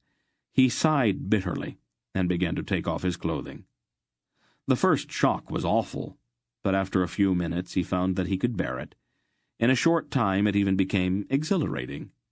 The waterfall provided a convenient means for rinsing off the soap, and before long he found that he was actually enjoying himself. "You're making an awful lot of noise," Senedra said, standing on the bank and appraising him quite calmly. Garion immediately dove to the bottom of the pool. Unless one is a fish, however, one can hardly remain under water indefinitely. After about a minute, he struggled to the surface and popped his head out of the water, gasping and sputtering. "Whatever are you doing?" Zenidra asked. She was wearing a short white tunic, sleeveless and belted at the waist, and open sandals with laces that crisscrossed her slender ankles and calves and tied just below her knees. She carried a towel in one hand. Go away," Garion spluttered. "Oh, don't be so silly," she said, sitting down on a large stone and beginning to unlace her sandals. Her coppery hair was still damp and tumbled in a heavy mass about her shoulders. "What are you doing?" "I want to bathe. Are you going to be much longer?" "Go someplace else," Garion cried, starting to shiver but remaining determinedly crouched over in the water with only his head sticking out. "This place looks just fine. How's the water?" "Cold," he chattered. "But I'm not coming out until you go away." "Oh, don't be such a ninny," she told him. He shook his head stubbornly, his face flaming. She sighed with exasperation. "Oh, very well. I won't look. But I think you're being very silly. At the baths in Tolhanath, no one thinks anything at all about such things." This isn't Tolhanath," he told her pointedly. "I'll turn my back if that will make you feel better." She said it, getting up and standing with her back toward the pool. Not entirely trusting her, Garion crept from the pool and, still dripping, jerked on his drawers and hose. "All right," he called. "You can have the pool now." He mopped at his streaming face and hair with his towel. "I'm going back to the tents." "The Lady Belgariad says that you are to stay with me," she said, calmly untying the cord about her waist. "Aunt Paul said what?" he demanded, terribly shocked. "You are supposed to stay with me to protect me." She took hold of the hem of her tunic, obviously preparing to take it off. Garion spun about and stared determinedly at the trees. His ears flamed and his hands trembled uncontrollably. She laughed a small silvery laugh, and he could hear splashing as she entered the pool. She squealed from the shock of the cold water, and then there was more splashing. "Bring me the soap," she commanded. Without thinking, he bent to pick up the soap and caught one brief glimpse of her standing waist-deep in the water before he shut his eyes tightly. He backed toward the pool, his eyes closed and the hand holding the soap thrust out awkwardly behind him. She laughed again and took the soap from his hand. After what seemed an eternity, the princess completed her bath, emerged from the pool, dried herself, and put her clothes back on. Garion kept his eyes firmly shut the entire time.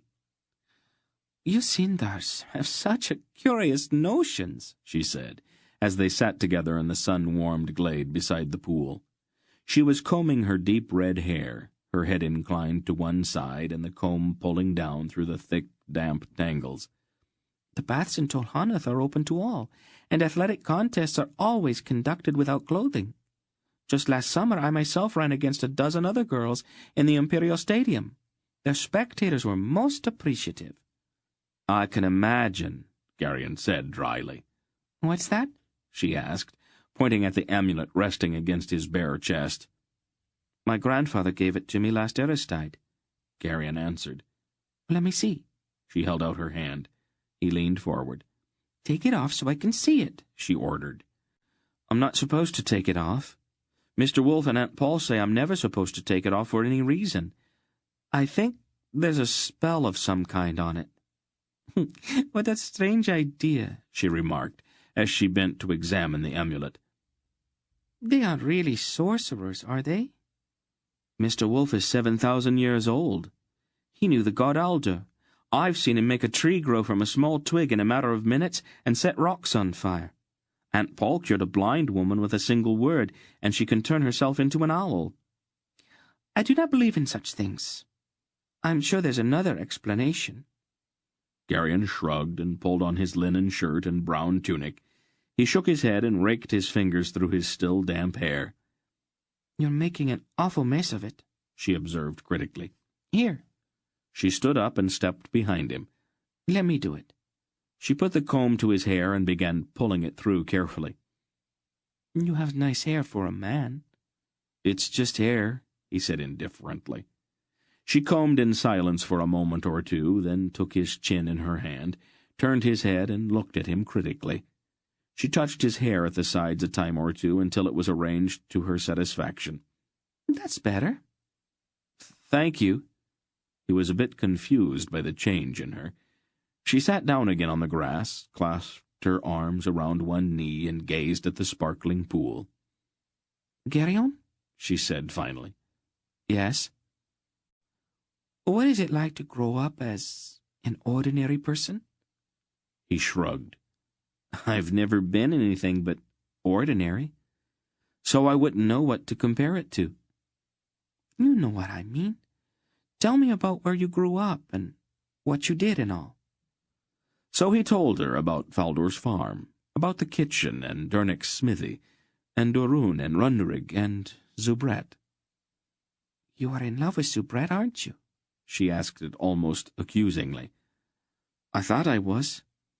But so much has happened since we left the farm that sometimes I can't even remember what she looks like. I think I could do without being in love anyway. From what I've seen of it, it's pretty painful most of the time." "You are impossible," she said, and then she smiled at him, her little face framed in the blazing mass of her sun-touched hair. "Probably. All right, now, you tell me what it's like to grow up as a very special person." "Oh, but I'm not that special." "You're an imperial princess," he reminded her. "I'd call that pretty special." "Oh, that," she said, then giggled. "You know, sometimes since I joined you people, I almost forget that I'm an imperial princess." "Almost," he said with a smile, "but not quite." "No," she agreed, "not quite." She looked out across the pool again. "Most of the time being a princess is very boring. It is all ceremonies and formalities. You have to stand around most of the time listening to speeches or receiving state visitors. There are guards around all the time, but sometimes I sneak away so I can be myself. It makes them furious." She giggled again, and then her gaze turned pensive. "Let me tell your fortune," she said, taking his hand. "Can you tell fortunes?" "It's only make-believe," she admitted. "My maids and I play at it sometimes. We all promise each other high-born husbands and many children." She turned his hand over and looked at it. The silvery mark on his palm was very plain now, and the skin was clean. "Whatever is that?" "I don't know." "It's not a disease, is it?" "No, it's always been there." "I think it's got something to do with my family. Aunt Paul doesn't like to have people see it for some reason, so she tries to keep it hidden." "How could you hide something like that?" "She finds things for me to do that keep my hands dirty most of the time." "How strange," she said. "I have a birthmark, too, right over my heart. Would you like to see it?" She took hold of the neck of her tunic. "I'll take your word for it," Geryon told her, blushing furiously. She laughed, a silvery, tinkling little laugh. "You are a very strange boy, Geryon. You are not at all like the other boys I've met." "They were Tolnedrins, probably," Geryon pointed out. "I'm a Sindar. Or, at least that's the way I was raised. So there are bound to be differences." "You sound as if you are not sure what you are." "Well, Silk says I'm not a Sindar. He says he's not sure exactly what I am, and that's very odd. Silk can recognize anybody for what he is immediately. Your father thought I was Raven." "Since the Lady Polgra is your aunt and Belgariad's your grandfather, you are probably a sorcerer," Tenedra observed. Geryon laughed. "Me? Oh, that's silly. Besides, the sorcerers aren't a race, not like the Kerriks or Tolnedrins or Ravens. It's more like a profession, I think. Sort of like being a lawyer or a merchant. Only there aren't any new ones. The sorcerers are all thousands of years old. Mr. Wolf says that maybe people have changed in some way, so they can't become sorcerers anymore." Tenedra had leaned back and was resting on her elbows, looking up at him. "Geryon?" "Yes?" "Would you like to kiss me?" Geryon's heart started to pound. Then Durnick's voice called to them from not far away, and for one flaming instant, Geryon hated his old friend. Chapter 20. "Mistress Paul says it's time for you two to come back to the tents," Dernick told them when he reached the glade. There was a faint hint of amusement on his plain, dependable face, and he looked knowingly at the two of them. Garion blushed and then grew angry with himself for blushing. Tenedra, however, showed no concern at all. "Has the Dryads come yet?" she asked, getting to her feet and brushing the grass from the back of her tunic. "Not yet," Dernick answered. "Wolf says that they should find us soon. Seems to be some kind of a storm building up the south, and Mistress Paul thought the two of you ought to come back." Garion glanced at the sky and saw a layer of inky clouds moving up from the south, staining the bright blue sky as they rolled ponderously northward. He frowned. "I've never seen clouds like that, have you, Dernick?" Dernick looked up. Strange," he agreed. Garion rolled up the two wet towels, and they started back down the stream. The clouds blotted out the sun, and the woods became suddenly very dark. The sense of watchfulness was still there, that wary awareness they had all felt since they had entered the wood. But now there was something else as well. The great trees stirred uneasily, and a million tiny messages seemed to pass among the rustling leaves. "They are afraid," Tenedra whispered. "Something is frightening them." "What?" Dernick asked. "The trees, they're afraid of something. Can't you feel it?" He stared at her in perplexity. Far above them the birds suddenly fell silent, and a chill breeze began to blow, carrying with it a foul reek of stagnant water and rotting vegetation. "What is that smell?" Garion asked, looking about nervously. "Nyissa is south of here," Tenedra said. "It's mostly swamps." "Is it that close?" Garion asked. "Not really," she said with a small frown.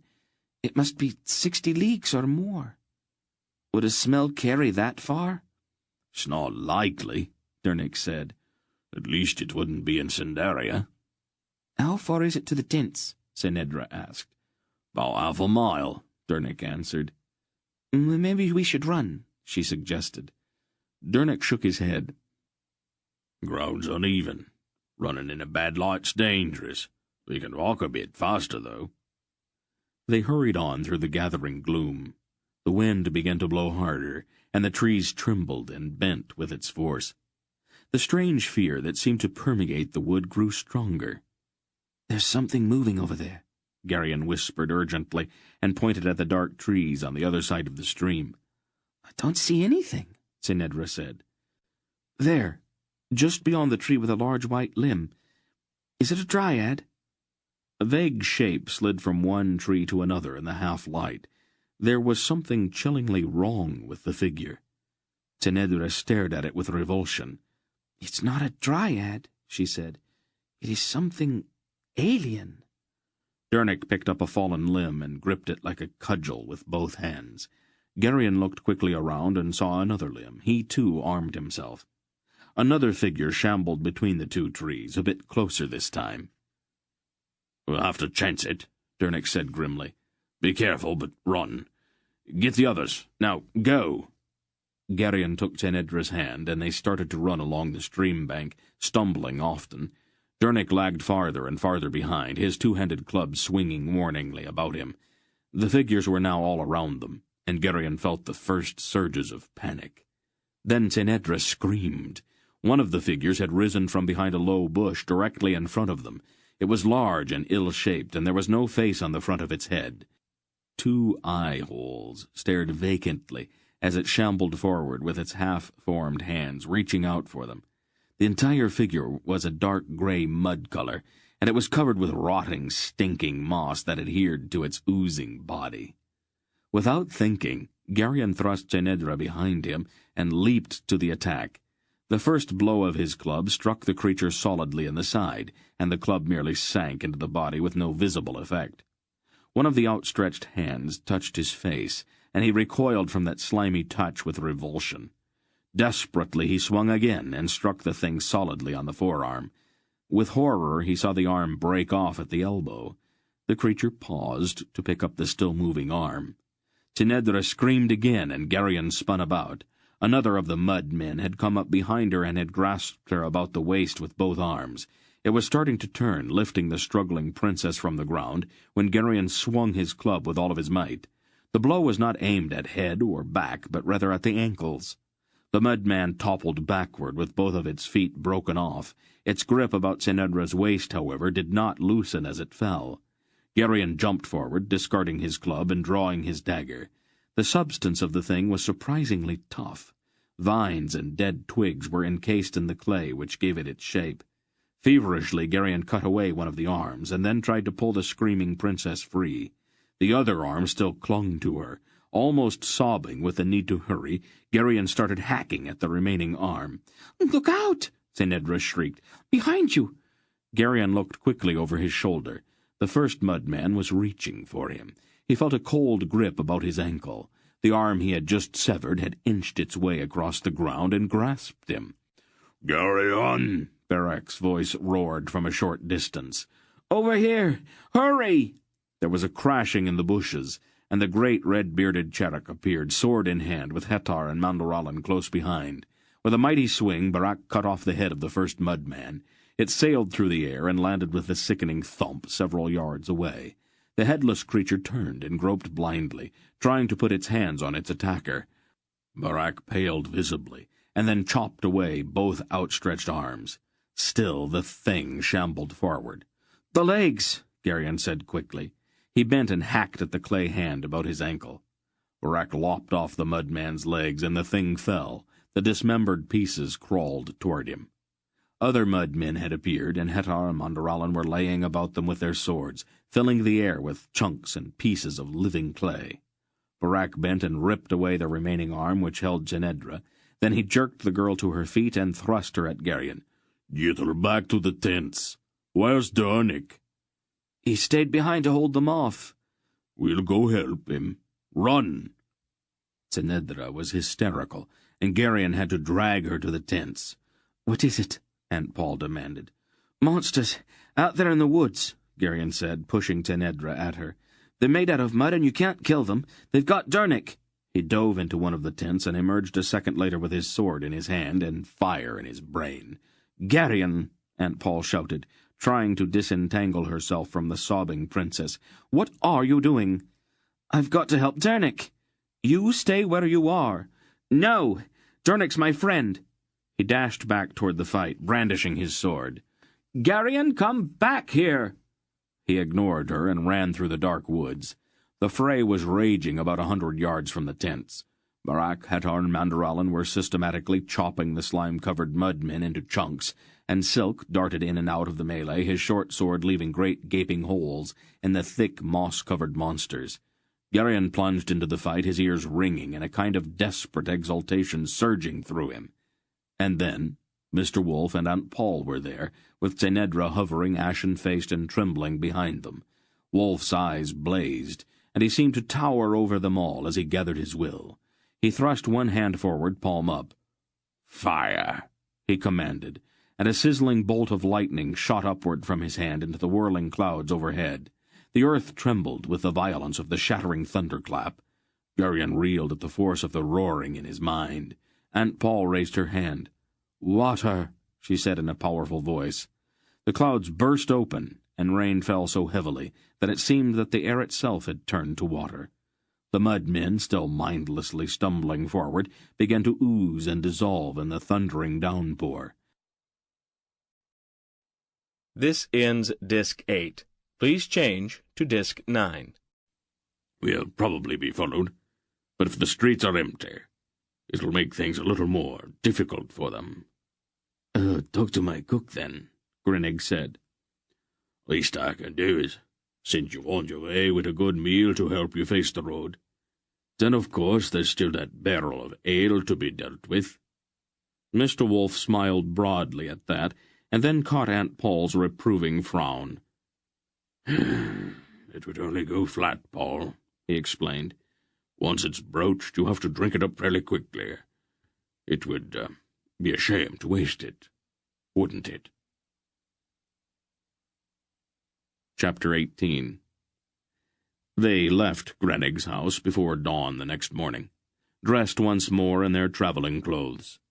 They slipped quietly out a back gate and proceeded through those narrow alleys and back streets that Silk always seemed able to find.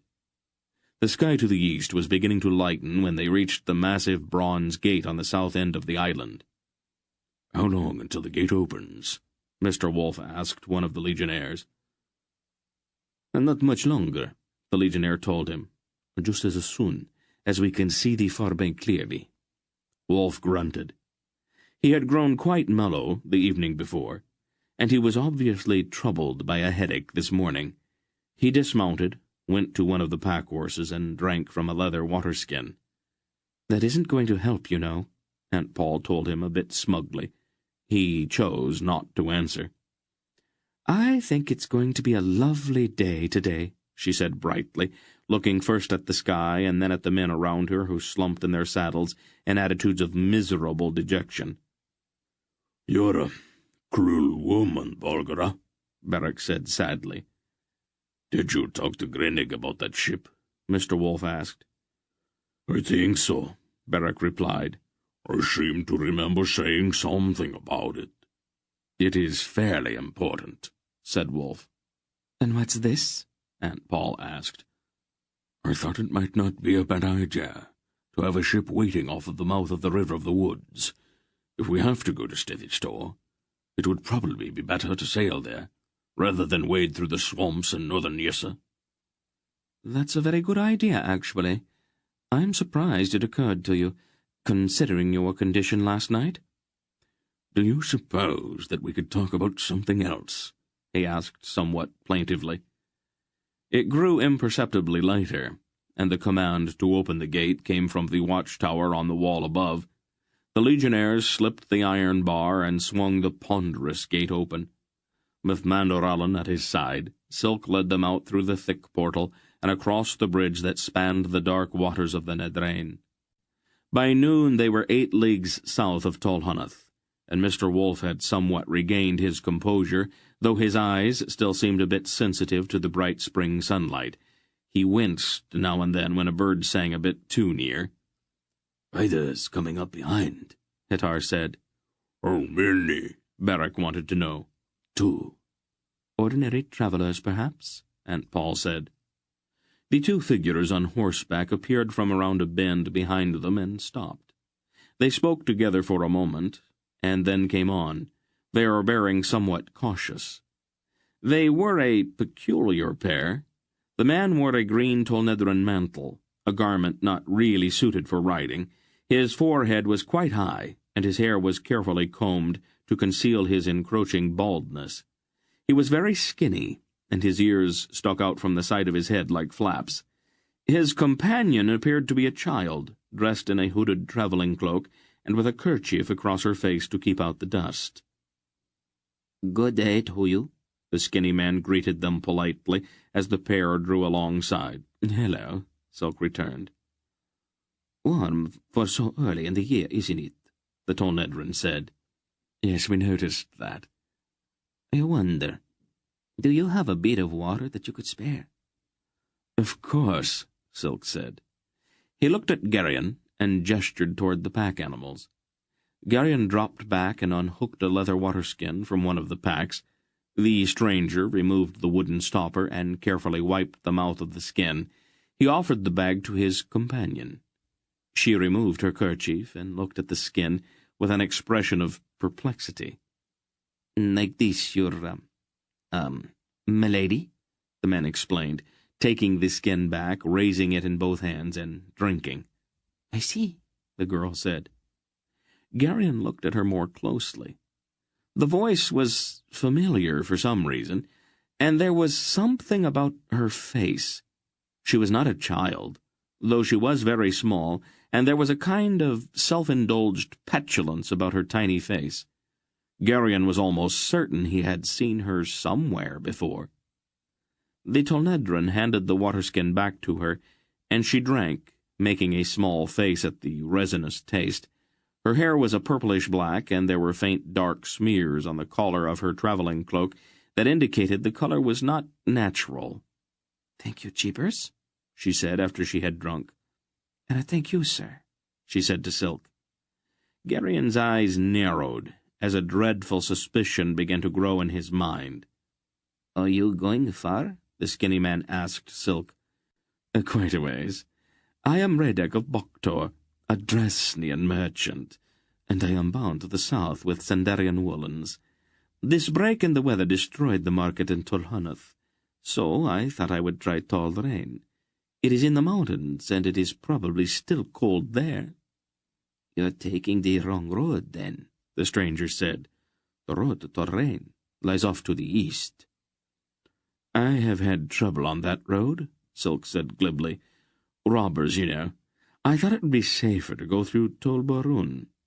"What a coincidence," the skinny man told him. "My pupil and I are bound for Tolbarun ourselves." "Yes," Silk admitted. "Quite a coincidence." "Perhaps we could ride along together." Silk looked doubtful. "Oh, I don't see any reason why not," Aunt Paul decided before he could refuse. "You're a most kind, gracious lady," the stranger said. "I am Master Jeebers, Fellow of the Imperial Society, a tutor by profession. Perhaps you have heard of me?" "I can't really say so," Silk told him, "although that's not too remarkable, since we are strangers here in Tolnedra." Jeebers looked a bit disappointed. "I suppose that is true. This is my pupil, Lady Sherelle. Her father's a Grand Master merchant, the Baron Reldan. I am accompanying her to Tolbarun, where she's to visit relatives." Geryon knew that it was not true. The tutor's name had confirmed his suspicions. They rode several miles farther, with Jeebers babbling animatedly at Silk. He spoke endlessly about his learning and continually prefaced his remarks with references to important people who seemed to rely on his judgment. Although he was tiresome, he appeared to be quite harmless. His pupil rode beside Aunt Paul, saying very little. "I think it's time we stopped for a bite to eat," Aunt Paul announced. "Would you and your pupil care to join us, Master Jeebers? We have plenty." "I am quite overcome by your generosity," the tutor said. "We would be delighted." They stopped the horses near a small bridge that crossed a brook and led them into the shade of a thick clump of willows not far from the road. Jurnik built a fire, and Aunt Paul began to unload her pots and kettles.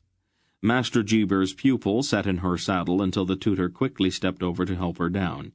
She looked at the slightly marshy ground near the brook unenthusiastically. Then she glanced imperiously at Geryon. "You, boy," she called. "Fetch me a cup of fresh water." "The brook's right there," he told her, pointing. She stared at him in amazement. "But the ground is all muddy," she objected. "It does seem that way, doesn't it?" he admitted, and then quite deliberately turned his back on her and went over to help his aunt. "Aunt Paul," he said after several moments of debating with himself. "Yes, dear. I don't think the Lady Sherelle's who she says she is." "Oh?" "I'm not completely positive, but I think she's the Princess Chenedra, the one who came into the garden when we were at the palace." "Yes, dear, I know." "You know?" "Well, of course. Would you hand me the salt, please?" "Well, isn't it dangerous to have her with us?" "Oh, not really. I think we can manage it." "Won't she be a lot of bother?" "An imperial princess is supposed to be a lot of bother, dear." After they had eaten a savory stew which seemed to Geryon quite good, but which their little guest appeared to find distasteful, Jeebers began to approach a subject which had obviously been on his mind since they had first met. "Despite the best efforts of the legions, the roads are never entirely safe," the fussy man said. "It is imprudent to travel alone, and the Lady Sherelle's been entrusted to my care. Since I am responsible for her safety, I was wondering if we might travel along with you. We would not be any bother, and I'd be more than happy to pay for whatever food that we eat." Silk glanced quickly at Aunt Paul. "Of course," she said. Silk looked surprised. "There's no reason we cannot travel together. We are all going to the same place, after all." Silk shrugged. "Anything you say." Geryon knew the idea was a mistake so serious that it bordered on disaster. Jeebers would not be a good traveling companion, and his pupil showed every sign of quickly becoming intolerable. She was obviously accustomed to extensive personal service, and her demands were probably made without thought. They were still demands, however, and Geryon knew immediately who was most likely to be expected to attend to them. He got up and walked around to the far side of the clump of willows. The fields beyond the trees were pale green in the spring sunshine, and small white clouds drifted lazily across the sky. Geryon leaned against a tree and gazed out at the fields without actually seeing them. He would not become a servant, no matter who their little guest might be. He wished there were some way he could get that firmly established right at the outset, before things got out of hand. "Have you lost your senses?" he heard Mr. Wolf say to Paul somewhere behind him in the trees. "Ranbaroon's probably got every legion in Tolnedra looking for her by now." "This is my province, old wolf," Aunt Paul told him. "Don't interfere. I can manage things so that we won't be bothered by the legions." "We don't have the time to coddle her," the old man said. "I'm sorry, Paul, but the child's going to be an absolute little monster. You saw the way she acted toward her father." "It is no great chore to break bad habits," she said, unconcerned. "Wouldn't it be simpler just to arrange to have her taken back to Tolhanath?" "She has already run away once," Aunt Paul answered. "If we send her back, she will just run away again.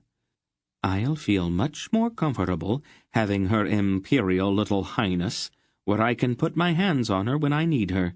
When the proper time comes, I don't want to have to take the world apart looking for her." Wolf sighed. "Oh, have it your way, Paul." "Naturally." "Just keep that brat away from me. She sets my teeth on edge. Do any of the others know who she is?" "Geryon does." "Geryon? That's surprising." "Not really. He is brighter than he looks." A new emotion began to grow in Geryon's already confused mind. Aunt Paul's obvious interest in Tolnedra sent a sharp pang through him. With a certain amount of shame, he realized that he was jealous of the attention the girl was receiving. In the days that followed, Geryon's fears quickly proved to be well-founded. An inadvertent remark about Faldor's farm had revealed quite early to the princess his former status as a scullery boy, and she used the knowledge heartlessly to browbeat him into 100 stupid little errands every day. To make it all worse, each time he tried to resist, Aunt Paul would firmly remind him to pay more attention to his manners. Inevitably, he became quite surly about the whole business. The princess developed a story about the reason for her departure from Tolhanath as they rode south. The story changed daily, growing more wildly implausible with every passing league. At first, she seemed content to be on a simple excursion to visit relatives. Then she dropped dark hints about flight from a marriage to an ugly old merchant. Next, there were even darker hints about a plot to capture her and hold her for ransom. Finally, in a crowning effort, she confided to them that the proposed kidnapping was politically motivated, a part of some vast scheme to gain power in Tolnedra. "She's an awful liar, isn't she?" Geryon asked Aunt Paul when they were alone one evening. "Yes, dear. Lying is an art. A good lie should not be embellished so much," Aunt Paul agreed. "She'll need a lot more practice if she plans to make a career out of it." Finally, about 10 days after they had left Tolhanath, the city of Talbarun came into sight in the afternoon sun. "It looks like this is where we part company," Silk said to Jeebers, with a certain amount of relief. "And you're going into the city?" Jeebers asked. "I don't think so," Silk answered. "We don't really have any business to take care of there, and the usual explanations and searches just waste time, not to mention the expense of the bribes. We will go around Tol Barun and pick up the road to Tol Rain on the other side." "We can ride a bit farther with you, then," Tenedra said quickly. "My relatives live on an estate to the south of the city." Jeebers stared at her in amazement. Aunt Paul drew in her horse and looked at the small girl with a raised eyebrow. "This seems like as good a place as any for us to have a little talk," she said. Silk looked quickly at her and then nodded. "I believe, little lady," Aunt Paul told the girl, when they had all dismounted, "that the time has come for you to tell us the truth." "But I have," Tenedra protested. "Oh, come now, child," Aunt Paul said. "Those stories of yours have been very entertaining, but you don't actually think anyone believed them, do you? Some of us already know who you are, but I really think we should get it out in the open." You know?" Tenedra faltered. "But of course, dear. Would you like to tell them, or shall I?" Tenedra's little shoulders drooped. "Tell them who I am, Master Jeebers," she ordered quietly. "Do you really think that's wise, your ladyship?" Jeebers asked nervously. "They already know anyway. If they were going to do anything to us, they would have done it a long time ago. We can trust them." Jeebers drew in a deep breath and then spoke rather formally. "I have the honor to introduce Her Imperial Highness and the Princess Tenedra, daughter to His Imperial Majesty Ran Barun the 23rd, and the jewel of the House of Barun." Silk whistled, and his eyes widened momentarily. The others showed similar signs of amazement. "The political situation in Tolhaneth had become far too volatile too menacing, that is, for Her Highness to remain safely in the capital. The Emperor commissioned me to convey his daughter secretly to Tol Barun, here, where the members of the Barun family can protect her from the plots and machinations of the Vordus, the Hannas, and the Horbites. I am proud to say that I have managed to execute my commission rather brilliantly, with your help, of course. I'll mention your assistance in my report. A footnote, perhaps, or maybe even an appendix." Barak pulled at his beard, his eyes thoughtful. "An imperial princess travels across half of Tolnedra with only a schoolmaster for protection?" he questioned. "At a time when they are knifing and poisoning each other in the streets?" "It does seem a trifle risky, doesn't it?" Hetar agreed. "Did thine emperor charge thee with this task in person?" Mandorallan asked Jeebers. "It was not necessary," Jeebers said stiffly. "His Majesty has a great deal of respect for my judgment and discretion. He knew that I'd be able to devise a safe disguise and a secure mode of travel. The princess assured me of his absolute confidence in me. It all had to be done in utmost secrecy, of course. That is why she came to my chambers in the middle of the night to advise me of his instructions, and why we left the palace without telling anyone what we were." His voice trailed off, and he stared at Tenedra in horror. "You might as well tell him the truth, dear," Aunt Paul advised the little princess. "I think he's guessed it already." Tenedra's chin lifted arrogantly. "The orders came from me, Jeebers. My father had nothing to do with it." Jeebers went deathly pale, and he nearly collapsed. "What idiocy made you decide to run away from your father's palace?" Barak demanded of the tiny girl. "All of Tolnedra's probably looking for you, and we're caught right in the middle of it." "Gently," Wolf said to the hulking Cherak. "She may be a princess, but she's still a little girl. Don't frighten her." "The question is to the point, though," Hetar observed. "If we were caught with an imperial princess in our company, we would all see the inside of a Tolnedran dungeon." He turned then to Tenedra. "Do you have an answer?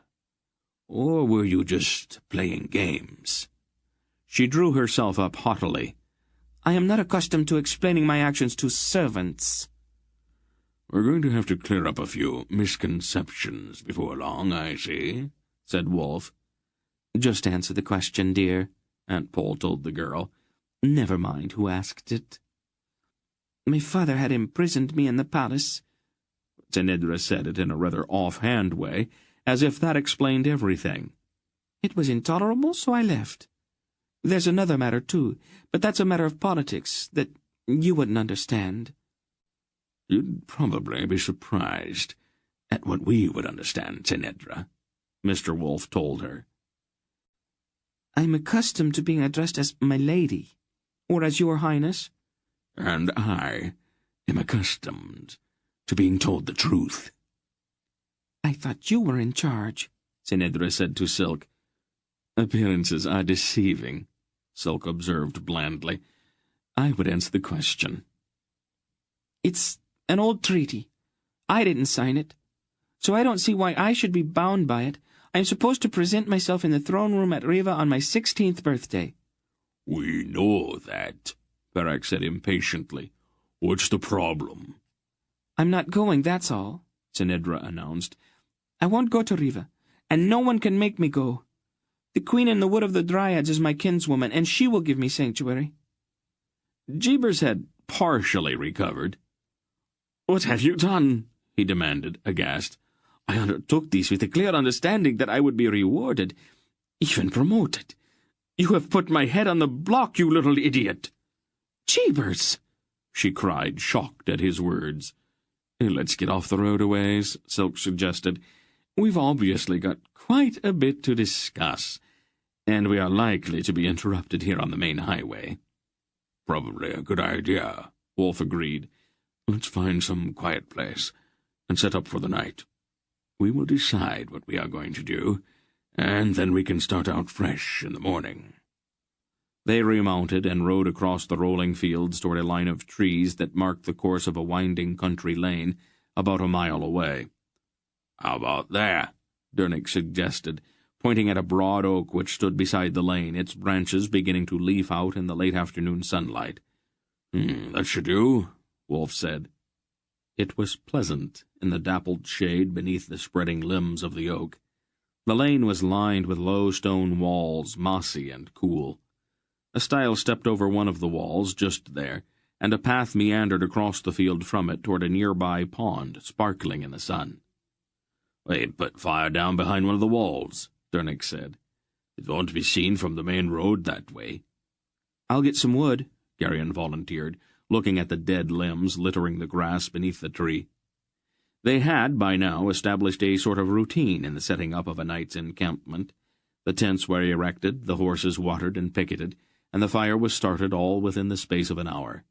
Then Dernick, who had noticed a few telltale circles on the surface of the pond, heated an iron pin in the fire and carefully hammered it into a hook. "What's that for?" Geryon asked him. "I thought some fish might be good for supper," the smith said, wiping the hook on the skirt of his leather tunic. He laid it aside then and lifted a second pin out of the fire with a pair of tongs. "Would you like to try your luck, too?" Geryon grinned at him. Barak had stood nearby, combing the snarls out of his beard. He looked up rather wistfully. "I don't suppose you'd have time to make another hook, would you?" Dernick chuckled. "It only takes a couple minutes." "We'll need bait," Barak said, getting up quickly. "Where's your spade?" Not long afterward, the three of them crossed the field to the pond, cut some saplings for poles, and settled down to serious fishing. The fish, it appeared, were ravenous, and attacked the worm-baited hooks in schools.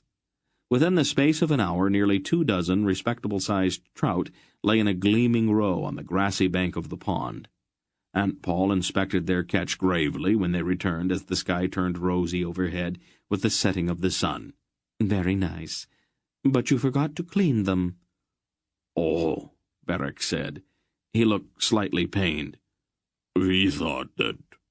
Well, what I mean is, as long as we caught them." He left it hanging.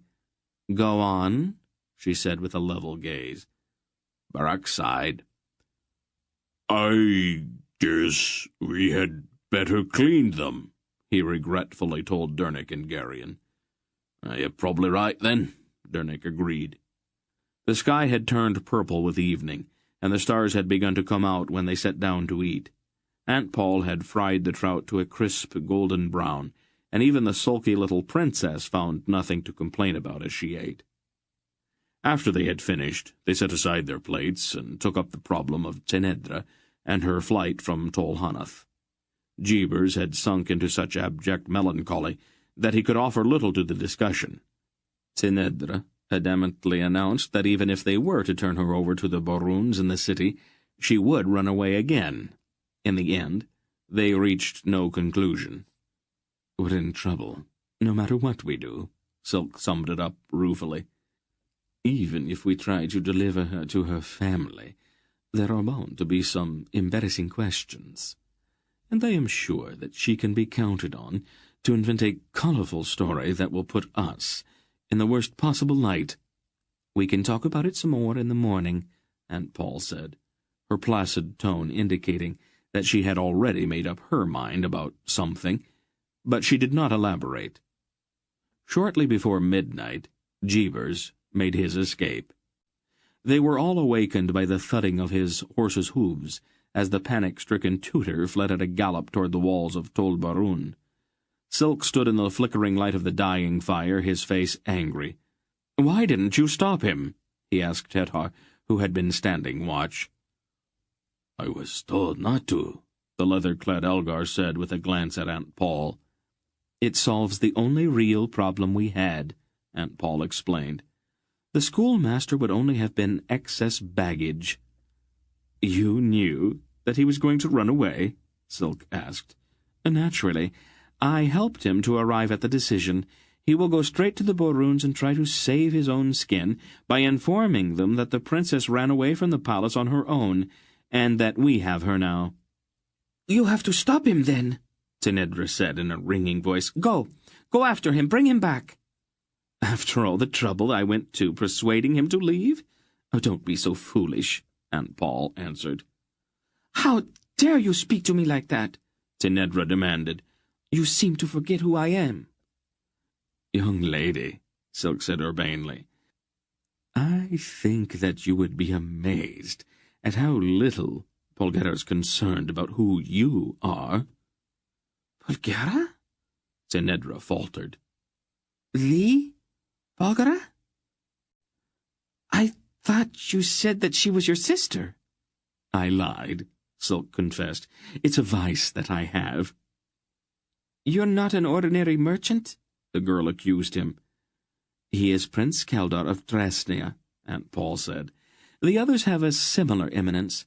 I am sure you can see how little your title impresses us. We have our own titles, so we know how empty they are." If you were Polgara, well, then he must be—" The princess turned to stare at Mr. Wolf, who had seated himself on the lowest step of the stile to pull on his shoes. "Yes," Aunt Paul said. "He doesn't really look the part, now does he?" "What are you doing in Tenedra?" Tenedra asked in a stunned voice. "Are you going to use magic of some kind to control the outcome of the secession?" "Why should we?" Mr. Wolf said, getting to his feet. "Tonedrans always seem to think that their politics shake the whole world, but the rest of the world's really not all that concerned about who gains the throne in Tol Hanath. We are here on a matter of much greater urgency." He looked off into the darkness in the direction of Tol Barun. "It will take Jeebers a certain amount of time to convince the people in the city that he's not a lunatic. But it would probably be a good idea if we left the area. I imagine we had better stay away from the main highway." "That's no problem," Silk assured him. "And what about me?" Tenedra asked. "You wanted to go to the Wood of the Dryads," Aunt Paul told her. "We were going in that direction anyway, so you will stay with us. We will see what Queen Xantha says when we get you there." "Am I to consider myself a prisoner, then?" the princess asked stiffly. "You can. It makes you feel better, dear," Aunt Paul said. She looked at the tiny girl critically in the flickering firelight. "I'm going to have to do something about your hair, though. What did you use for dye? It looks awful." Chapter 19. They moved rapidly south for the next few days, traveling frequently at night to avoid the mounted patrols of legionnaires who were beating the countryside in their efforts to locate Cenedra. "Maybe we should have hung on to Jeebus," Barak muttered sourly after one near brush with the soldiers. "He's roused every garrison from here to the border. It might have been better to have dropped him off in some isolated place or something." "That or something has a certain ring of finality to it, old friend," Silk said with a sharp little grin. Barak shrugged. "It's a solution to a problem." Silk laughed. "You really should try not to let your knife do all of your thinking for you. That's the one quality we find least attractive in our Charrick cousins." "And we find this compulsion to make clever remarks, which seems to overwhelm our Drasnian brothers now and then, almost equally unattractive," Barak told him coolly. "Oh, nicely put," Silk said with mock admiration. They rode on, watchful, always ready to hide or to run. During those days they relied heavily on Hetar's curious ability. Since the patrols searching for them were inevitably mounted, the tall, hawk-faced Algar swept their surroundings with his mind, searching for horses. The warnings he could thus provide usually gave them sufficient notice of the approach of the patrols. "What is it like?" Girion asked him one cloudy mid-morning, as they rode along a seldom-used and weed-grown track to which Silk had led them. "I mean, being able to hear a horse's thoughts." "I don't think I can describe it exactly," Hetar answered. "I have always been able to do it, so I cannot imagine what it is like not doing it. There is a kind of reaching out in a horse's mind, a sort of inclusiveness. A horse seems to think we instead of I. I suppose it is because in their natural condition they are members of a herd. After they get to know you, they think of you as a herd mate. Sometimes they even forget that you are not a horse." He broke off suddenly. "Belgariad," he announced sharply. "There's another patrol coming, just beyond that hill over there. 20 or 30 of them." Mr. Wolf looked about quickly. "Have we got time to reach those trees?" He pointed at a thick stand of scrub maple about a half-mile ahead. "If we hurry." "Then run," Wolf ordered, and they all kicked their horses into a sudden burst of speed. They reached the trees just as the first few raindrops of the spring shower that had been threatening all morning pattered onto the broad leaves. They dismounted and pushed in among the springy saplings, worming their way back out of sight, leading their horses. The Tolnedran patrol came over the hilltop and swept down into the shallow valley. The captain in charge of the legionnaires pulled in his horse not far from the stand of maples and dispersed his men with a series of sharp commands. They moved out in small groups, scouting the weedy road in both directions and surveying the surrounding countryside from the top of the next rise. The officer and a civilian in a grey riding cloak remained behind, sitting their horses beside the track. The captain squinted distastefully up into the sprinkling rain. "It is going to be a wet day," he said, dismounting, and pulling his crimson cloak tighter around him. His companion also swung down and turned so that the party hiding among the maples was able to see his face. Girion felt Hetar tense suddenly. The man in the cloak was a Murgo. "Over here, Captain," the Murgo said, leading his horse into the shelter provided by the outspreading limbs of the saplings at the edge of the stand. The Tolnedran nodded and followed the man in the riding cloak. "Have you had a chance to think over my offer?" "I thought it was only speculation," the captain replied. "We don't even know that these foreigners are in this quadrant." "My information is that they are going south, Captain. I think you can be quite certain that they are somewhere in your quadrant." "There's no guarantee that we will find them, though. And even if we do, it would be very difficult to do what you propose." Captain, the Murgo explained patiently. it is for the safety of the princess, after all. If she has returned to Tol Hanath, the Varduvians are going to kill her. You have read those documents I brought you. She will be safe with the Baroons. The Varduvians aren't going to come into southern Tolnedra after her. The Baroons are only going to turn her over to her father. You are a Baroon yourself. Would you defy an emperor of your own house? The captain's face was troubled. Her only hope of safety is with the Horbites. What guarantees do I have that she will be safe with them? Or the best guarantee of all, politics.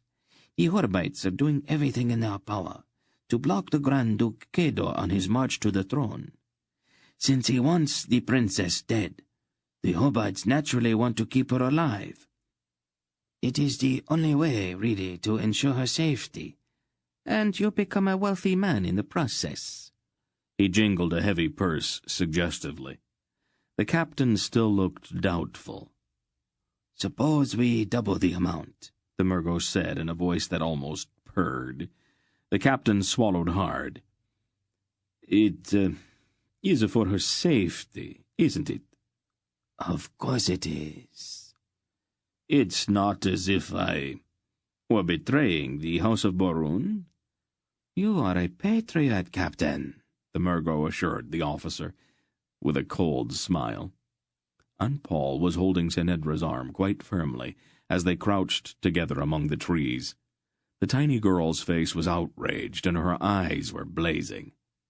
Later, after the legionnaires and their Murgo friend had departed, the princess exploded.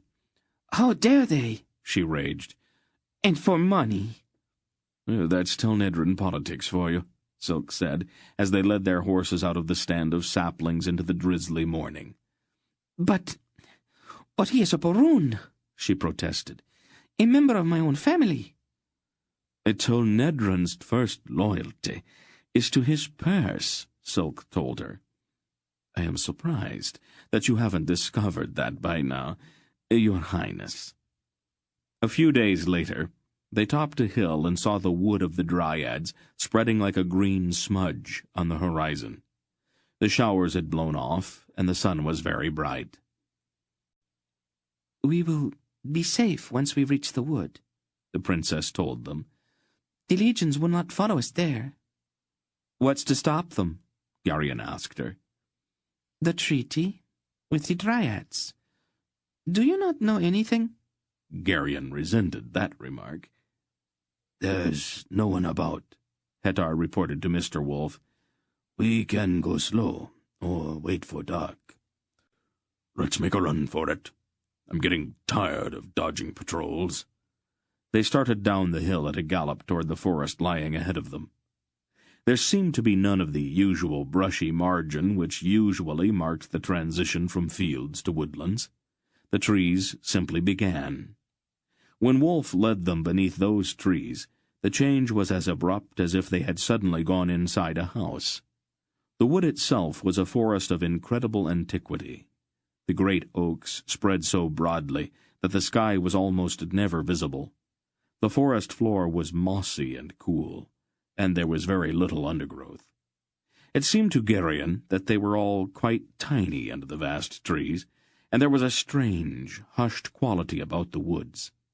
The air was very still, and there was a hum of insects, and from far overhead, a chorus of birdsong. "Strange," Dernick said, looking around. "I don't see any sign of woodcutters." "Woodcutters?" Senedra gasped. "In here? They would not dare come into this wood." "The wood is inviolate, Dernick," Mr. Wolf explained. "The Baroon family has a treaty with the Dryads. No one has touched a tree here for over 3,000 years. This is a curious place," Mandaralan said, looking around a bit uncomfortably. "Methinks I feel a presence here. A presence not altogether friendly." "The wood is alive," Senedra told him. "It doesn't really like strangers, but don't worry, Mandaralan. You are safe as long as you are with me." She sounded quite smug about it. "Are you sure the patrols won't follow us?" Dernick asked. "Jeebus knew we were coming here after all, and I'm sure he told the Baroons." "The Baroons won't violate their treaty with the Dryads. Not for any reason," Wolf assured him. "I have never known of a treaty that its own Nedrin would not step around if it was to his advantage," Silk spoke skeptically. "This one is a bit different. The Dryads gave one of their princesses to a young noble of the House of Baroon. She became the mother of the Emperor of the First Baroon dynasty. The fortunes of the Baroons are very intimately tied up in the treaty. They are not going to gamble with that, not for any reason." "What exactly is a Dryad?" Geryon asked. The strange sense of a presence, an awareness in the wood, made him want to talk to cover the oppressive, watchful silence. "A small group, quite gentle. I've always rather liked them. They aren't human, of course," said Mr. Wolf, "but that's not all that important." "I'm a Dryad," Tinedra said rather proudly. Geryon stared at her. Technically, she's right. The Dryad line seems to breed true on the female side of the House of Baroon. That's one of the things that keeps the family honest about the treaty. All those wives and mothers who'd pack up and leave, if it were ever broken. "She looks human," Geryon objected, still staring at the princess. "The Dryads are so closely related to humans that the differences are hardly significant," said Wolf. "That probably explains why they didn't go mad like the other monsters did when Torak cracked the world." "Monsters?" Tinedra protested loudly. "Your pardon, Princess. It is an Ulgo term, used to describe the non-humans, who supported Gorum at Progu when he met with the god Ul." "Do I look like a monster to you?" she demanded, tossing her head angrily. "A poor choice of words, perhaps. Forgive me." "Monsters, indeed." Wolf shrugged. "There's a stream not far ahead, if I remember right. We will stop there and wait until word of our arrival reaches Queen Xantha. It is not a good idea to go into the territory of the Dryads without the Queen's permission. They can get quite nasty if they are provoked." "I thought you said they were gentle," Dernick said. Within reason. But it's not a good idea to irritate people who communicate with trees when you are in the middle of the forest. Unpleasant things have a way of happening." He frowned. "It reminds me. You had better stow your axe away out of sight. Dryads have strong feelings about axes and fires. They are most unreasonable about fire. We'll have to keep our fires small and only for cooking." They rode in, under a colossal oak beside a sparkling stream purling over mossy rocks, dismounted and set up their dun-colored tents. After they had eaten, Geryon wandered around feeling bored. Mr. Wolf was napping, and Silk had lured the others into a dice game. Aunt Paul had seated the princess on a log, and was stripping the purple dye from her hair. "If you don't have anything else to do, Geryon, why don't you go bathe?" "Bathe? Where?" "I'm sure you'll find a pool somewhere along the stream," she said, carefully lathering Tinedra's hair. "You want me to bathe in that water? Aren't you afraid I'll catch cold?" "You're a healthy boy, dear, but a very dirty one. Now go wash." Geryon gave her a dark look, and went to one of the packs for clean clothing, soap, and a towel. Then he stamped off upstream, grumbling at every step. Once he was alone under the trees, he felt even more strongly that a peculiar sense of being watched was about. It was not anything definable. There seemed to be nothing specific about it, but rather it felt as if the oaks themselves were aware of him, and were passing information about his movements among themselves with a kind of vegetative communication he could not begin to understand. There seemed to be no menace in it. merely a kind of watchfulness. Some distance from the tents he found a fairly large pool where the stream dropped in a waterfall from the rocks above. The water in the pool was very clear, and he could see the bright pebbles on the bottom and several large trout that eyed him warily. He tested the water with his hand and shuddered. He considered subterfuge, a quick splashing of water on his body and a bit of soap on the more obvious smudges. But on reflection, he gave up the notion. Aunt Paul would settle for nothing less than a complete bath. He sighed bitterly and began to take off his clothing. The first shock was awful, but after a few minutes he found that he could bear it. In a short time it even became exhilarating. The waterfall provided a convenient means for rinsing off the soap, and before long he found that he was actually enjoying himself. "You're making an awful lot of noise," Senedra said, standing on the bank and appraising him quite calmly. Geryon immediately dove to the bottom of the pool. Unless one is a fish, however, one can hardly remain under water indefinitely.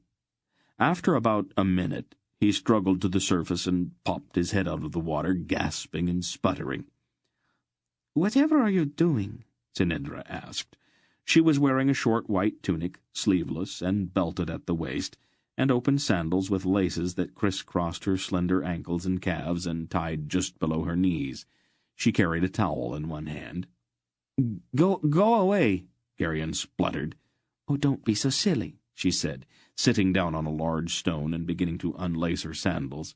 Her coppery hair was still damp and tumbled in a heavy mass about her shoulders. "What are you doing?" "I want to bathe. Are you going to be much longer?" "Go someplace else," Geryon cried, starting to shiver but remaining determinedly crouched over in the water with only his head sticking out. "This place looks just fine. How's the water?" "Cold," he chattered. "But I'm not coming out until you go away." "Oh, don't be such a ninny," she told him. He shook his head stubbornly, his face flaming. She sighed with exasperation. "Oh, very well. I won't look.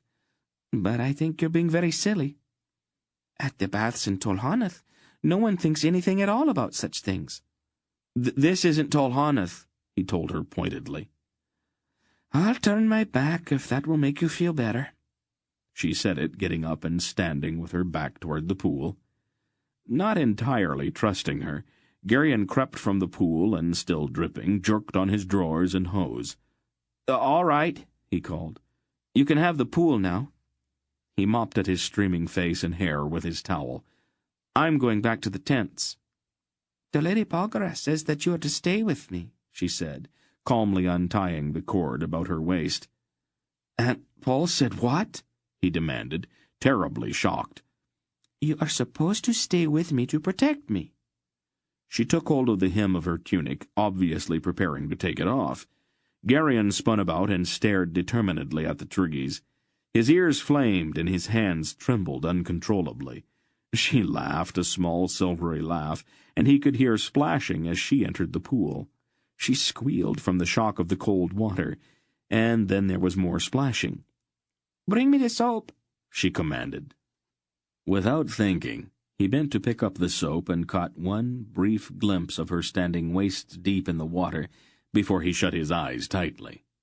He backed toward the pool, his eyes closed and the hand holding the soap thrust out awkwardly behind him. She laughed again and took the soap from his hand. After what seemed an eternity, the princess completed her bath, emerged from the pool, dried herself, and put her clothes back on. Geryon kept his eyes firmly shut the entire time. "You Sindars have such curious notions," she said, as they sat together in the sun-warmed glade beside the pool. She was combing her deep red hair, her head inclined to one side and the comb pulling down through the thick, damp tangles. "The baths in Tolhanath are open to all, and athletic contests are always conducted without clothing. Just last summer I myself ran against a dozen other girls in the Imperial Stadium. The spectators were most appreciative." "I can imagine," Geryon said dryly. "What's that?" she asked, pointing at the amulet resting against his bare chest. My grandfather gave it to me last Aristide, Garion answered. Let me see. She held out her hand. He leaned forward. Take it off so I can see it, she ordered. I'm not supposed to take it off. Mr. Wolf and Aunt Paul say I'm never supposed to take it off for any reason. I think there's a spell of some kind on it. What a strange idea, she remarked, as she bent to examine the amulet. They aren't really sorcerers, are they? Mr. Wolf is 7,000 years old. He knew the god Aldur. I've seen him make a tree grow from a small twig in a matter of minutes and set rocks on fire. Aunt Paul cured a blind woman with a single word, and she can turn herself into an owl. I do not believe in such things. I'm sure there's another explanation. Garion shrugged and pulled on his linen shirt and brown tunic. He shook his head and raked his fingers through his still damp hair. You're making an awful mess of it, she observed critically. Here. She stood up and stepped behind him. Let me do it. She put the comb to his hair and began pulling it through carefully. You have nice hair for a man. It's just hair, he said indifferently. She combed in silence for a moment or two, then took his chin in her hand, turned his head, and looked at him critically. She touched his hair at the sides a time or two until it was arranged to her satisfaction. That's better. Thank you. He was a bit confused by the change in her. She sat down again on the grass, clasped her arms around one knee, and gazed at the sparkling pool. Garion? She said finally. Yes? What is it like to grow up as an ordinary person? He shrugged. I've never been anything but ordinary, so I wouldn't know what to compare it to. You know what I mean. Tell me about where you grew up and what you did and all.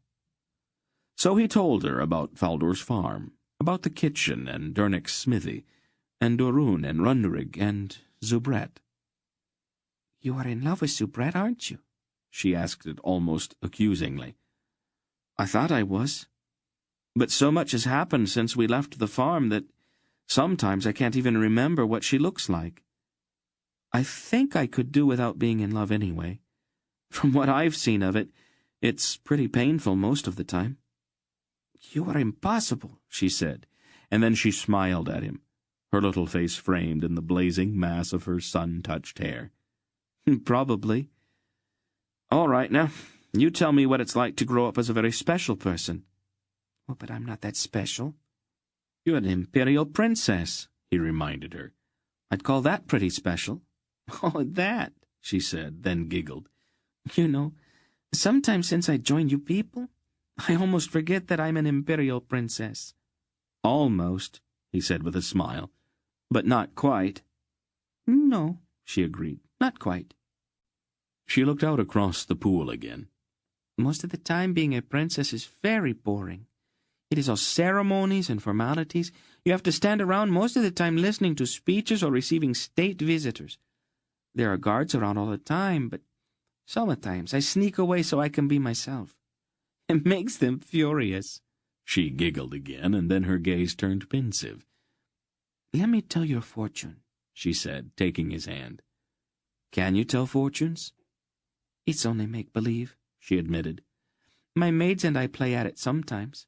We all promise each other high-born husbands and many children. She turned his hand over and looked at it. The silvery mark on his palm was very plain now, and the skin was clean. Whatever is that? I don't know. It's not a disease, is it? No, it's always been there. I think it's got something to do with my family. Aunt Paul doesn't like to have people see it for some reason, so she tries to keep it hidden. How could you hide something like that? She finds things for me to do that keep my hands dirty most of the time. How strange, she said. I have a birthmark, too, right over my heart. Would you like to see it? She took hold of the neck of her tunic. I'll take your word for it, Garion told her, blushing furiously. She laughed, a silvery, tinkling little laugh. You are a very strange boy, Garion. You are not at all like the other boys I've met. They were Tolnedrins, probably, Garion pointed out. I'm a Sindar. Or, at least that's the way I was raised. So there are bound to be differences. You sound as if you are not sure what you are. Well, Silk says I'm not a Sindar. He says he's not sure exactly what I am, and that's very odd. Silk can recognize anybody for what he is immediately. Your father thought I was Raven. Since the Lady Polgra is your aunt and Belgariad's your grandfather, you are probably a sorcerer, Tenedra observed. Geryon laughed. Me? Oh, that's silly. Besides, the sorcerers aren't a race, not like the Kerriks or Tolnedrans or Ravens. It's more like a profession, I think. Sort of like being a lawyer or a merchant. Only there aren't any new ones. The sorcerers are all thousands of years old. Mr. Wolf says that maybe people have changed in some way, so they can't become sorcerers anymore. Tenedra had leaned back and was resting on her elbows, looking up at him. Geryon? Yes? Would you like to kiss me? Geryon's heart started to pound. Then Dernick's voice called to them from not far away, and for one flaming instant, Geryon hated his old friend. Chapter 20. Mistress Paul says it's time for you two to come back to the tents, Dernick told them when he reached the glade. There was a faint hint of amusement on his plain, dependable face, and he looked knowingly at the two of them. Geryon blushed and then grew angry with himself for blushing. Tenedra, however, showed no concern at all. Have the Dryads come yet? She asked, getting to her feet and brushing the grass from the back of her tunic. Not yet, Dernick answered. Wolf says that they should find us soon. Seems to be some kind of a storm building up the south, and Mistress Paul thought the two of you ought to come back. Geryon glanced at the sky and saw a layer of inky clouds moving up from the south, staining the bright blue sky as they rolled ponderously northward. He frowned. I've never seen clouds like that, have you, Dernick?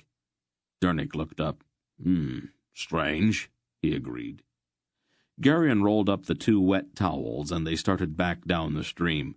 The clouds blotted out the sun, and the woods became suddenly very dark. The sense of watchfulness was still there, that wary awareness they had all felt since they had entered the wood. But now there was something else as well. The great trees stirred uneasily, and a million tiny messages seemed to pass among the rustling leaves. They are afraid, Tenedra whispered.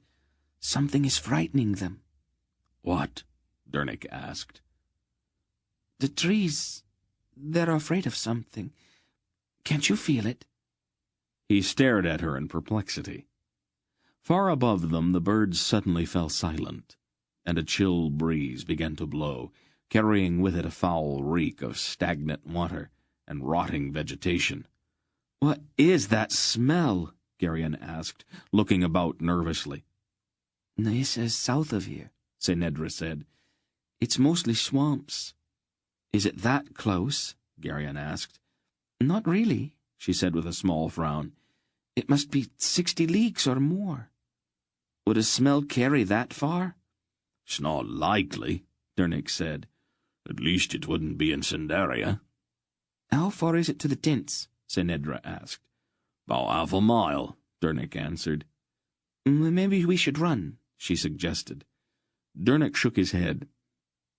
Ground's uneven. Running in a bad light's dangerous. We can walk a bit faster, though. They hurried on through the gathering gloom. The wind began to blow harder, and the trees trembled and bent with its force. The strange fear that seemed to permeate the wood grew stronger.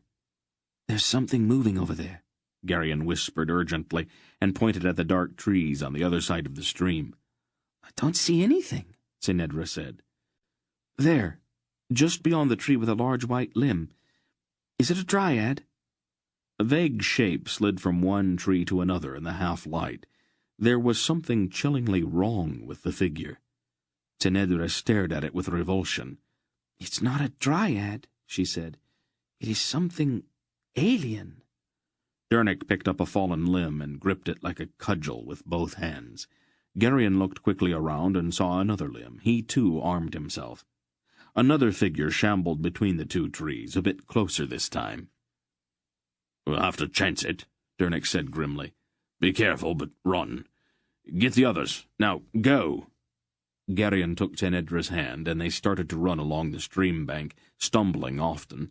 Dernick lagged farther and farther behind, his two-handed club swinging warningly about him. The figures were now all around them, and Geryon felt the first surges of panic.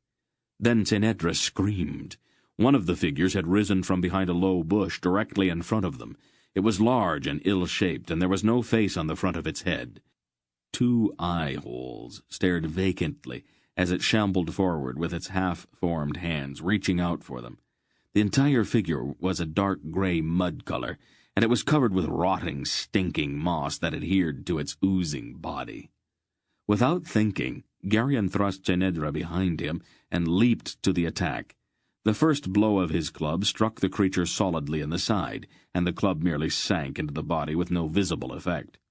One of the outstretched hands touched his face, and he recoiled from that slimy touch with revulsion. Desperately he swung again and struck the thing solidly on the forearm. With horror he saw the arm break off at the elbow. The creature paused to pick up the still-moving arm. Tenedra screamed again, and Geryon spun about. Another of the mud men had come up behind her and had grasped her about the waist with both arms. It was starting to turn, lifting the struggling princess from the ground, when Geryon swung his club with all of his might. The blow was not aimed at head or back, but rather at the ankles. The mudman toppled backward with both of its feet broken off. Its grip about Tenedra's waist, however, did not loosen as it fell. Geryon jumped forward, discarding his club and drawing his dagger. The substance of the thing was surprisingly tough. Vines and dead twigs were encased in the clay which gave it its shape. Feverishly, Geryon cut away one of the arms, and then tried to pull the screaming princess free. The other arm still clung to her. Almost sobbing with the need to hurry, Geryon started hacking at the remaining arm. "Look out!" Tenedra shrieked. "Behind you!" Geryon looked quickly over his shoulder. The first mudman was reaching for him. He felt a cold grip about his ankle. The arm he had just severed had inched its way across the ground and grasped him. "Geryon!" Barak's voice roared from a short distance. "Over here! Hurry!" There was a crashing in the bushes, and the great red-bearded Cherok appeared, sword in hand, with Hetar and Mandaralan close behind. With a mighty swing, Barak cut off the head of the first mudman. It sailed through the air and landed with a sickening thump several yards away. The headless creature turned and groped blindly, trying to put its hands on its attacker. Barak paled visibly, and then chopped away both outstretched arms. Still the thing shambled forward. "The legs," Geryon said quickly. He bent and hacked at the clay hand about his ankle. Barak lopped off the mudman's legs, and the thing fell. The dismembered pieces crawled toward him. Other mudmen had appeared, and Hetar and Mandaralan were laying about them with their swords, filling the air with chunks and pieces of living clay. Barak bent and ripped away the remaining arm which held Tenedra. Then he jerked the girl to her feet and thrust her at Geryon. "Get her back to the tents. Where's Dernick?" "He stayed behind to hold them off." "We'll go help him. Run!"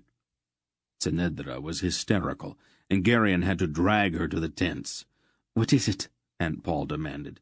"Monsters, out there in the woods," Geryon said, pushing Tenedra at her. "They're made out of mud, and you can't kill them. They've got Dernick." He dove into one of the tents and emerged a second later with his sword in his hand and fire in his brain.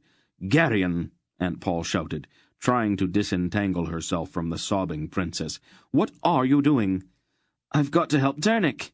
"You stay where you are." "No! Dernick's my friend." He dashed back toward the fight, brandishing his sword. "Geryon, come back here!" He ignored her and ran through the dark woods. The fray was raging about 100 yards from the tents. Barak, Hetar, and Mandaralan were systematically chopping the slime-covered mudmen into chunks, and Silk darted in and out of the melee, his short sword leaving great gaping holes in the thick, moss-covered monsters. Geryon plunged into the fight, his ears ringing, and a kind of desperate exultation surging through him. And then Mr. Wolf and Aunt Paul were there, with Tenedra hovering, ashen-faced and trembling behind them. Wolf's eyes blazed, and he seemed to tower over them all as he gathered his will. He thrust one hand forward, palm up. "Fire!" he commanded, and a sizzling bolt of lightning shot upward from his hand into the whirling clouds overhead. The earth trembled with the violence of the shattering thunderclap. Garion reeled at the force of the roaring in his mind. Aunt Paul raised her hand. "Water," she said in a powerful voice. The clouds burst open, and rain fell so heavily that it seemed that the air itself had turned to water. The mud men, still mindlessly stumbling forward, began to ooze and dissolve in the thundering downpour. This ends Disc 9. Please change to Disc 10. The mud men, still mindlessly stumbling forward, began to ooze and dissolve in the thundering downpour. With a kind of sick fascination, Garion watched them disintegrate into sodden lumps of slime and rotten vegetation, surging and heaving as the pounding rain destroyed them. Barak reached forward with his dripping sword and tentatively poked at the shapeless lump of clay that had been the head of one of their attackers. The lump broke apart, and a coiled snake unwound from its center. It raised itself as if to strike, and Barak chopped it in two. Other snakes began to appear as the mud which had encased them dissolved in the roaring deluge. "That one," Aunt Paul said, pointing at a dull green reptile struggling to free itself from the clay. "Fetch it for me, Garion." "Me?" Garion gasped, his flesh crawling. "I'll do it," Silk said. He picked up a forked stick and pinned the snake's head down with it. Then he carefully took hold of the wet skin at the back of the serpent's neck and lifted the twisting reptile. "Bring it here," Aunt Paul ordered, wiping the water from her face. Silk carried the snake to her and held it out. The forked tongue flickered nervously, and the dead eyes fixed on her. "What does this mean?" she demanded of the snake. The serpent hissed at her. Then, in a voice that was a sibilant whisper, it replied, "That, Belgariad, is the affair of my mistress." Silk's face blanched as the dripping snake spoke, and he tightened his grip. "I see," Aunt Paul said. "Abandon this search," the snake hissed. "My mistress will allow you to go no further." Aunt Paul laughed scornfully. "Allow? Your mistress hasn't the power to allow me anything." "My mistress is the Queen of Nyissa," the snake said in its whispering hiss. "Her power there is absolute. The ways of the serpent are not the ways of men, and my mistress is Queen of the Serpents. You will enter Nyissa at your own peril. We are patient and not afraid. We will wait where you are least to expect us. Our sting is a small injury, scarce noted, but it is death." "What is Salmisra's interest in this matter?" Aunt Paul asked. The serpent's flickering tongue darted at her. "She has chosen not to reveal that to me, and it is not in my nature to be curious. I have delivered my message and already received my reward. Now do with me as you wish." "Very well," Aunt Paul said. She looked coldly at the snake, her face streaming in the heavy rain. "Shall I kill it?" Silk asked, his face set and his fingers white-knuckled from the strain of holding the thick, coiling reptile. "No," she said quietly. "There's no point in destroying so excellent a messenger." She fixed the snake with a flinty look. "Return with these others to Salmisra. Tell her that if she interferes again, I will come after her, and the deepest slime pit in all Nyissa will not hide her from my fury." "And my reward?" the snake asked. "You have your life as a reward," she said. "That's true," the serpent hissed. "I will deliver your message, Belgariad." "Put it down," Aunt Paul told Silk. The small man bent and lowered his arm to the ground. The snake uncoiled from about his arm and Silk released it and jumped back. The snake glanced once at him, then slithered away. "I think that's enough rain, Paul," Wolf said, mopping at his face.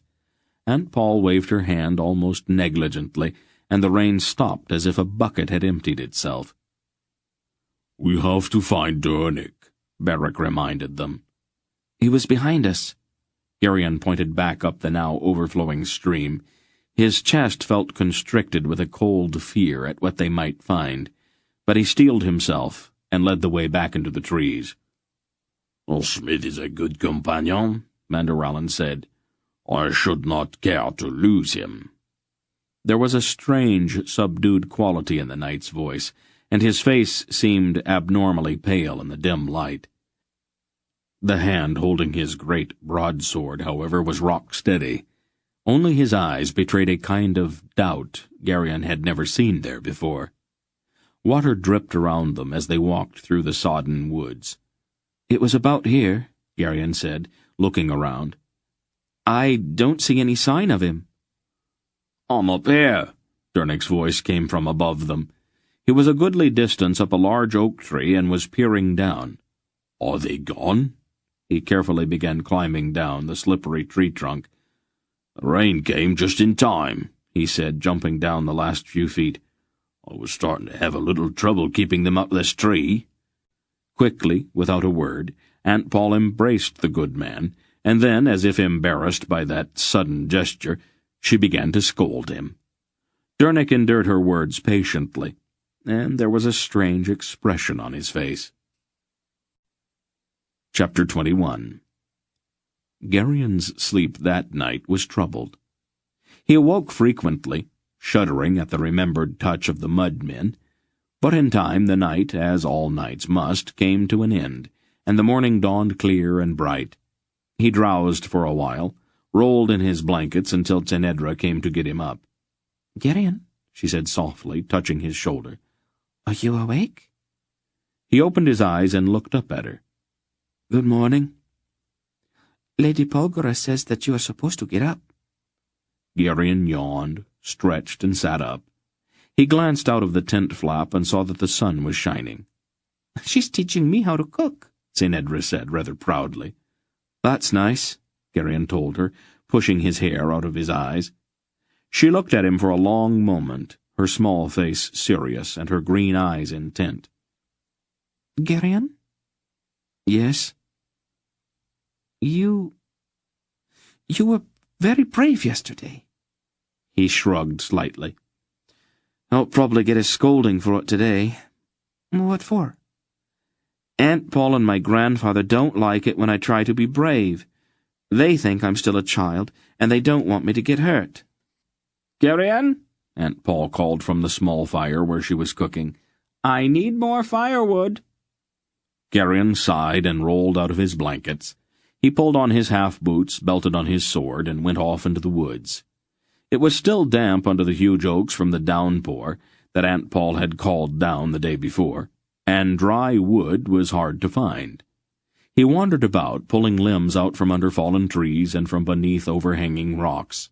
The silent trees watched him, but they seemed somehow less unfriendly this morning. "What are you doing?"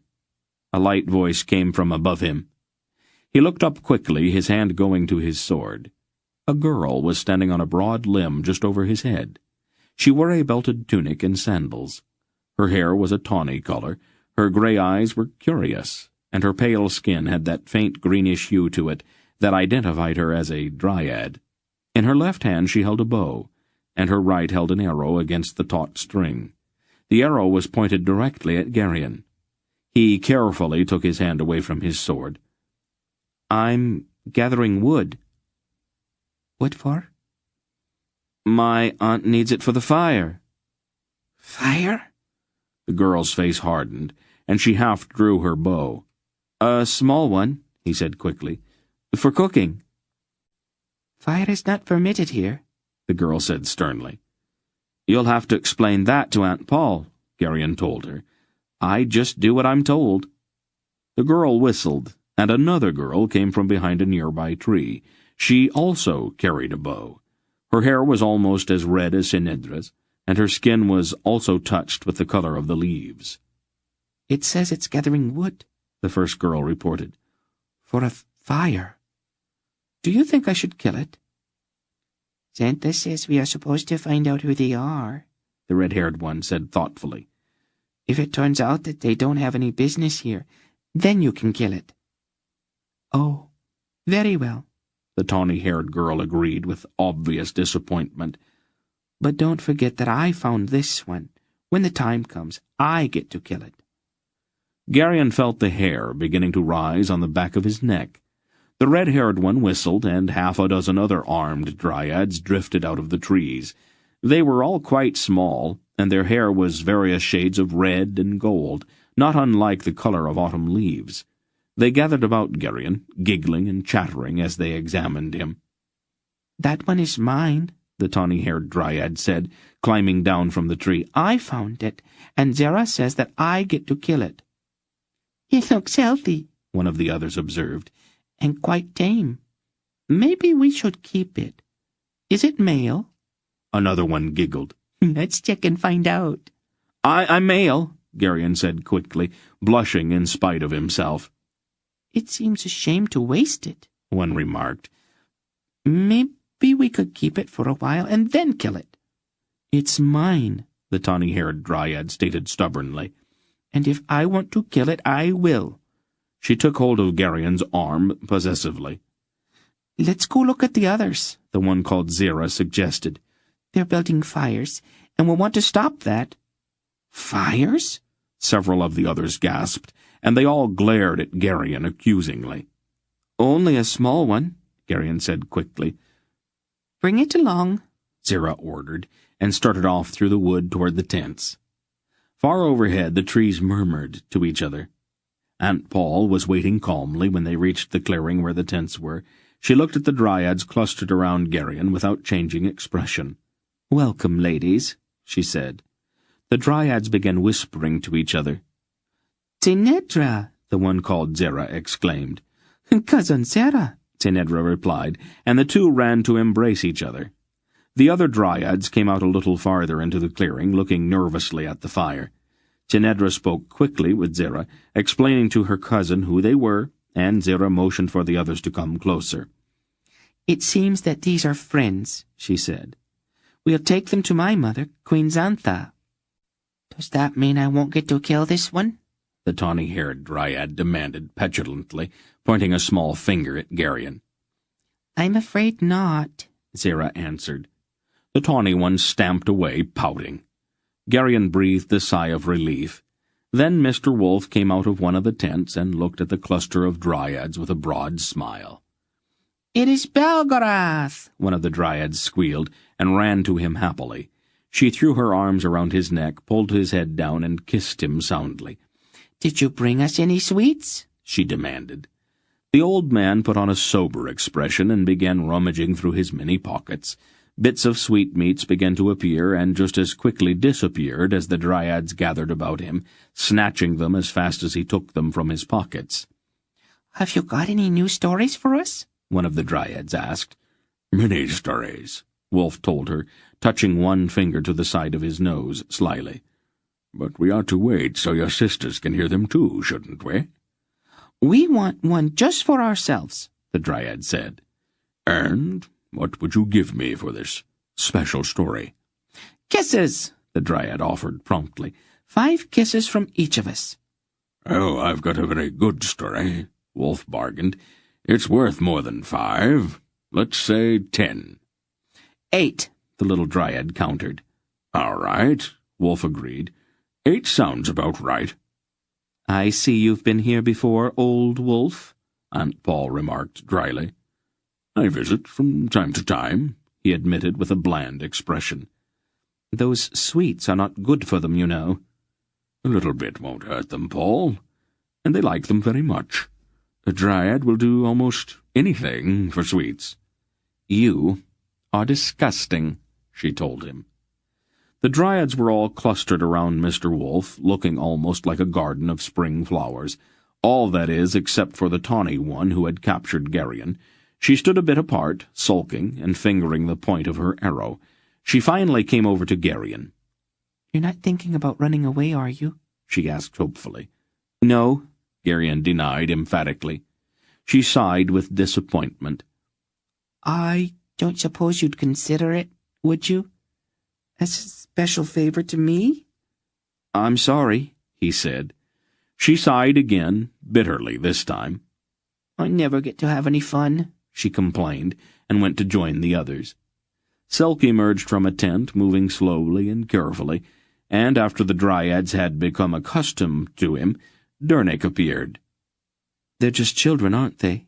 Geryon commented to Aunt Paul. "They seem to be, but they are much older than they look. A dryad lives as long as her tree does, and oak trees live for a long time." "Where are the boy dryads? All I see are girls." "There aren't any boy dryads, dear," she explained, returning to her cooking. "Well, then how— I mean—" he faltered and felt his ears growing hot. "They catch human males for that. Travelers and the like." "Oh," he delicately let the subject drop. After they had eaten breakfast and carefully quenched their fire with water from the stream, they saddled their horses and started off through the wood. Mr. Wolf walked ahead with the tiny dryads still gathered around him, laughing and chattering like happy children. The murmuring of the trees about them was no longer unfriendly, and they moved through a kind of welcoming rustle from a million leaves. It was late afternoon by the time they reached a large clearing in the center of the wood. Standing alone in the middle of the clearing was an oak so large that Geryon could hardly accept the idea that anything so enormous could be alive. Here and there in its mossy trunk were openings almost like caverns, and its lower limbs were as broad as highways, and they spread out to shade nearly the entire clearing. There was about the tree a sense of vast age and a patient wisdom. Tentatively, Geryon felt a faint touch on his mind, almost like the soft brush of a leaf against his face.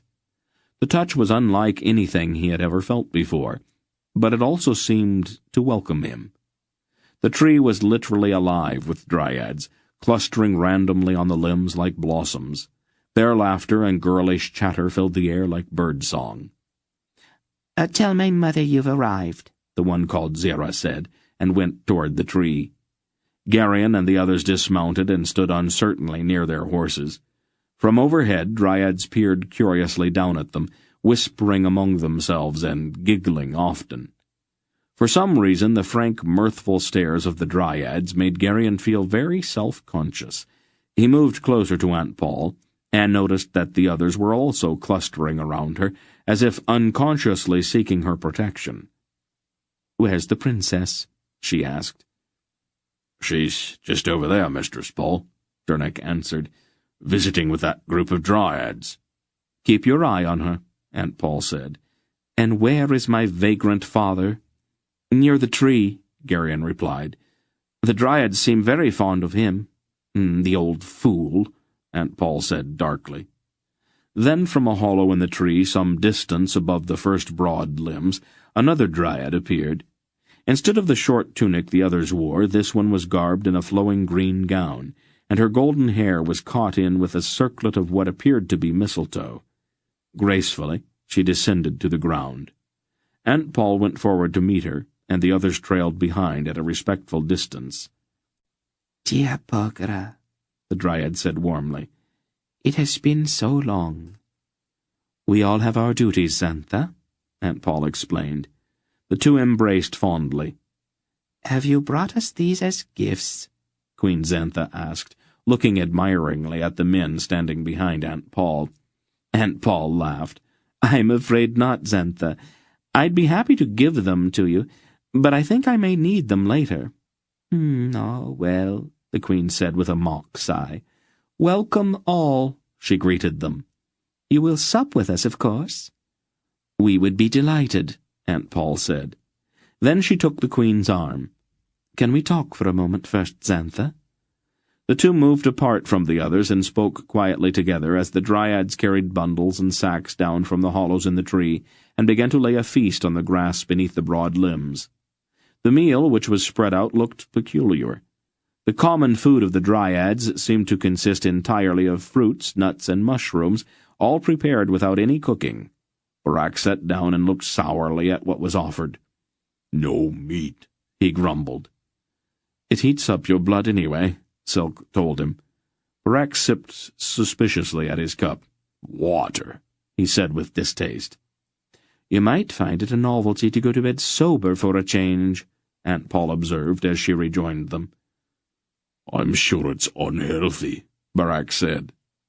Tenedra seated herself near Queen Xantha. She obviously wanted to talk to her, but since there was no opportunity for privacy, she finally spoke out in front of them all. "I have a favor to ask, Your Majesty." "You may ask, child," the Queen said, smiling. "It is only a small thing," Tenedra explained. "I will need sanctuary for a few years. My father is growing unreasonable in his old age. I will have to stay away from him until he comes to his senses." "In what way is Ranbaroon growing unreasonable?" Xantha asked. "He won't let me go out of the palace, and he insists that I go to Reva on my 16th birthday," Tenedra said, in an outraged tone. "Have you ever heard of such a thing?" "And why does he want you to go to Reva?" "Some foolish treaty. No one even remembers the reason for it." "If it is a treaty, it must be honored, dear," the Queen said gently. "I will not go to Reva," Tenedra announced. "I will stay here until after my 16th birthday has passed, and that will be the end of it." "No, dear," the Queen said firmly. "You won't." "What?" Tenedra was stunned. "We have a treaty too," Xantha explained. "Our agreement with the House of Baroon is most explicit. Our wood remains inviolate only for so long as the female descendants of the Princess Zoria stay with the Baroons. It is your duty to remain with your father, and to obey him." "But I am a Dryad," Tenedra wailed. "I belong here." "You are also human, and you belong with your father." "I don't want to go to Reva," Tenedra protested. "It's degrading." Xantha looked at her sternly. "Don't be a foolish child. Your duties are clear. You have a duty as a Dryad, as a Baroon, and as an Imperial Princess. Your silly little whims are quite beside the point. If you have an obligation to go to Reva, then you must go." Tenedra appeared shaken by the finality of the Queen's tone, and she sulked in silence after that. Then the Queen turned to Mr. Wolfe. "There are many rumors abroad, and some of them have even reached us here. I think something momentous is happening out there in the world of the humans, and it may even touch our lives in this wood.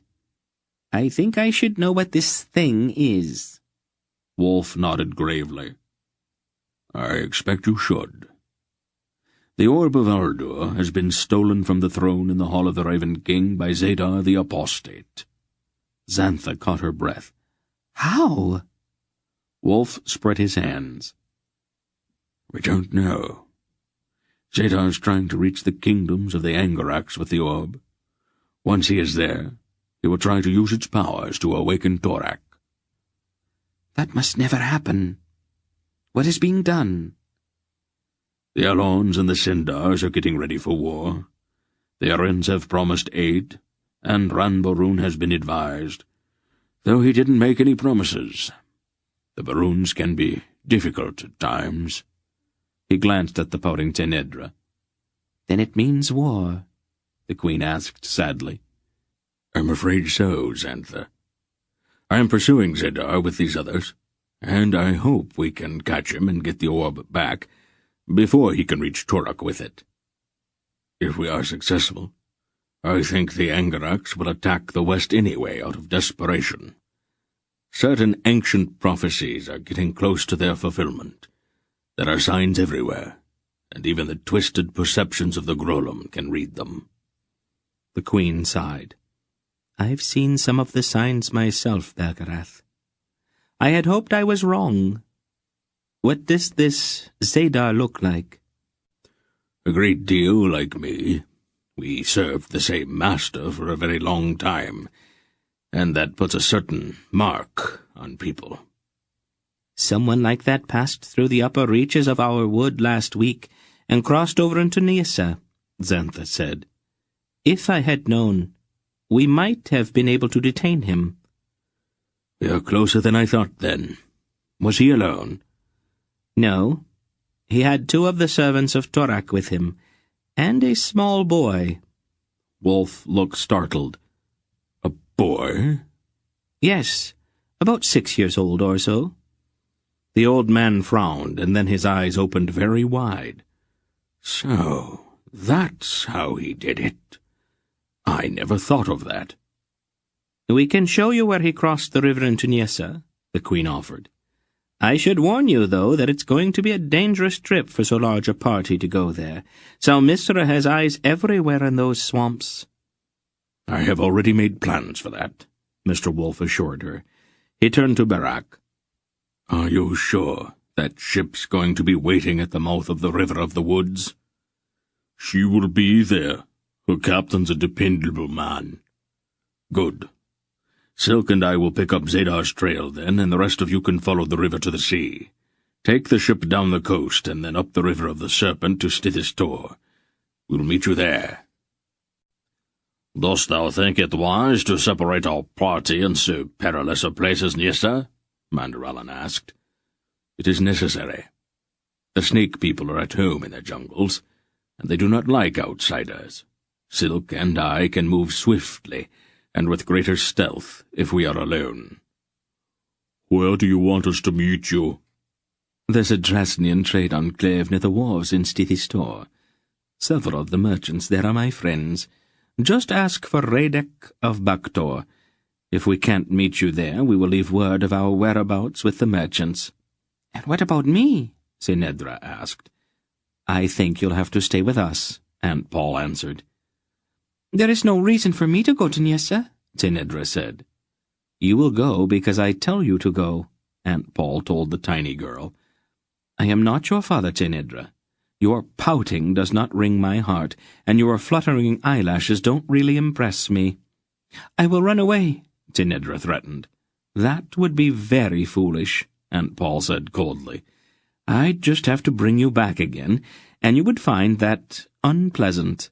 Affairs in the world just now are much too serious to allow the whims of one spoiled little girl to have very much importance.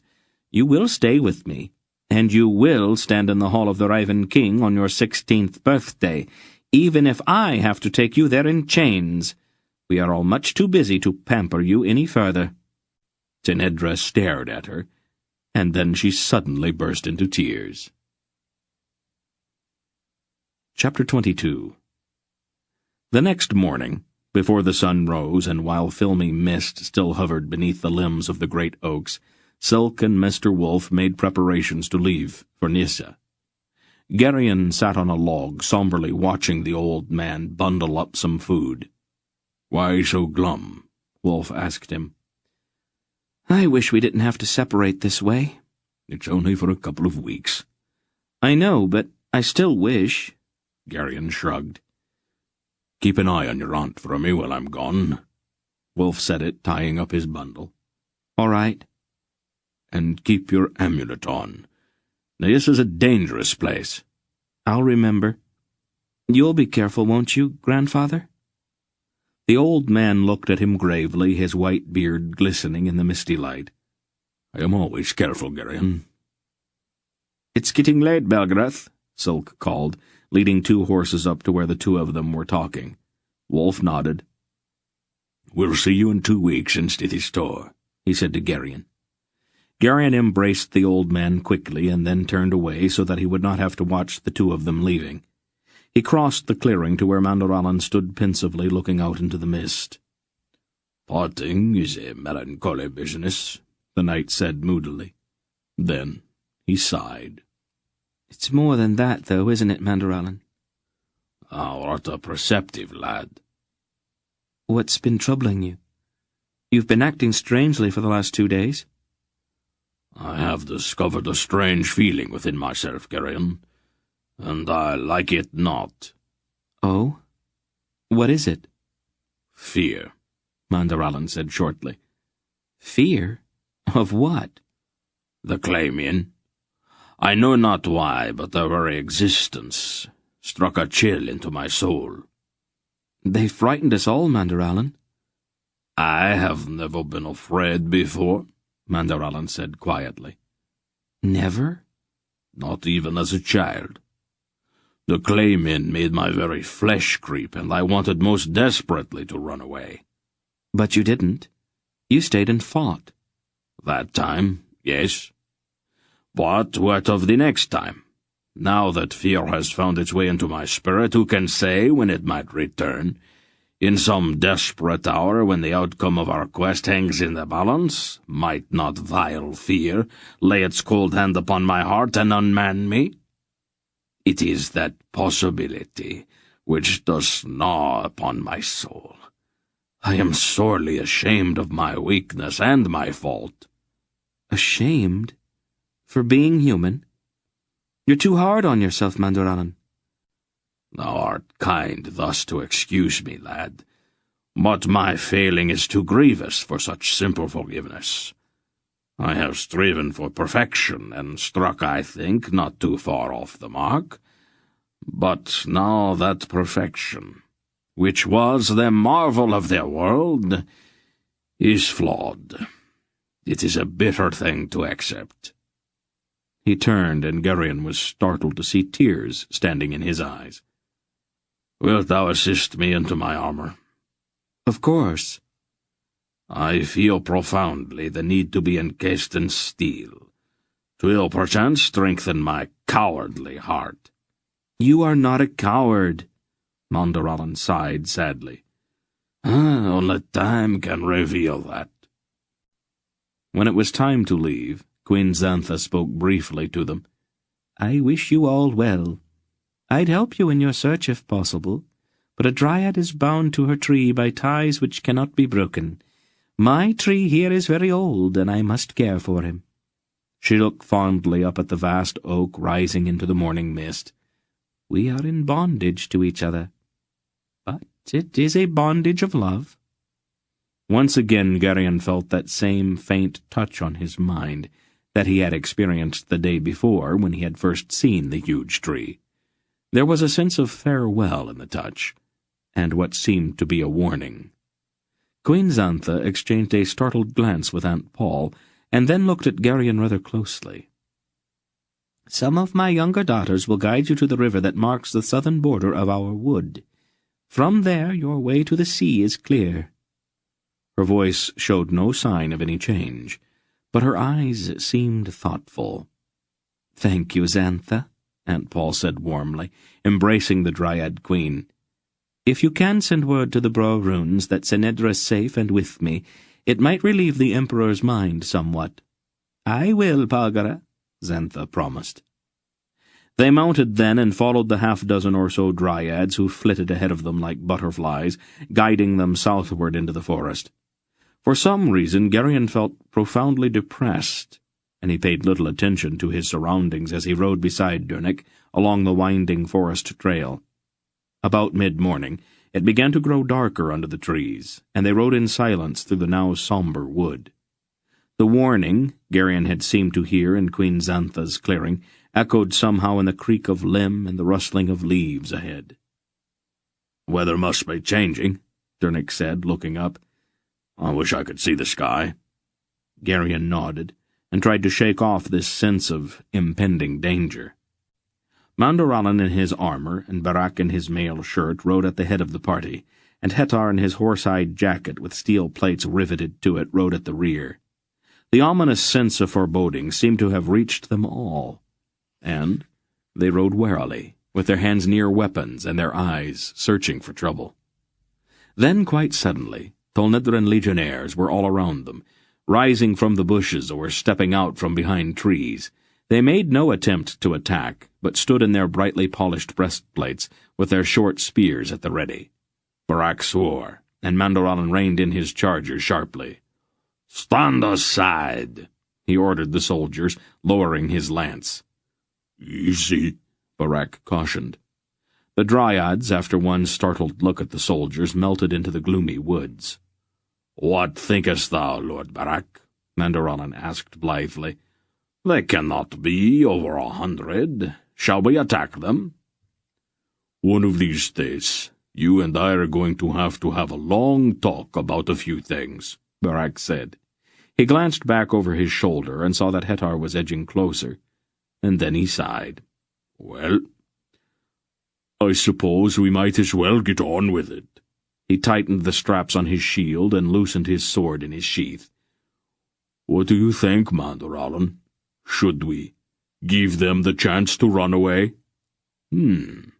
"A charitable suggestion, Lord Barak," Mandaralan agreed. Then, some distance up the trail, a body of horsemen rode out from under the shadowy trees. Their leader was a large man wearing a blue cloak trimmed with silver. His breastplate and helmet were inlaid with gold, and he rode a prancing chestnut stallion, whose hooves churned the damp leaves lying on the ground. "Splendid," he said as he rode up. "Absolutely splendid." Aunt Paul fixed the newcomer with a cold eye. "Don't the legions have anything better to do than to waylay travelers?" It is my legion, madam," the man in the blue cloak said arrogantly, "and it does what I tell it to.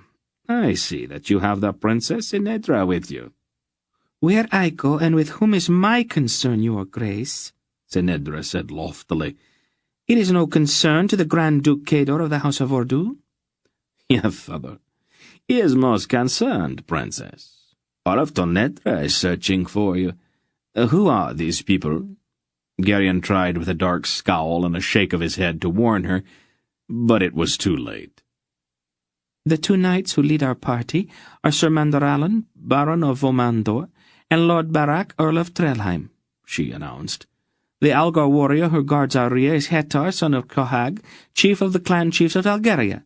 The lady—" "I can speak for myself, dear," Aunt Paul said smoothly. "I am curious to know what brings the Grand Duke of Vordu so far into southern Telnedra." "I have interest here, madame," Kedor said. "Evidently. The legions of the Empire are searching for the princess, but it is I who have found her. I am amazed to find a Vorduvian so willing to aid in the search for a Borun princess, especially considering the centuries of enmity between your two houses." "Shall we cease this idle banter? My motives are my own affair, and unsavory, no doubt." "I think that you forget yourself, madam. I am, after all, who I am, and more to the point, who I will become." "And who will you become, your grace?" "I will be Ran Vordu, Emperor of Tonedra," Cador announced. "Oh, and just what's the future Emperor of Tonedra doing in the Wood of the Dryads?" "I am doing what is necessary to protect my interests," Cador said stiffly. "For the moment, it is essential that the Princess Tenedra be in my custody." "My father may have something to say about that, Duke Cador, and about this ambition of yours." "What Ranborun says is of no concern to me, Your Highness. Tonedra needs me, and no Borun trick is going to deny me the imperial crown. It is obvious that the old man plans to marry you to a Haneth or a Horbite, to raise some spurious claim to the throne. That could complicate matters, but I intend to keep things simple." "By marrying me yourself?" Tenedra asked scornfully. "You will never live that long." "No, I would not be interested in a dryad wife. Unlike the Boruns, the House of Vordu believes in keeping its line pure and uncontaminated." "So, you are going to hold me prisoner?" "That would be impossible, I am afraid," Duke Kedor told her. "The Emperor has ears everywhere. It is really a shame you ran away just when you did, Your Highness. I had gone to a great expense to get one of my agents into the Imperial kitchen and to obtain a quantity of a rare Nyissan poison. I'd even taken the trouble to compose a letter of sympathy to your father." "How considerate of you," Tenedra said, her face turning pale. Unfortunately. I will have to be more direct now," Kedor went on. "A sharp knife and a few feet of dirt should end your unfortunate involvement in Tonedran politics. I am very sorry, Princess. There is nothing personal in it, you understand, but I have to protect my interests." "The plan, Duke Kedor, hath one small flaw," Mandoralin said carefully, leaning his lance against a tree. But I fear to see it, Baron," Kedor said smugly. "Thine error lay in rashly coming within reach of my sword," Mandoralin told him. "Thy head is forfeit now, and a man with no head has little need of a crown." Garion knew that a part of Mandoralin's brashness arose from his desperate need to prove to himself that he was no longer afraid. Kedor looked at the knight apprehensively. "You would not do that?" he said without much certainty. "You are too badly outnumbered." "Thou art imprudent to think so," Mandoralin said.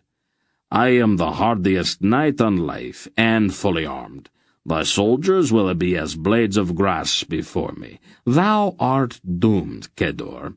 And with that he drew his great sword. "It was bound to happen," Barak said wryly to Hetar, and drew his own sword. "I don't think that we will do that," a new voice announced harshly. A familiar, black-robed man rode out from behind a nearby tree on a sable-colored horse. He muttered a few quick words and gestured sharply with his right hand. Garion felt a dark rush and a strange roaring in his mind. Mandoralin's sword spun from his grip. "My thanks, Azarak," Kedor said in a relieved tone. "I had not anticipated that."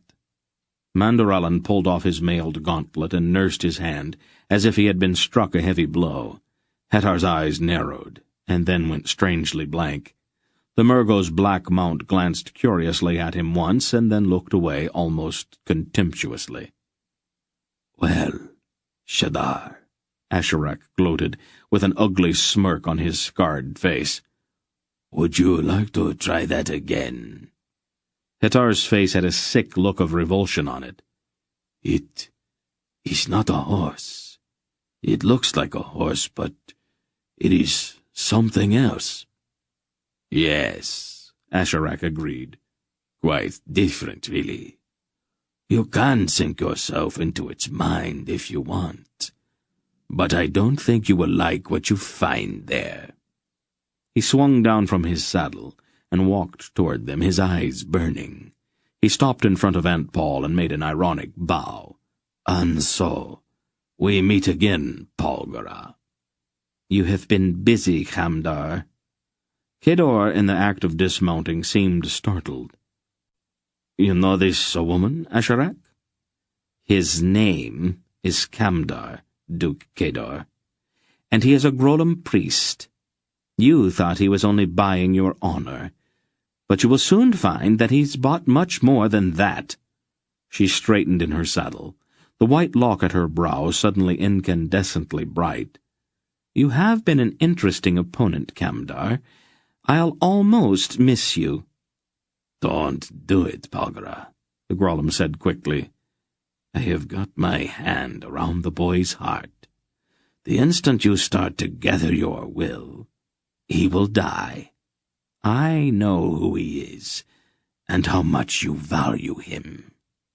Her eyes narrowed. "An easy thing to say, Khamdar." "Would you like to test it?" "Get down off your horses," Kedor ordered, and the legionnaires all took a threatening step forward. "Do as he says," Aunt Paul ordered quietly. "It has been a long chase, Palgara. Where is Belgarath?" "Not far. Perhaps if you start running now, you can get away before he comes back." "No, Palgara. I would know if he were that close." He turned and looked intently at Garion. "You have grown, boy. We haven't had a chance to talk For quite some time, have we?" Garion stared back at the scarred face of his enemy, alert but strangely not afraid. The contest between them, for which he had been waiting all his life, was about to begin, and something deep within his mind told him that he was ready. Kamdar looked into his eyes, probing. "He doesn't know, does he?" he asked Aunt Paul, and then he laughed.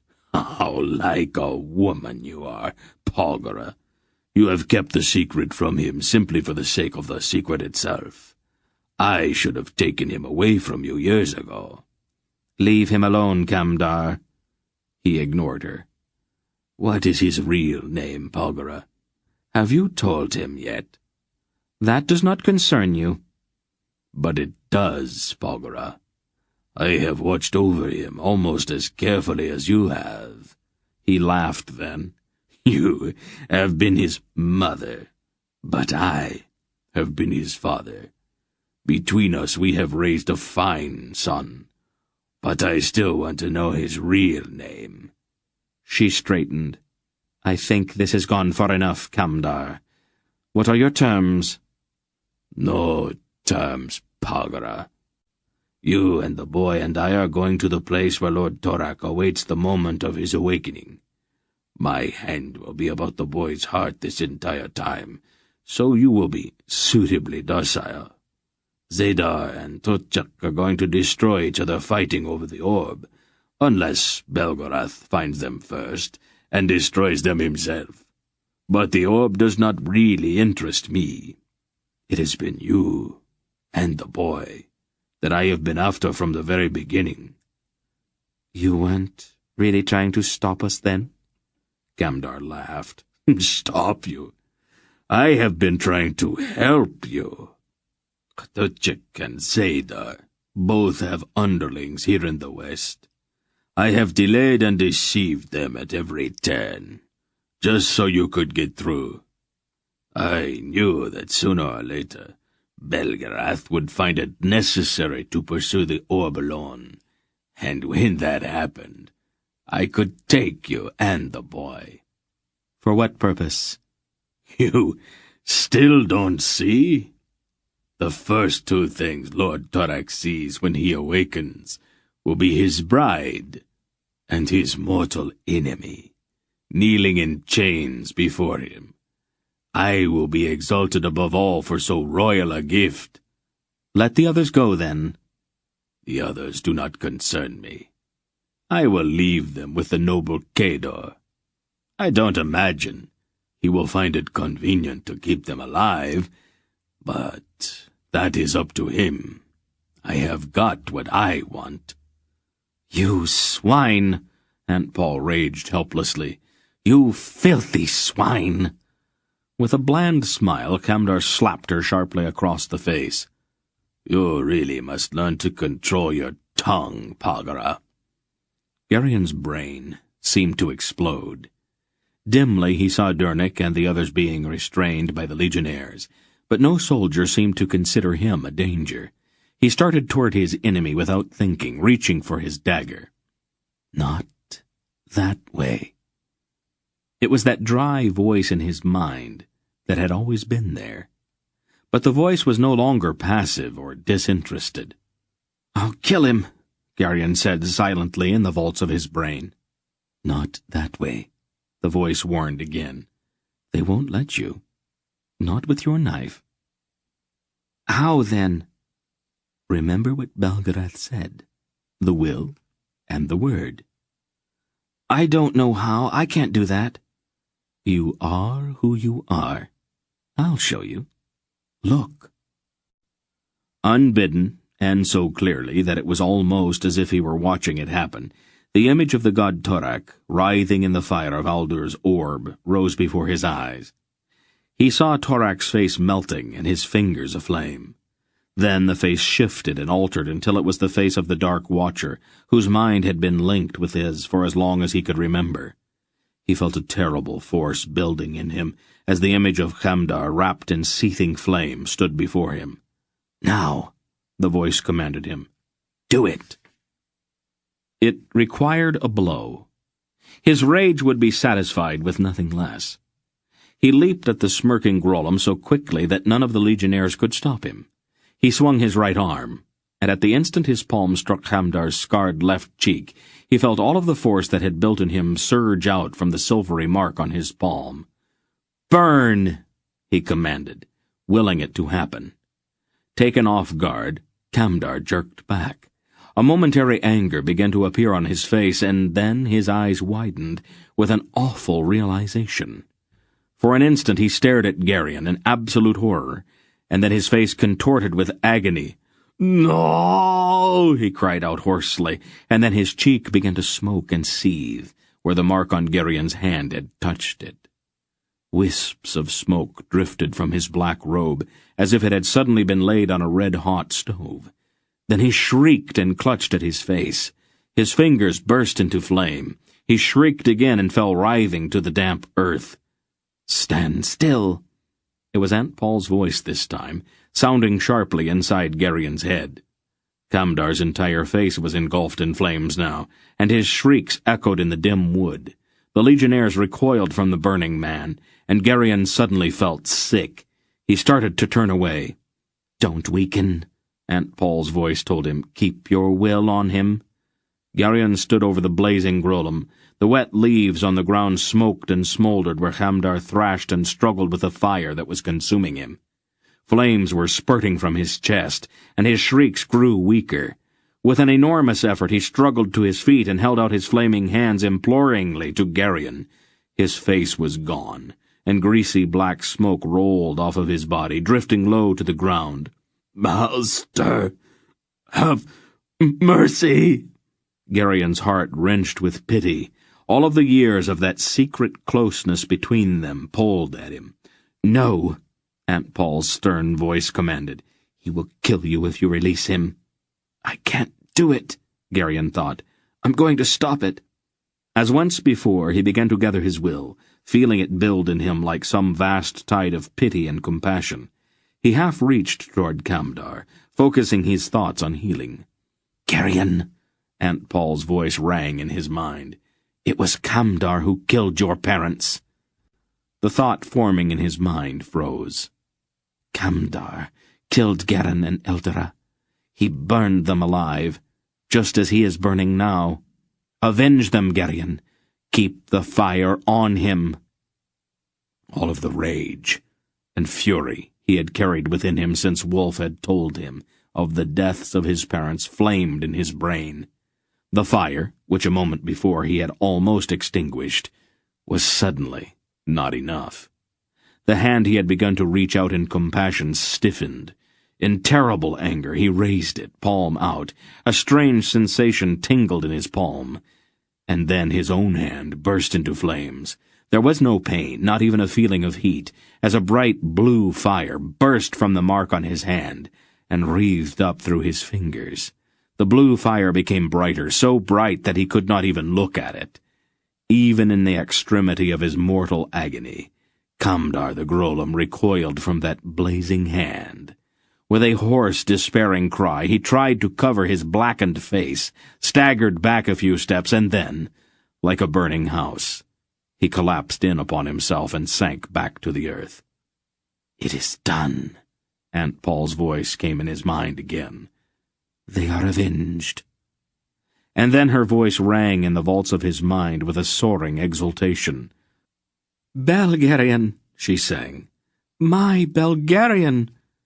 Ashen-faced Kedor, trembling in every limb, backed in horror from the still-burning heap that had been Hamdar the Grolem. "Sorcery," he gasped. "Indeed," Aunt Paul said coolly. "I don't think you are ready for this kind of game yet, Kedor." The frightened legionnaires were also backing away, their eyes bulging at what they had just seen. "I think the Emperor is going to take this whole affair rather seriously. When he hears that you were going to kill his daughter, he will probably take it personally." "It wasn't us," one of the soldiers said quickly. It was a Kedor. We were just following orders." "He might accept that as an excuse," she said doubtfully. "If it were me, though, I would take him some kind of gift, To prove my loyalty, something appropriate to the circumstances." She looked significantly at Kedor. Several of the legionnaires took her meaning, drew their swords, and moved into position around the Grand Duke. "What are you doing?" Kedor demanded of them.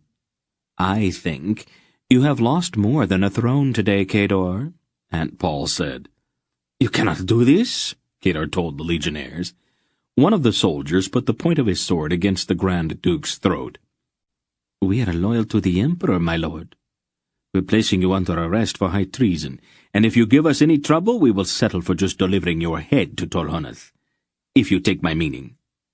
One of the legion officers knelt respectfully before Tenedra. "Your Imperial Highness, how may we serve you?" The princess, still pale and trembling, drew herself up. "Deliver this traitor to my father," she said, "and tell him what happened here," she said in a ringing voice. "Tell him what happened here. Inform him that you have arrested the Grand Duke of Kedor at my command." "At once, your Highness," the officer said, springing to his feet. "Chain the prisoner," he ordered sharply, and then turned back to Tenedra. "May we provide you an escort to your destination, your Highness?" "That won't be necessary, Captain. Just remove this traitor from my sight." "As your Highness wishes," the captain said with a deep bow. He gestured sharply, and the soldiers led Kedor away. Gurion was staring at the mark on his palm. There was no sign of the fire that had burned there. Dernick, released now from the grip of the soldiers, looked at Gurion, his eyes wide. "I thought I knew you," he whispered. "Who are you, Gurion? How did you do this?" "Dear Dernick," Aunt Paul said fondly, touching his arm. "Still willing to believe only what you can see. Gurion is the same boy that he has always been." "You mean it was you?" Dernick looked at Kamdar's body and pulled his eyes quickly away. "Of course," she said. "You know Gurion. He is the most ordinary boy in the world." But Gurion knew differently. The will had been his, and the word had come from him. "Keep still," her voice warned inside his head. "No one must know." "Why did you call me Belgariad?" his mind demanded silently. "Because it is your name," her voice replied. "Now try to act natural and do not bother me with questions. We will talk about it later." And then her voice was gone from his mind. The others stood around awkwardly until the legionnaires left with Kedor. Then, when the soldiers were out of sight and the need for imperial self-possession was gone, Tenedra began to cry. Aunt Paul took the tiny girl in her arms and began to comfort her. "I guess we had better bury this," Barak said, nudging what was left of Kamdar with his foot. "The Dryads might be offended if we went off and left it still smoking." "I'll fetch my spade," Dernick said. Gurion turned away and brushed past Mandaralan and Hetar. His hands were trembling violently, and he was so exhausted that his legs barely held him. She had called him Belgariad, and the name had rung in his mind as if he had always known that it was his, as if, for all of his brief years, he had been incomplete until in that instant the name itself had completed him. But Belgariad was a being who, with will and word, and the touch of his hand, could turn flesh into living fire. "You did it," he accused the dry awareness in one corner of his mind. "No," the voice replied. "I only showed you how. The will and the word and the touch were all yours." Gurion knew that was true. With horror he remembered his enemy's final supplication and the flaming, incandescent hand with which he had spurned that agonized appeal for mercy. The revenge he had wanted so desperately for the past several months was dreadfully complete, but the taste of it was bitter. Then his knees buckled, and he sank to the earth and wept like a broken-hearted child. Part 3. Nyissa. Chapter 23. The earth was still the same. The trees had not changed, nor had the sky. It was still spring, for the seasons had not altered their stately march. But for Garion, nothing would ever again be the way that it had been. They rode down through the wood of the Dryads to the banks of the River of the Woods, which marked the southern boundary of Tonedra. And from time to time, as they rode, he caught strange glances from his friends. The looks were speculative, thoughtful, and Dernick, good, solid Dernick, behaved as if he were almost afraid. Only Aunt Paul seemed unchanged, unconcerned. "Don't worry about it, Belgariad," her voice murmured in his mind. "Don't call me that," he replied with an irritated thought. "It's your name," the silent voice said. "You might as well get used to it." "Leave me alone." And then the sense of her presence in his mind was gone. It took them several days to reach the sea. The weather remained intermittently cloudy, though it did not rain. A stiff onshore breeze was blowing when they rowed out onto the wide beach at the mouth of the river.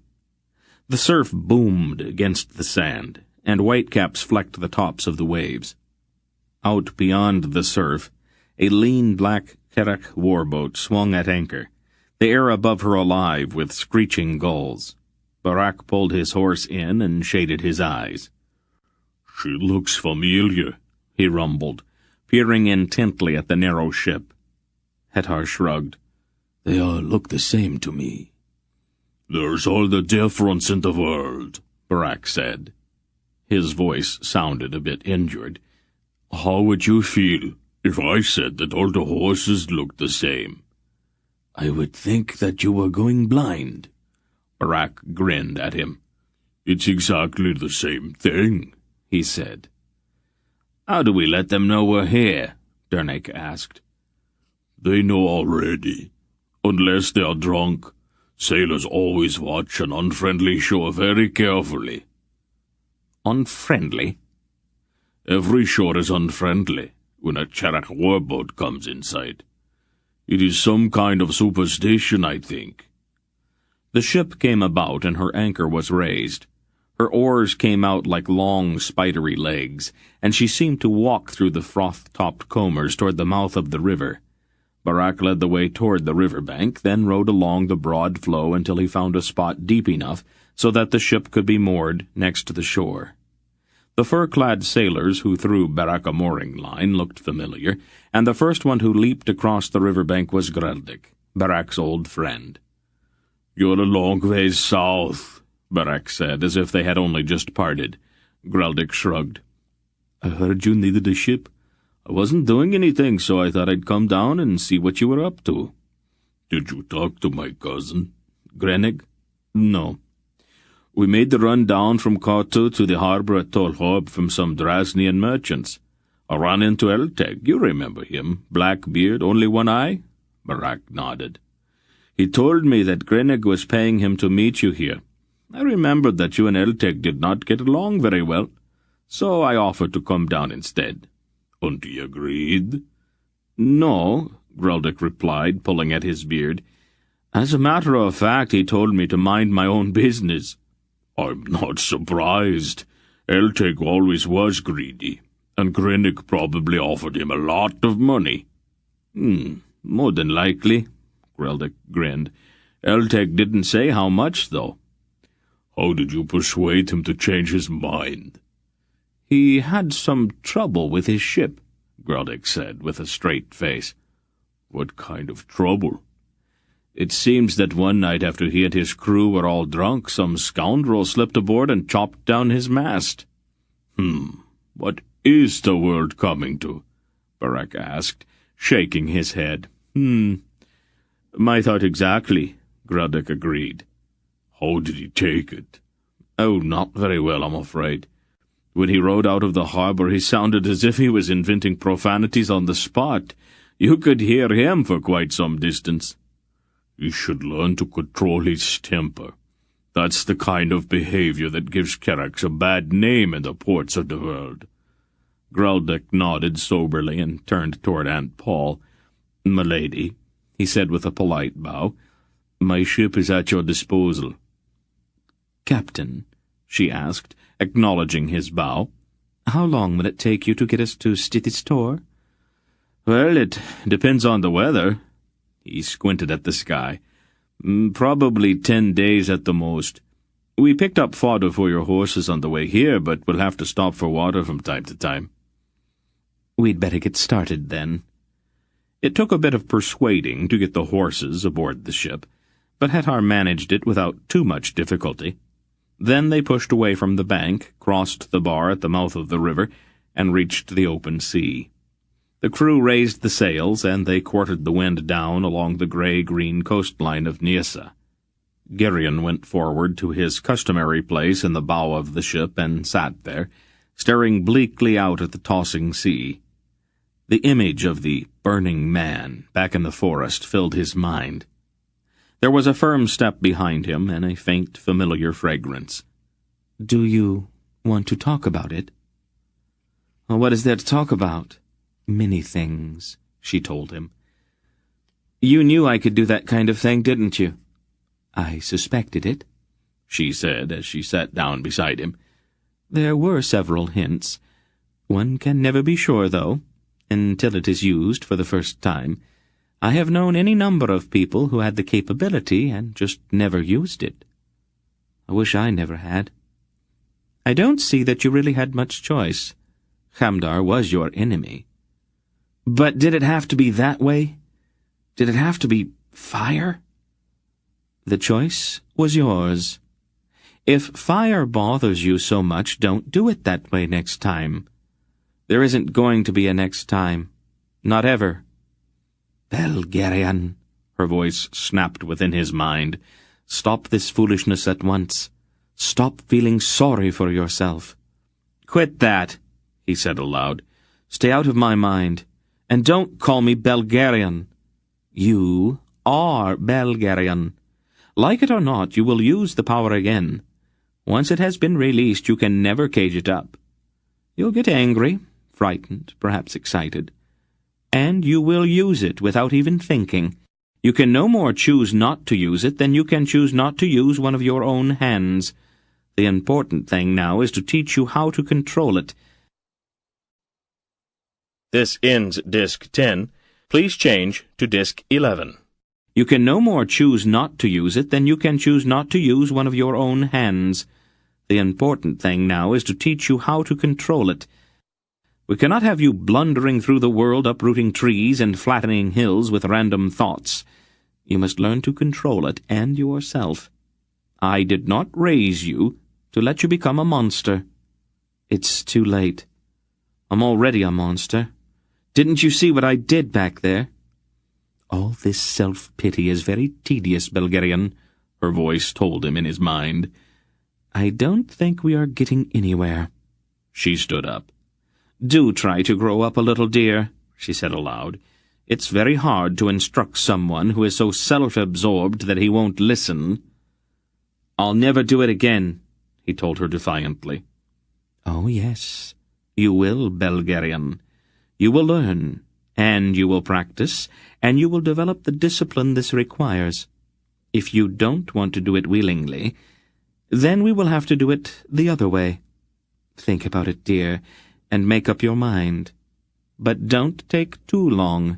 It is too important to be put off. She reached out and gently touched his cheek. Then she turned and walked away. She's right, you know, the voice in his mind told him. You stay out of this, Gerion thought. In the days that followed, he avoided Aunt Paul as much as possible, but he could not avoid her eyes. Wherever he went on the narrow ship, he knew that she was watching him, her eyes calm, speculative. Then, at breakfast on the third day out, she looked at his face rather closely, as if noticing something for the first time. Gerion, you are starting to look shaggy. Why don't you shave? Gerion blushed furiously and put his fingers to his chin. There were definitely whiskers there, downy, soft, More like fuzz than bristles, but whiskers all the same. "Thou art truly approaching manhood, young Garion," Mandoralin assured him rather approvingly. "The decision doesn't have to be made immediately, Belgara," Beric said, stroking his own luxuriant red beard. "Let the whiskers grow for a while. If they don't turn out well, he can always shave them off later." "I think your neutrality in the matter is suspect, Barak," Hetar remarked. "Do not most Xeraks wear beards?" "No razor has ever touched my face," Barak admitted. "But I just don't think it's the sort of thing to rush into. It is very hard to stick whiskers back on if you decide later that you wanted to keep them after all." "I think they are kind of funny," Tinedra said. Before Garion could stop her, she reached out 2 tiny fingers and tugged the soft down on his chin. He winced and blushed again. "They come off," Aunt Paul ordered firmly. Wordlessly, Dernick went below deck. When he came back, he carried a basin, a chunk of brown-colored soap, a towel, and a fragment of mirror. "It isn't really hard, Garion," he said, putting the things on the table in front of the young man. Then he took a neatly folded razor out of a case at his belt. "Just have to be careful not to cut yourself, that's all. Whole secret is not to rush." "Pay close attention when you are near your nose," Hetar advised. "A man looks very strange without a nose." The shaving proceeded with a great deal of advice, and on the whole it did not turn out too badly. Most of the bleeding stopped after a few minutes, and aside from the fact that his face felt as if it had been peeled, Garion was quite satisfied with the results. "Much better," Aunt Paul said. "You'll catch cold in his face now," Barak predicted. "Will you stop that?" she told him. The coast of Nyissa slid by on their left, a blank wall of tangled vegetation, festooned with creepers and long tatters of moss. Occasional eddies in the breeze brought the foul reek of the swamps out to the ship. Garion and Tinedra stood together in the prow of the ship, looking toward the jungle. "What are those?" Garion asked, pointing at some large things with legs slithering around on a mud bank along a stream that emptied into the sea. "Crocodiles," Tinedra answered. "What's a crocodile?"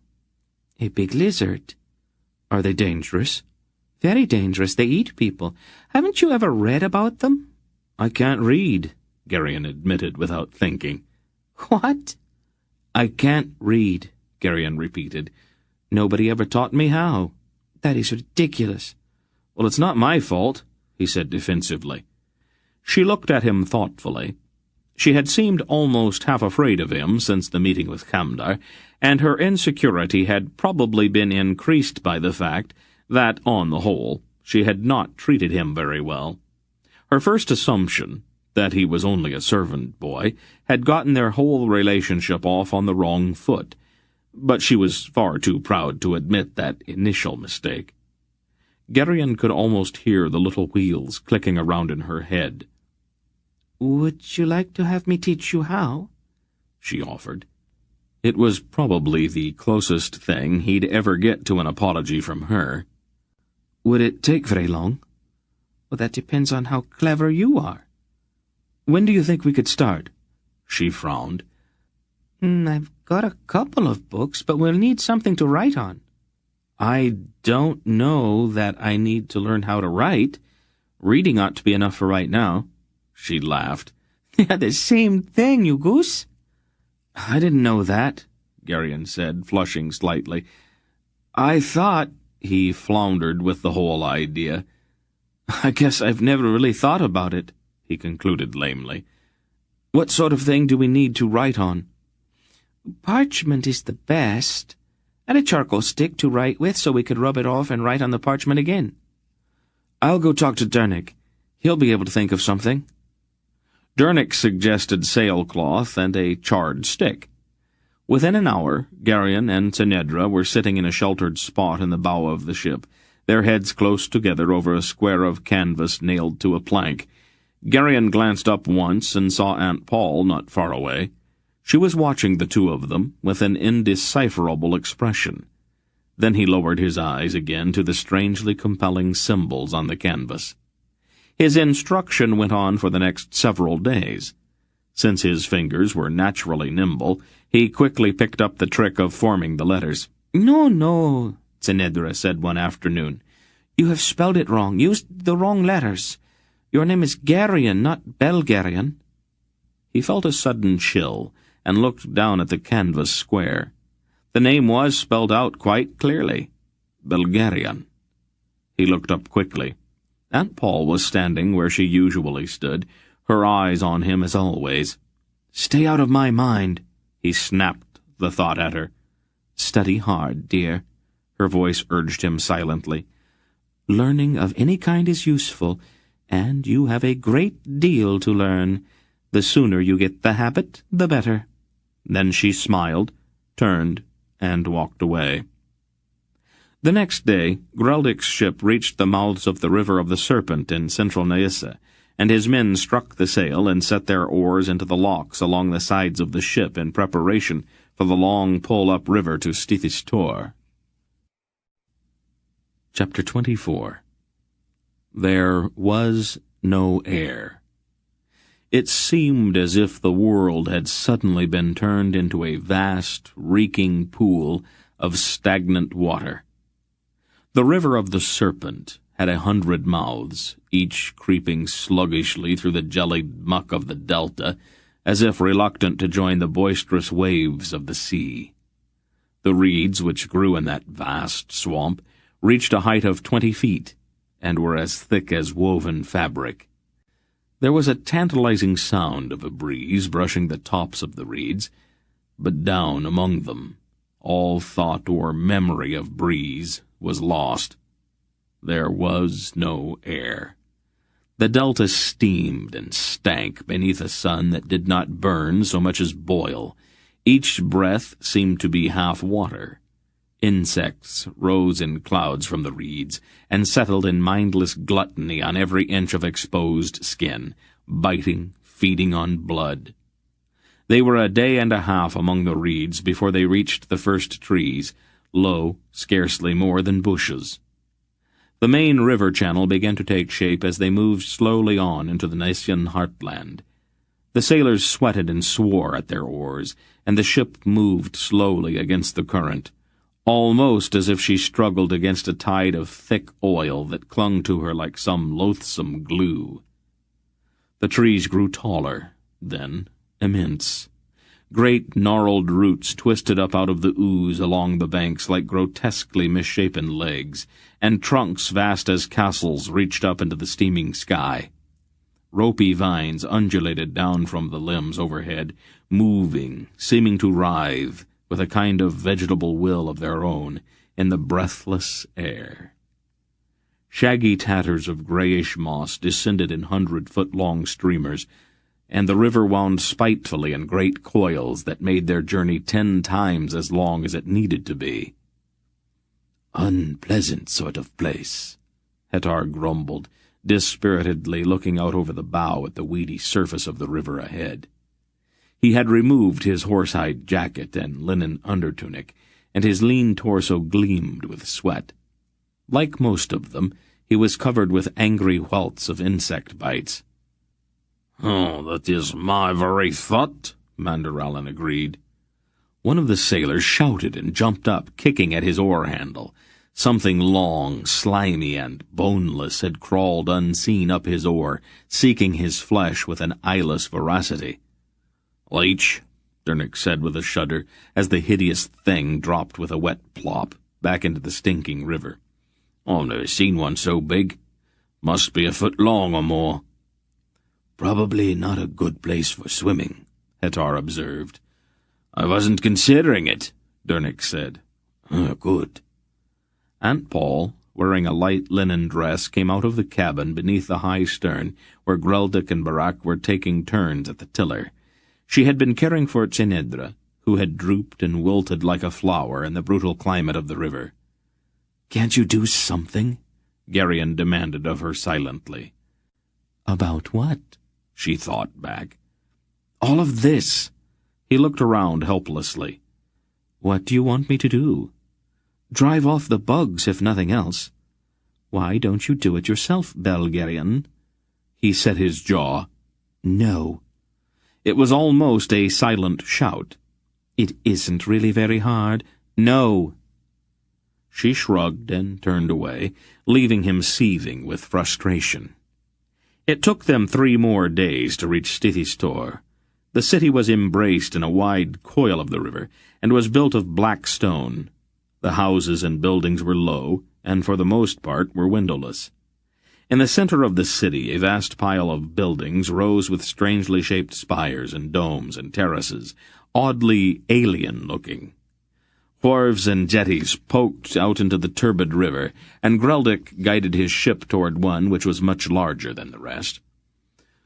"We have to stop at customs," he explained. "Inevitably," Dernick said. The exchange at customs was brief. Captain Greldick announced that he was delivering the goods of Redak of Boktor to the Drasnian trade enclave. Then he handed a jingling purse to the shaven-headed customs official, and the ship was allowed to proceed without inspection. "You owe me for that, Barak," Greldick said. "The trip here was out of friendship, but the money's something else again." "Write it down someplace," Barak told him. "I'll take care of it when I get back to Valalon." "If you ever get back to Valalon," Greldick said sourly. "I am sure you'll remember me in your prayers then. I know you pray for me all the time anyway, but now you've got a bit more incentive." "Is every official in the whole world corrupt?" Dernick demanded irritably. "Doesn't anyone do his job the way it's supposed to be done without taking bribes?" "The world would come to an end if one of them did," Hettar replied. "You and I are too simple and honest for these affairs, Dernick. We are better off leaving this kind of thing to others." "Oh, it's disgusting, that's all." "That may be true, but I am just as happy that the customs man did not look below decks. We might have had some trouble explaining the horses." The sailors had backed the ship into the river again, and rowed toward a series of substantial wharves. They pulled up beside the outer wharf, shipped their oars, and looped the hawsers around the tar-blackened pilings of a mooring spot. "You can't moor here," a sweaty guard told them from the wharf. "This is for Drasnian ships." "I'll moor any place it suits me," Greldick said shortly. "I'll call out the soldiers," the guard threatened. He took hold of one of their hawsers and pulled out a long knife. "If you cut that rope, friend, I'll come down there and tear off your ears," Greldick warned. "Go ahead and tell him," Barak suggested. "It's too hot for fighting." "My ship is carrying Drasnian goods," Greldick told the guard on the wharf, "belonging to a man named Redak from Boktor, I think." "Oh," the guard said, putting away his knife. "Why didn't you say so in the first place?" "Because I didn't like your attitude. Where do I find the man in charge?" "Droblek. His house is just up that street past the shops. It is the one with the Drasnian emblem on the door." "I've got to talk with him," Greldick said. "Do I need a pass to go off of this wharf? I've heard some strange things about Stithistor." "You can move around inside the enclave," the guard informed him. "You only need a pass if you want to go into the city." Greldick grunted and went below. A moment later he came back with several packets of folded parchment. "Do you want to talk to this official?" he asked Aunt Paul. "Or do you want me to take care of it?" "We had better come along," she decided. "The girl is asleep. Tell your men not to disturb her." Greldick nodded, and spoke briefly to his first mate. The sailors ran a plank across to the wharf, and Greldick led the way ashore. Thick clouds were rolling in overhead, darkening the sun. The street, which ran down to the wharf, was lined on both sides with shops of Drasnian merchants, and Nyissans moved torpidly from shop to shop, stopping now and then to haggle with the sweating shopkeepers. The Nyissan men all wore loose-fitting robes of a light, iridescent fabric, and their heads were all shaved, completely bald. As he walked along behind Aunt Paul, Geryon noticed with a certain distaste that the Nyissans wore elaborate makeup on their eyes, and that their lips and cheeks were rouged. Their speech was rasping and sibilant, and they all seemed to affect a lisp. The heavy clouds had by now completely obscured the sky, and the street seemed suddenly dark. A dozen wretched, near-naked men were repairing a section of cobblestones. Their unkempt hair and shaggy beards indicated that they were not Nyissan, and there were shackles and chains attached to their ankles. A brutal-looking Nyissan stood over them with a whip, and the fresh welts and cuts on their bodies spoke mutely of the freedom with which he used it. One of the miserable slaves accidentally dropped an armload of crudely squared-off stones on his foot and opened his mouth with an animal-like howl of pain. With horror, Geryon saw that the slave's tongue had been cut out. "They reduce men to the level of beasts," Mandorellan growled, his eyes burning with a terrible anger. "Why has this cesspool not been cleansed?" "It was once," Beric said grimly, "just after the Nyissans assassinated the Raven King. The Alliance came down here and killed every Nyissan they could find." "Their numbers appear undiminished," Mandorellan said, looking around. Beric shrugged. "It was 1,300 years ago. Even a single pair of rats could re-establish their species in that length of time." Dernek, who was walking beside Geryon, gasped suddenly and averted his eyes, blushing furiously. A Nyissan lady had just stepped from a litter carried by 8 slaves. The fabric of her pale green gown was so flimsy that it was nearly transparent and left very little to the imagination. "Don't look at her, Geryon," Dernek whispered hoarsely, still blushing. "She's a wicked woman." "Oh, I had forgotten about that," Aunt Paul said with a thoughtful frown. "Maybe we should have left Dernek and Geryon on the ship." "Why is she dressed like that?" Geryon asked, watching the nearly nude woman. "Undressed, you mean?" Dernek's voice was strangled with outrage. "It is the custom," Aunt Paul explained. "It has to do with the climate. There are some other reasons, of course, but we don't need to go into those just now. All Nyissan women dress that way." Barak and Greldik were watching the woman also, their broad grins appreciative. "Never mind," Aunt Paul told them firmly. Not far away, a shaven-headed Nyissan stood leaning against a wall, staring at his hand and giggling senselessly. "I can see right through my fingers," he announced in a hissing lisp. "Right through them." "Drunk?" Hetar asked. "Not exactly," Aunt Paul answered. "Nissans have a peculiar amusement. Leaves, berries, certain roots. Their perceptions get modified. It's a bit more serious than the common drunkenness one finds among Elorns." Another Nyissan shambled by, his gait curiously jerky and his expression blank. "Doth this condition prevail widely?" "I have never met a Nyissan yet who was not at least partially drugged," Aunt Paul said. "It makes them difficult to talk to. Isn't that the house we're looking for?" She pointed at a solid building across the street. There was an ominous rumble of thunder off to the south as they crossed to the large house. A Drasnian servant in a linen tunic answered their knock, let them into a dimly lighted antechamber, and told them to wait. "An evil city," Hetar said quietly. "I cannot see why an Elorn in his right mind would come here willingly." "Money," Captain Greldik replied shortly. "The Nyissan trade is very profitable." "There are more important things than money," Hetar muttered. An enormously fat man came into the dim room. "More light," he snapped at his servant. You didn't have to leave them here in the dark." "You said that the lamps just made it hotter," the servant protested in a surly tone. "I wish you'd make up your mind." "Never mind what I said, just do as I say."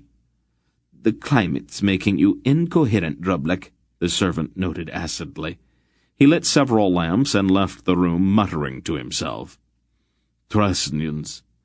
They make the world's worst servants," Drublick grumbled. "Shall we get down to business?" He lowered his vast bulk into a chair. The sweat rolled continually down his face and into the damp collar of his brown silk robe. "My name is Greldick," the bearded seaman said. "I've just arrived at your wharves with a shipload of goods belonging to the merchant Redek of Boktor." He presented the folded packets of parchment. Drublick's eyes narrowed. "I didn't know that Redek was interested in the southern trade. I thought he dealt mostly in Sundaria and Arindia." Greldick shrugged indifferently. "I didn't ask him. He pays me to carry his goods in my ship, not to ask questions about his business." Drublick looked at them all, his sweating face expressionless. Then his fingers moved slightly. "Is everything here what it seems to be?" The Drasnian secret language made his fat fingers suddenly nimble. "Can we speak openly here?" Aunt Paul's fingers replied. Her gestures were stately, somehow archaic. There was a kind of formality to her movements that Garyon had not seen in the signs made by others. "As openly as any place in this pest hole," Drublick replied. "You have a strange accent, lady. There's something about it that seems I should remember it." "I learned the language a very long time ago," she replied. "You know who Redek of Boktor really is, of course." "Naturally," Drublick said aloud. "Everyone knows that. Sometimes he calls himself Ambar of Kotu, when he wants to have dealings that are not, strictly speaking, legitimate." "Shall we stop fencing with each other, Drublick?" Aunt Paul asked quietly. "I am quite certain you received instructions from King Hrodar by now. All of this dancing about is tiresome." Drublick's face darkened. "I'm sorry. I'll need a bit more in the way of, verification." "Don't be an idiot, Drublick," Barak rumbled at the fat man. "Use your eyes. You're an Aelon. You know who the lady is." Drublick looked suddenly at Aunt Paul, his eyes going very wide. "It's not possible," he gasped. "Would you like to have her prove it to you?" Hetar suggested. The house shook with a sudden crash of thunder. No, Drublick refused hastily, still staring at Aunt Paul. "It just never occurred to me. I just never—" He floundered with it. "Have you heard from Prince Keldar or my father?" Aunt Paul asked. "Your father? You mean, is he involved in this too?" "Really, Drublick, don't you believe the communications King Hrodar sends you?" Drublick shook his head like a man trying to clear his mind. "I'm sorry, Lady Belgariad. You surprised me, that's all. It takes a moment to get used to. Why didn't we didn't think that you'd be coming this far south." "It's obvious, then, that you have not received any word from Keldar or the old man?" "No, my lady, nothing. Are they supposed to be here?" "Well, so they said. They were either going to meet us here or send word." "It's very hard to get messages any place in Nyissa," Drublick explained. "The people here, they're not very, reliable. The prince and your father could be up country, and their messenger could very well have gone astray. I sent a message to a place not 10 leagues from the city once. It took 6 months to arrive. The Nyssa who was carrying it found a certain berry patch along the way. We found him sitting in the middle of the patch, smiling." Drublick made a sour face. "There was moss growing on him." "Dead?" Dernick asked. Drublick shrugged. "Nope, just very happy. We enjoyed those berries very much. I dismissed him at once, but he didn't seem to mind. For all I know, he's still sitting there." "How extensive is your network here in Stithistor?" Drobluk spread his pudgy hands modestly. "I managed to pick up a bit of information here and there. I've got a few people in the palace and a minor official at the Tolnedran embassy. The Tolnedrans are very thorough." He grinned impishly. "It's cheaper to let them do all the work than buy the information after they've gathered it." "If you can believe what they tell you," Hitar suggested. "Oh, I never take what they say at face value. The Tolnedran ambassador knows that I've bought this man. He tries to trip me up with false leads now and then." "Does the ambassador know that you know?" "Of course he does. But he doesn't think that I'm aware of the fact that he knows that I know." He laughed again. "It's all terribly complicated, isn't it?" "Most Drasnian games usually are," Barak observed. "Does the name Zadar mean anything to you?" "I've heard it, naturally." "Has he been in touch with Salmisra?" Drobluk frowned. "Couldn't say for sure. I haven't heard that he has. But that doesn't mean that he hasn't. This is a murky sort of place, and Salmisra's palace is the murkiest spot in the whole country. You wouldn't believe some of the things that go on there." "Oh, I'd believe them, and probably things you have not even begun to guess." She turned back to the others. "I think we are at a standstill. We cannot make any kind of move until we hear from Silk and the old wolf." "Could I offer you my house?" Drobluk asked. "I think we will stay on board Captain Greldic's ship," she told him. "As you say, Nyissa's a murky place, and I am sure that the Tolnedran ambassadors bought a few people in your establishment." "Naturally. But I know who they are." "We'd better not chance it. There are several reasons for our avoiding Tolnedrans just now. We'll stay aboard the ship and keep out of sight. Let us know as soon as Prince Keldor gets in touch with you." "Of course. You'll have to wait until the rain lets up, though. Listen to it." There was the thundering sound of a downpour on the roof overhead. "Will it last long?" Dernick asked. Drobluk shrugged. An hour or so, usually. It rains every afternoon during this season." "I imagine it helps to cool the air." "Not significantly. Usually it just makes things worse." He mopped the sweat from his fat face. "How can you live here?" Dernick asked him. Drobluk smiled blandly. "Fat men don't move around all that much. I'm making a great deal of money, and the game I'm playing with the Tolnedran ambassador keeps my mind occupied. It's not all that bad, once you get used to it. It helps if I keep telling myself that." They sat quietly then, listening to the pounding rain. Chapter 25. For the next several days they all remained aboard Greldic's ship, waiting for word from Silk and Mr. Wolf. Tinedda recovered from her indisposition, and appeared on deck wearing a pale-colored dryad tunic, which seemed to Geryon to be only slightly less revealing than the gowns worn by Nyissan women. When he rather stiffly suggested that she ought to put on a few more clothes, however, she merely laughed at him. With a single-mindedness that made him want to grind his teeth, she returned to the task of teaching him to read and write. They sat together in an out-of-the-way spot on deck, poring over a tedious book on Tolnedran diplomacy. The whole business seemed to Geryon to be taking forever, though in fact his mind was very quick, and he was learning surprisingly fast. Tinedra was too thoughtless to compliment him, though she seemed to await his next mistake almost breathlessly, delighting, it seemed, in each opportunity to ridicule him. Her proximity and her light, spicy perfume distracted him as they sat close beside each other, and he perspired as much from their occasional touch of hand or arm or hip as he did from the climate. Because they were both young, she was intolerant, and he was stubborn.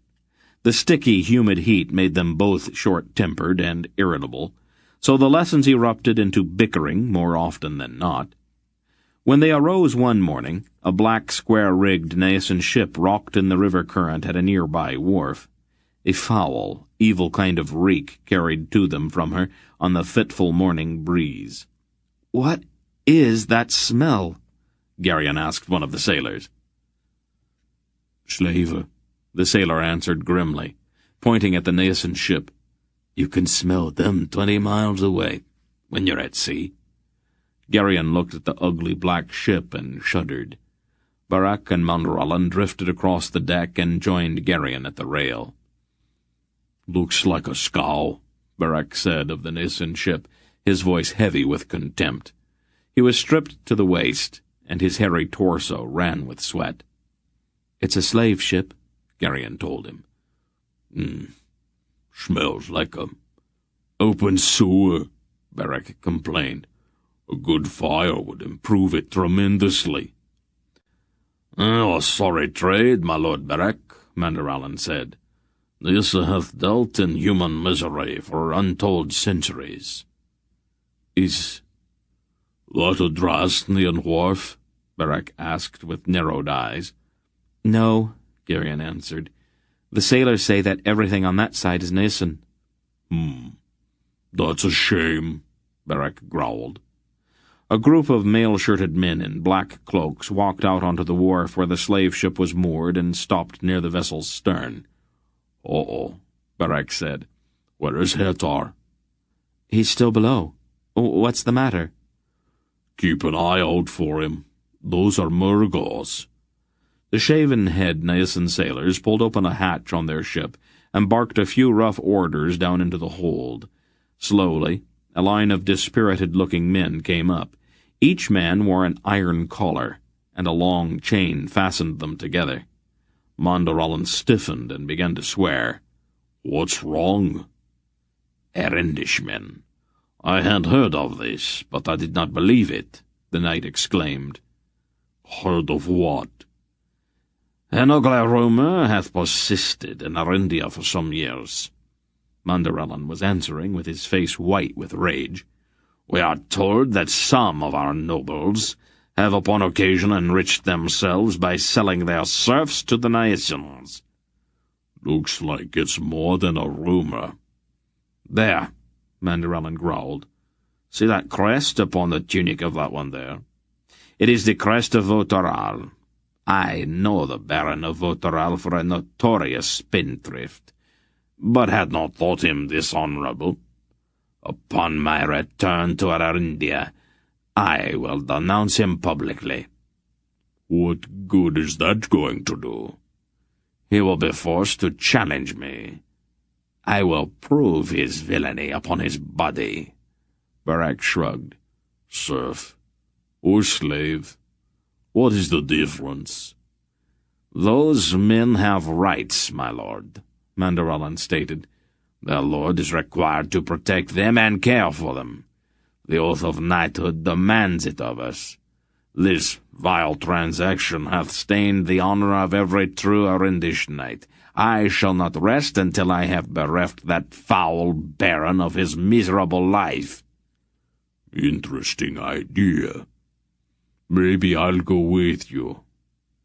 Hetar came up on deck, and Barak moved immediately to his side and began talking quietly to him, holding one of his arms firmly. "Make them jump around a bit," one of the Murgos ordered harshly. "I want to see how many are lame." A heavy-shouldered Nyissan uncoiled a long whip and began to flick it deftly at the legs of the chained men. The slaves began to dance feverishly on the wharf beside the slave ship. "Dog's blood," Mandralan swore, and his knuckles turned white as he gripped the railing. "Easy," Geryon warned. "Aunt Paul says we're supposed to stay pretty much out of sight." "It cannot be borne," Mandralan cried. The chain that bound the slaves together was old and pitted with rust. When one slave tripped and fell, a link snapped and the man found himself suddenly free.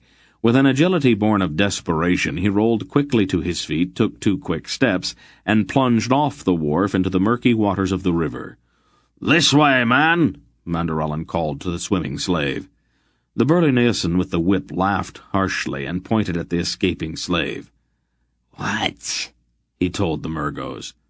"Stop him, you idiot!" one of the Murgos snapped. "I paid good gold for him." "It's too late." The Nyissan looked on with an ugly grin. "What?" The swimming man suddenly shrieked and sank out of sight. When he came up again, his face and arms were covered with the slimy, foot-long leeches that infested the river. Screaming, the struggling man tore at the writhing leeches, ripping out chunks of his own flesh in his efforts to pull them off. The Murgos began to laugh.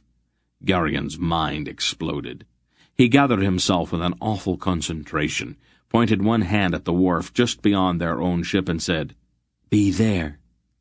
He felt an enormous surge, as if some vast tide were rushing out of him, and he reeled, almost senseless, against Manderallan. The sound inside his head was deafening.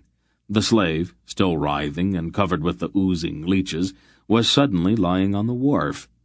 A wave of exhaustion swept over Garion. If Manderallan had not caught him, he would have fallen.